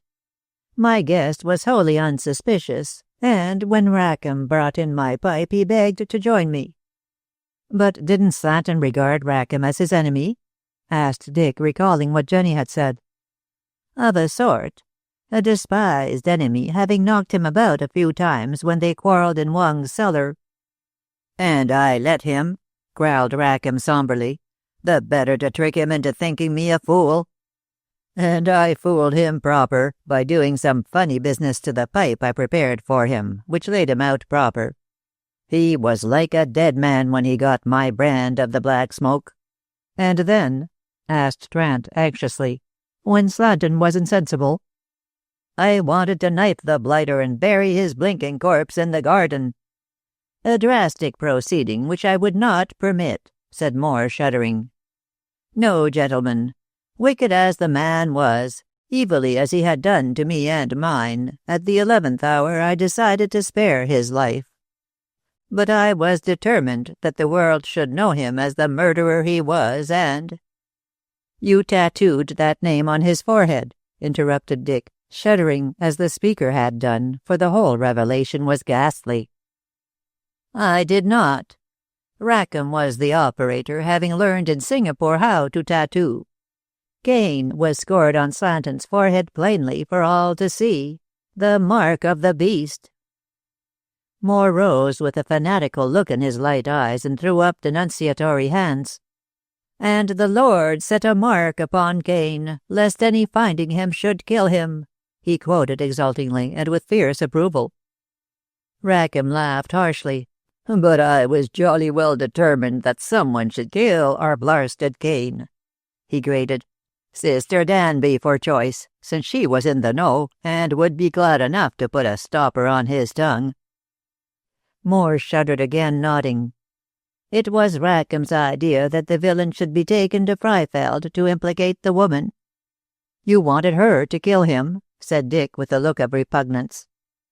"I left that to her. If she killed him, well and good. He would be dead and she would be hanged. If she spared him, then the whole wicked story would come to light and both would be punished." "Oh, she did him in right enough," declared Rackham with grim satisfaction. "I made sure she would. And she did. Strangled him, as the newspapers said." "You were lurking on the farther side of the wall," suggested Hastings. "Miss Danby told me that she heard your footsteps." "She heard footsteps, I don't deny, any more than I deny they were mine. But she didn't know that. I brought Slanton to Freifeld in the sidecar, chucked him down on the lawn, and then climbed in through the window into the cottage to hide my tattooing tools in the place where I meant them to be found, so that Sister Danby might be tied up." "You're a devil," said Cap, stirred out of his ordinary official composure. "What had the poor woman done to you?" "Murdered my master along with the Slanton blighter," snapped Rackham tartly. "Haven't you heard? Do you want me to pitch the yarn again?" Moore signed that he should be silent. "That's all," he said, pacing about restlessly and holding himself in as best he could. Not quite, declared Trant, regretting the necessity of exerting further pressure. Why did you and this man run away? What else did you expect us to do? Retorted Moore, whose self-possession was fast yielding to uncontrollable passion. Hastings visited me, and from what he said, I saw that the law was gathering up the threads to weave a net in which we might be enmeshed. It was necessary for our safety to relegate Mrs. Jere and Wu Ti to obscurity. Rackham cast off his disguise. And took it with him, suggested Jimmy meaningly. Clever boy. So he did. But it was in European kit that he drove the machine, knowing that the sight of a Chinaman doing so would lead to awkward questions being asked. I went as Mrs. Jere and finally left that lady. In the little wood where I found her clothes, finished Jimmy, nodding. Moore nodded also, and savagely. You have been my evil genius. But for you all this would never have come to light. Not that I mind the revelation. I want all the world to know how a father has avenged his beloved son. You sent Rackham to London after Mr. Hastings and your daughter discovered your identity, remarked Camp, ignoring the burst of passion. I thought it best that he should be out of the way, said Moore irritably and striving desperately to control his feelings. But I never thought that he would be such a fool as to go to Wang's house in his Wu Ti dress. I thought it was safe, master. Rackham glared at Jimmy. If only that little devil hadn't put the cops on the trail. Jimmy had nothing to do with that, interrupted Dick sharply. It was Jenny Walton who told me that Wu Ti was a customer of Wang's. Then I'm glad she's gone west. Not yet, declared the inspector. Dying slowly, but still alive. Camp rose, putting away his notes. Well, that's that. I think we have enough evidence to settle this business. My prisoner, he laid his hand on Rackham, is here. Yours, Inspector, he nodded towards Moore. Trant went through the ceremony of arrest as best he could. I won't put the handcuffs on, he mumbled, shamed by the memory of past favors. Moore laughed shrilly. Lord, man, why make a song about it? I am not ashamed of what I have done. Neither is Rackham. You can stake your life on that, blurted out the ex-soldier stubbornly. I rejoice, rejoice, rejoice. Moore's voice leaped an octave as he let loose the full flood of his long-suppressed passion. I am the Lord who set the mark of the beast upon the forehead of him who adored the beast. Call him no more Slanton, but Cain, Cain, Cain, the accursed one who slew his brother. My friend, steady on. Trant grasped the poor soul's arm soothingly. Moore shook him off and went on shouting loudly. Behold the Lord, who doeth justice, when the hands of men wax feeble and the hearts of the wicked are hardened to wickedness. The worshipper of the beast is slain, is slain, is slain. Yea, yea, and in his high place. Sealed to the beast, he hath gone to the beast. Down, down, fathoms down to the eternal burning. And the crazed creature flung himself wildly about the room, crying and gesticulating. Off his rocker, commented Rackham with grim satisfaction. Not for the first time either. No prison for the master, I guess. He's past punishment. Any motor car hereabouts? Trant asked Jimmy hurriedly. The squire. I'll get his. And the boy fled away with the speed of a wing-heeled Mercury. Selah, Selah, let none give voice when the Lord thundereth, raved on the insane man. Bring up the chariot, that he who reigneth may ride in triumph through the hosts of the Philistines. Anathema, Maranatha! Anathema, Maranatha! The Lord cometh to take vengeance. I am the Son who bringeth the sword to smite and slay and spare not. The Son who... His voice faltered, broke. Something snapped in his brain, and he sagged to the floor, muttering and plucking at his face. The Son, my son. Oh, Roderick, Roderick, Would I had died for thee, my son." And the frenzy ended in a burst of human tears. The tender father, the brilliant scientist, the cruel plotter was now a mere wreck of what had once been a man. "Thank God," breathed Rackham reverently. "He has escaped you devils." "You haven't," Camp assured him, tapping his shoulder. "I'll lay there's nothing dotty about you." "Who said there was?" "What about it?" "This. You're the man we want. The man who climbed that wall to complete your damnable work by strangling Slatton." Rackham looked at the officer long and hard. "Prove it," he said briefly, and shut his grim mouth firmly. 20. The Second Revelation. Obeying Aileen's anxious summons, Dick travelled back to Tarhaven as soon as circumstances permitted. And these released him sooner than might have been expected. Moore and his servant were taken to London, Jimmy remaining behind in Westbury, while Tyson was again in prison and Jenny in a hospital with small hopes of recovery. Until the culprits were brought up before a magistrate, it was useless to probe further into the case. The drugging and tattooing and transfer of Slanton from one village to the other had been explained, together with the reason for such nefarious doings. But as yet, it was impossible to say positively who had strangled the man. Camp declared that Rackham was the guilty person on the grounds of his openly expressed hatred for the dead and the admission that he had lingered behind the wood-enclosing wall in the hope that Miss Danby would kill her accomplice. Climbing over to make sure, and finding that the villain still lived, he had then done what he always intended should be done. The others were inclined to agree with him, although more doubtful as to the actuality of this theory. They received no assistance from the accused. He reserved his defense and defied them to convict him. "Prove it," sneered Rackham, and relapsed into his impenetrable silence. So it thus came about that shortly after the damnatory explanations of the crazy man and his assistant, Dick was pacing the waiting room of the Tarhaven infirmary awaiting the entrance of Aileen. She was with the patient, as a kindly nurse had explained, the authorities having accorded her free association with her dying friend, who could not be expected to outlive the day. The urgent message of Hustings brought her from the bedside, and she entered hurriedly to excuse herself from an interview. "I can't wait, Dick," she protested when he clasped her in his arms with heartening kisses. "Edith may pass away at any moment, and her only comfort now is to hold my hand." "You must give me 10 minutes and hear what I have to say, darling." "Impossible, impossible." Aileen extricated herself from his embrace. "Edith will not die in peace if I am absent." "She will not die in peace until she hears what I can tell her." "Oh, Dick, have you learned the truth at last?" asked the girl breathlessly. "I think so, or what looks like the truth. There is a doubt, but that doubt Miss Danby may do away with." Tell me quickly.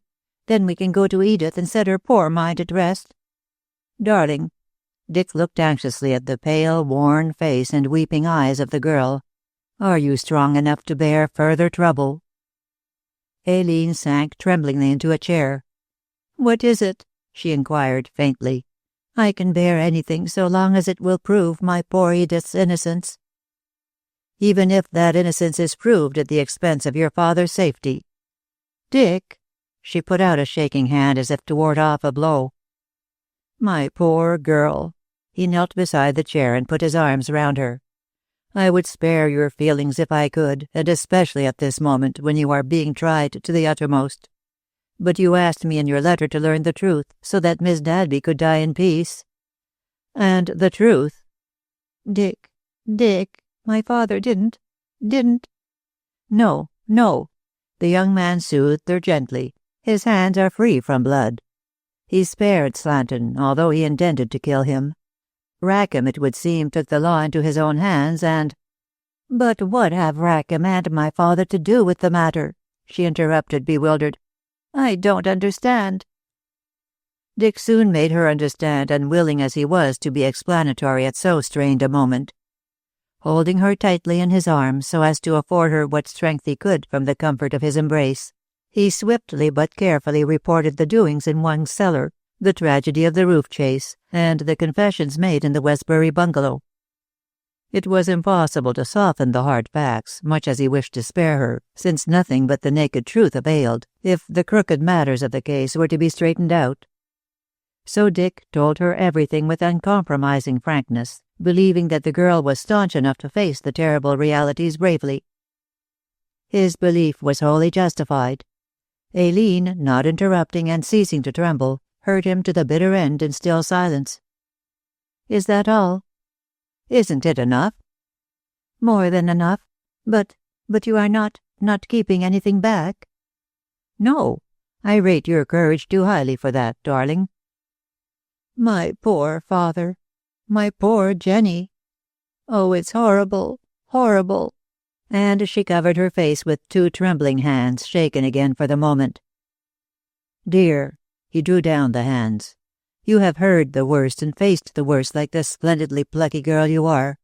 Don't give way now. What is past is terrible, still it is past." "But the present comes from that past.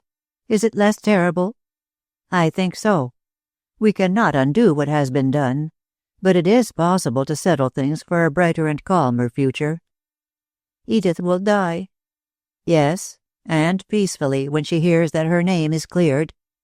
"Would you wish her to live, when living means hourly agony from her disease?" "No. And yet—" "Dearest, believe me, it is better so. Apart from her present suffering, the tragedy of that poor creature's life is so dreadful that she will be glad to rest peacefully in the loving arms of the great Father. Jenny, too, will die, and that also is a mercy, disguised though it may be. At the best, she could only survive as a helpless cripple, a burden to herself and others." "But my father," said Aileen in low tones and with her eyes on his face. "Oh, that is the greatest tragedy of all," mourned the young man. "There is nothing so terrible as to witness the weakening of a strong will, the wrecking of a powerful brain. Yet I am glad that in this case it should be so." "Glad?" The girl's face flamed, and with a movement of indignation she would have released herself, but for her lover's restraining arms. "Think, my dearest," he urged tenderly. "Your father lost all interest in life when his son died, until Rackham's story awakened the evil impulse of revenge. Now that the revenge has been accomplished, there is nothing left for your father to live for. And, in a way, he is not to blame, since he cannot be held responsible for his actions. The loss of Roderick, the sordid captivity in Germany, the horrors of the Russian wanderings, and the knowledge of his return, that his beloved son had been murdered. Can you wonder that his brain gave way under sufferings, which would have shaken the reason of a stronger man? He was mad when he plotted Slanton's death, Miss Danby's complicity. But until these things were brought about as he wished, he did not betray his madness. Now it is apparent. He is a babbling child, forgetful of all." "Poor father! Poor father!" Aileen burst into tears. "Yes, poor father, but also happy father, since he now remembers nothing of the past. All horrible memories are wiped out. He believes that Roderick is alive, that Roderick is coming to see him." "Aileen, it might be worse."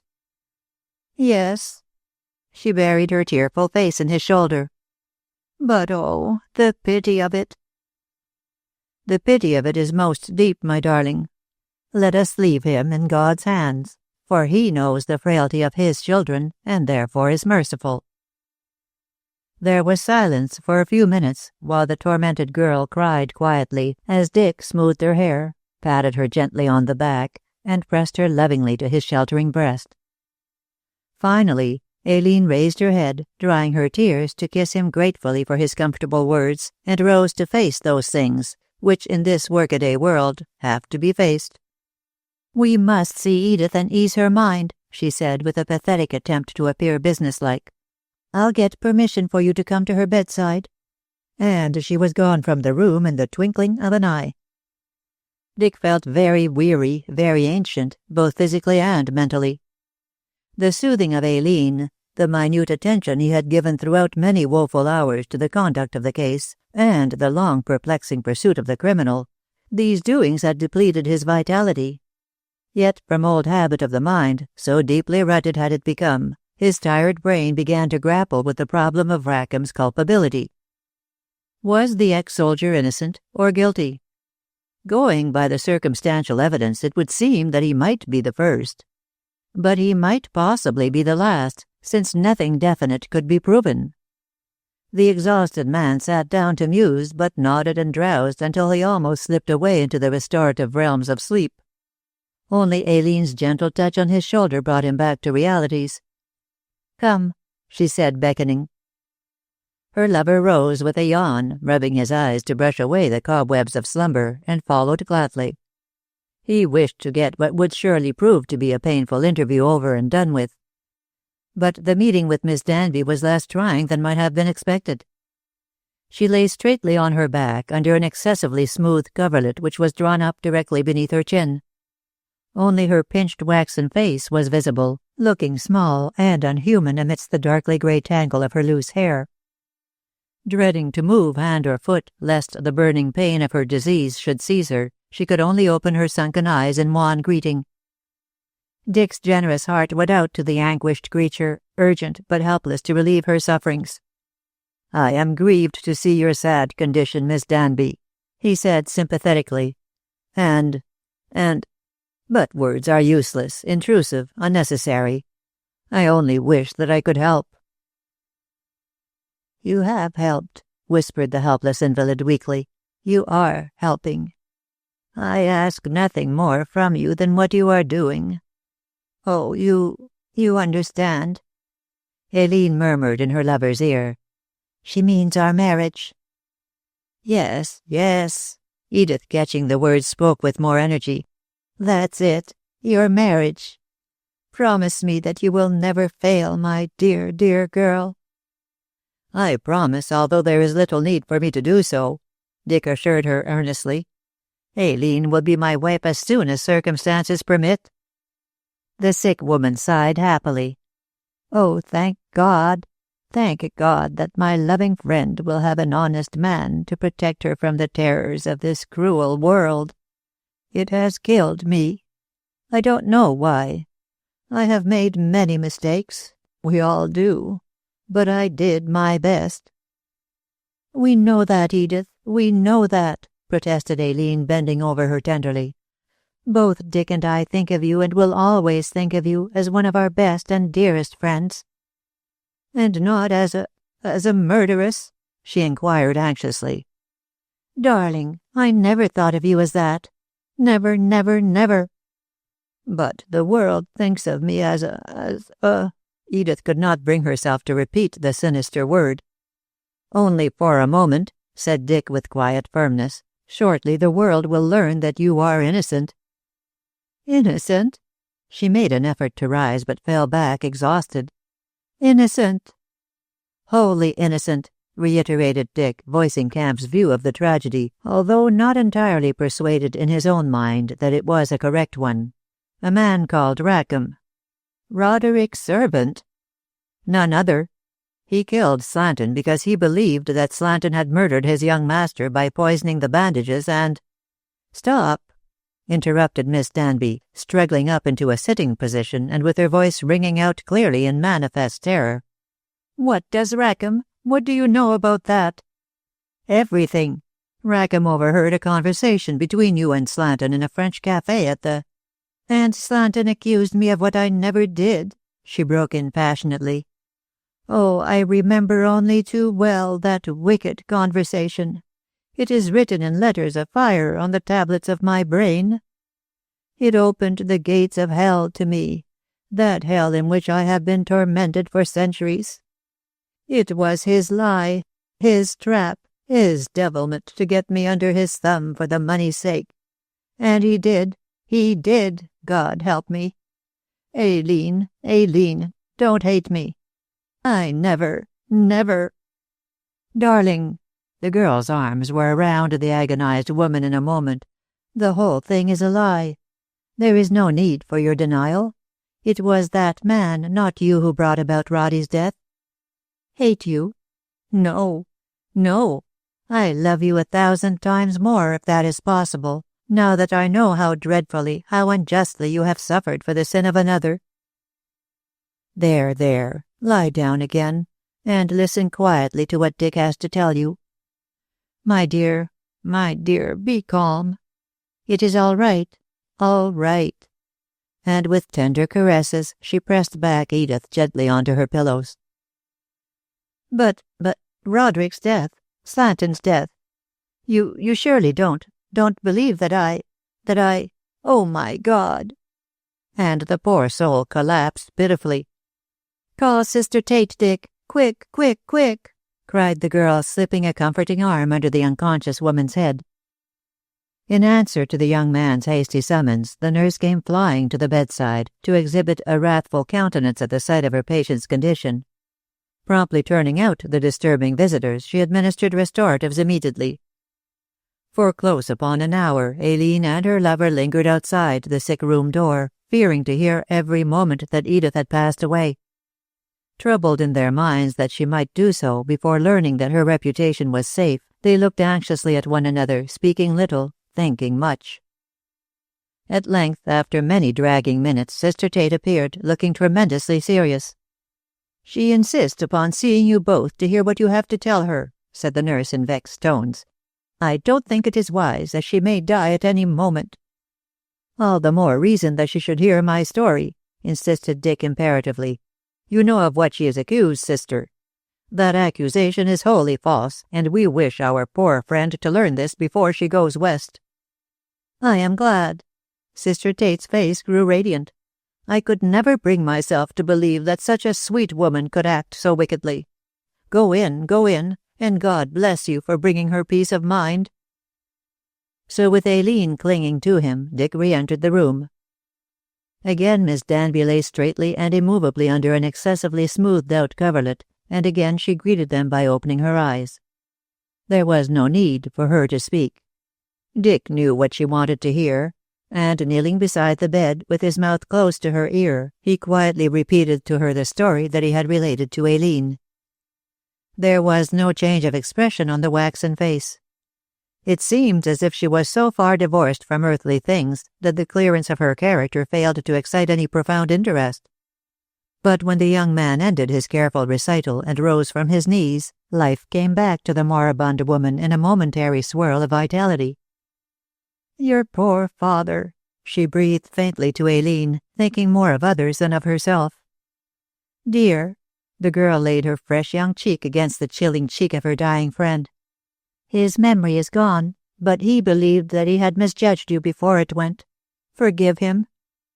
I do, and wish him all happiness. Oh, what am I saying? Happiness is not for one who has lost his reason."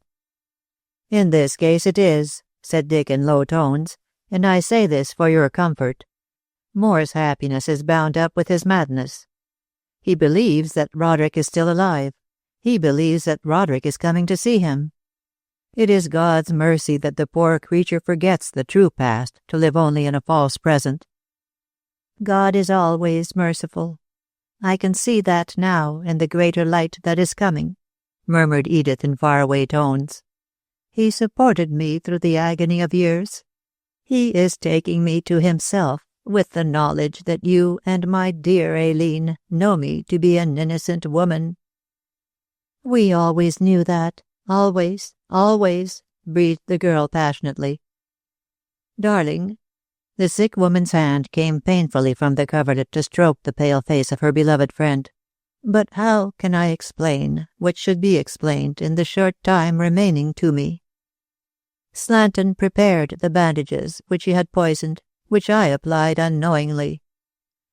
But for that fatal will leaving me the money, I don't think he would have acted so wickedly. But his greed carried him away.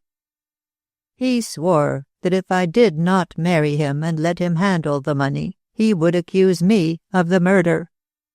It was my task to prepare the bandages. He therefore would have denied doing so. Oh, what chance had I of proving my innocence? But I held out. I held out. She checked herself, breathing hard and fast. Say no more, Edith, implored Aileen, seeing how fast the strength of her dying friend was ebbing away. We know it was the doing of that beast. No, no, don't call him that. I did so myself when I knew no better. But now I forgive him. As God is showing me mercy, shall I not show mercy to him? I am in God's hands. So is he who wronged me. Aileen, Aileen. Yes, Edith, yes. Don't be hard on Rackham. He must suffer for his wrongdoing if indeed he has acted as you tell me. But it was ignorance, my dear. Nothing but ignorance. He did the evil, believing that it was good, out of sheer devotion to Roderick. I always liked Rackham. I really think, in a different way, that he loved Roderick more than I did. Yes, even more, although I would have given my life to save my darling. He will suffer, he must suffer, but from such suffering he will learn the true good. And if he, Aileen, I am here, dear. It is growing dark. I can't see you. Put your dear arms round me. Yes, I feel happier now. Never doubt, my darling girl, never fear, never despair. You and your good husband have happy years before you. I know it. I feel it. Do good with my Roderick's money. Think of others. Share your happiness with those who have less. Aileen! Oh!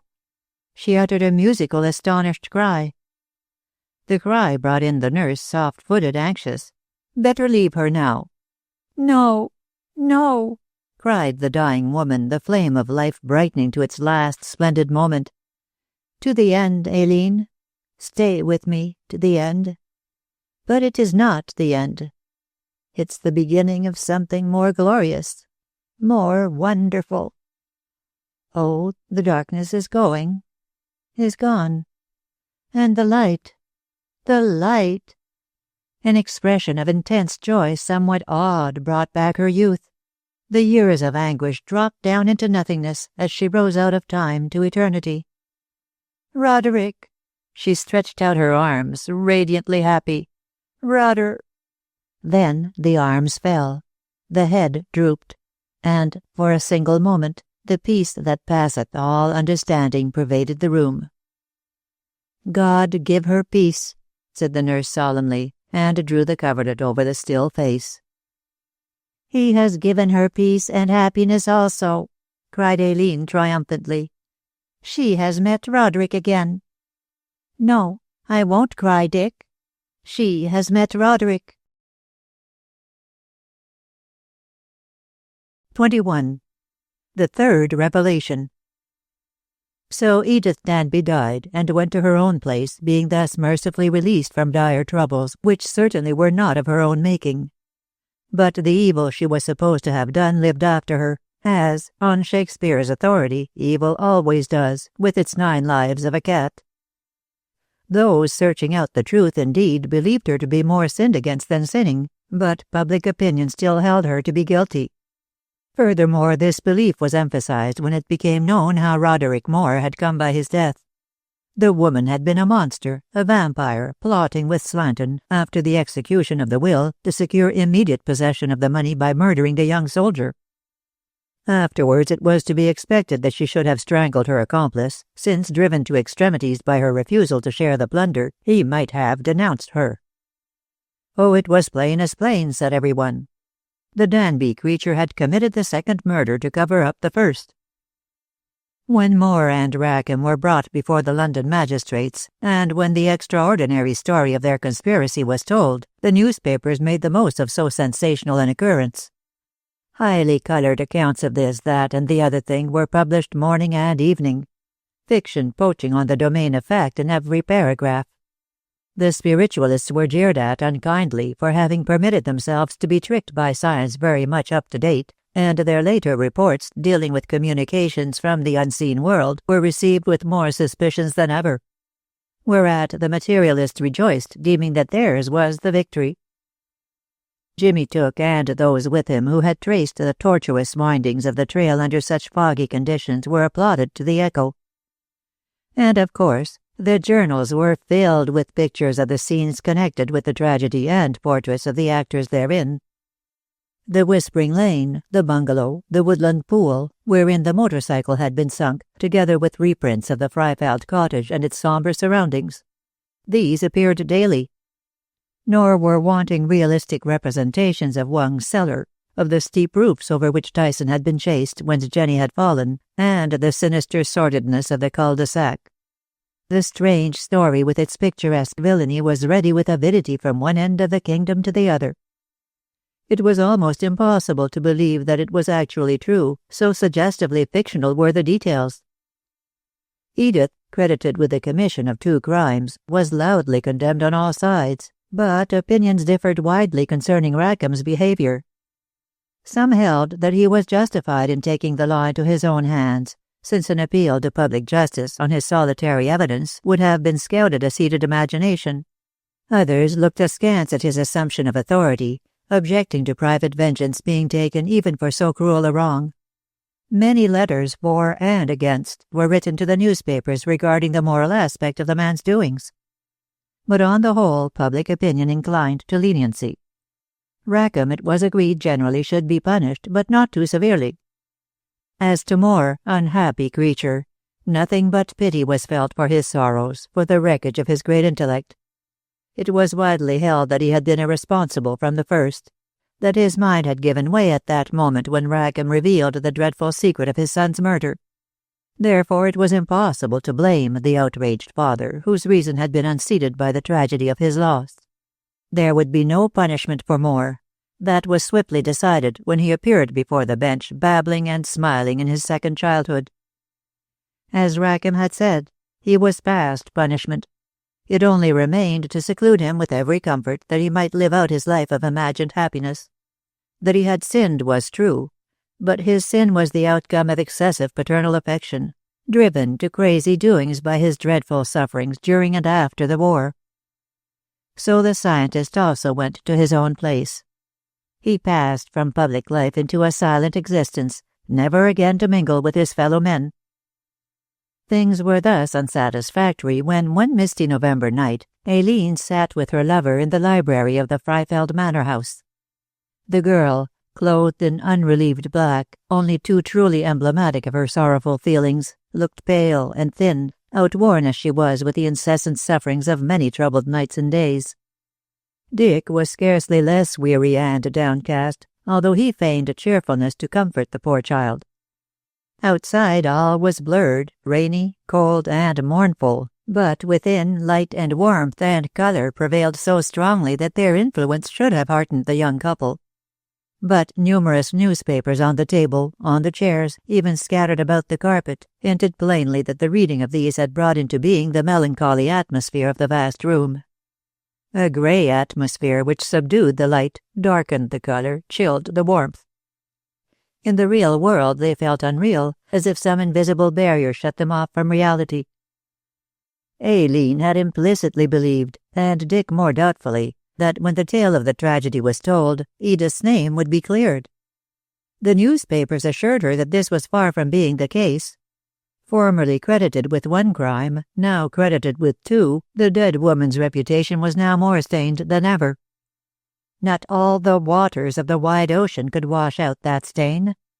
Never could what had been done be undone.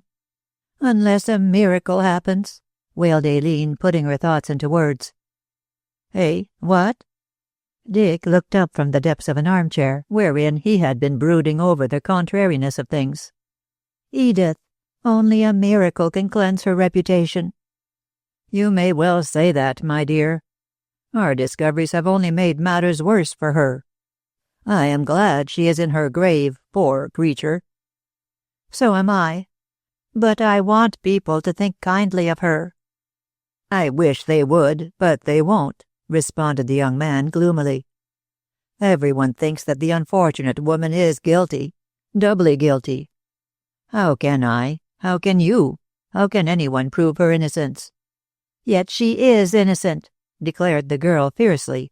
"No one could have died as my darling Edith died and not be innocent. And you told her that she was." I did. I would have told anything so that she might die in peace as she did, thank God. But in my mind there is always the doubt." Dick rose in a restless mood to pace the room feverishly. "Oh, my dear, I only wish that I could silence that doubt. But what can be done? Rackham sticks to his story that Miss Danby killed his master, that she killed Slanton." "My poor father did not believe the first when he learned how Edith wanted to give back Roderick's money," said the girl with quivering lips.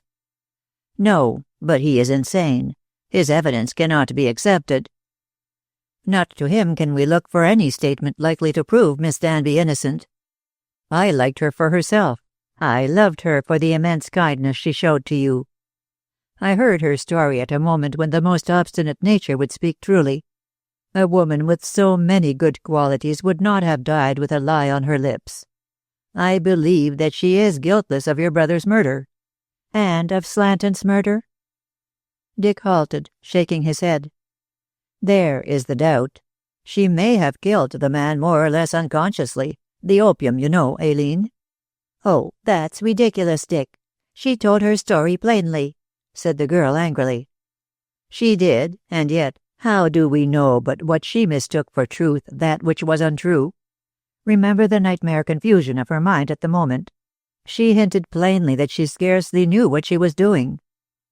"Darling," cried the young man with a burst of despairing passion, "for her sake, for your sake, I wish to believe in her innocence.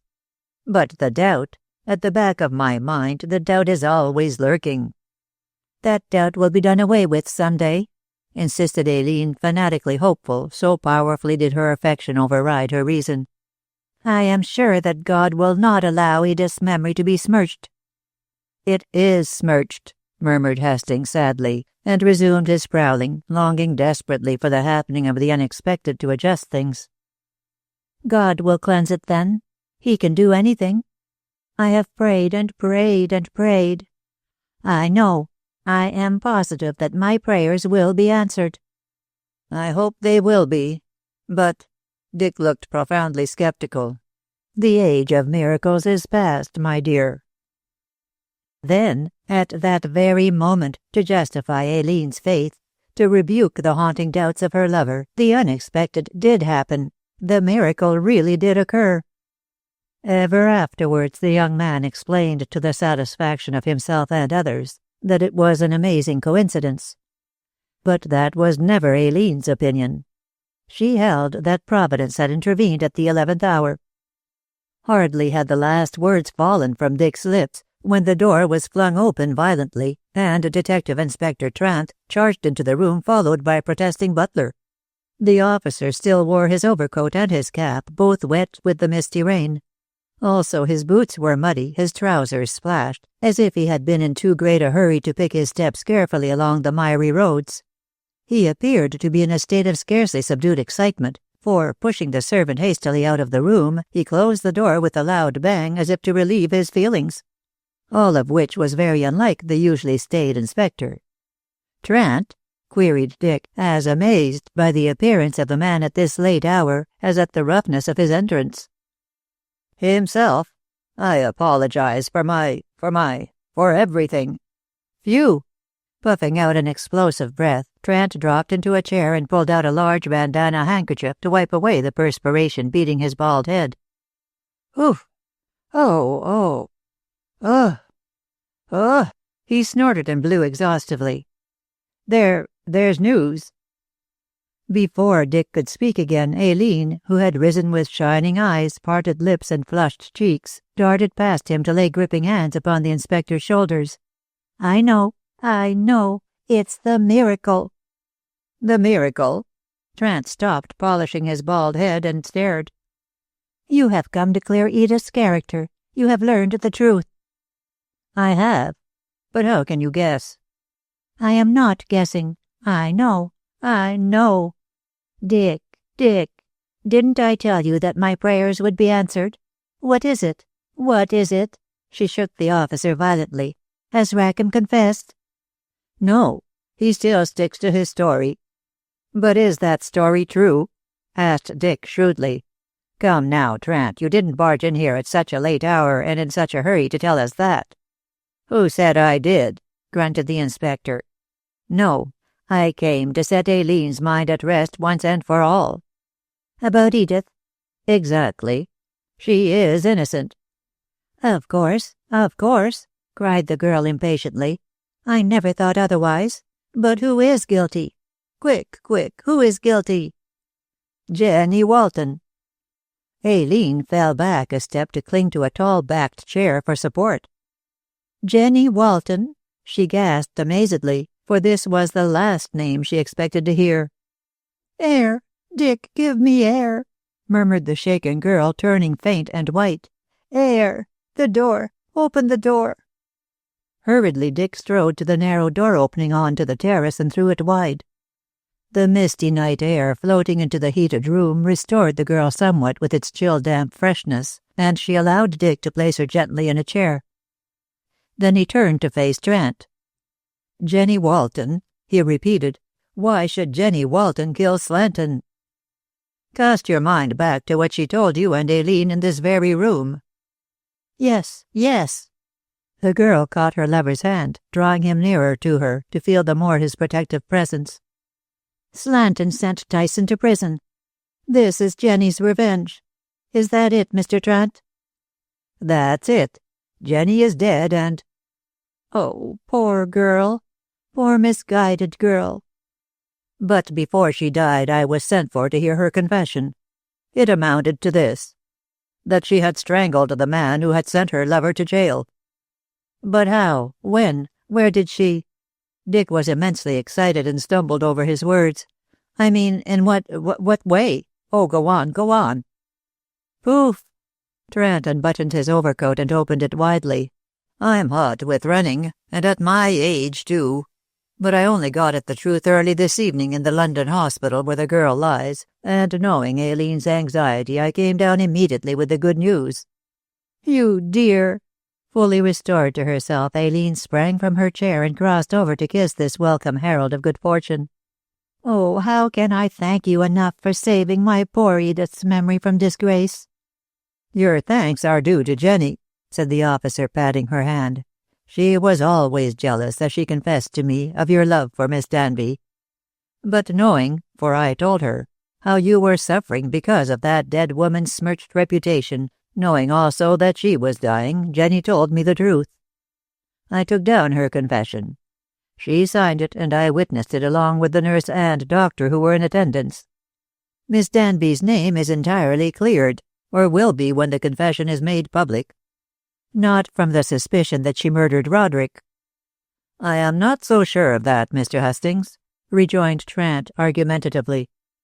A great many people think that she is guilty of the first crime because they believe on the evidence adduced that she is guilty of the second.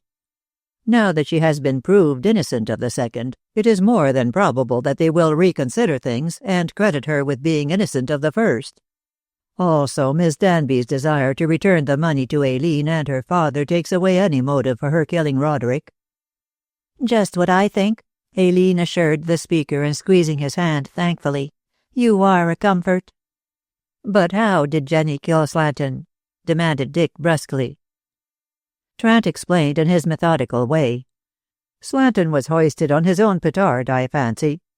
He employed Jenny to spy upon Miss Danby, both to gain his own ends and to provide the girl with a situation. As he had sent her lover to prison, he owed her something, remember. There lives some soul of good in all things evil, you know. Anyhow, whatever was his reason, he set the girl to watch her mistress. On that fatal night, Jenny heard Miss Danby leaving her room, and according to instructions got up to watch her. She saw the woman go out with a lighted candle towards the insensible man lying on the lawn, saw her also drag him into the wood.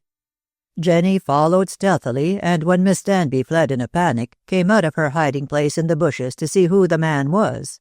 It was easy for her to recognize Slanton's voice as he babbled crazily about the Whispering Lane, about Moor and Westbury.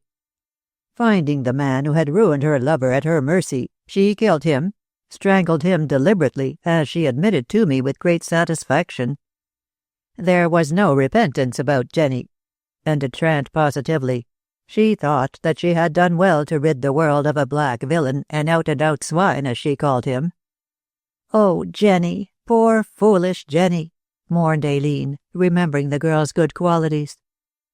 "Did Rackham know all this? He was on the farther side of the wall, remember." "No, Mr. Hastings. Jenny heard someone moving on the road and climbed up to see who it was, quite prepared to battle with any watcher.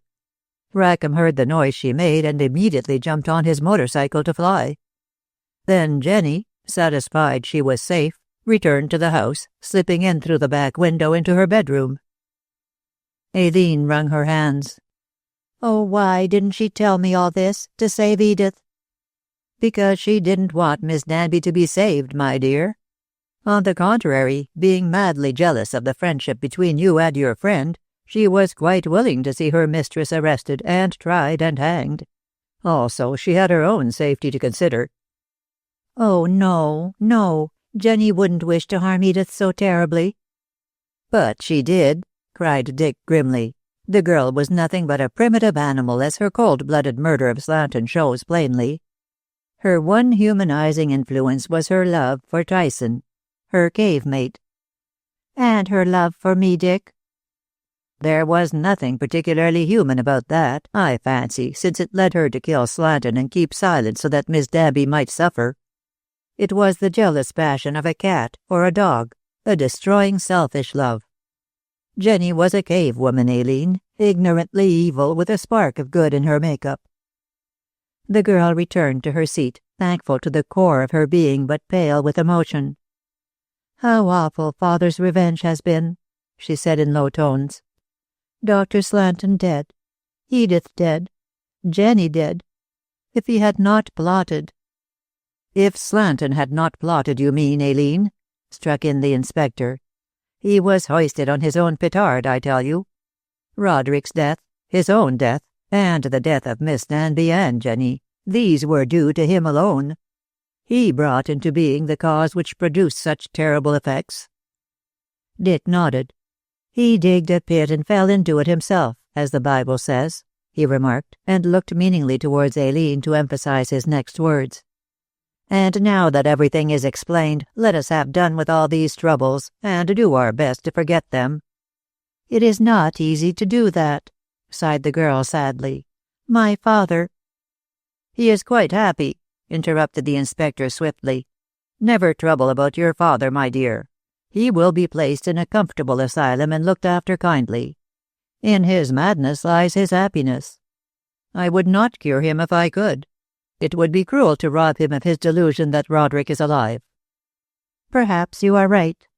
I hope so. Oh, I hope so. Then there is Rackham." "Oh, I fancy he will get a year or so in jail. There is no blood on his hands, remember. Though maybe," went on the officer with an awkward laugh, "indirectly perhaps, well. He sinned through excess of fidelity, turning a virtue into a vice. Leave it at that. Let the law and Rackham's conscience deal with Rackham, my dear." "I think we should rather think of Jimmy, who has done so much to help," said Dick bluntly. Trant chuckled. "A great lad, Jimmy. I'm looking after him. Being an old bachelor without chick or child, I shall adopt Jimmy with his father's permission, and do my best to help him to realize his ambition."